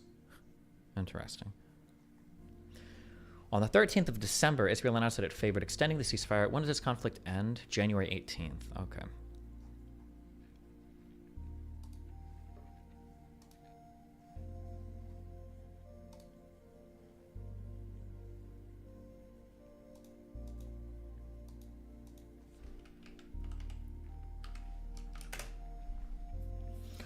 On December 13th, Israel announced that it favored extending the ceasefire provided Hamas adhered to the conditions. On the 14th of December, a Hamas delegation in Cairo proposed that Hamas was prepared to stop all rocket attacks against Israel if the Israelis would open up the Gaza border crossings and pledge not to launch attacks in Gaza, as per the original June 2008 truce terms, to that date not complied with by Israel. On the same day, Hamas officials said that earlier reports, quoting Khaled Mishal as saying there would be no renewal of the truce, were inaccurate. A Hamas spokesman said that the lull would not be renewed as long as there's no real Israeli commitment to all of its conditions. A spokesman for the Israeli Prime Minister replied that Israel was committed to the truce, but it's clear that there can't be a one-sided ceasefire where rockets are every day coming from the Gaza Strip targeting Israeli civilians. Israel and Hamas fought over who was committing themselves to the truce, both sides accusing the other of violating it continuously.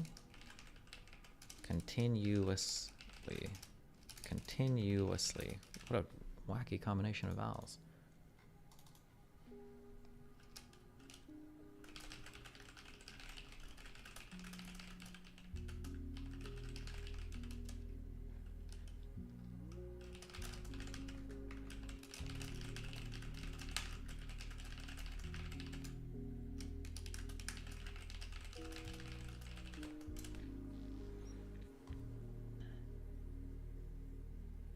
Investigating Forethought Part 3, The Biggest Lie. What the fuck?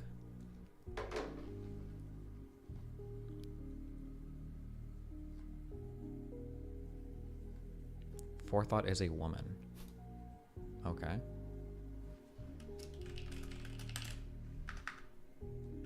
Interesting post.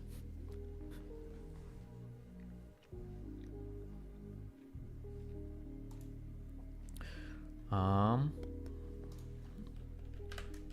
do on December 13th.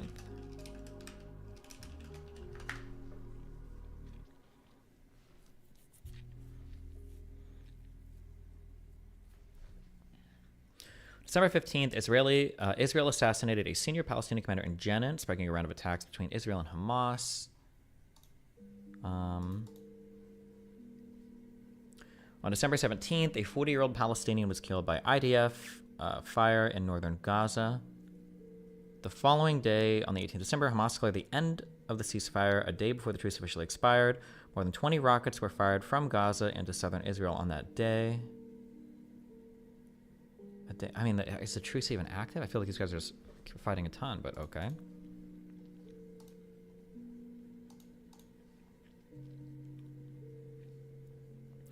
On the 19th of December, Hamas refused to enter talks to renew the 6-month truce, and a Hamas spokesman announced that it would not extend the ceasefire. The spokesman, Ayman Taha, specified that Hamas's refusal was because the enemy did not abide by its obligations to ease a crippling blockade of the Gaza Strip and had not halted all attacks. Palestinian sources said that Hamas wanted to renew the truce, but only on improved terms.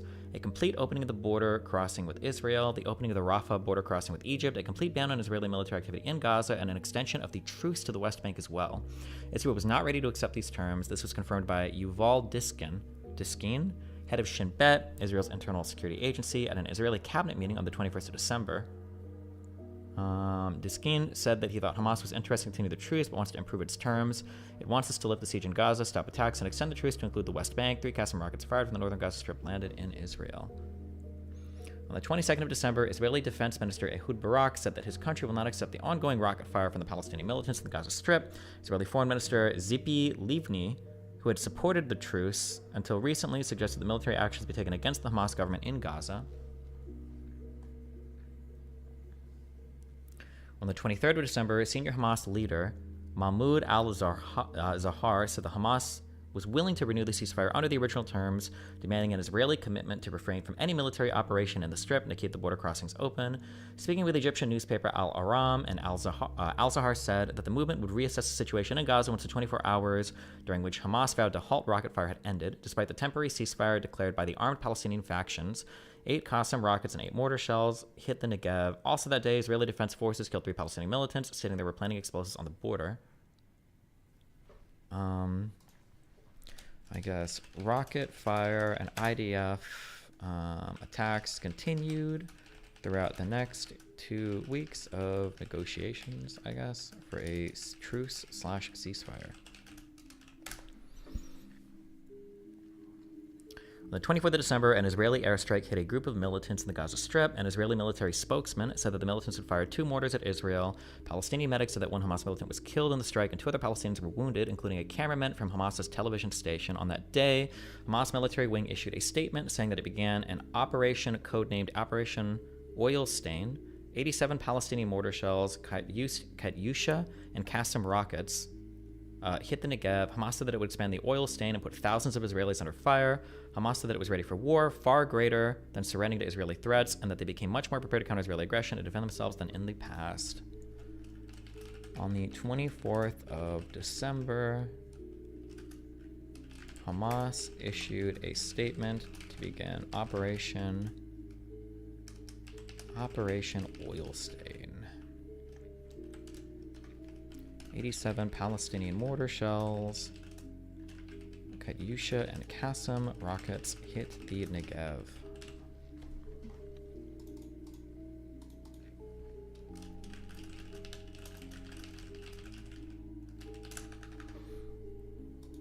We have a Mark 8 meme.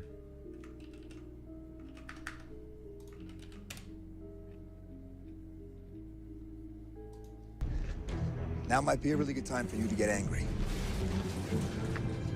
I'm always mad and autistic.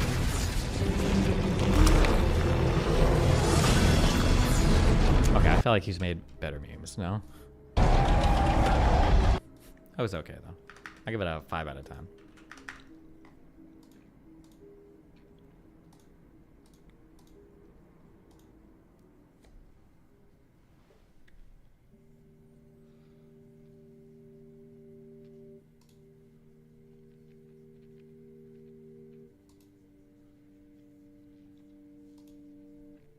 Here's previously when the instability in the Middle East first started, it was the sacking of Baghdad by the Mongols and the subsequent slaughter of the Baghdadi population by Timur.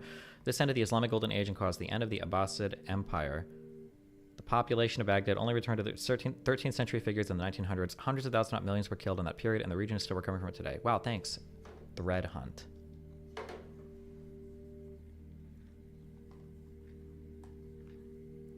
Timeline of the war. Does this matter that much?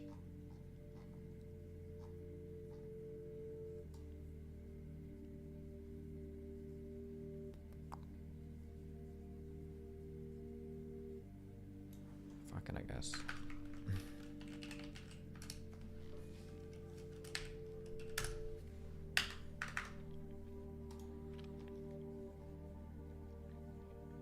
What about this Mark 8 meme? My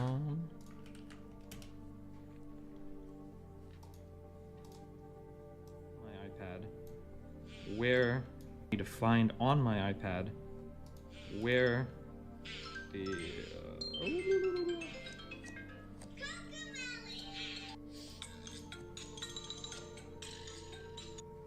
wait, I super don't get it. What's it a reference to? Is that a video? It's some game, obviously, right?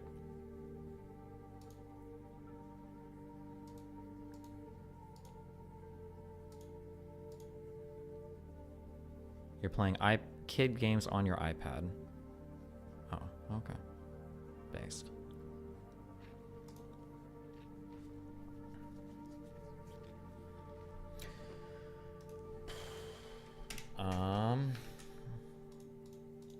We've got Israeli offensive. Israel began planning for a military operation as early as 6 months before the conflict by collecting intelligence on potential targets. The IDF also engaged in a disinformation campaign to give Hamas a false sense of security and to take them by surprise. Defense Minister Ehud Barak stated that the offensive was the result of Israel's patience running out over the rocket attacks, which had been restarted by Hamas after Israel destroyed a tunnel on the 4th of November. According to Israeli officials, its subsequent 27th of December offensive took Hamas by surprise, thereby increasing militant casualties. Planning this offensive for 6 months prior to the beginning of the conflict and initiated in response to their patience running out over rocket attacks.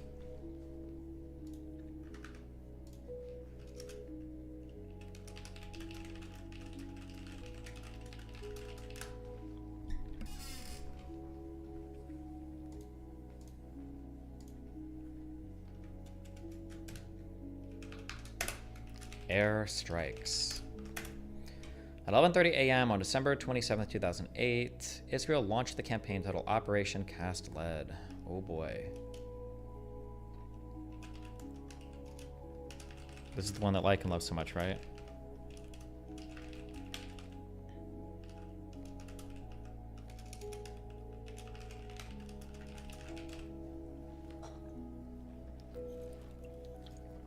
It began with an opening wave of airstrikes in which F-16 fighter jets and AH-64 Apache attack helicopters simultaneously struck 100 pre-planned targets within a span of 220 seconds. There was a 95% success rate with 0 misses in the opening attack. According to the Israeli Air Force, 30 minutes later, a second wave of 64 jets and helicopters struck at an additional 60 targets.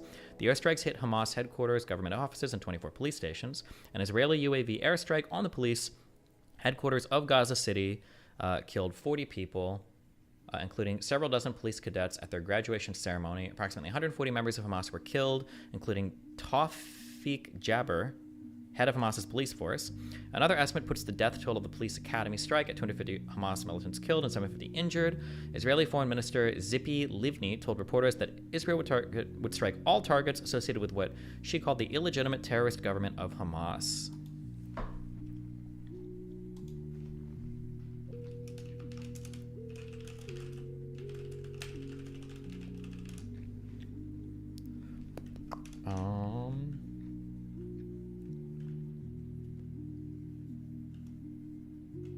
F-16 fighter jets and AH-64 Apache attack helicopters struck 100 pre-planned targets within 220 seconds.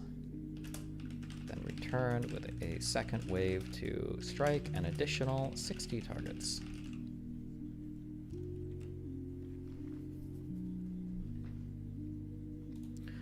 At least 225 to 230 Palestinians were killed and more than 700 injured on the first day of airstrikes. Civilians, including children, were among the casualties. Although media reported that most of the dead were Hamas security forces or Hamas operatives, police officers are, according to Bet Salem, presumed to be civilians and likely not legitimate objects of attack under international humanitarian law. Human rights groups critically note that the attacks began around the time children were leaving school. The Israeli attack was the deadliest one-day death toll in 60 years of conflict between the Israelis and Palestinians, a day that was called the Massacre of Black Sunday by Palestinians in Gaza. Hamas responded with a rocket barrage on southern Israel, and Palestinian factions in the Gaza Strip kept southern Israel under constant rocket fire during the entire war. Beersheba suffered 2 rocket attacks, the farthest Palestinian rockets had ever reached. Palestinian rocket fire killed 3 Israeli civilians and 1 soldier in the early days of the conflict. In the weeks following the initial air raids, F-16Ls? F-16Ls? LLLO.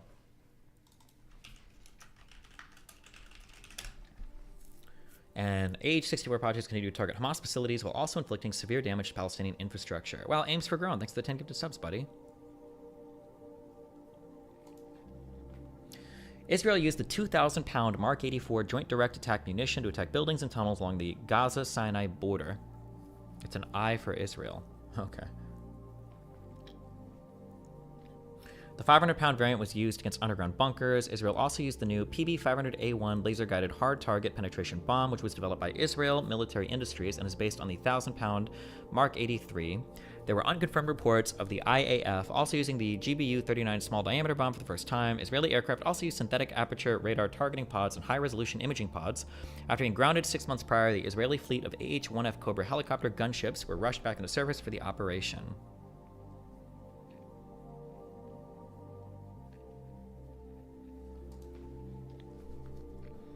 Read this about what Finkelstein might say. Let's see. Debate prep. Finkelstein. Here, I'll throw this right here.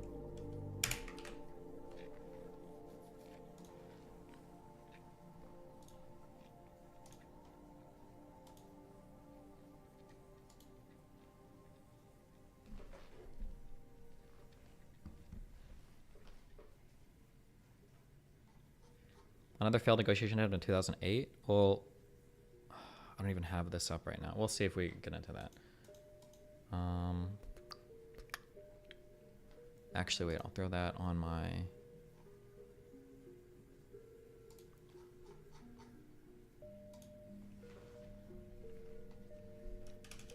...2008 failed peace attempt. Wait, I would actually put this here.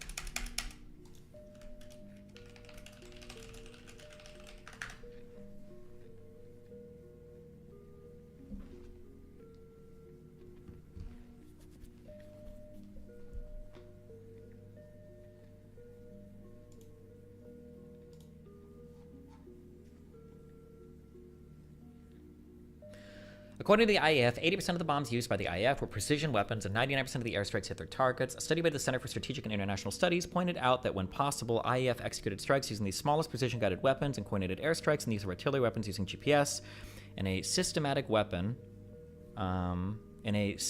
effort to limit collateral damage. In a 2009 interview, Major General Ido Nehusten said that the only use of non-precision guided munitions from the Israeli Air Force was in open areas.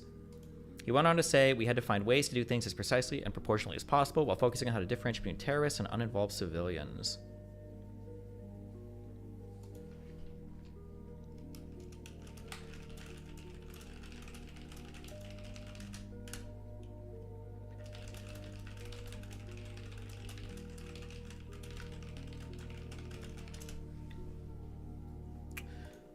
The IDF also targeted homes of Hamas commanders, noting destruction of hundreds of Hamas leaders' homes is one of the keys to the offensive's success.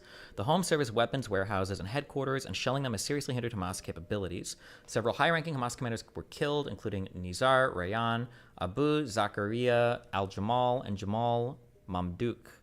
Hamas leaders often died along with their families in their homes. According to a Hamas spokesperson and Rayan's son, the IDF warned Rayan by contacting his cell phone that an attack on his house was imminent.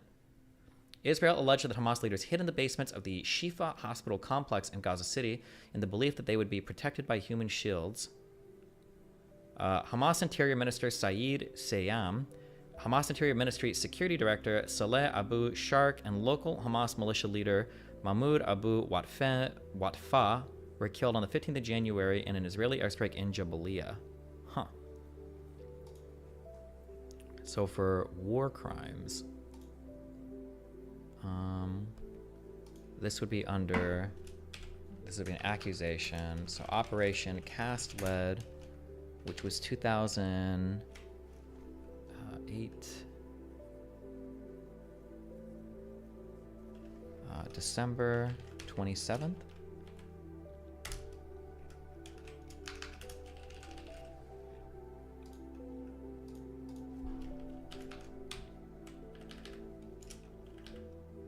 Will Finkelstein reference the Goldstein report? Maybe. I don't know. I feel pretty prepared for that if that comes up. Incidents. Accusations of Hamas hiding in Al-Shifa basement.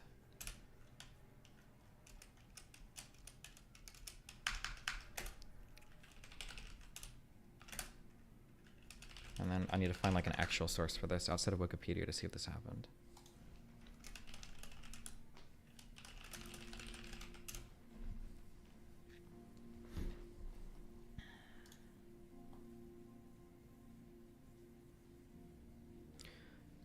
Do you intend for your next research arcs to be this thorough, or is this the one where you push yourself too far and we're probably not dedicated as much energy again? They probably won't be quite like this, but this is like the whole history of a conflict, and I've got like really big debates lined up about it, or a really huge one in the month. So this will be probably the most in depth I think I probably ever go into a particular topic, or at least one that's this broad. So, but listen, suffer through with me for 10 more days. You know, you can do it.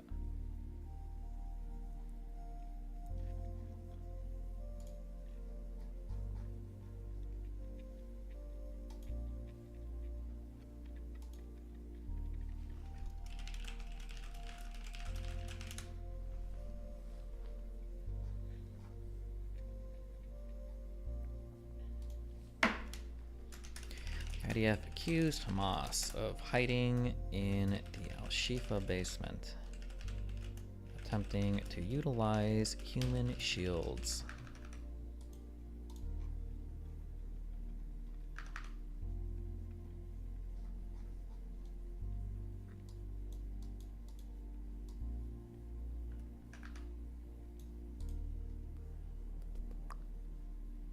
If true, that's kind of a big meme.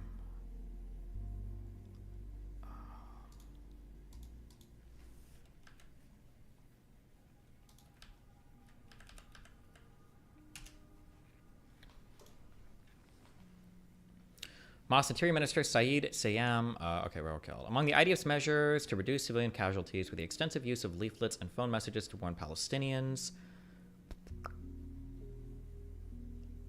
including families in high-risk areas and families of Hamas personnel, to leave the area to avoid potential targets.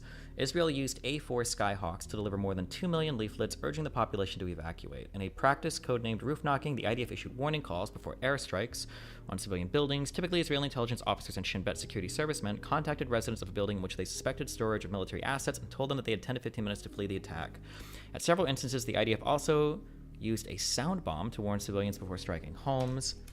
The IDF took multiple precautions to reduce civilian casualties.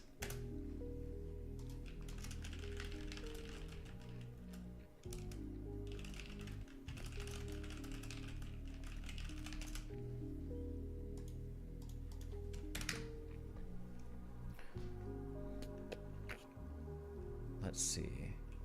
They used A-4 Skyhawks to drop more than 2 million leaflets.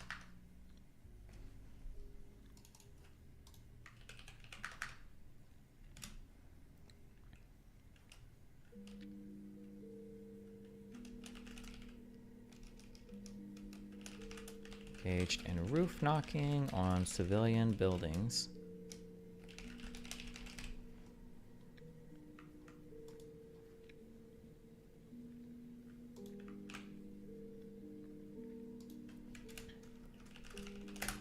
The IDF issued warning calls before airstrikes on civilian buildings. Security servicemen. Oh wait, they contacted residents of a building to leave 10-15 minutes before an attack. Sound bombs to warn civilians before striking homes. In some cases, the IDF commanders called off airstrikes. Residents been able to gather on its roof. Oh shit, hold on. We stumbled on. Oh shit, bro. Fuck. If I had more time, we should just be. If I was just like a pure research stream. I bet there are different authors for these sections. If somebody wants to dig through this and check, I bet that if you go up to this section here, like this repercussion section or like this area, I bet that a lot of the sourcing of this is very pro-Palestinian material. Probably like a Finkelstein book. But I feel like this section got written by like some dude that absolutely combed through an IDF report and like tried to exonerate like, oh, this is all the stuff the IDF did, because this is like a far different tone than the earlier article, which is like Hamas said Israel was doing everything to fuck shit up. Israel kept attacking for no reason, blah blah blah. And now this is like, these are all the things Israel did to help and warn civilians. So like, I don't know, it's funny. I guarantee you there's like different authors for these two things.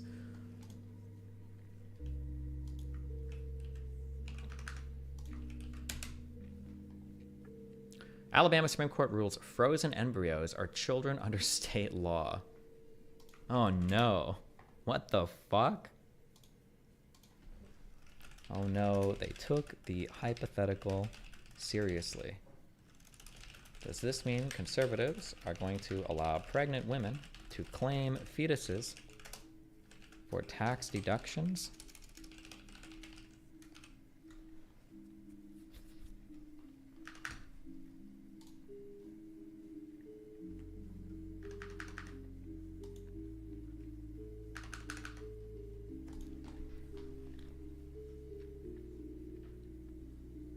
IEF developed small bomb that is designed not to explode, as it was aimed at empty areas of the roofs to frighten residents to leave the building. Israel's military used low explosive missiles to warn civilians of imminent attacks and verify the buildings were evacuated before attacks. Some of the attacks took place sooner than the warning suggested, and many calls were not followed up with attacks. By the 3rd of January 2009, the Palestinian death toll stood at 400, with 25% estimated to be civilian casualties. The air offensive continued throughout the ground invasion that followed, and as of the 15th of January, Israeli forces carried out 2,360 airstrikes. No safe haven or bomb shelters existed, making this one of the rare conflicts where civilians had no place to flee. Deanne, I'm in your floor, Stephen. The IDF wouldn't think to look underneath a pro-Israeli political streamer's apartment. Keep up the good work, and thanks for the cover. Good one.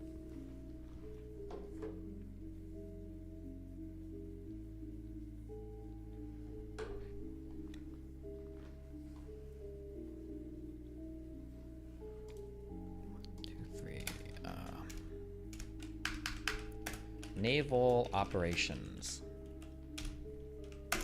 The Israeli Navy attacked Hamas's rocket launchers and outposts, command and control centers, a Hamas patrol boat. Loner box response to second thought. I don't care. Second thought is insane. In the office of Hamas Prime Minister Ismail Haniyeh, using the Typhoon weapon system and surface-to-surface missiles, the Navy coordinated with other Israeli forces and used powerful shipboard sensors to acquire and shell targets on land. Records of the attacks published by the Navy indicate that for the first time, vessels were equipped with Spike-ER electro-optically guided anti-armor missiles. Videos of an attack showed precision hits from a Typhoon stabilizing gun despite a rolling sea. Versions of the Spike were also used by ground units, possibly by helicopters or unmanned aerial vehicles. Shayet 13 naval commandos are also deployed to attack targets on land and reportedly attacked an Iranian ship loaded with arms for Hamas, which was docking in Sudan. On the 20th of December, naval vessels shelled the port of Gaza. That's interesting. Israel launched attacks from sea.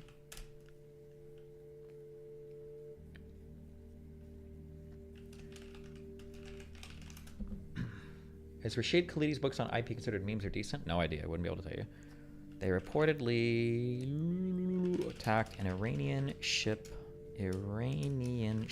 loaded with arms for Hamas, which was docking in Sudan.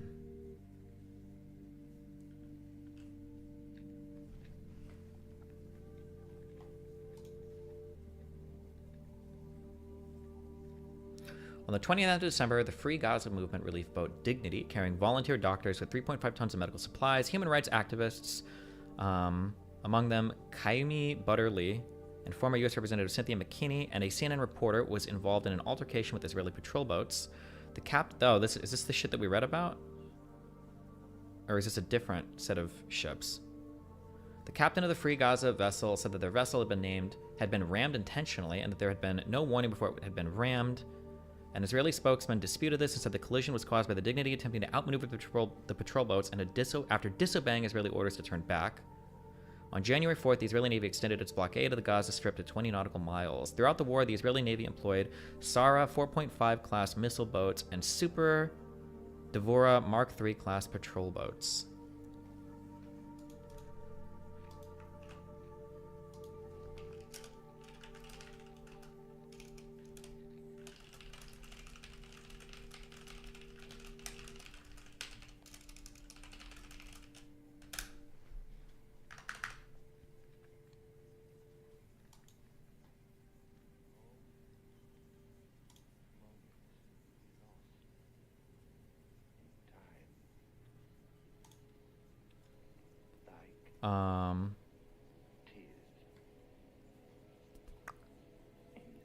Dignity sails. Okay, there were. What was the name of the one that we did? The float.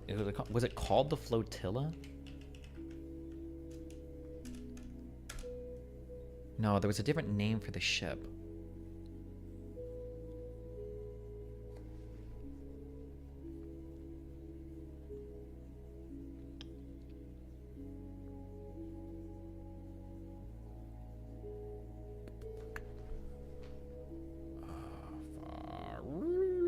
The Mavi Marmara, that was it, you're right.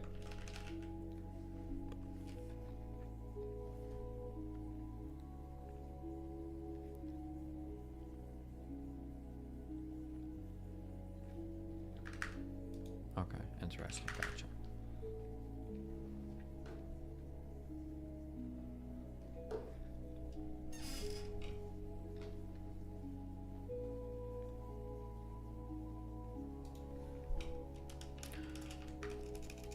On December 29th,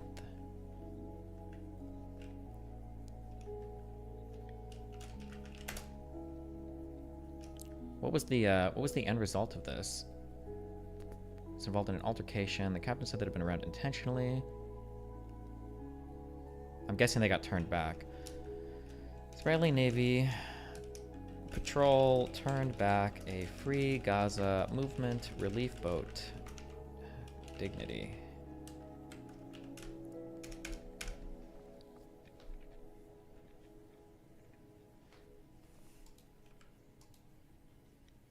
Okay.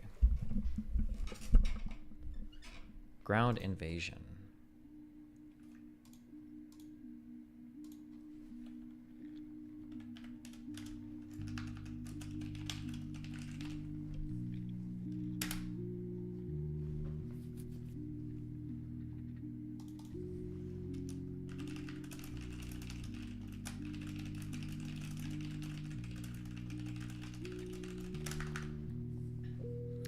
On the evening of January 3rd, Israel began the ground operation with a massive artillery barrage all along the Gaza boundary, and ground forces were sent into Gaza for the first time since the start of the conflict.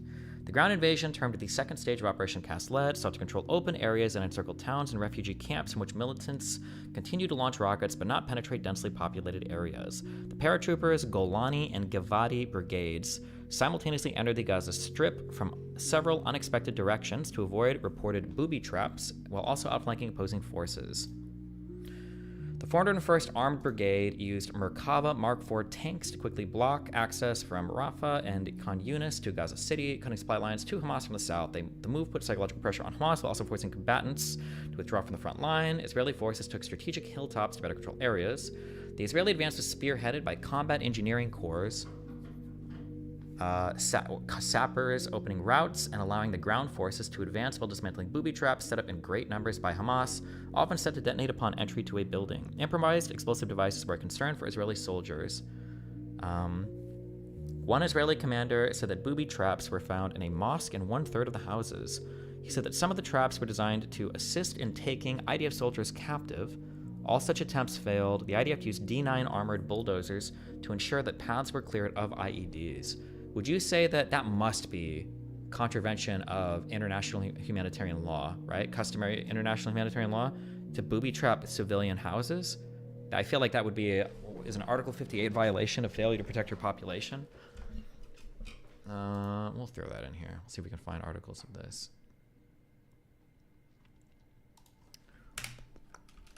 Booby trapping houses with improvised explosive devices.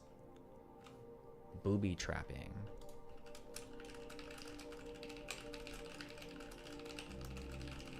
Destiny, booby trapping is always a war crime. Okay.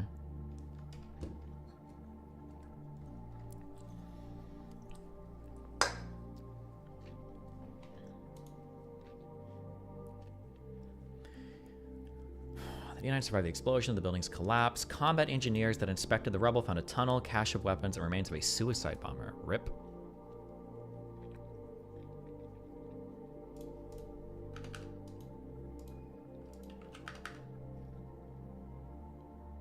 What am I looking for? This. Okay. Wait, no, this. Oh my god.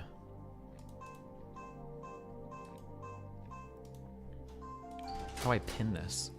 Wow, hi. Wow, hi. I'm here to pick up all your deliveries. Oh, have fun, be careful. Pin. As far as I know, anti-personnel mines are illegal. Well, that and like booby-trapping homes is probably illegal. Okay, I need to make trips. Be careful.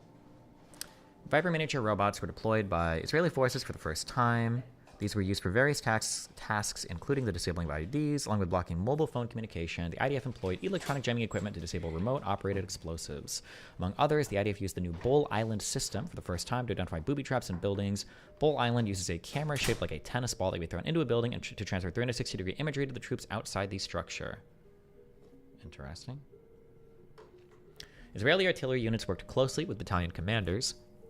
For the first time, the Shedder-Ham digitized data mapping and command and control system linked the artillery corps into the Army's overall C4 network. What is C4? I've heard of C2 for command and control. What is C4? C4I network? Command, control, communications, and computers. Oh, cute. Okay, damn. It's a lot of C's.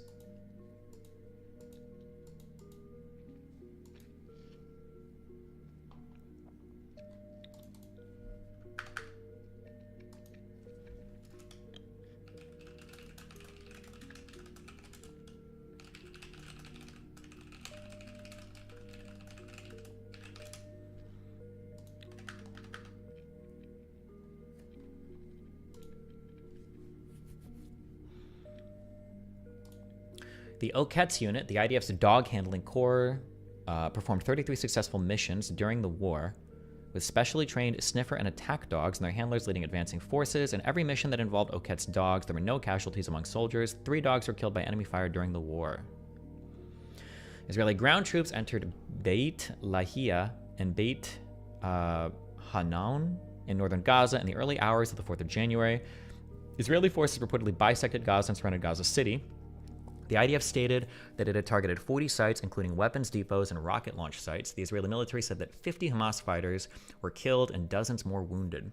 At least 25 Palestinian rockets were fired into southern Israel, wounding a woman in Sderot.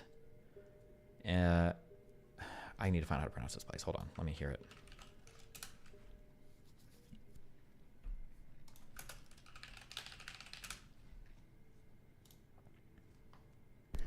You are looking Fuck at you. Say it. How do you say this? Name of the city in Israel? Israeli say it. In Israel it's pronounced as Sderot. Sderot. Can I say Sderot? Sderot.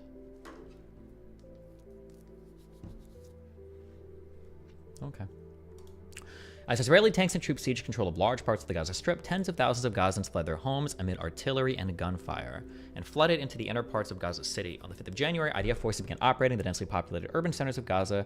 Gun battles broke out between the IDF and Hamas on the streets of Gaza as the IDF surrounded the city. IDF combat units were sent in to capture Hamas fighters and were met with grenades and mortar fire. The Israeli military said that 80 to 100 Hamas fighters were killed and 100 captured during heavy ground fighting. Some 40 rockets and mortar shells were fired at Israel, injuring 4 civilians.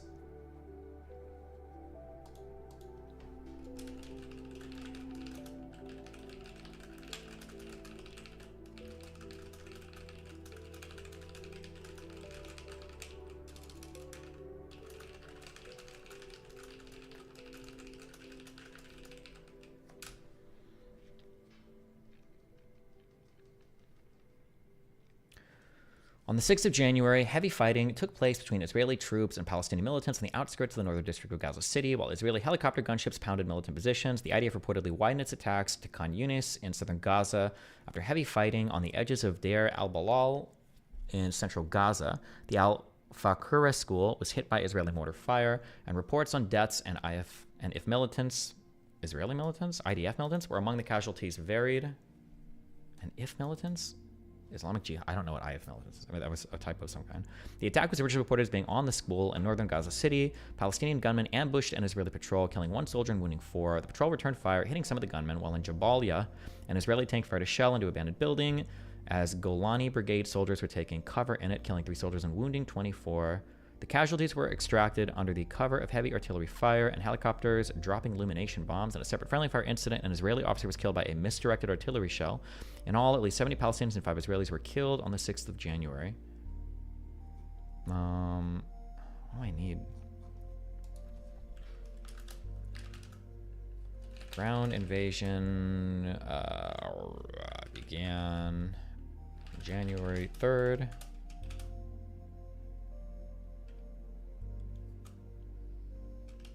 Israel pushed into and destroyed parts of the city. I don't know. Do I like neon news? Yeah. Okay. When are you gonna watch the new Finkelstein debate? Is that this one? You know, it's I might watch this right after this. After I finish this Gaza war or whatever.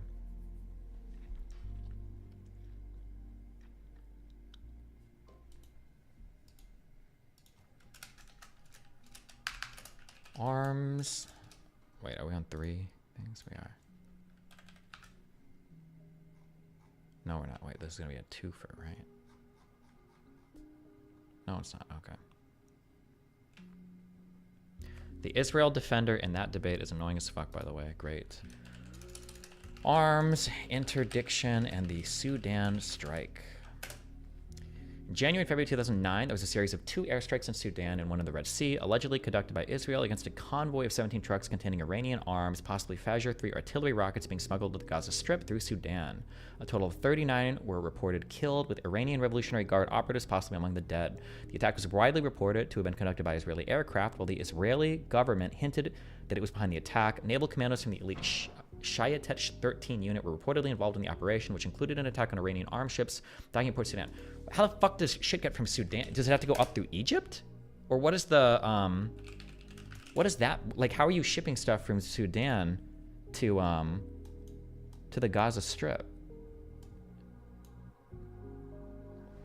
What is the, it must be smuggled up through Egypt, I guess? Sudan has a coast? Well, yeah, but I mean, like, you can't... I mean, how are you getting from the Sudanese coast to the Gaza Strip? Probably with boats? Oh, wait. Well, I guess you could do it through here, and then you would go through the Suez, and then from the Suez you try to sneak over to the Gaza Strip like that, basically?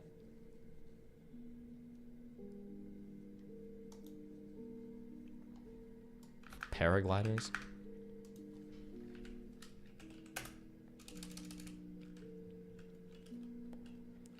January and February of 2009, there were 2 airstrikes in Sudan and 1 in the Red Sea, allegedly conducted by Israel against Iranian smuggled arms shipments.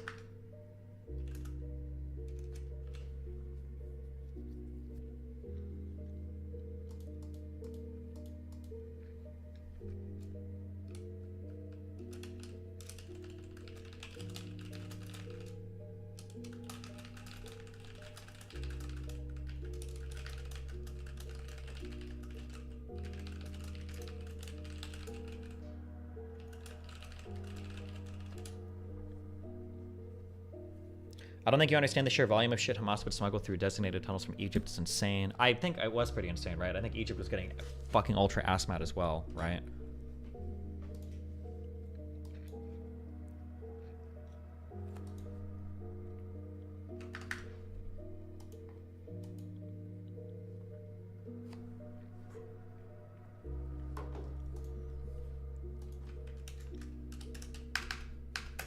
Attack on Gaza City. On the 7th of January, Israel carried out 40 airstrikes overnight. Dozens of other targets were attacked by aircraft and artillery during the day, and the Gaza-Egypt border was bombed after Israeli aircraft dropped leaflets onto Rafah, urging the citizens to leave. A total of 20 Palestinians were killed. A total of 20 rockets were fired into southern Israel. Israel temporarily halted its attacks for 3 hours to provide a humanitarian respite? I think it's respite.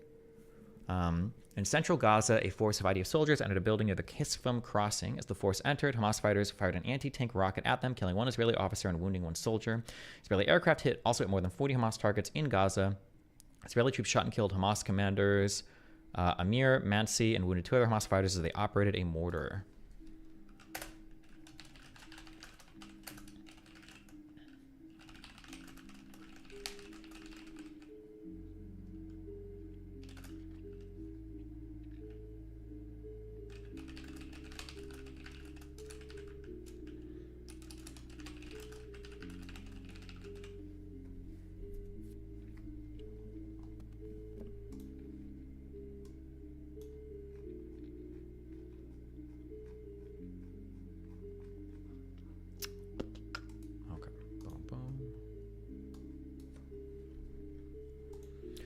On the 11th of January, the IDF started the third stage of the operation with an attack on the suburbs of Gaza City. Israeli forces pushed into the south of the city and reached a key junction to its north. During their advance, Hamas and Islamic Jihad fighters ambushed Israeli troops at several locations, and heavy fighting ensued, in which 40 Hamas and Islamic Jihad fighters were killed.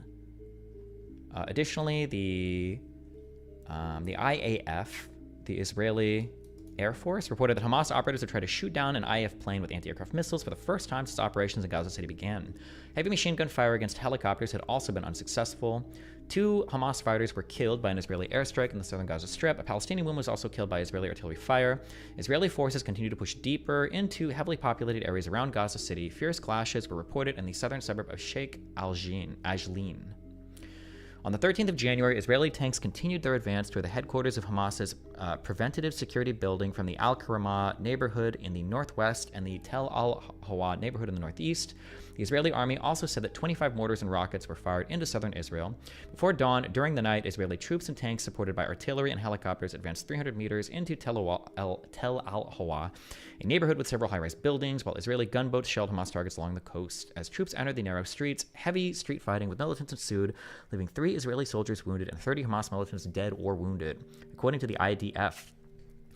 By morning, IDF soldiers were still advancing slowly towards the city center, and several buildings were in flames in Tel Al-Hawa, where most of the fighting took place. 5 Israeli soldiers were wounded during clashes with militants, and an officer was severely wounded by an explosion inside a booby-trapped building.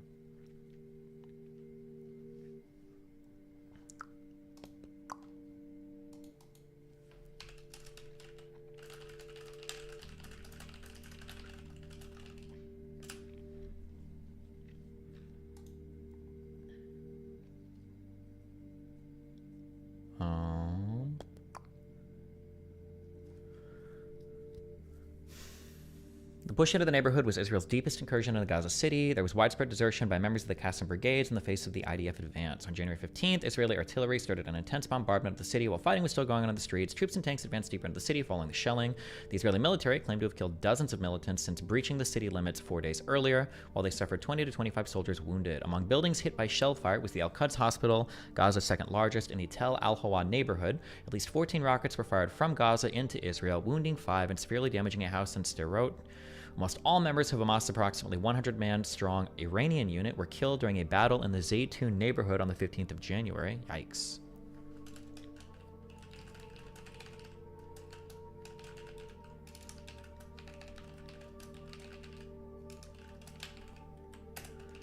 Killed during a battle in the Zaytun neighborhood.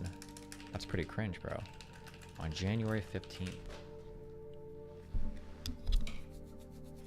Members of the military wing had previously traveled to Iran for training by the Iranian Revolutionary Guard. According to Palestinian sources, Iran was preparing for an end to the fighting and promised money and resources to rebuild military capabilities and infrastructure destroyed during the fighting. The headquarters of the UNRWA was also shelled on the 15th of January. There were 3 people injured, and tons of food and fuel intended for 750,000 Palestinian refugees were destroyed. The Associated Press initially reported that an anonymous Israeli military official stated that Gaza militants had fired anti-tank weapons and machine guns from inside the compound. Israeli Prime Minister Ehud Olmert said, "It is absolutely true that we were attacked from that place, but the consequences are very sad and we apologize for it. I don't think it should have happened and I'm very sorry." After UNRWA dismissed this as nonsense, Israel ordered an army investigation into the incident. Israeli officials afterwards came forward to say that preliminary results show that the militants ran for safety inside the UN compound after firing on Israeli forces from outside. The UNRWA was shelled on January 15th with tons of food and fuel being destroyed in the process.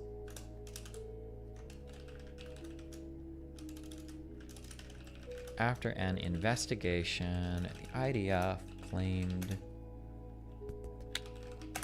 3 militants fired, or no, it just says militants claimed that militants ran for safety inside the UN compound after firing on Israeli forces from outside. On the 16th of January, more than 50 Israeli airstrikes were carried out against militants, tunnels, and a mosque suspected of being used as a weapons store. Israeli forces continued their push into Gaza City while Israeli Navy vessels shelled militant targets. In support, about 10 rockets were fired into southern Israel. The Givati Brigade penetrated the deepest into Gaza City. The brigade's reconnaissance battalion swept into the Tel Al-Hawa neighborhood and took over two 15-story buildings in search of Hamas operatives. 2 days before the ceasefire went into effect, about 40 Palestinian fighters were killed during the operation. The commander of the brigade, Colonel Ilan Malka, was critical of Hamas's use of civilian homes and said that he took many steps to prevent our soldiers from getting hurt. Malka told reporters that the IDF had initially predicted each battalion would lose 6 or 7 soldiers. Actually, we should have, that was probably a big deal. War crimes.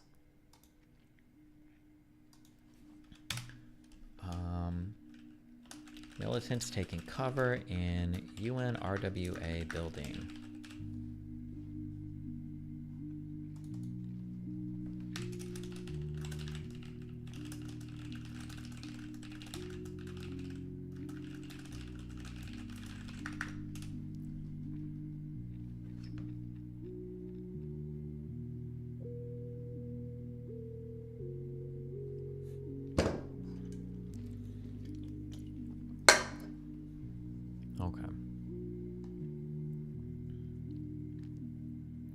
Do you know the structure of the debate? Nope, it's just gonna be like a 5-hour conversation. We'll see how it goes. The Israeli government considered a third phase of the operation with the intent of dealing a knockout blow to Hamas. Military and intelligence assessments indicating that shifting the goal to destroying Hamas would require additional weeks of deep ground incursions into urban areas and refugee camps. This was expected to result in heavy casualties on both sides and among civilians, reduce the strong domestic support for the war, and increase international criticism. Fuck, wait, I just realized something. On my war crimes part, I wonder if I should have sorted by conflict instead of by, the top level should be conflict instead of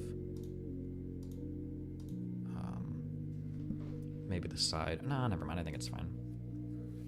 Yeah, never mind, okay. Do you have a strategy for dealing with Fink's dishonesty and dodging of questions? Yeah, that's all like debate stuff.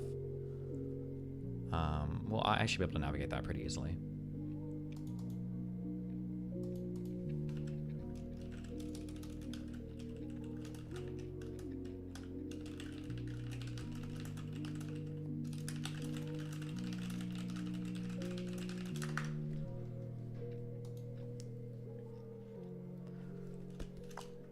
One, two, three. Humanitarian ceasefires.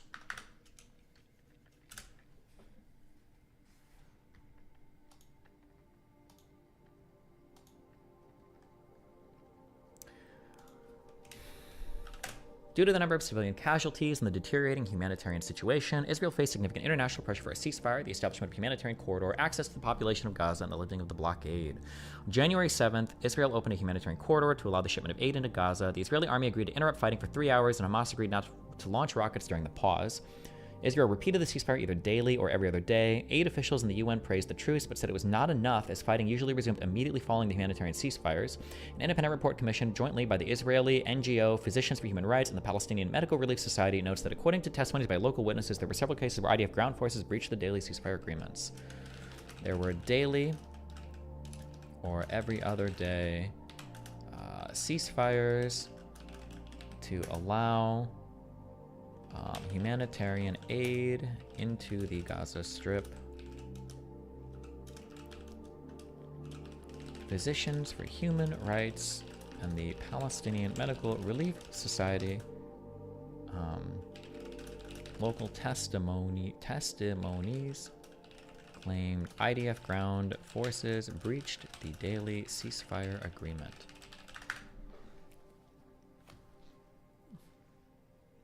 Ew.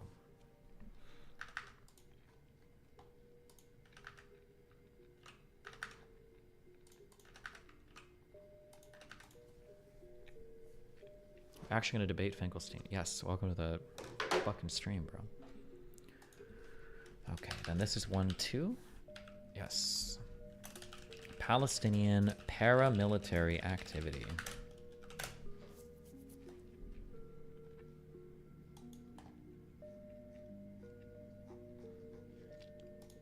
According to Abu Ahmed, the official media spokesman of the Al-Quds brigades, the military wing of the Palestinian Islamic Jihad movement. Palestinian paramilitary factions in Gaza work together, operationally and otherwise, to repel the Israeli attack on Gaza. Abu Ahmed told Asharq al-Awsat during the war that everybody helps everybody. Else, with regards to food, weapons, and first aid, there's no difference between a member Al-Quds Brigade or Al-Qassam Brigades, military wing of Hamas, or Al-Aqsa Martyrs Brigades, or Abu Ali Mustafa Brigade, the militant wing, or the military wing of the Popular Front for the Liberation of Palestine, or the PFLP. For everybody's goal is the same, and their compass is pointing in the same direction, and that is to drive out the occupation and defeat them and disrupt their plan to dissolve the Palestinian cause. Hamas said that the rockets fired from Gaza were meant to hit military targets, but because they are unguided, they hit civilians by mistake. Political representatives for Hamas, Islamic Jihad, the PFLP, SAICA, the Popular Struggle Front, the Revolutionary Communist Party, Palestinian Liberation Organization, Fatah's Intifada faction, and a number of other Palestinian factions in Syria formed a temporary alliance during the offensive as well. They issued a joint statement refusing any security arrangements that affect the resistance and its legitimate right to struggle against the occupation, and refusing proposals suggesting international forces be sent to Gaza. The coalition also affirmed that any peace initiatives must include an end to the blockade and an opening of all of Gaza's crossing, including Rafah, the Rafah crossing with Egypt. Wait. Remembering this, is Bad Bunny still banned from Twitch? Did she actually get like super perma banned? Or did she end up getting unbanned?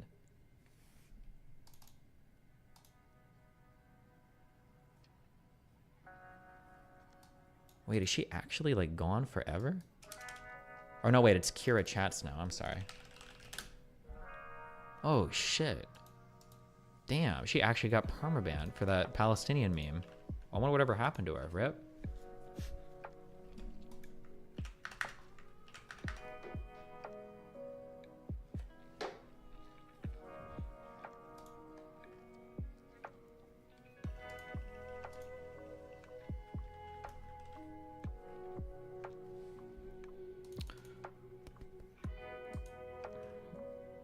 Copy a link address. Check her Twitter. See me on the whatever at 5. Why did you link me this?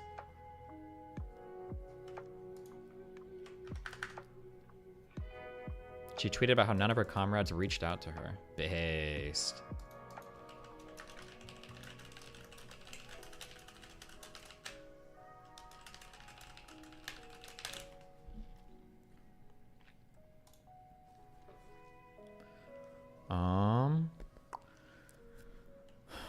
Let's see.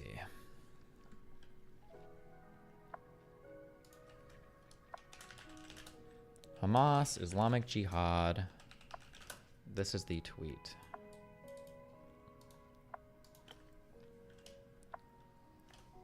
Wait, we're fucking copying this.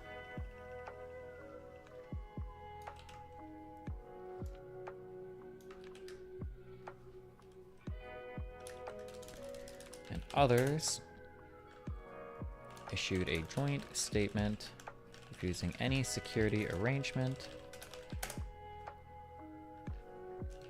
Doesn't include an end to the blockade and an opening of all of Gaza's crossings. She tweeted out on January 26th, genuinely despicable how few comrades have reached out and shown support since I was targeted by fascists and permanently banned from Twitch. Damn.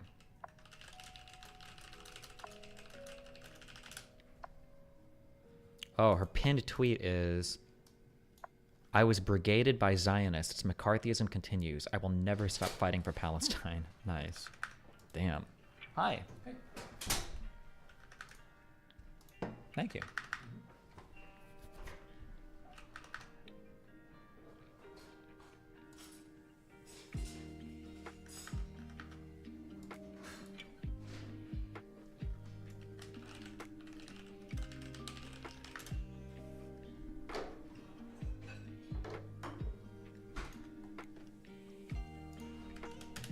One, two, three, preparation.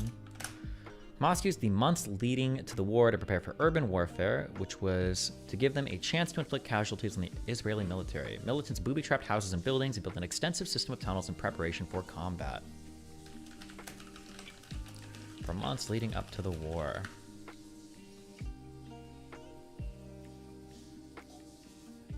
A Hamas fighter reported the group... hold on. booby trapping houses, building extensive systems of tunnels.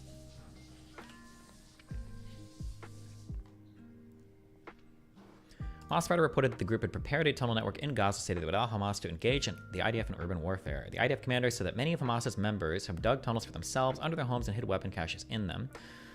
The IDF claims Hamas members hid weapons caches under their homes. Thank you, babe.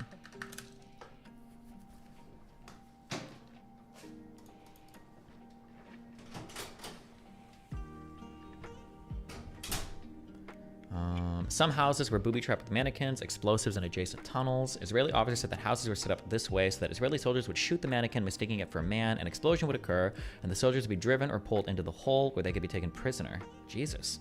A colonel estimated that 1/3 of all houses encountered were booby-trapped. IDF Brigadier General Eyal Eisenberg said that roadside bombs were planted in TV satellite dishes, adding that Hamas booby-trapping of homes and schools was monstrous and inhumane. Jesus, the IDF claimed satellite dishes were armed with bombs and that 1/3 of houses were booby-trapped. They also claimed schools were booby-trapped as well.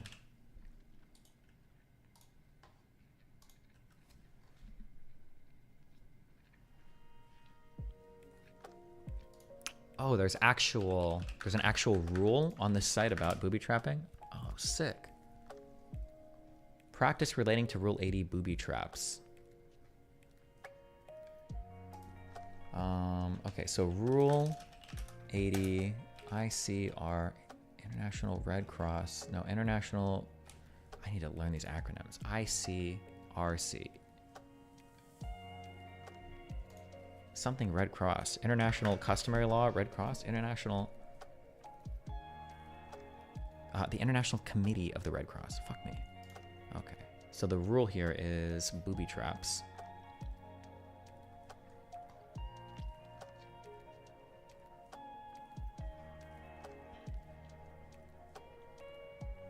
If you were to guess as a percentage, how reliable are claims made by Israel/the IDF? I would say that they're probably pretty high degree of reliability, just because like they have their own investigative bodies and they kind of open their shit up, generally speaking, to external examination, generally speaking.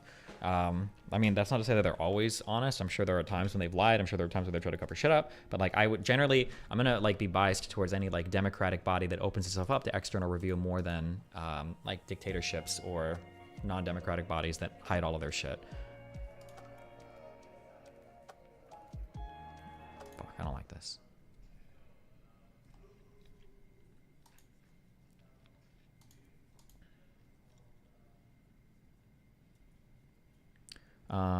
Ron Ben Yishai, an Israeli military correspondent embedded with invading ground forces, stated that entire blocks of houses were... Okay. Was that Siri?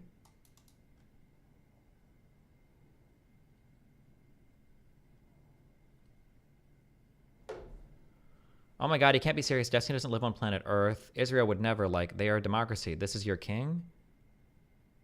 Yeah. So how much you want to bet that if we found Machiavelli's fucking Twitter account, you're retweeting fucking retarded shit from Russia today? Fucking moron. Okay. Okay. Israel said a map showing the deployment of explosives and Hamas forces in the Al-Atatra neighborhood in northern Gaza was found. The map reportedly showed that Hamas placed many explosive firing positions in residential areas, several mosques, and next to a gas station. Oh wow, they found the Ubisoft mini-map unlock for the area. Nice. Israel deployed the elite Sayeret Yahalom combat engineering unit throughout the brigades with new equipment, including miniature robots and improved wall-breaching munitions to counter the booby traps. According to Jane's Defense Weekly, armed groups in Gaza counted domestically produced anti-armor RPGs like Al-Batar and Bana 1 and Bana 2 in their arsenal. Hamas and Islamic Jihad also manufactured a variety of IEDs, some of which were anti-personnel bombs, and others which were planted on the sides of roads or underground to be activated against tanks and armored personnel carriers. According to the Jerusalem Post, some of the IEDs were manufactured from medicine bottles transferred to the Gaza Strip as humanitarian aid by Israel. Oof. The same newspaper also reported that Hamas representatives said they were fighting with the aid of armored vehicles and weapons confiscated from the Palestinian National Authority given by Israel, the United States, and other countries. If that's true, that's kind of a big deal.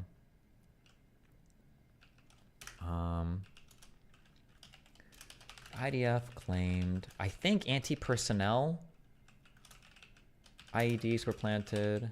I think those are against. I don't know if you can have anti-personnel mines. I could be wrong. Is that are you not allowed to do that? Manufactured from medicine bottles. Transferred to the Gaza Strip as humanitarian aid by Israel.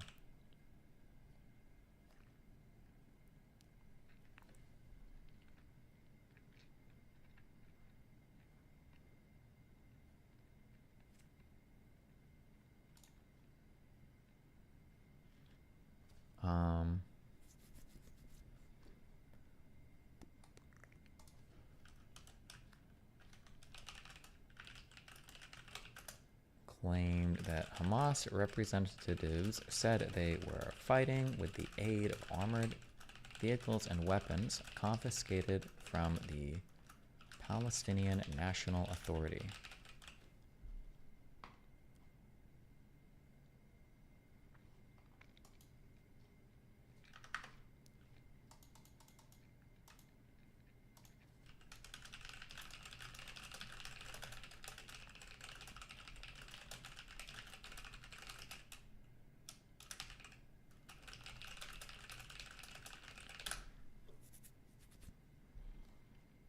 Okay. Customary IHL anti-personnel mines. Prohibits the use of remotely delivered anti-personnel mines which are not equipped with self-destruction and self-deactivation devices. Oh, so this is the prohibition of certain types of landmines. Is this Rule 81?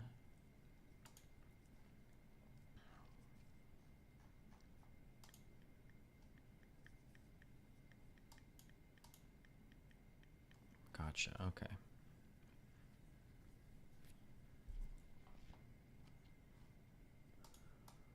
I'll archive both of these later. I'm just saving every single relevant international law for any of these conflicts. So like I have all of the treaties, I've got all of the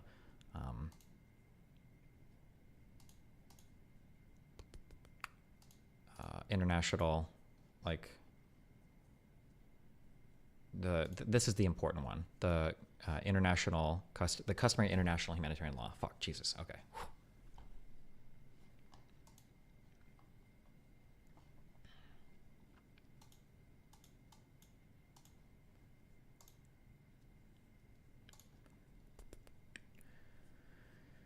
Okay. At least one Palestinian witness told an Italian reporter that on. Oh wait, hold on.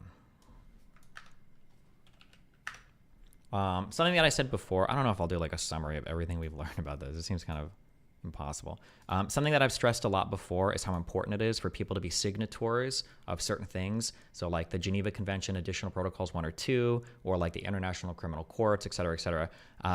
I think in the past, I think my understanding of that was not good. I don't actually think being a signatory of a lot of these things matters that much because there's a whole broad sprawling thing called humanitarian or customary international humanitarian law, which also encompasses a lot of customary rules of the international law of armed conflict. And for a lot of these rules, basically, my understanding is, and what I would say is, any of the rules that you find on this website are things that every single country is expected to follow, regardless of whether or not you've signed anything. That any rule, I believe, my understanding is any rule that shows up as part of the International Humanitarian Law database, any of these rules are basically things that every country in the world is expected to follow. Whether you've signed to everything or nothing, it doesn't matter. So a lot of what shows up in Additional Protocol 1 of the Geneva Conventions, for instance, gets basically end up being like thrown into what is considered customary international law.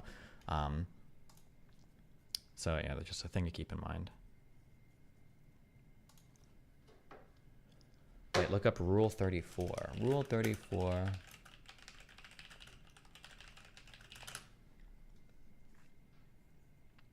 Journalists. I think you gave me the wrong rule, buddy. if landmines are allowed or not allowed in some areas, I'm sure it'll be included in here.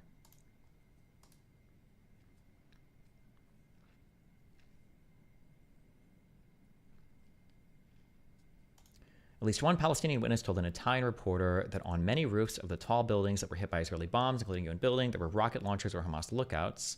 On the 27th of January, the Shin Bet released details given by Hamas captives, including the militants' use of mosques for weapon caches and military training. Militants admitted the location of Hamas weapon storage sites in tunnels in the homes of activists and in citrus groves and mosques, and told of theory instruction given in mosques as well. Jesus, man, we're really going all out. Rule 34. Oh, shit. Fuck me. I'm fucking retarded. Sorry. I'm in fucking... My brain is over here. Never mind. Fucking... You guys are all horrible. I'm gonna play fucking... I'm gonna rickroll you guys for 8 hours tomorrow, okay? Fuck you. Jesus Christ.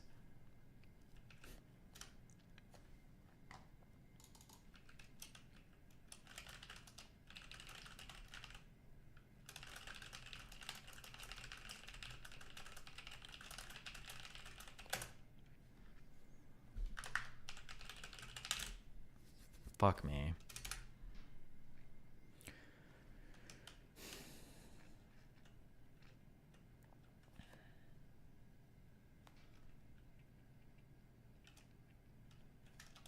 Militants admitted... Wait, hold on. What do we say?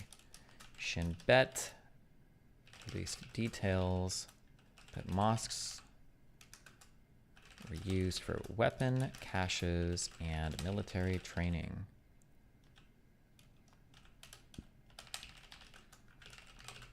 To the location of Hamas weapon storage sites in tunnels in the homes of activists. Jesus.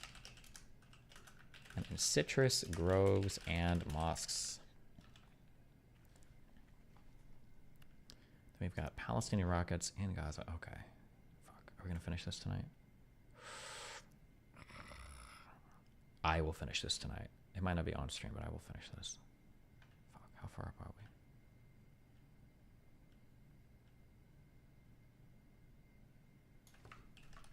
Preparation.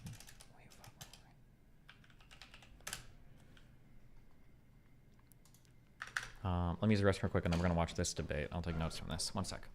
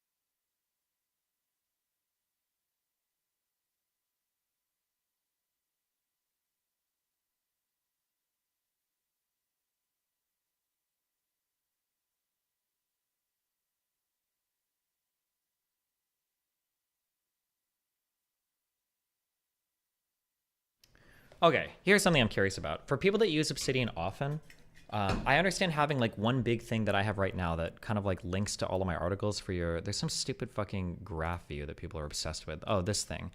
How do you actually go about creating like multiple like interlinks though? Because like, do you go back through your old notes that you've created and then like look for words and then link them to other things? Or how do you even do that?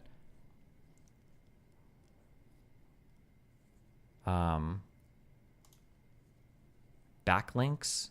What does a backlink mean?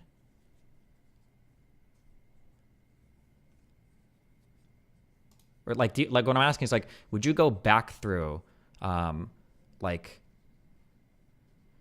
let's say that I do let's say that I take notes on the Yom Kippur War, and then let's say that I do another thing and I reference something about like the War of Attrition. Would I go back to this article and then make a link to that other one that I just made? I just add links and new notes that I create the notes I already have. Backlinks is when you go back to flirting with Lav and DMs. Based. You can link a word or phrase to another page, and that creates a backlink. I think it's difficult the way you did it. Oh.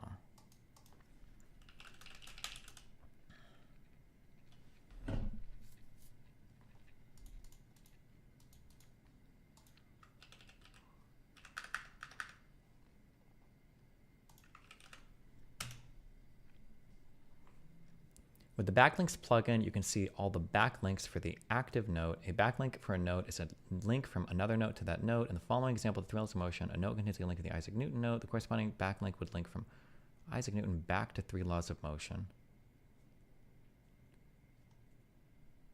How?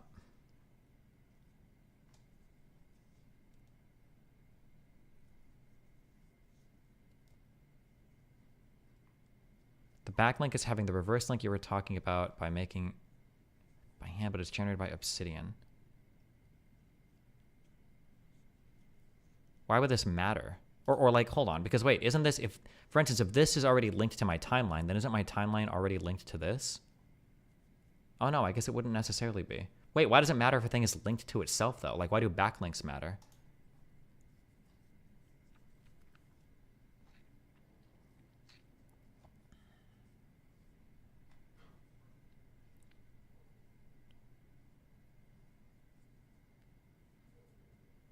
You don't use hashes at all, Destiny.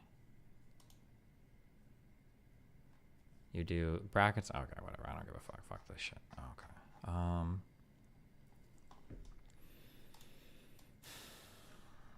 right. Norman Finkelstein.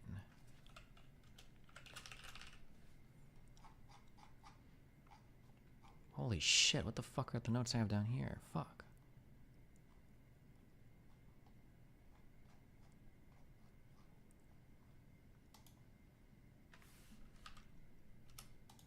I'll sort through these later. Damn, I gotta go through and like clean up the bottoms of these. I add stuff that I just don't.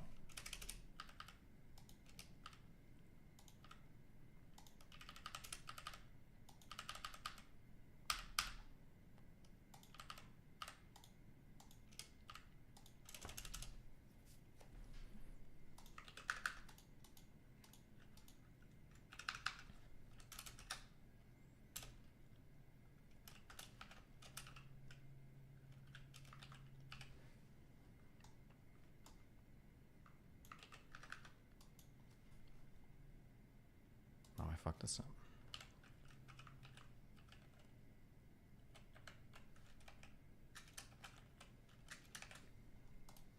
Okay.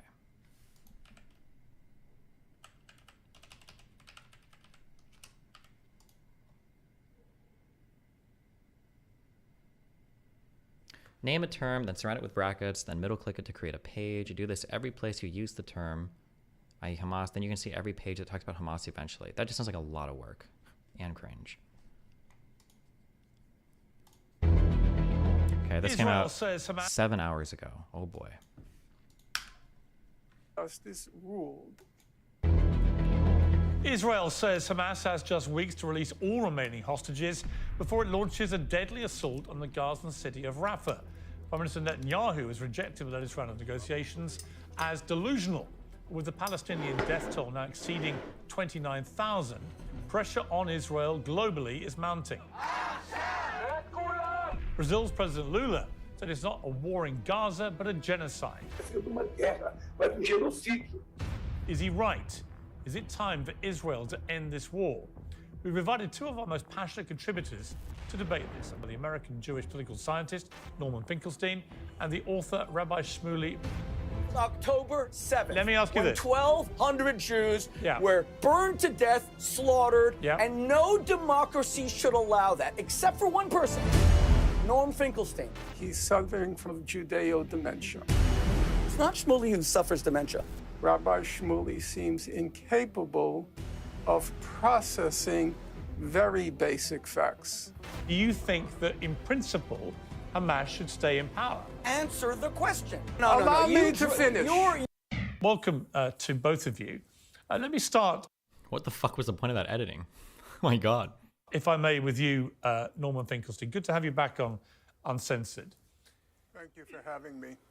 We seem to be reaching a point here where something has to give.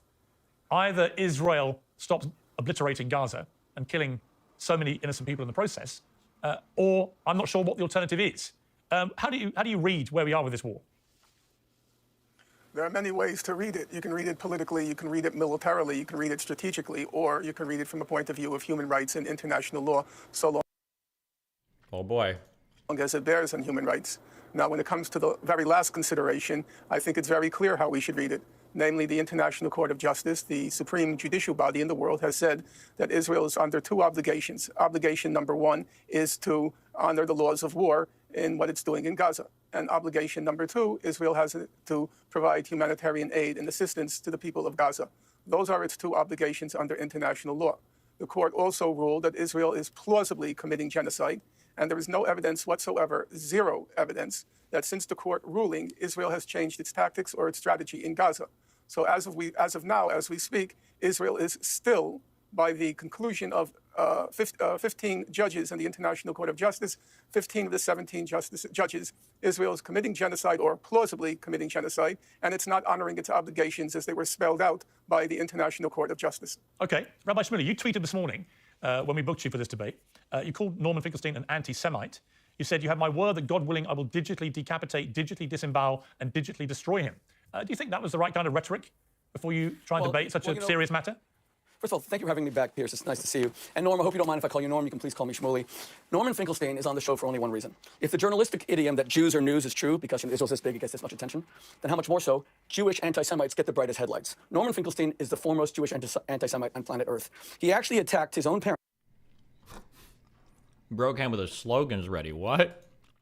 Whose only crime was to be Jewish. Their entire family was annihilated in Warsaw. They're not victims. They hated Germans and wanted them dead. He didn't think to himself, maybe my parents wanted the Germans to suffer, to stop the war, to break the will of the German people, to stop murdering, gassing 10,000 Jews per day. His hatred of the Jewish people has extended even to his own family. He calls Israel a satanic state that comes from the boils of hell. He calls it a vandal state. He said that the 15 people murdered in the Charlie Hebdo massacres, he has no sympathy for them whatsoever. But this is the most telling thing of all, and you discussed this the last time. He said, on October 7th, hours after the massacre of 1,200 Jews started, he wrote, "It warms every fiber of my soul to see the children of Gaza smiling as their arrogant Jewish supremacists that have been humbled. The stars above in heaven are looking down.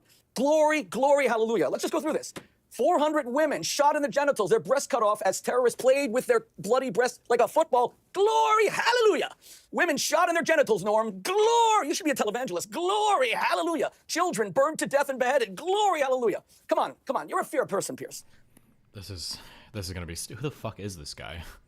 This is exactly what your friend Douglas Murray said, because he refuses to debate Norman Finkelstein. He called him a sociopath. He said Norman Finkelstein is a psychotic. He's not on your show because he's a serious academic. Wolfgang Benz, professor of Ellingen, who is one of the foremost German historians of the Holocaust, said the only thing interesting about Norman Finkelstein is that he needs a psychiatrist. Okay, well, look, Professor right. Wolfgang, wait, one second. Professor Wolfgang.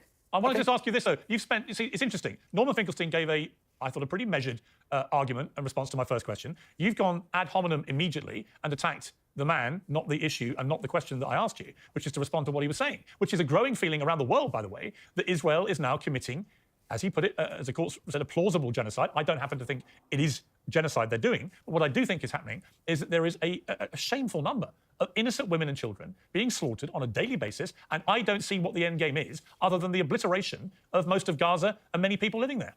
So to answer that point... So let me answer your question directly. First of all, when you quote President Lula of Brazil, he is a criminal who served in jail for corruption. He has zero credibility. He also knows nothing about history. 10,000 Jews were gassed a day for 4 years. What? Oh my God. Is there any debate? Is this actually a real debate? Or is it, who the fuck is this fucking loser? This is embarrassing. Rabbi Shmuley? Is he like a Twitter guy? He hasn't given a single substantive argument yet. It's all just weird cringe fucking...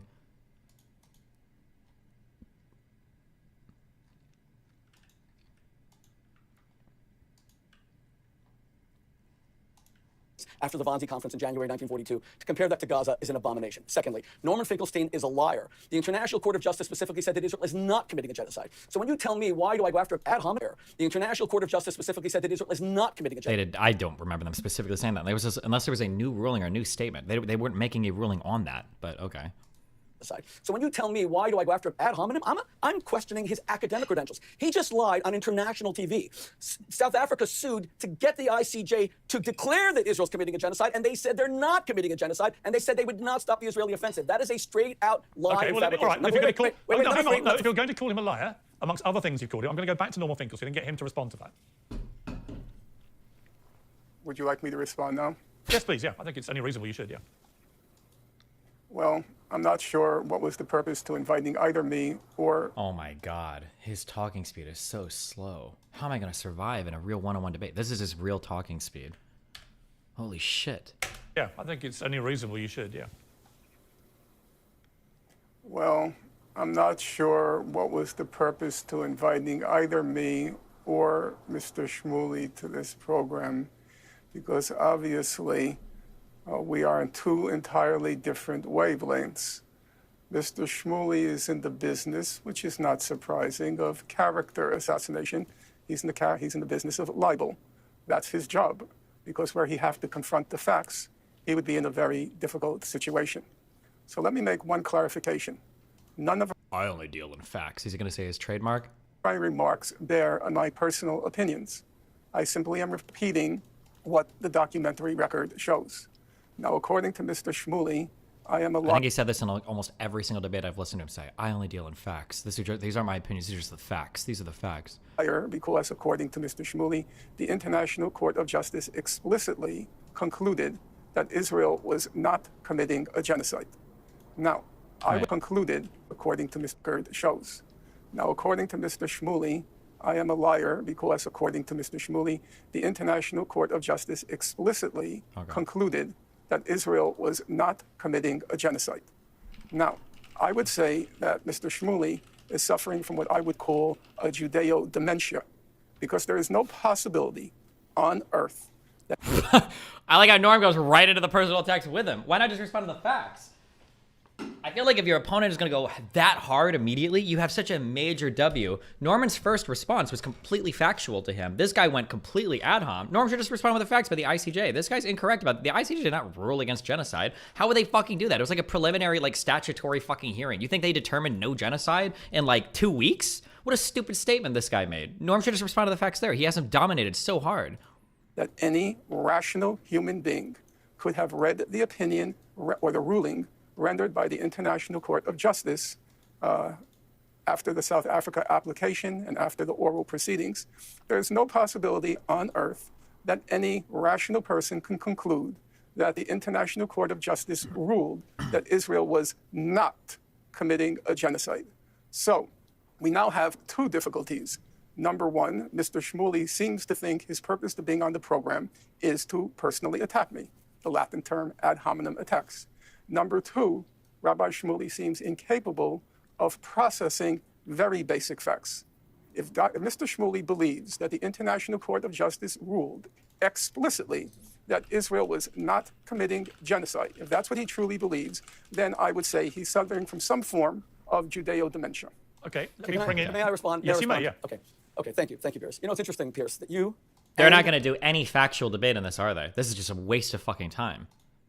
Norm are saying that I went ad hominem. No, I did not. I quoted his own words of Jewish anti-Semitism, vitriol, which are so extreme that they're shocking.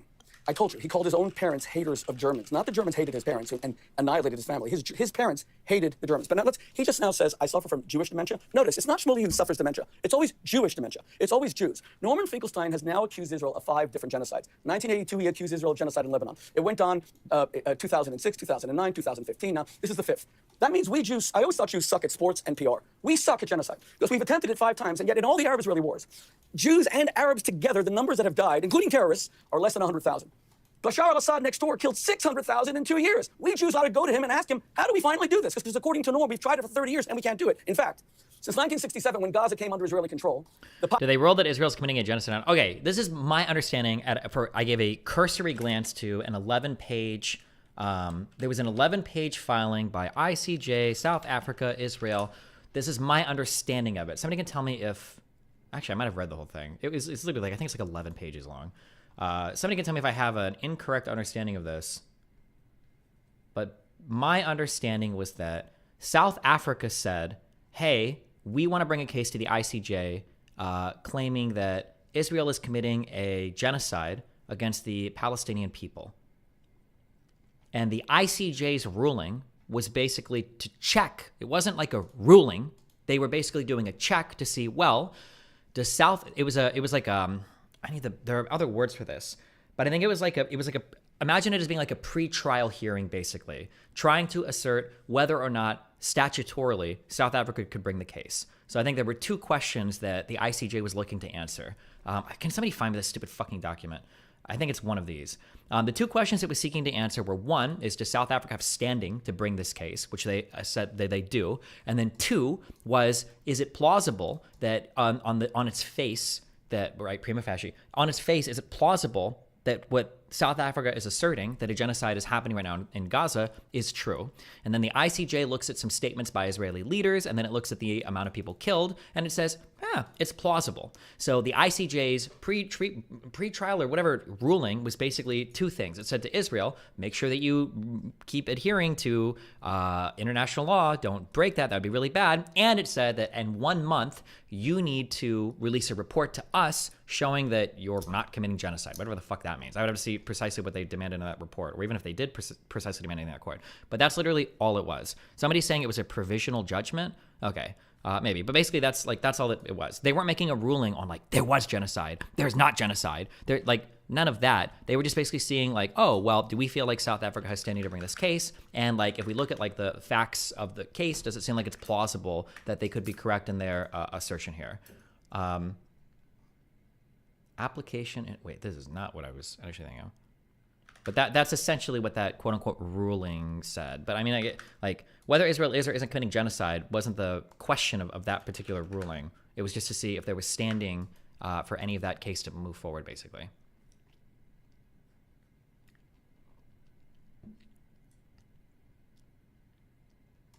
Population of Gaza grew by 1 million people. How is that a genocide?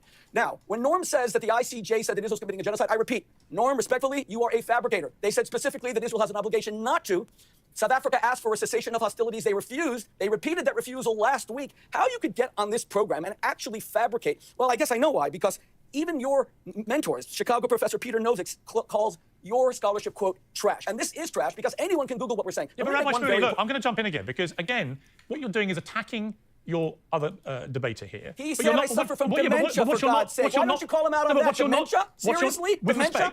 respect, what you're not doing is answering the specific questions. There are many, Okay, so I'm many, gonna answer the- okay, you so know let me there are answer the many, question. many people around the world increasingly concerned about the scale of Israel's response, the appalling death toll. Is that why he said prove that they explicitly said they weren't, so we could get them on semantics? I mean, I don't really like the way either of them summarize it. Like, when Finkelstein says they said it's plausible they're committing genocide, they didn't mean that as in, like, it's likely. Like, oh my God, like, they're just saying that, like, they have standing for the case. But Finkelstein is far more correct, however much I might dislike his characterization, he's far more correct than this guy's assertion that, oh, they said there was no genocide happening. That absolutely was not the case. It's not even there. I don't even know if he's familiar with what that, like, pre-trial motion or pre-trial hearing or whatever the fuck it even was. There wasn't, like, a whole analysis and ruling and everything that happened. That's just complete, unless there's something else released that I'm not aware of. Of children, the appalling number of children also being orphaned, the appalling number of women being killed, innocent women, and they don't see an end game. They just see Israel continuing to bomb, kill, kill, kill. But how does this end? If the next stage is Rafah, which now has 6 times as many people in it as it did 4 months ago, and is a huge refugee camp, and you're trying to find just a few thousand Hamas amongst over 1.5 million people, then you're going to get even more people around the world saying this is a senseless way of conducting war. Now, what do you say? I hear you. Okay. In the lifetime of your parents, the greatest statesman of the 20th century, Winston Churchill, fought the greatest evil the world had ever seen. Now, the Americans used something called a Northern... The thing is, in a similar preliminary ruling, the ICJ ordered Russia to cease all hostilities, and that was the main thing South Africa was hoping to get. So the fact that the ICJ denied the measure sort of hints at the fact that, based on the evidence they have, a genocide isn't too plausible. I would have to look at the ruling for... I'd have to look at the ruling for Russia, but I think that the big issue with Russia is that Russia probably would fail internationally in the jus ad bellum part of international law that would govern whether or not you're allowed to resort to war. So I think Russia fails on its face because I don't think Russia has had an appropriate casus belli, has had an appropriate reason for war with Ukraine. That's why they call it, in some ways, a special military operation. But I mean, I don't think the international community recognizes that.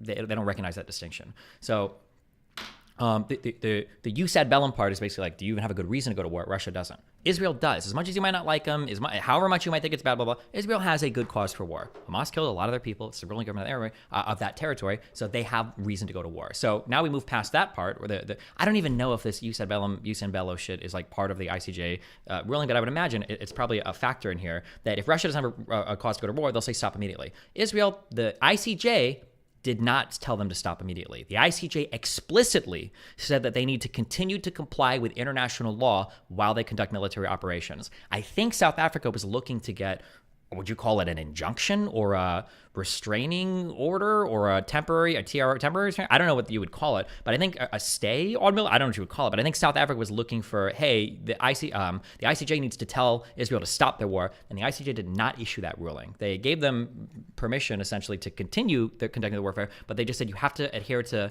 international law and you have to adhere to military you have to adhere to international law, and you have to submit a report by the end of the month to say if you're committing genocide or not, basically. I don't know what that report looks like, but yeah.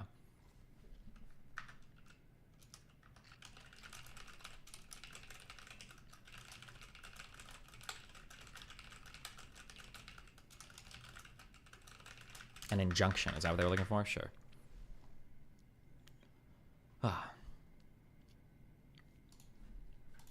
This is the court answer. Here's the ruling at the bottom.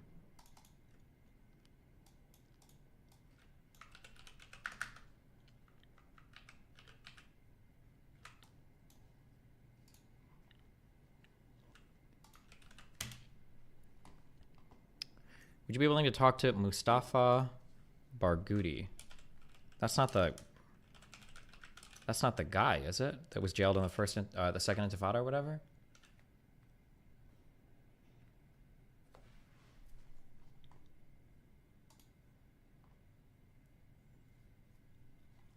Oh, it's his cousin? If he wanted to, yeah, sure, of course. Yeah, obviously. Hell yeah, I would. Yeah.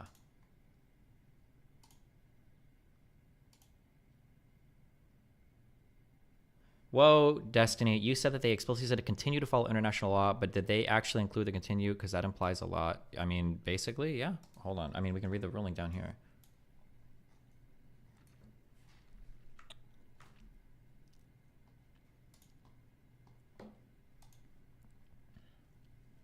This is what South Africa was requesting. The state of Israel shall immediately suspend its military operation. They shall ensure that any military or regular armed units which may be directed, supported, or influenced by, as well as any organizations and persons which may be subject to its control, direction, or influence, take no steps in furtherance of the military operations.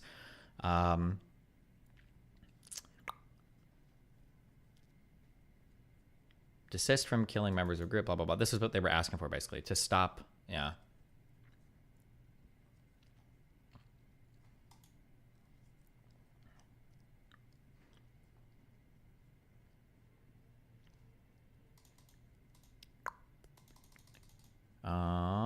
This is like introducing like the facts of everything. I think this part here.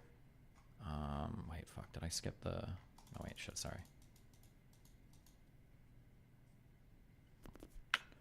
It gives a slight intro to the conflict. Cites some other international bodies. This goes over all of the preliminary observations. Is like basically saying like, does South Africa have, I think, the ability to even bring this case? Do they have standing? And since South Africa and Israel are parties to the Geneva Convention, that means that basically South Africa does. I think in part of this it cites statements and actions by the country of Israel.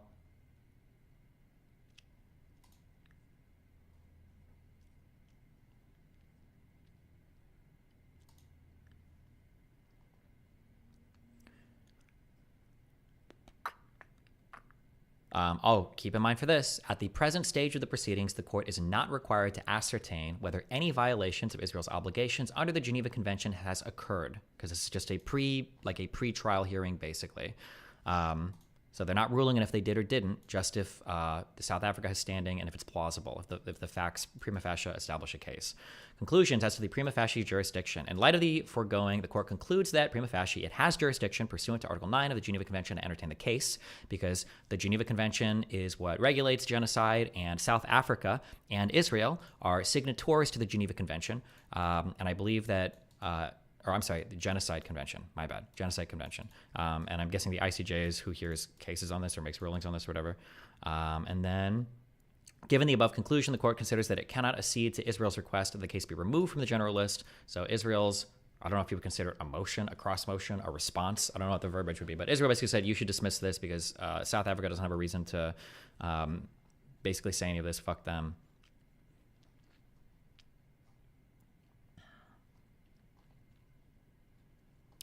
This goes over statements that, I think up here, it goes over statements that Israeli generals or politicians have made, and then the number of people dying.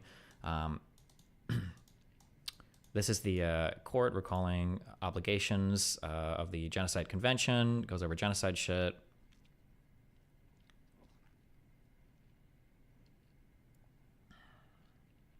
It's citing other people talking about the situation in Gaza. WHO, other people, blah, blah, blah. It goes over some facts. Sustained by bombardment against Gaza Strip has caused a massive population. It cites through all these. It's also taken note of, this is what I was referring to, a number of statements made by senior Israeli officials. It calls attention particularly to the following examples: the complete siege of Gaza City, no electricity, no food, no fuel. I've released all restraints. You've seen what we're fighting against. It goes through President of Israel statements.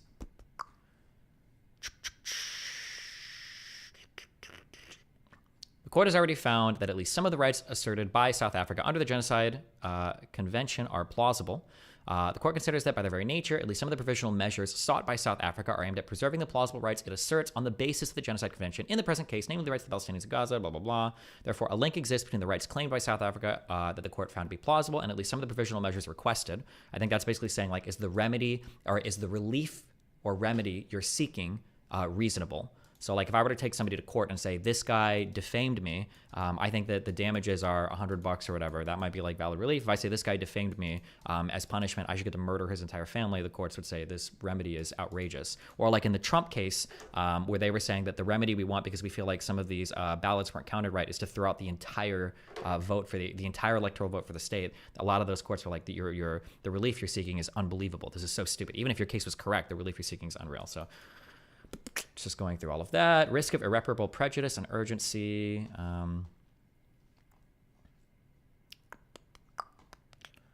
Since there's a clear risk of irreparable prejudice to the rights of Palestinians in Gaza.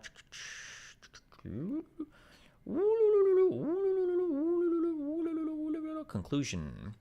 The court concludes on the basis of the above considerations that the conditions required by its statute for it to indicate provisional measures are met. It is therefore necessary, pending its final decision, for the court to indicate certain measures in order to protect the rights claimed by South Africa, and the court that the court has found to be plausible. Wait, see paragraph 54. Did I miss 54? Was that an important one?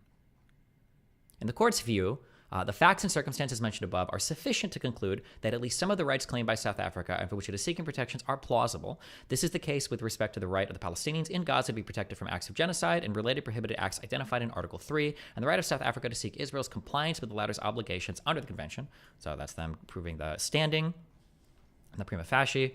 The court recalls that it has the power under the statute when a request for provisional measures have been made to indicate measures that are, in whole or in part, other than those requested. Article 75, paragraph 2 of the Rules of Court specifically refers to the power of the court, blah, blah, blah. In the present case, having considered the terms of the provisional measures requested by South Africa and the circumstances of the case, the court finds that the measures to be indicated need not be identical to those requested. So they're saying, like, yeah, we can basically say, Israel should do this or that. It's not the same thing that South Africa was requesting. The The court considers that, with regard to the situation described above, Israel must, in accordance with its obligations under this Genocide Convention in relation to Palestinians in Gaza, take all measures within its power to prevent the commission of all acts within the scope of Article 2 of this convention in particular, and then it lists out the genocide things. The court recalls that these acts fall within the scope of Article 2 of the convention when they are committed with the intent to destroy, in whole or in part, a group. The court further considers that Israel must ensure with immediate effect that its military forces do not commit any of the above described acts.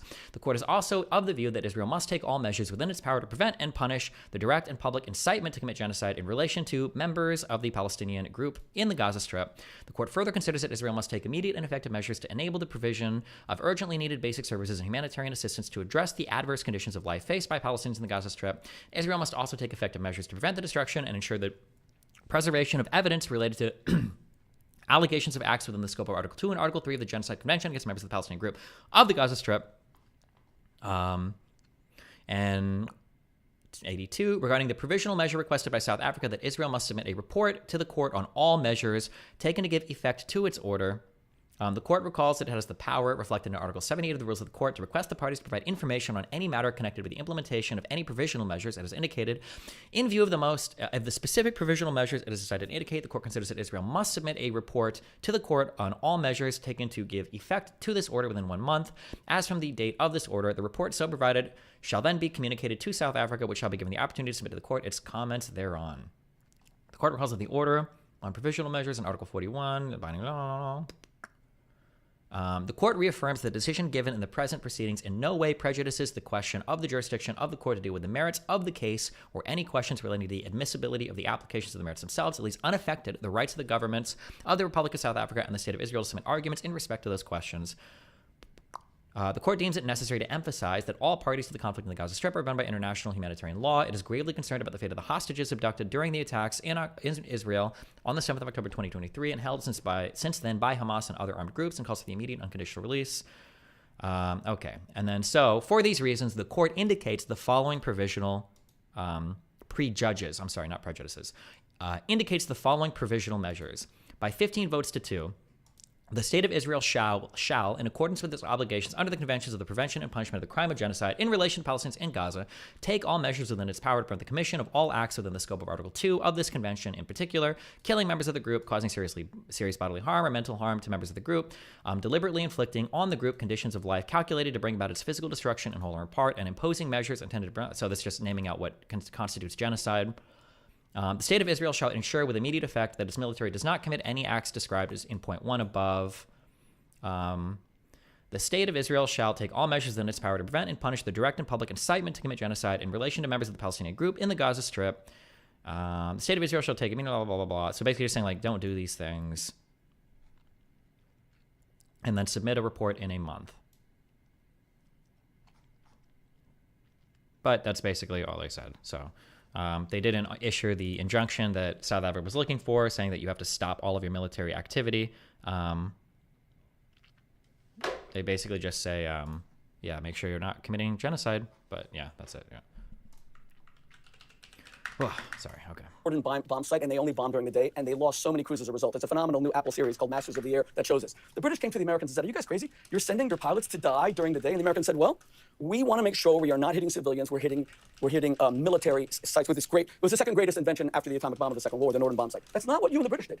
You bombed at night indiscriminately, murdering millions of civilians. So by the definition of Norman Finkelstein, who says that whether you intentionally target civilians, which Israel does not, Israel loses hundreds of soldiers. The whole point, Rabbi wait, no, but I'm asking, but I need to put one question to Norman Finkelstein. Let me respond to your argument. Was Britain a terrorist state fighting the Nazis? Okay, yes or no? I will come Indiscriminately. Yes, I'd like to hear his response. Let me ask Norman that. What I would say to that, for what it's worth, is that there was huge regret over things like the carpet bombing of Dresden, which led directly to Cologne, Essen, Dresden. Which led directly, by the way, it was April 1945. Let's go to Cologne. Let's go to Dresden. Let's go to Hamburg. Let me finish. Which led directly to the Geneva Convention to try and prevent these things happening again. Many people think what's happening now in Gaza is a form of that happening again. Norman Finkelstein. No. What's happening in Gaza is what the Americans did with the Norden bomb site. The Israelis are using surgical targeted strikes. Well, they're killing a lot of children. Because Hamas lives under their homes. Hamas builds. Rabbi Shmuley, with respect, if Israel's being that precise, why is it killing so many children? Firstly, I want to know what is the accuracy of your numbers, because I trust Hamas as much as I. He doesn't answer anything. This is just stupid debate. Ugh. trust. They're complete liars. Secondly, Hamas unfortunately wants these children to die because the more that die, the more you're going to challenge me on TV. Israel wants them to live. Israel withdrew in 2005. Hamas builds their military installations under these children's homes, under their kindergartens, under their nurseries, under their hospitals. All right, let we me now bring in- found 350 miles of tunnels under children's. At Destiny, but no implication one way or another that they believe Israel is already taking all measures to prevent genocide, as would be implied if it had said Israel must continue to do so. I don't know what point you're making. All they basically said was Israel is basically allowed to continue military operations, but they have to make sure that they don't genocide anybody, essentially. Homes. That's the size of the Okay, New York I want to bring subway in. system. I want to be fair to both sides on time. Norma Finkelstein, your response. What would you like me to respond to? I suppose the analogy with World War II. How does Finkeldick have... I'm sorry, I shouldn't insult him for our debate. Sorry. How does Finkelstein have time for these debates, but he couldn't talk to me? Really? This is a better use of your time? And the fact that indisputably, many hundreds of thousands, if not millions, of civilians died in that conflict, and the argument is it was for the greater good of defeating the Nazis. Do you see any parallel with wanting, and I completely understand Israel's desire, fervent desire, to eliminate Hamas after what they did on October the 7th, particularly as Hamas has stated again and again, they want to keep repeating it again and again. So on that particular argument about when you wage a war against whether it's the Nazis or Hamas, a lot of civilians tragically will get killed in the process, but ultimately that shouldn't stop you going ahead with the war to try and achieve your goal. What do you say to that? What I would say to that is there's a very good reason why this case was brought before the International Court of Justice. That is, as I'm sure you know, that if you examine what Israel has done in Gaza since October 7th, by virtually every dimension you examine it, the intensity of the bombing, the density of the bombing, the magnitude of destruction of civilian. Okay, hold on. The density, every dimension you examine it, the intensity of the bombing, the density of the bombing, the magnitude of destruction of civilian dwellings, civilian infrastructure, the percentage, the absolute number of children killed, the relative number of children killed to combatants killed, the percentage of women and children versus men killed, the number of medical personnel killed, the number of journalists killed, the number of UN workers killed.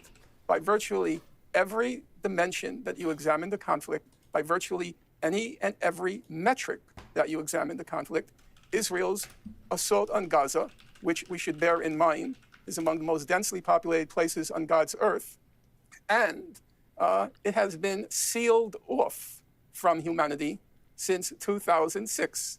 As Giora Eiland put it in March 2004, Giora Eiland was the head of the Israeli National Security Council.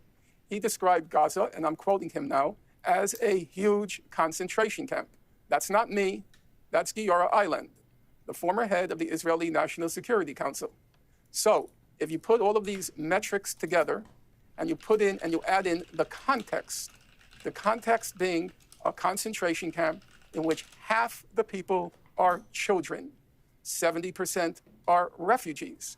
If you add in the context and the metrics, there is a very good reason why Israel was brought before the International Court of Justice. Now, Mr. Shmuley has every right to question the authority of the numbers, the figures, and so forth.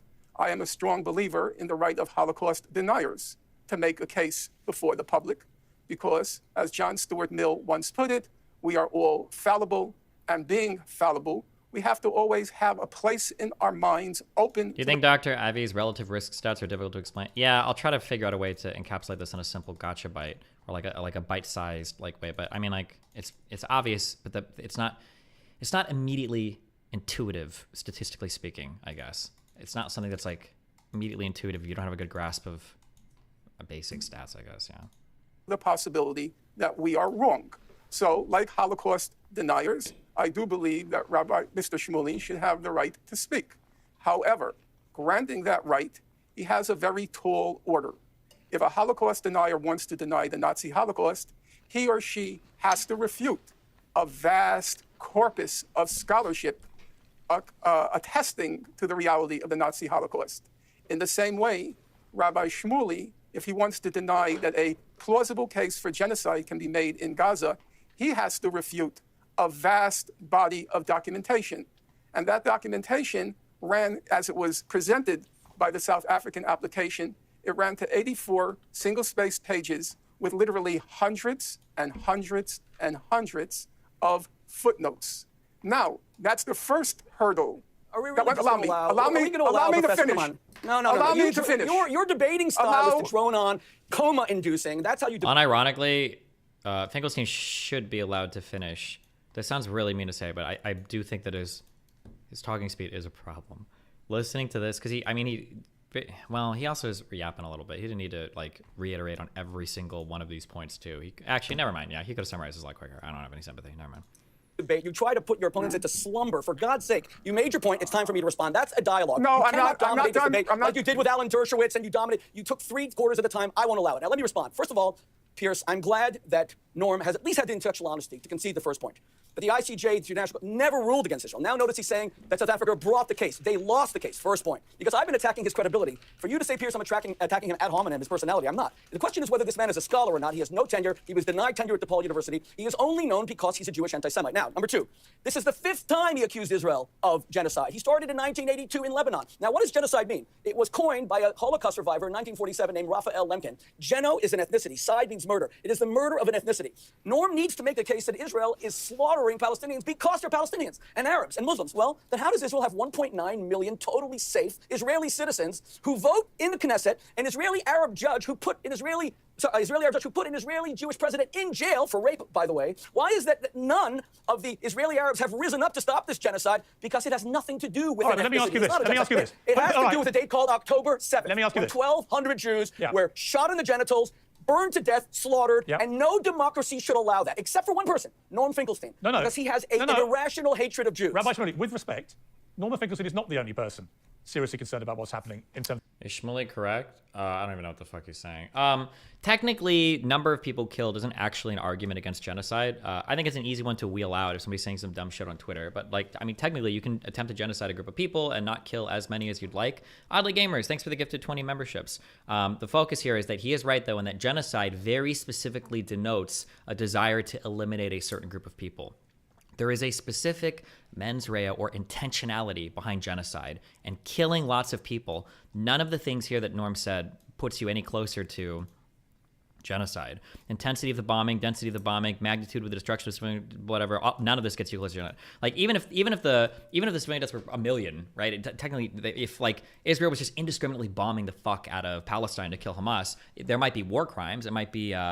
It might be a grave situation. There might be a ton of like international stuff violated, but like genocide is specifically referring to the intention to destroy a group of people along like, it's like ethnic, I think religious might be in there. We'd have to look under genocide convention definitions, but that's what you want to focus on. But both of these guys are just like yapping.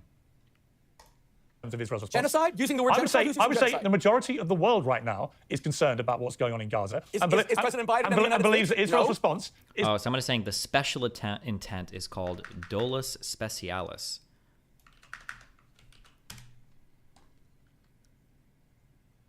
It's the special intent, or dolus, I don't know how to pronounce this, dolus specialis, that makes the crime of genocide so unique. In addition, case law has associated intent with the existence of a state or organizational plan or policy, even if the definition of genocide international does not include that element.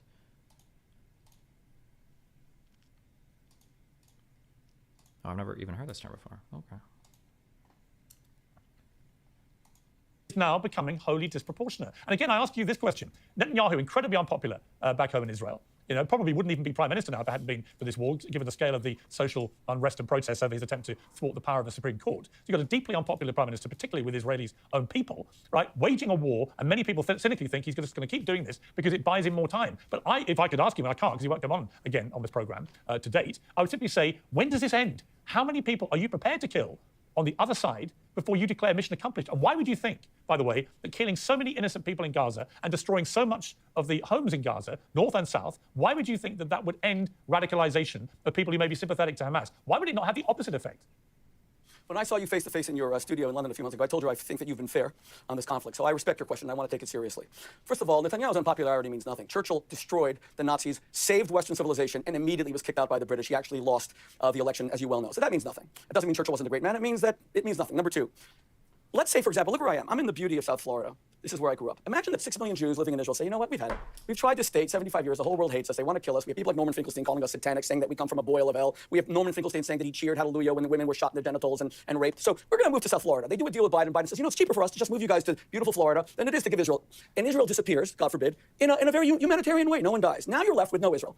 Will that change for one moment, Pierce?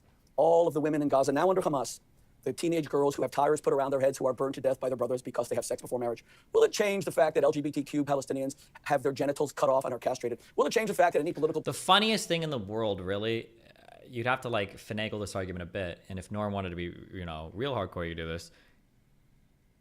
Technically, in a weird way, this guy over here is kind of sort of making an argument for genocide. When he starts going in on like the culture of Palestinians and he starts talking about this cultural rot, the fact that they're inferior in their treatment of LGBT people, the fact that the way that they treat women is different, if anything, he's kind of sort of hinting in the direction of maybe they should be genocided. Like this is an ethnic group of people that shouldn't exist, almost in a way, kind of. He's on his way there. Will it change the fact that LGBTQ Palestinians have their genitals cut off and are castrated? Will it change the fact that any political protests on the part of Palestinians, no Israel anymore, against Hamas, have them shot 20 or 30 at a time by hooded terrorists? Will it change the fact that Palestinian Authority officials, their fellow are thrown off rooftops by Hamas, who did this in 2006 in a coup? Will it change the fact that there isn't one Arab democracy? Will it change the fact that in Syria, 600,000 Arabs, 600,000, Norm Finkelstein doesn't give a damn about them, were killed between 2011 and 2014? Israel is not the problem. Arab dictatorships, tyranny. Would it change the fact that Ismail Haniyeh is worth $4 billion? Would it change the fact that Khalid Mashal is worth $7 billion? It would change nothing.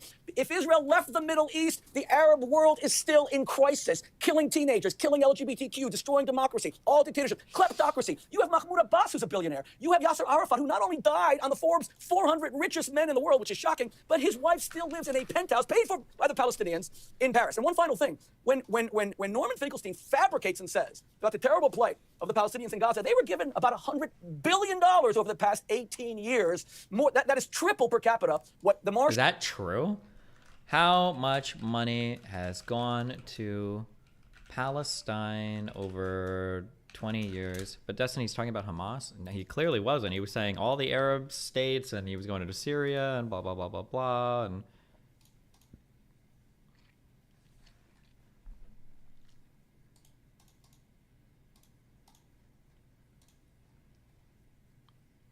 Qatar has provided over $1 billion in reconstruction funds and stipends for port. Did he say $100 billion? Did I make that up? Huh. Marshall Plan was given to Europeans. Look what they did with it. Germany, France, England. And you know what the Palestinians did with it? With what Hamas? They built tunnels with giant television screens where the Hamas Hitler, Yahya Ayash, is living now with his family. They didn't build one bomb shelter. Let me go to Norman Finkelstein. Norman, the question I would have for you is this. Do you accept that Hamas need to be removed from power in Gaza? He's not going to say yes. It's such an easy yes. Gaston, thanks for the 10 gifted subs. Hamas, we don't need like radical, like dictatorships, okay, fine. But not like Islamic dictatorships. Can we get some secular dictatorship at least? Not like an Islamist, radical fucking jihadist party. It's so easy to say Hamas probably shouldn't be there, but he's not going to because it sounds too much like he's signing off on the Israeli war. Or maybe he'll surprise me. We'll see what he says. Or he'll do the ultimate tactic of the IDF is a larger terrorist organization than Hamas has ever been. The IDF is worse than Hamas ever. So if the IDF remains in power, then Hamas should. Maybe. We'll see. We'll see what he says. Need to be removed from power in Gaza. I would say that the preeminent, I would say that the preeminent question at the present moment ought to be, do I accept the fact that the Israeli government ought to be removed from power? Well, hang on. The Vyvanse gave me the ability to see into the future. That's why I like the Vyvanse so much. It lets me see only about like 20 minutes. Maybe as I take up my dose more, I'm on 250 milligrams per day right now. Maybe as I take more, I'll get more future sight. But that's a different question. No, with respect, that's a different question. I can ask you that separately. But the specific question I have for you, particularly given what you said after October the 7th, is simply, should Hamas remain in power? And should Hamas remain in power, I think that the Palestinian people should be able to determine their own future and determine their leadership. That's just a basic democratic What is your principle. personal opinion? No, I don't decide what people should do with their lives. You've I don't expressed many decide strong what opinions their about leadership should be. Hang on. When was the Rabbi last Shmuley, I election can do an Gaza? interview, thank you. The problem I have with that response is you're very quick to level the charge of genocide at Israel, and many people would agree with you, many wouldn't. But you're not so keen to be held. I can't believe he's giving pushback to Norm on this debate, and he let this guy yap on the most retarded ad homs for like 20 minutes. What the fuck? To account for your view about Hamas. And I don't see how anyone, think after that's- what they did on October the 7th, could possibly conclude they should stay in power. Piers, I don't want to have to redo the interviews you did with me. I was very clear about my opinion when you asked about October 7th. I was also very clear as to what I believe Hamas should or shouldn't do regarding its leadership or its current power in Gaza. I've not tried to evade any of your questions. For those who... But then why not? Then why can't you just answer that? Just say like, hey, like, probably shouldn't have Hamas there, right? For those who may not have seen the previous interviews, for those who may not have seen our previous conversations, I simply ask again. That's fine. It is a simple question. Okay, Should that's fine. Hamas stay in power? Because Israel's whole argument is that they have to keep going with this warfare to eradicate Hamas. And my question for you is, do you think that in principle Hamas should stay in power?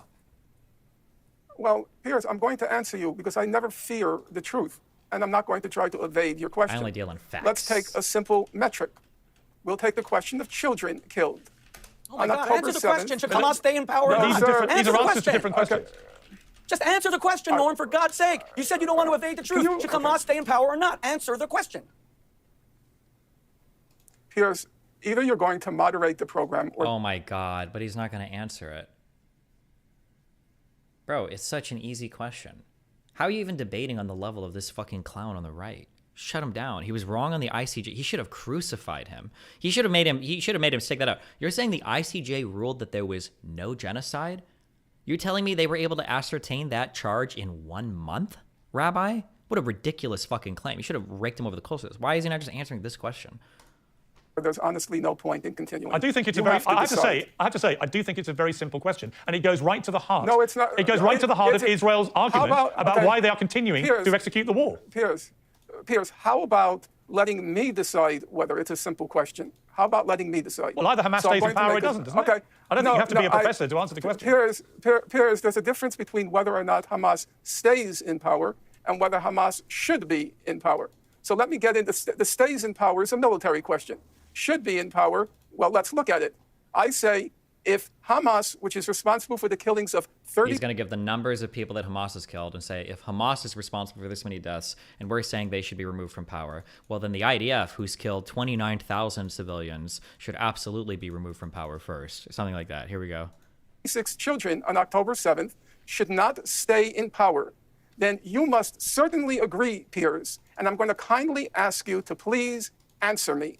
You must surely agree then that Israel, which has killed now approximately 12,000 children, and is plausibly accused of having killed them in the course of a genocide.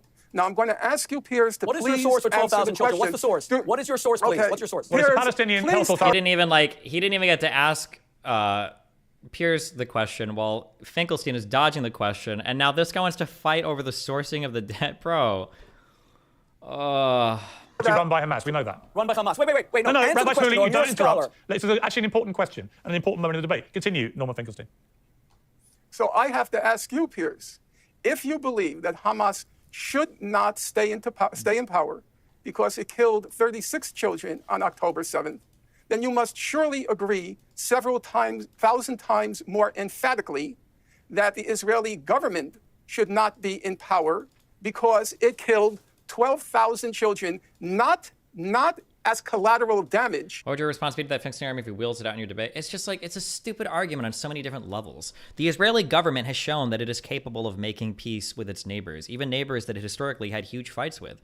The Israeli government is held democratically responsible by its population, so at least there's some pressure there. The Israeli government responds to international pressure. They've shown it in the past historically, they've shown it in the modern conflict now. The Israeli government opens itself up to evaluations from other parties, whether it's people doing investigation. The Israeli government has literally, like people will say things in chat like, you trust Israel to look at itself and to audit itself, blah, blah, blah. I mean, like, Haaretz is literally a left-leaning fucking publication that is inside of Israel, like that a lot of you guys love to fucking cite when it comes to talking about Israeli crimes in the West Bank and blah, blah, blah. Like, yeah, the idea, yes, I would trust the Israeli government 1 billion times more than fucking Hamas, an Islamic jihadist, fundamentalist fucking organization that answers to nobody, runs itself like a theocratic dictatorship, doesn't hold elections, doesn't respond to international pressure unless it's around training their troops or sending weapons to go kill Israeli citizens. Like, yeah, of course. Like, it's such an easy, yeah. Like at this, with this level of question, like, well, should the U.S. government remain in power? Should the British government remain in power? Should literally any government anywhere in the entire world remain in power? Because they probably killed more people than Hamas. Such a stupid question. But plausibly, according to 15 of the 17 judges on the highest judicial body in the world. Okay, you said that point. Okay, here's my answer. Plausibly, here's my answer to you. Here's my answer. And a genocide. Here's my answer. You haven't so far answered my question. If you do, I will give you an emphatic answer to yours. Ooh. So let me just ask again, should Hamas stay in power? My answer is... Before he gives an answer, there is a good, complicated question, or complicated way to answer this question that is nuanced, takes into account the Palestinian plight, and satisfies the prompt that Pierce has given, right? Well, should Hamas remain in power? That's complicated. Hamas was technically voted into power, right? If you don't like Hamas, okay, fine. Well, what about the Palestinian Authority? Because that's the counter government that you're championing. Well, guess what? Mahmoud Abbas also suspended elections. He hasn't been voted on either. So if you don't like Hamas, you must not like the PA either, because neither of these are democratically elected people. What happens if you get rid of Hamas, you hold elections, and then they elect Hamas again? Then what do you do, Pierce? Like, do you deny elections to the Palestinian people? Are they not allowed to elect leadership? What if they want to have, like, a theocratic dictatorship, whatever, right? I mean, like, these are technically answers to satisfy this question, and they're more complicated and nuanced, but I don't know why, but you can answer these too. Any of these are satisfactory, I think, and they hint at a little bit of the complicatedness of the situation that is existing on the ground. I don't know why he wouldn't just wheel out any of these explanations, other than the fact that it would take him 10 minutes to, I guess, get through anything. I guess Finkelstein is about Platt, but Shmuley is definitely bronze-based.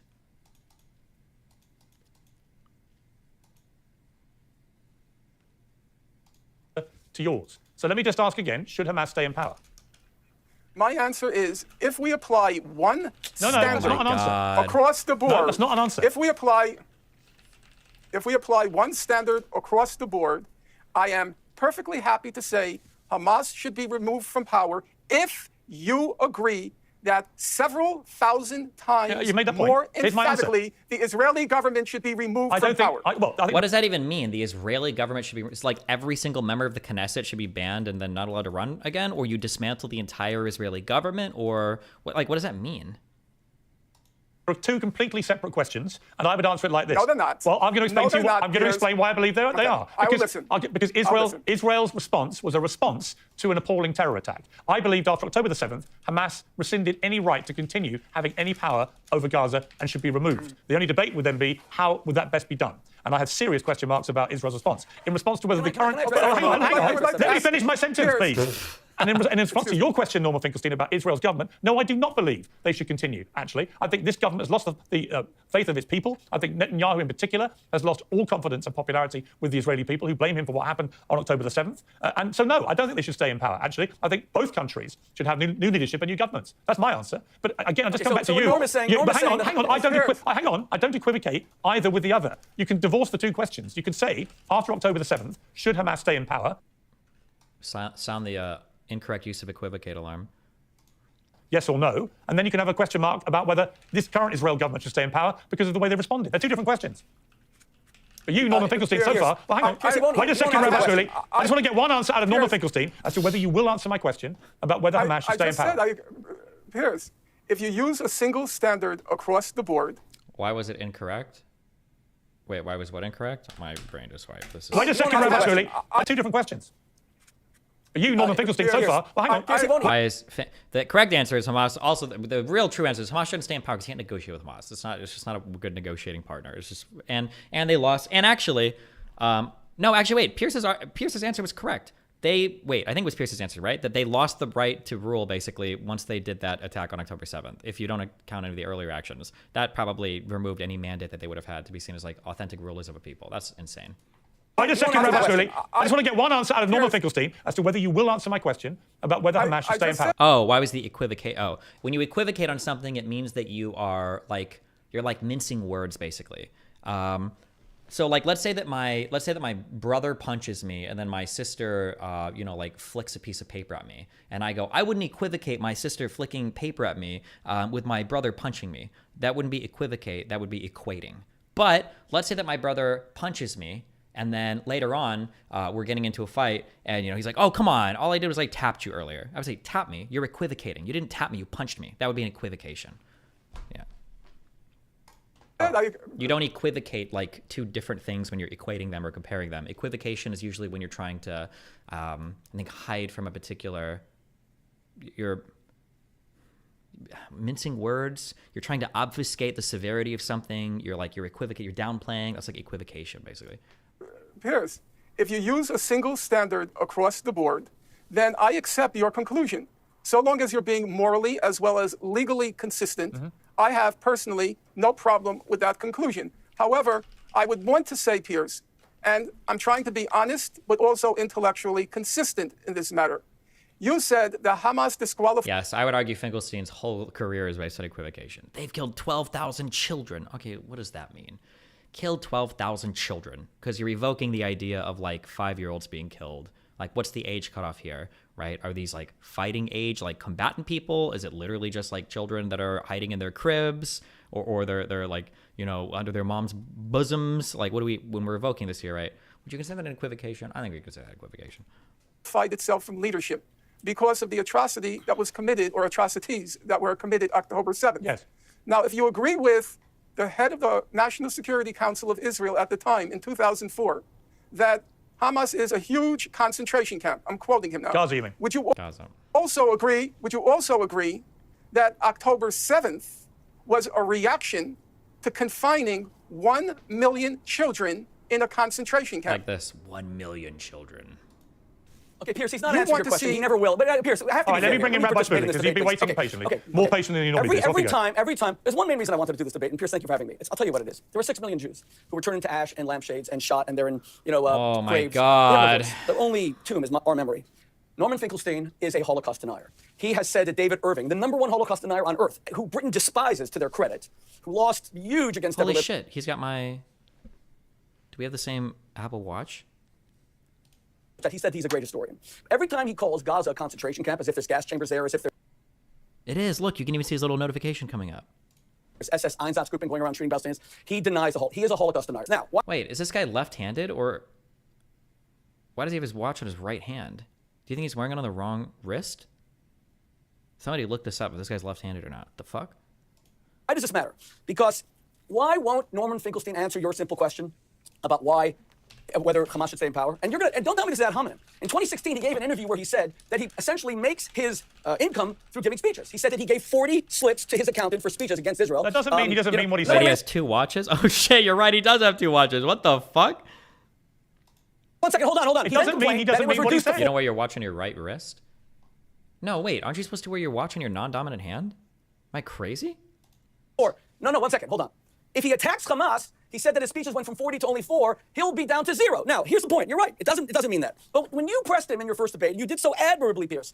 Shani Luke's parents stayed at my house for the past 10 days. She was the woman who, within an hour or two of the attack, a German-Israeli woman, was put dead, shot in the head, stripped naked. I maintained that she was the Bro, oh my God. These are the types of posts I banned from my subreddit. We get it. Like, it was brutal. Yeah, congratulations, bro. Desecrated woman in world history in terms of how many people saw her naked body. As that was happening, Norman Finkelstein wrote, "It warms every fiber of my soul" about these scenes in Gaza. And glory, glory, hallelujah. Now, to your credit, you pressed him on this in the first interview. And you know what he said? He said, I had no idea. I only thought 50 Jews had died. I didn't know 1,200. So 2 questions. #1, Norman Finkelstein, how many Jews need to die before you are no longer celebrating their death and saying glory, hallelujah? Is it 51? Is it 500? 1 black man was murdered. I would give Norman the benefit of the doubt here, because he did publish that immediately, and then he did kind of retract it, where Norman was like, I didn't realize how serious it was. But I did do this research. I don't know if this was on stream or off stream. I'm pretty sure I read that. Oh, actually, this might have been part of a Forethought post, that Norman Finkelstein has no sympathy for the Charlie Hebdo people. That's wild as fuck. Like, that's indefensible. That's like deportation levels of commentary. If I was a dictator, you would be deported from my country. Did we do this on stream?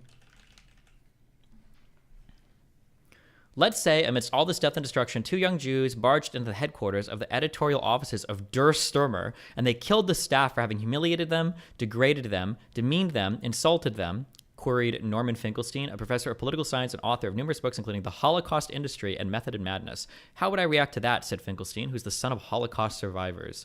Finkelstein was drawing an analogy between a hypothetical attack on the German newspaper, the Nazis, and the deadly January 7th attack at the Paris headquarters of the satirical magazine Charlie Hebdo that left 12 people dead, including its editor and prominent cartoonists. The weekly is known for printing controversial material, including derogatory cartoons about the Prophet Muhammad in 2006 and 2012.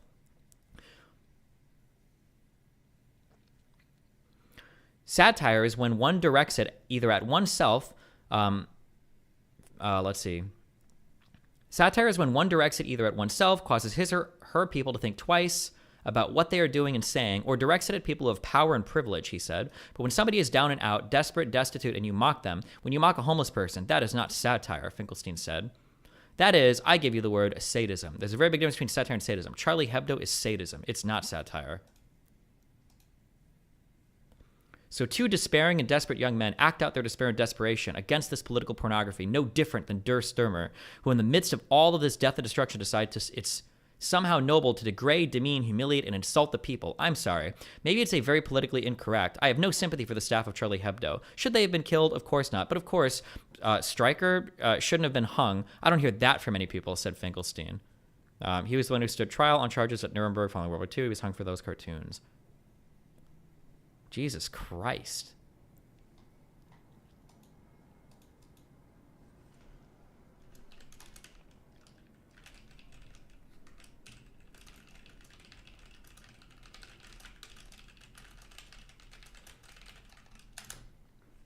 Also, I'm so curious.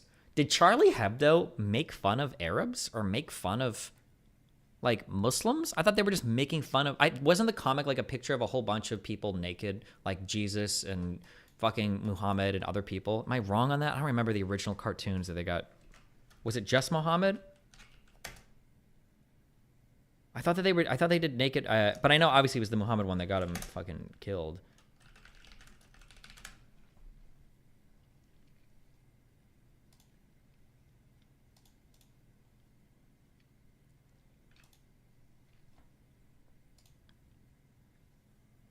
Bring it up on a stream? I don't know. I don't want to get killed right now. Okay, damn. Oh, I might be thinking of a fucking South Park thing, actually. For all the naked people, maybe. Murdered in Minnesota. His name was George Floyd, and tens of millions of people marched against his murder. Ronnie, stop! You're banned for 1 week. Stop linking the same thing. 1 day. I'll give you 1 day. No, I'm giving you 3 days. Stop linking the same thing over and over and over. You've linked this 400 times. I see it. I know. Yes, 200-page fucking whatever. I see it. Yes. Stop, please. God. Them. But for you, it would have had, we need 49 other dead black men before they start marching. Number one. Number two, what you're confessing, Norm, is that you are a joke of a historian. Because your defense to Piers Morgan was, I didn't know. I have 3 people who do my Twitter. I gave it to them. By the way, I'd love to know even one name of those 3. I dare you to mention their names because I'd like to question them because I believe you're fabricating that as well. I think you wrote this yourself. You did not give it to 3 people who work for you on Twitter. But here's my question. You claim to be a serious historian. What kind of serious historian before they even know the facts says, I love seeing dead Jews? You admit you knew nothing. You say that you had no knowledge, and you were saying, glory, hallelujah, may more Jewish women be shot in the vagina and have their breasts cut off. Now, later when Piers Morgan said to you, hey, Norm, at least take it off. At least delete it. You now admit 1,200 died. And you know what you said? It's part of the historical record. So you are a fraudulent historian by your own admission. You said this fraud that you are thrilled that Jews were shot in the vagina, women were gang raped, is part of history, but it's a false history. So is there evidence that anybody was shot in the vagina? Is this a real thing? Is there like strong evidence that this happened, or? Be fair, Pierce. When you tell me ad hominem, come on. The man either has credibility or he has no credibility. Okay. There's no tenure. Yeah. Okay. Let me give the final word to Norma Finkelstein. The issue before us is Gaza. It's not me. Now, there is a temptation, obviously, on my part to defend my professional honor and my personal honor, but I am going to I'm going to give this moment to the Palestinians who are suffering. I'm going to withstand that temptation and end on the note that this conversation began and was supposed to continue. And so I would say that if you are indicting me, then you are also indicting the sanity of the 15 judges on the International Court of Justice, including, quite surprising to me, including the American judge. Now, if you examine the proceedings closely, which I did, each judge had the option of including in their decision what's called a declaration. And the German judge did exercise that option and wrote a 5-page declaration in which he distanced himself from certain of the findings.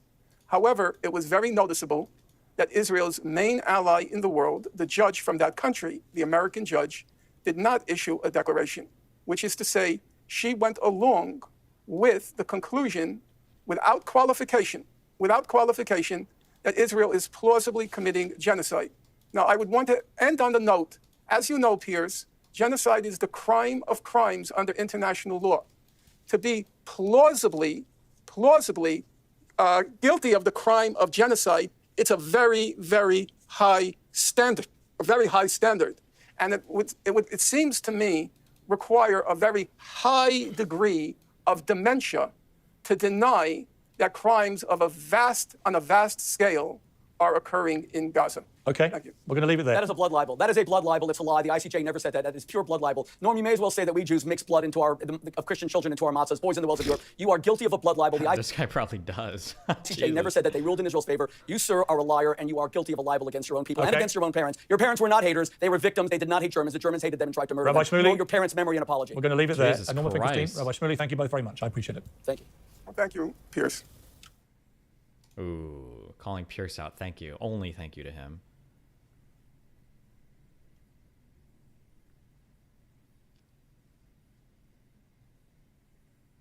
Have you read the ICJ decision in full? I read there's like that 12-page or 11-page like ruling on it, but I didn't read the I didn't read any of the other judge opinions, and I didn't read the full. I believe there's like an 80-page submission that South Africa does for why they're asserting that. I only read that 11 or 12 or 13-page summary basically. Okay. How much reading have we done today, chat? None. I think I'm gonna hardcore. The next 3 days of my stream are gonna be really boring and really bad. I'm so sorry. I have to be ready for this debate. Next month we're gonna be more entertaining. I'm going to I need to read from the start of the stream to the end because we're not making good progress, and I've only got like 8 days left for this. So you said that for the last 2 weeks. Yeah, but I keep getting baited by the dramas. I can't help myself. I'm sorry, August. I love you. Okay. Also, that was a waste of time debate. I wonder if this debate is any better. Norm Finkelstein and Muin Rabbani breakdown Israeli genocide case. Oh, this is going to be his debate partner too. And Bree show, and in fact, I should do another show with all of us together. But it's Craig McIver, the UN human rights lawyer who resigned from the UN. Number one, you'll be surprised perhaps to learn, as I learned, during that horrible Saudi Arabian blockade of Yemen, between 2015 and 2018, in 3 years, do you know how many Yemenis died? You'll be very surprised, I think. I think something like 300,000. I saw, just those 3 years, 88,000, of whom 60% starved to death. You hear me? 60% of those 88,000 Yemenis, because of that brutal blockade, starved to death. And for me, the Houthis, sure, there's a religious side to it. I'm not going to deny it. But there is just a fundamental understanding, a human sympathy, a pity for what's being done to the people of Gaza because it was done to them. Now, some people say they're not targeting directly only Israeli vessels or Israeli-bound vessels. I really don't give a damn. I know I can be a stickler for international law, but my view is during the war in Vietnam, I know how much I'm dating my... How can you... Why is it sometimes he cites the international law and only the facts, and then other times he doesn't? Also, wait, what is the Houthi shots today into the... blocking people from going into the fucking the Red Sea? What does that have to do with the 2015 to 2018 Saudi blockade? Myself, during the war in Vietnam, we had a slogan, one of our slogans. It was no business as usual. That when millions, as it turned out, millions of Vietnamese are being killed by our government, we have no right to carry on with business as usual. And the Houthis are sending the same message to the world. You want to continue your trade? You want to continue your business? You want to build your economies while the people of Gaza are facing mass famine? No. Now, even Russia and China abstained in that UN vote attacking the Houthis because they too care about business. They too care about their economy. And the Houthis say their message to the world is, while the people of Gaza are being martyred, there is going to be no business as usual. Oh my God, bro. What a ridiculous fucking assertion. We will target We can shut down international trade because we don't like what's going on in another country. anyone or everyone who passes through those waters until the people of Gaza are freed from this genocide. Here, ready? As a Jew, I get that. As a Jew, I would have respected any government in the world during the Nazi Holocaust, any people in the world during the Nazi Holocaust who would have done what the Houthis are doing. They say it in very simple, plain, uneducated, unrefined language. I don't think the Houthis give a fuck about what happens in the Gaza Strip. They probably do it in exchange for Iranian training and weapons shipments. Why the fuck would why would the Yemeni people that have been fucking fighting with their country completely fucked for 100 years give a fuck about what's going on in the Gaza Strip, aside from like political reasons relating to Iran? Like, you will not destroy the people of Gaza. I deeply resonate to them. You know, I'm going to just tell you one last thing, and then you can react, because I know you're going to lose your license or something for me saying it, but that's my problem. I take complete responsibility for it. I don't know how many of you have read Rousseau's Second Discourse on Inequality. It happens to be very good. And one of the things he says in the Second Discourse is, men would be monsters. Men would be monsters were it not for the natural feeling of pity. It's pity that humanizes people. And then he takes the next step and says... Okay, I'll probably watch this tomorrow. Ugh. This was a month ago, though. 3 weeks ago? I wonder if there's anything more recent. Christ. All right. I love you guys. I'll see you tomorrow. Be careful.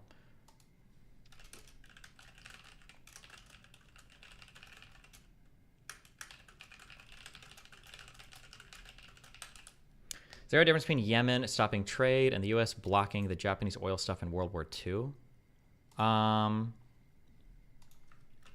Japanese oil, World War II, USA blocks. I don't know when this happened or what it was in response to exactly. I would have to know. I would need more information. I don't remember exactly like the point at which this happened or why it happened.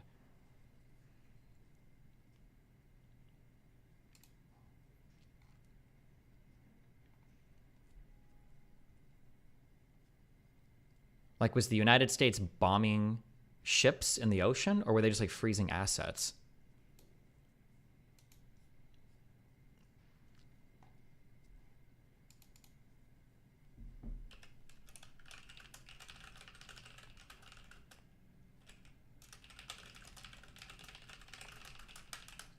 All right, anyways, I love you guys. It's been fun. River gonna cappuccino, papa channel. Be careful. Love you.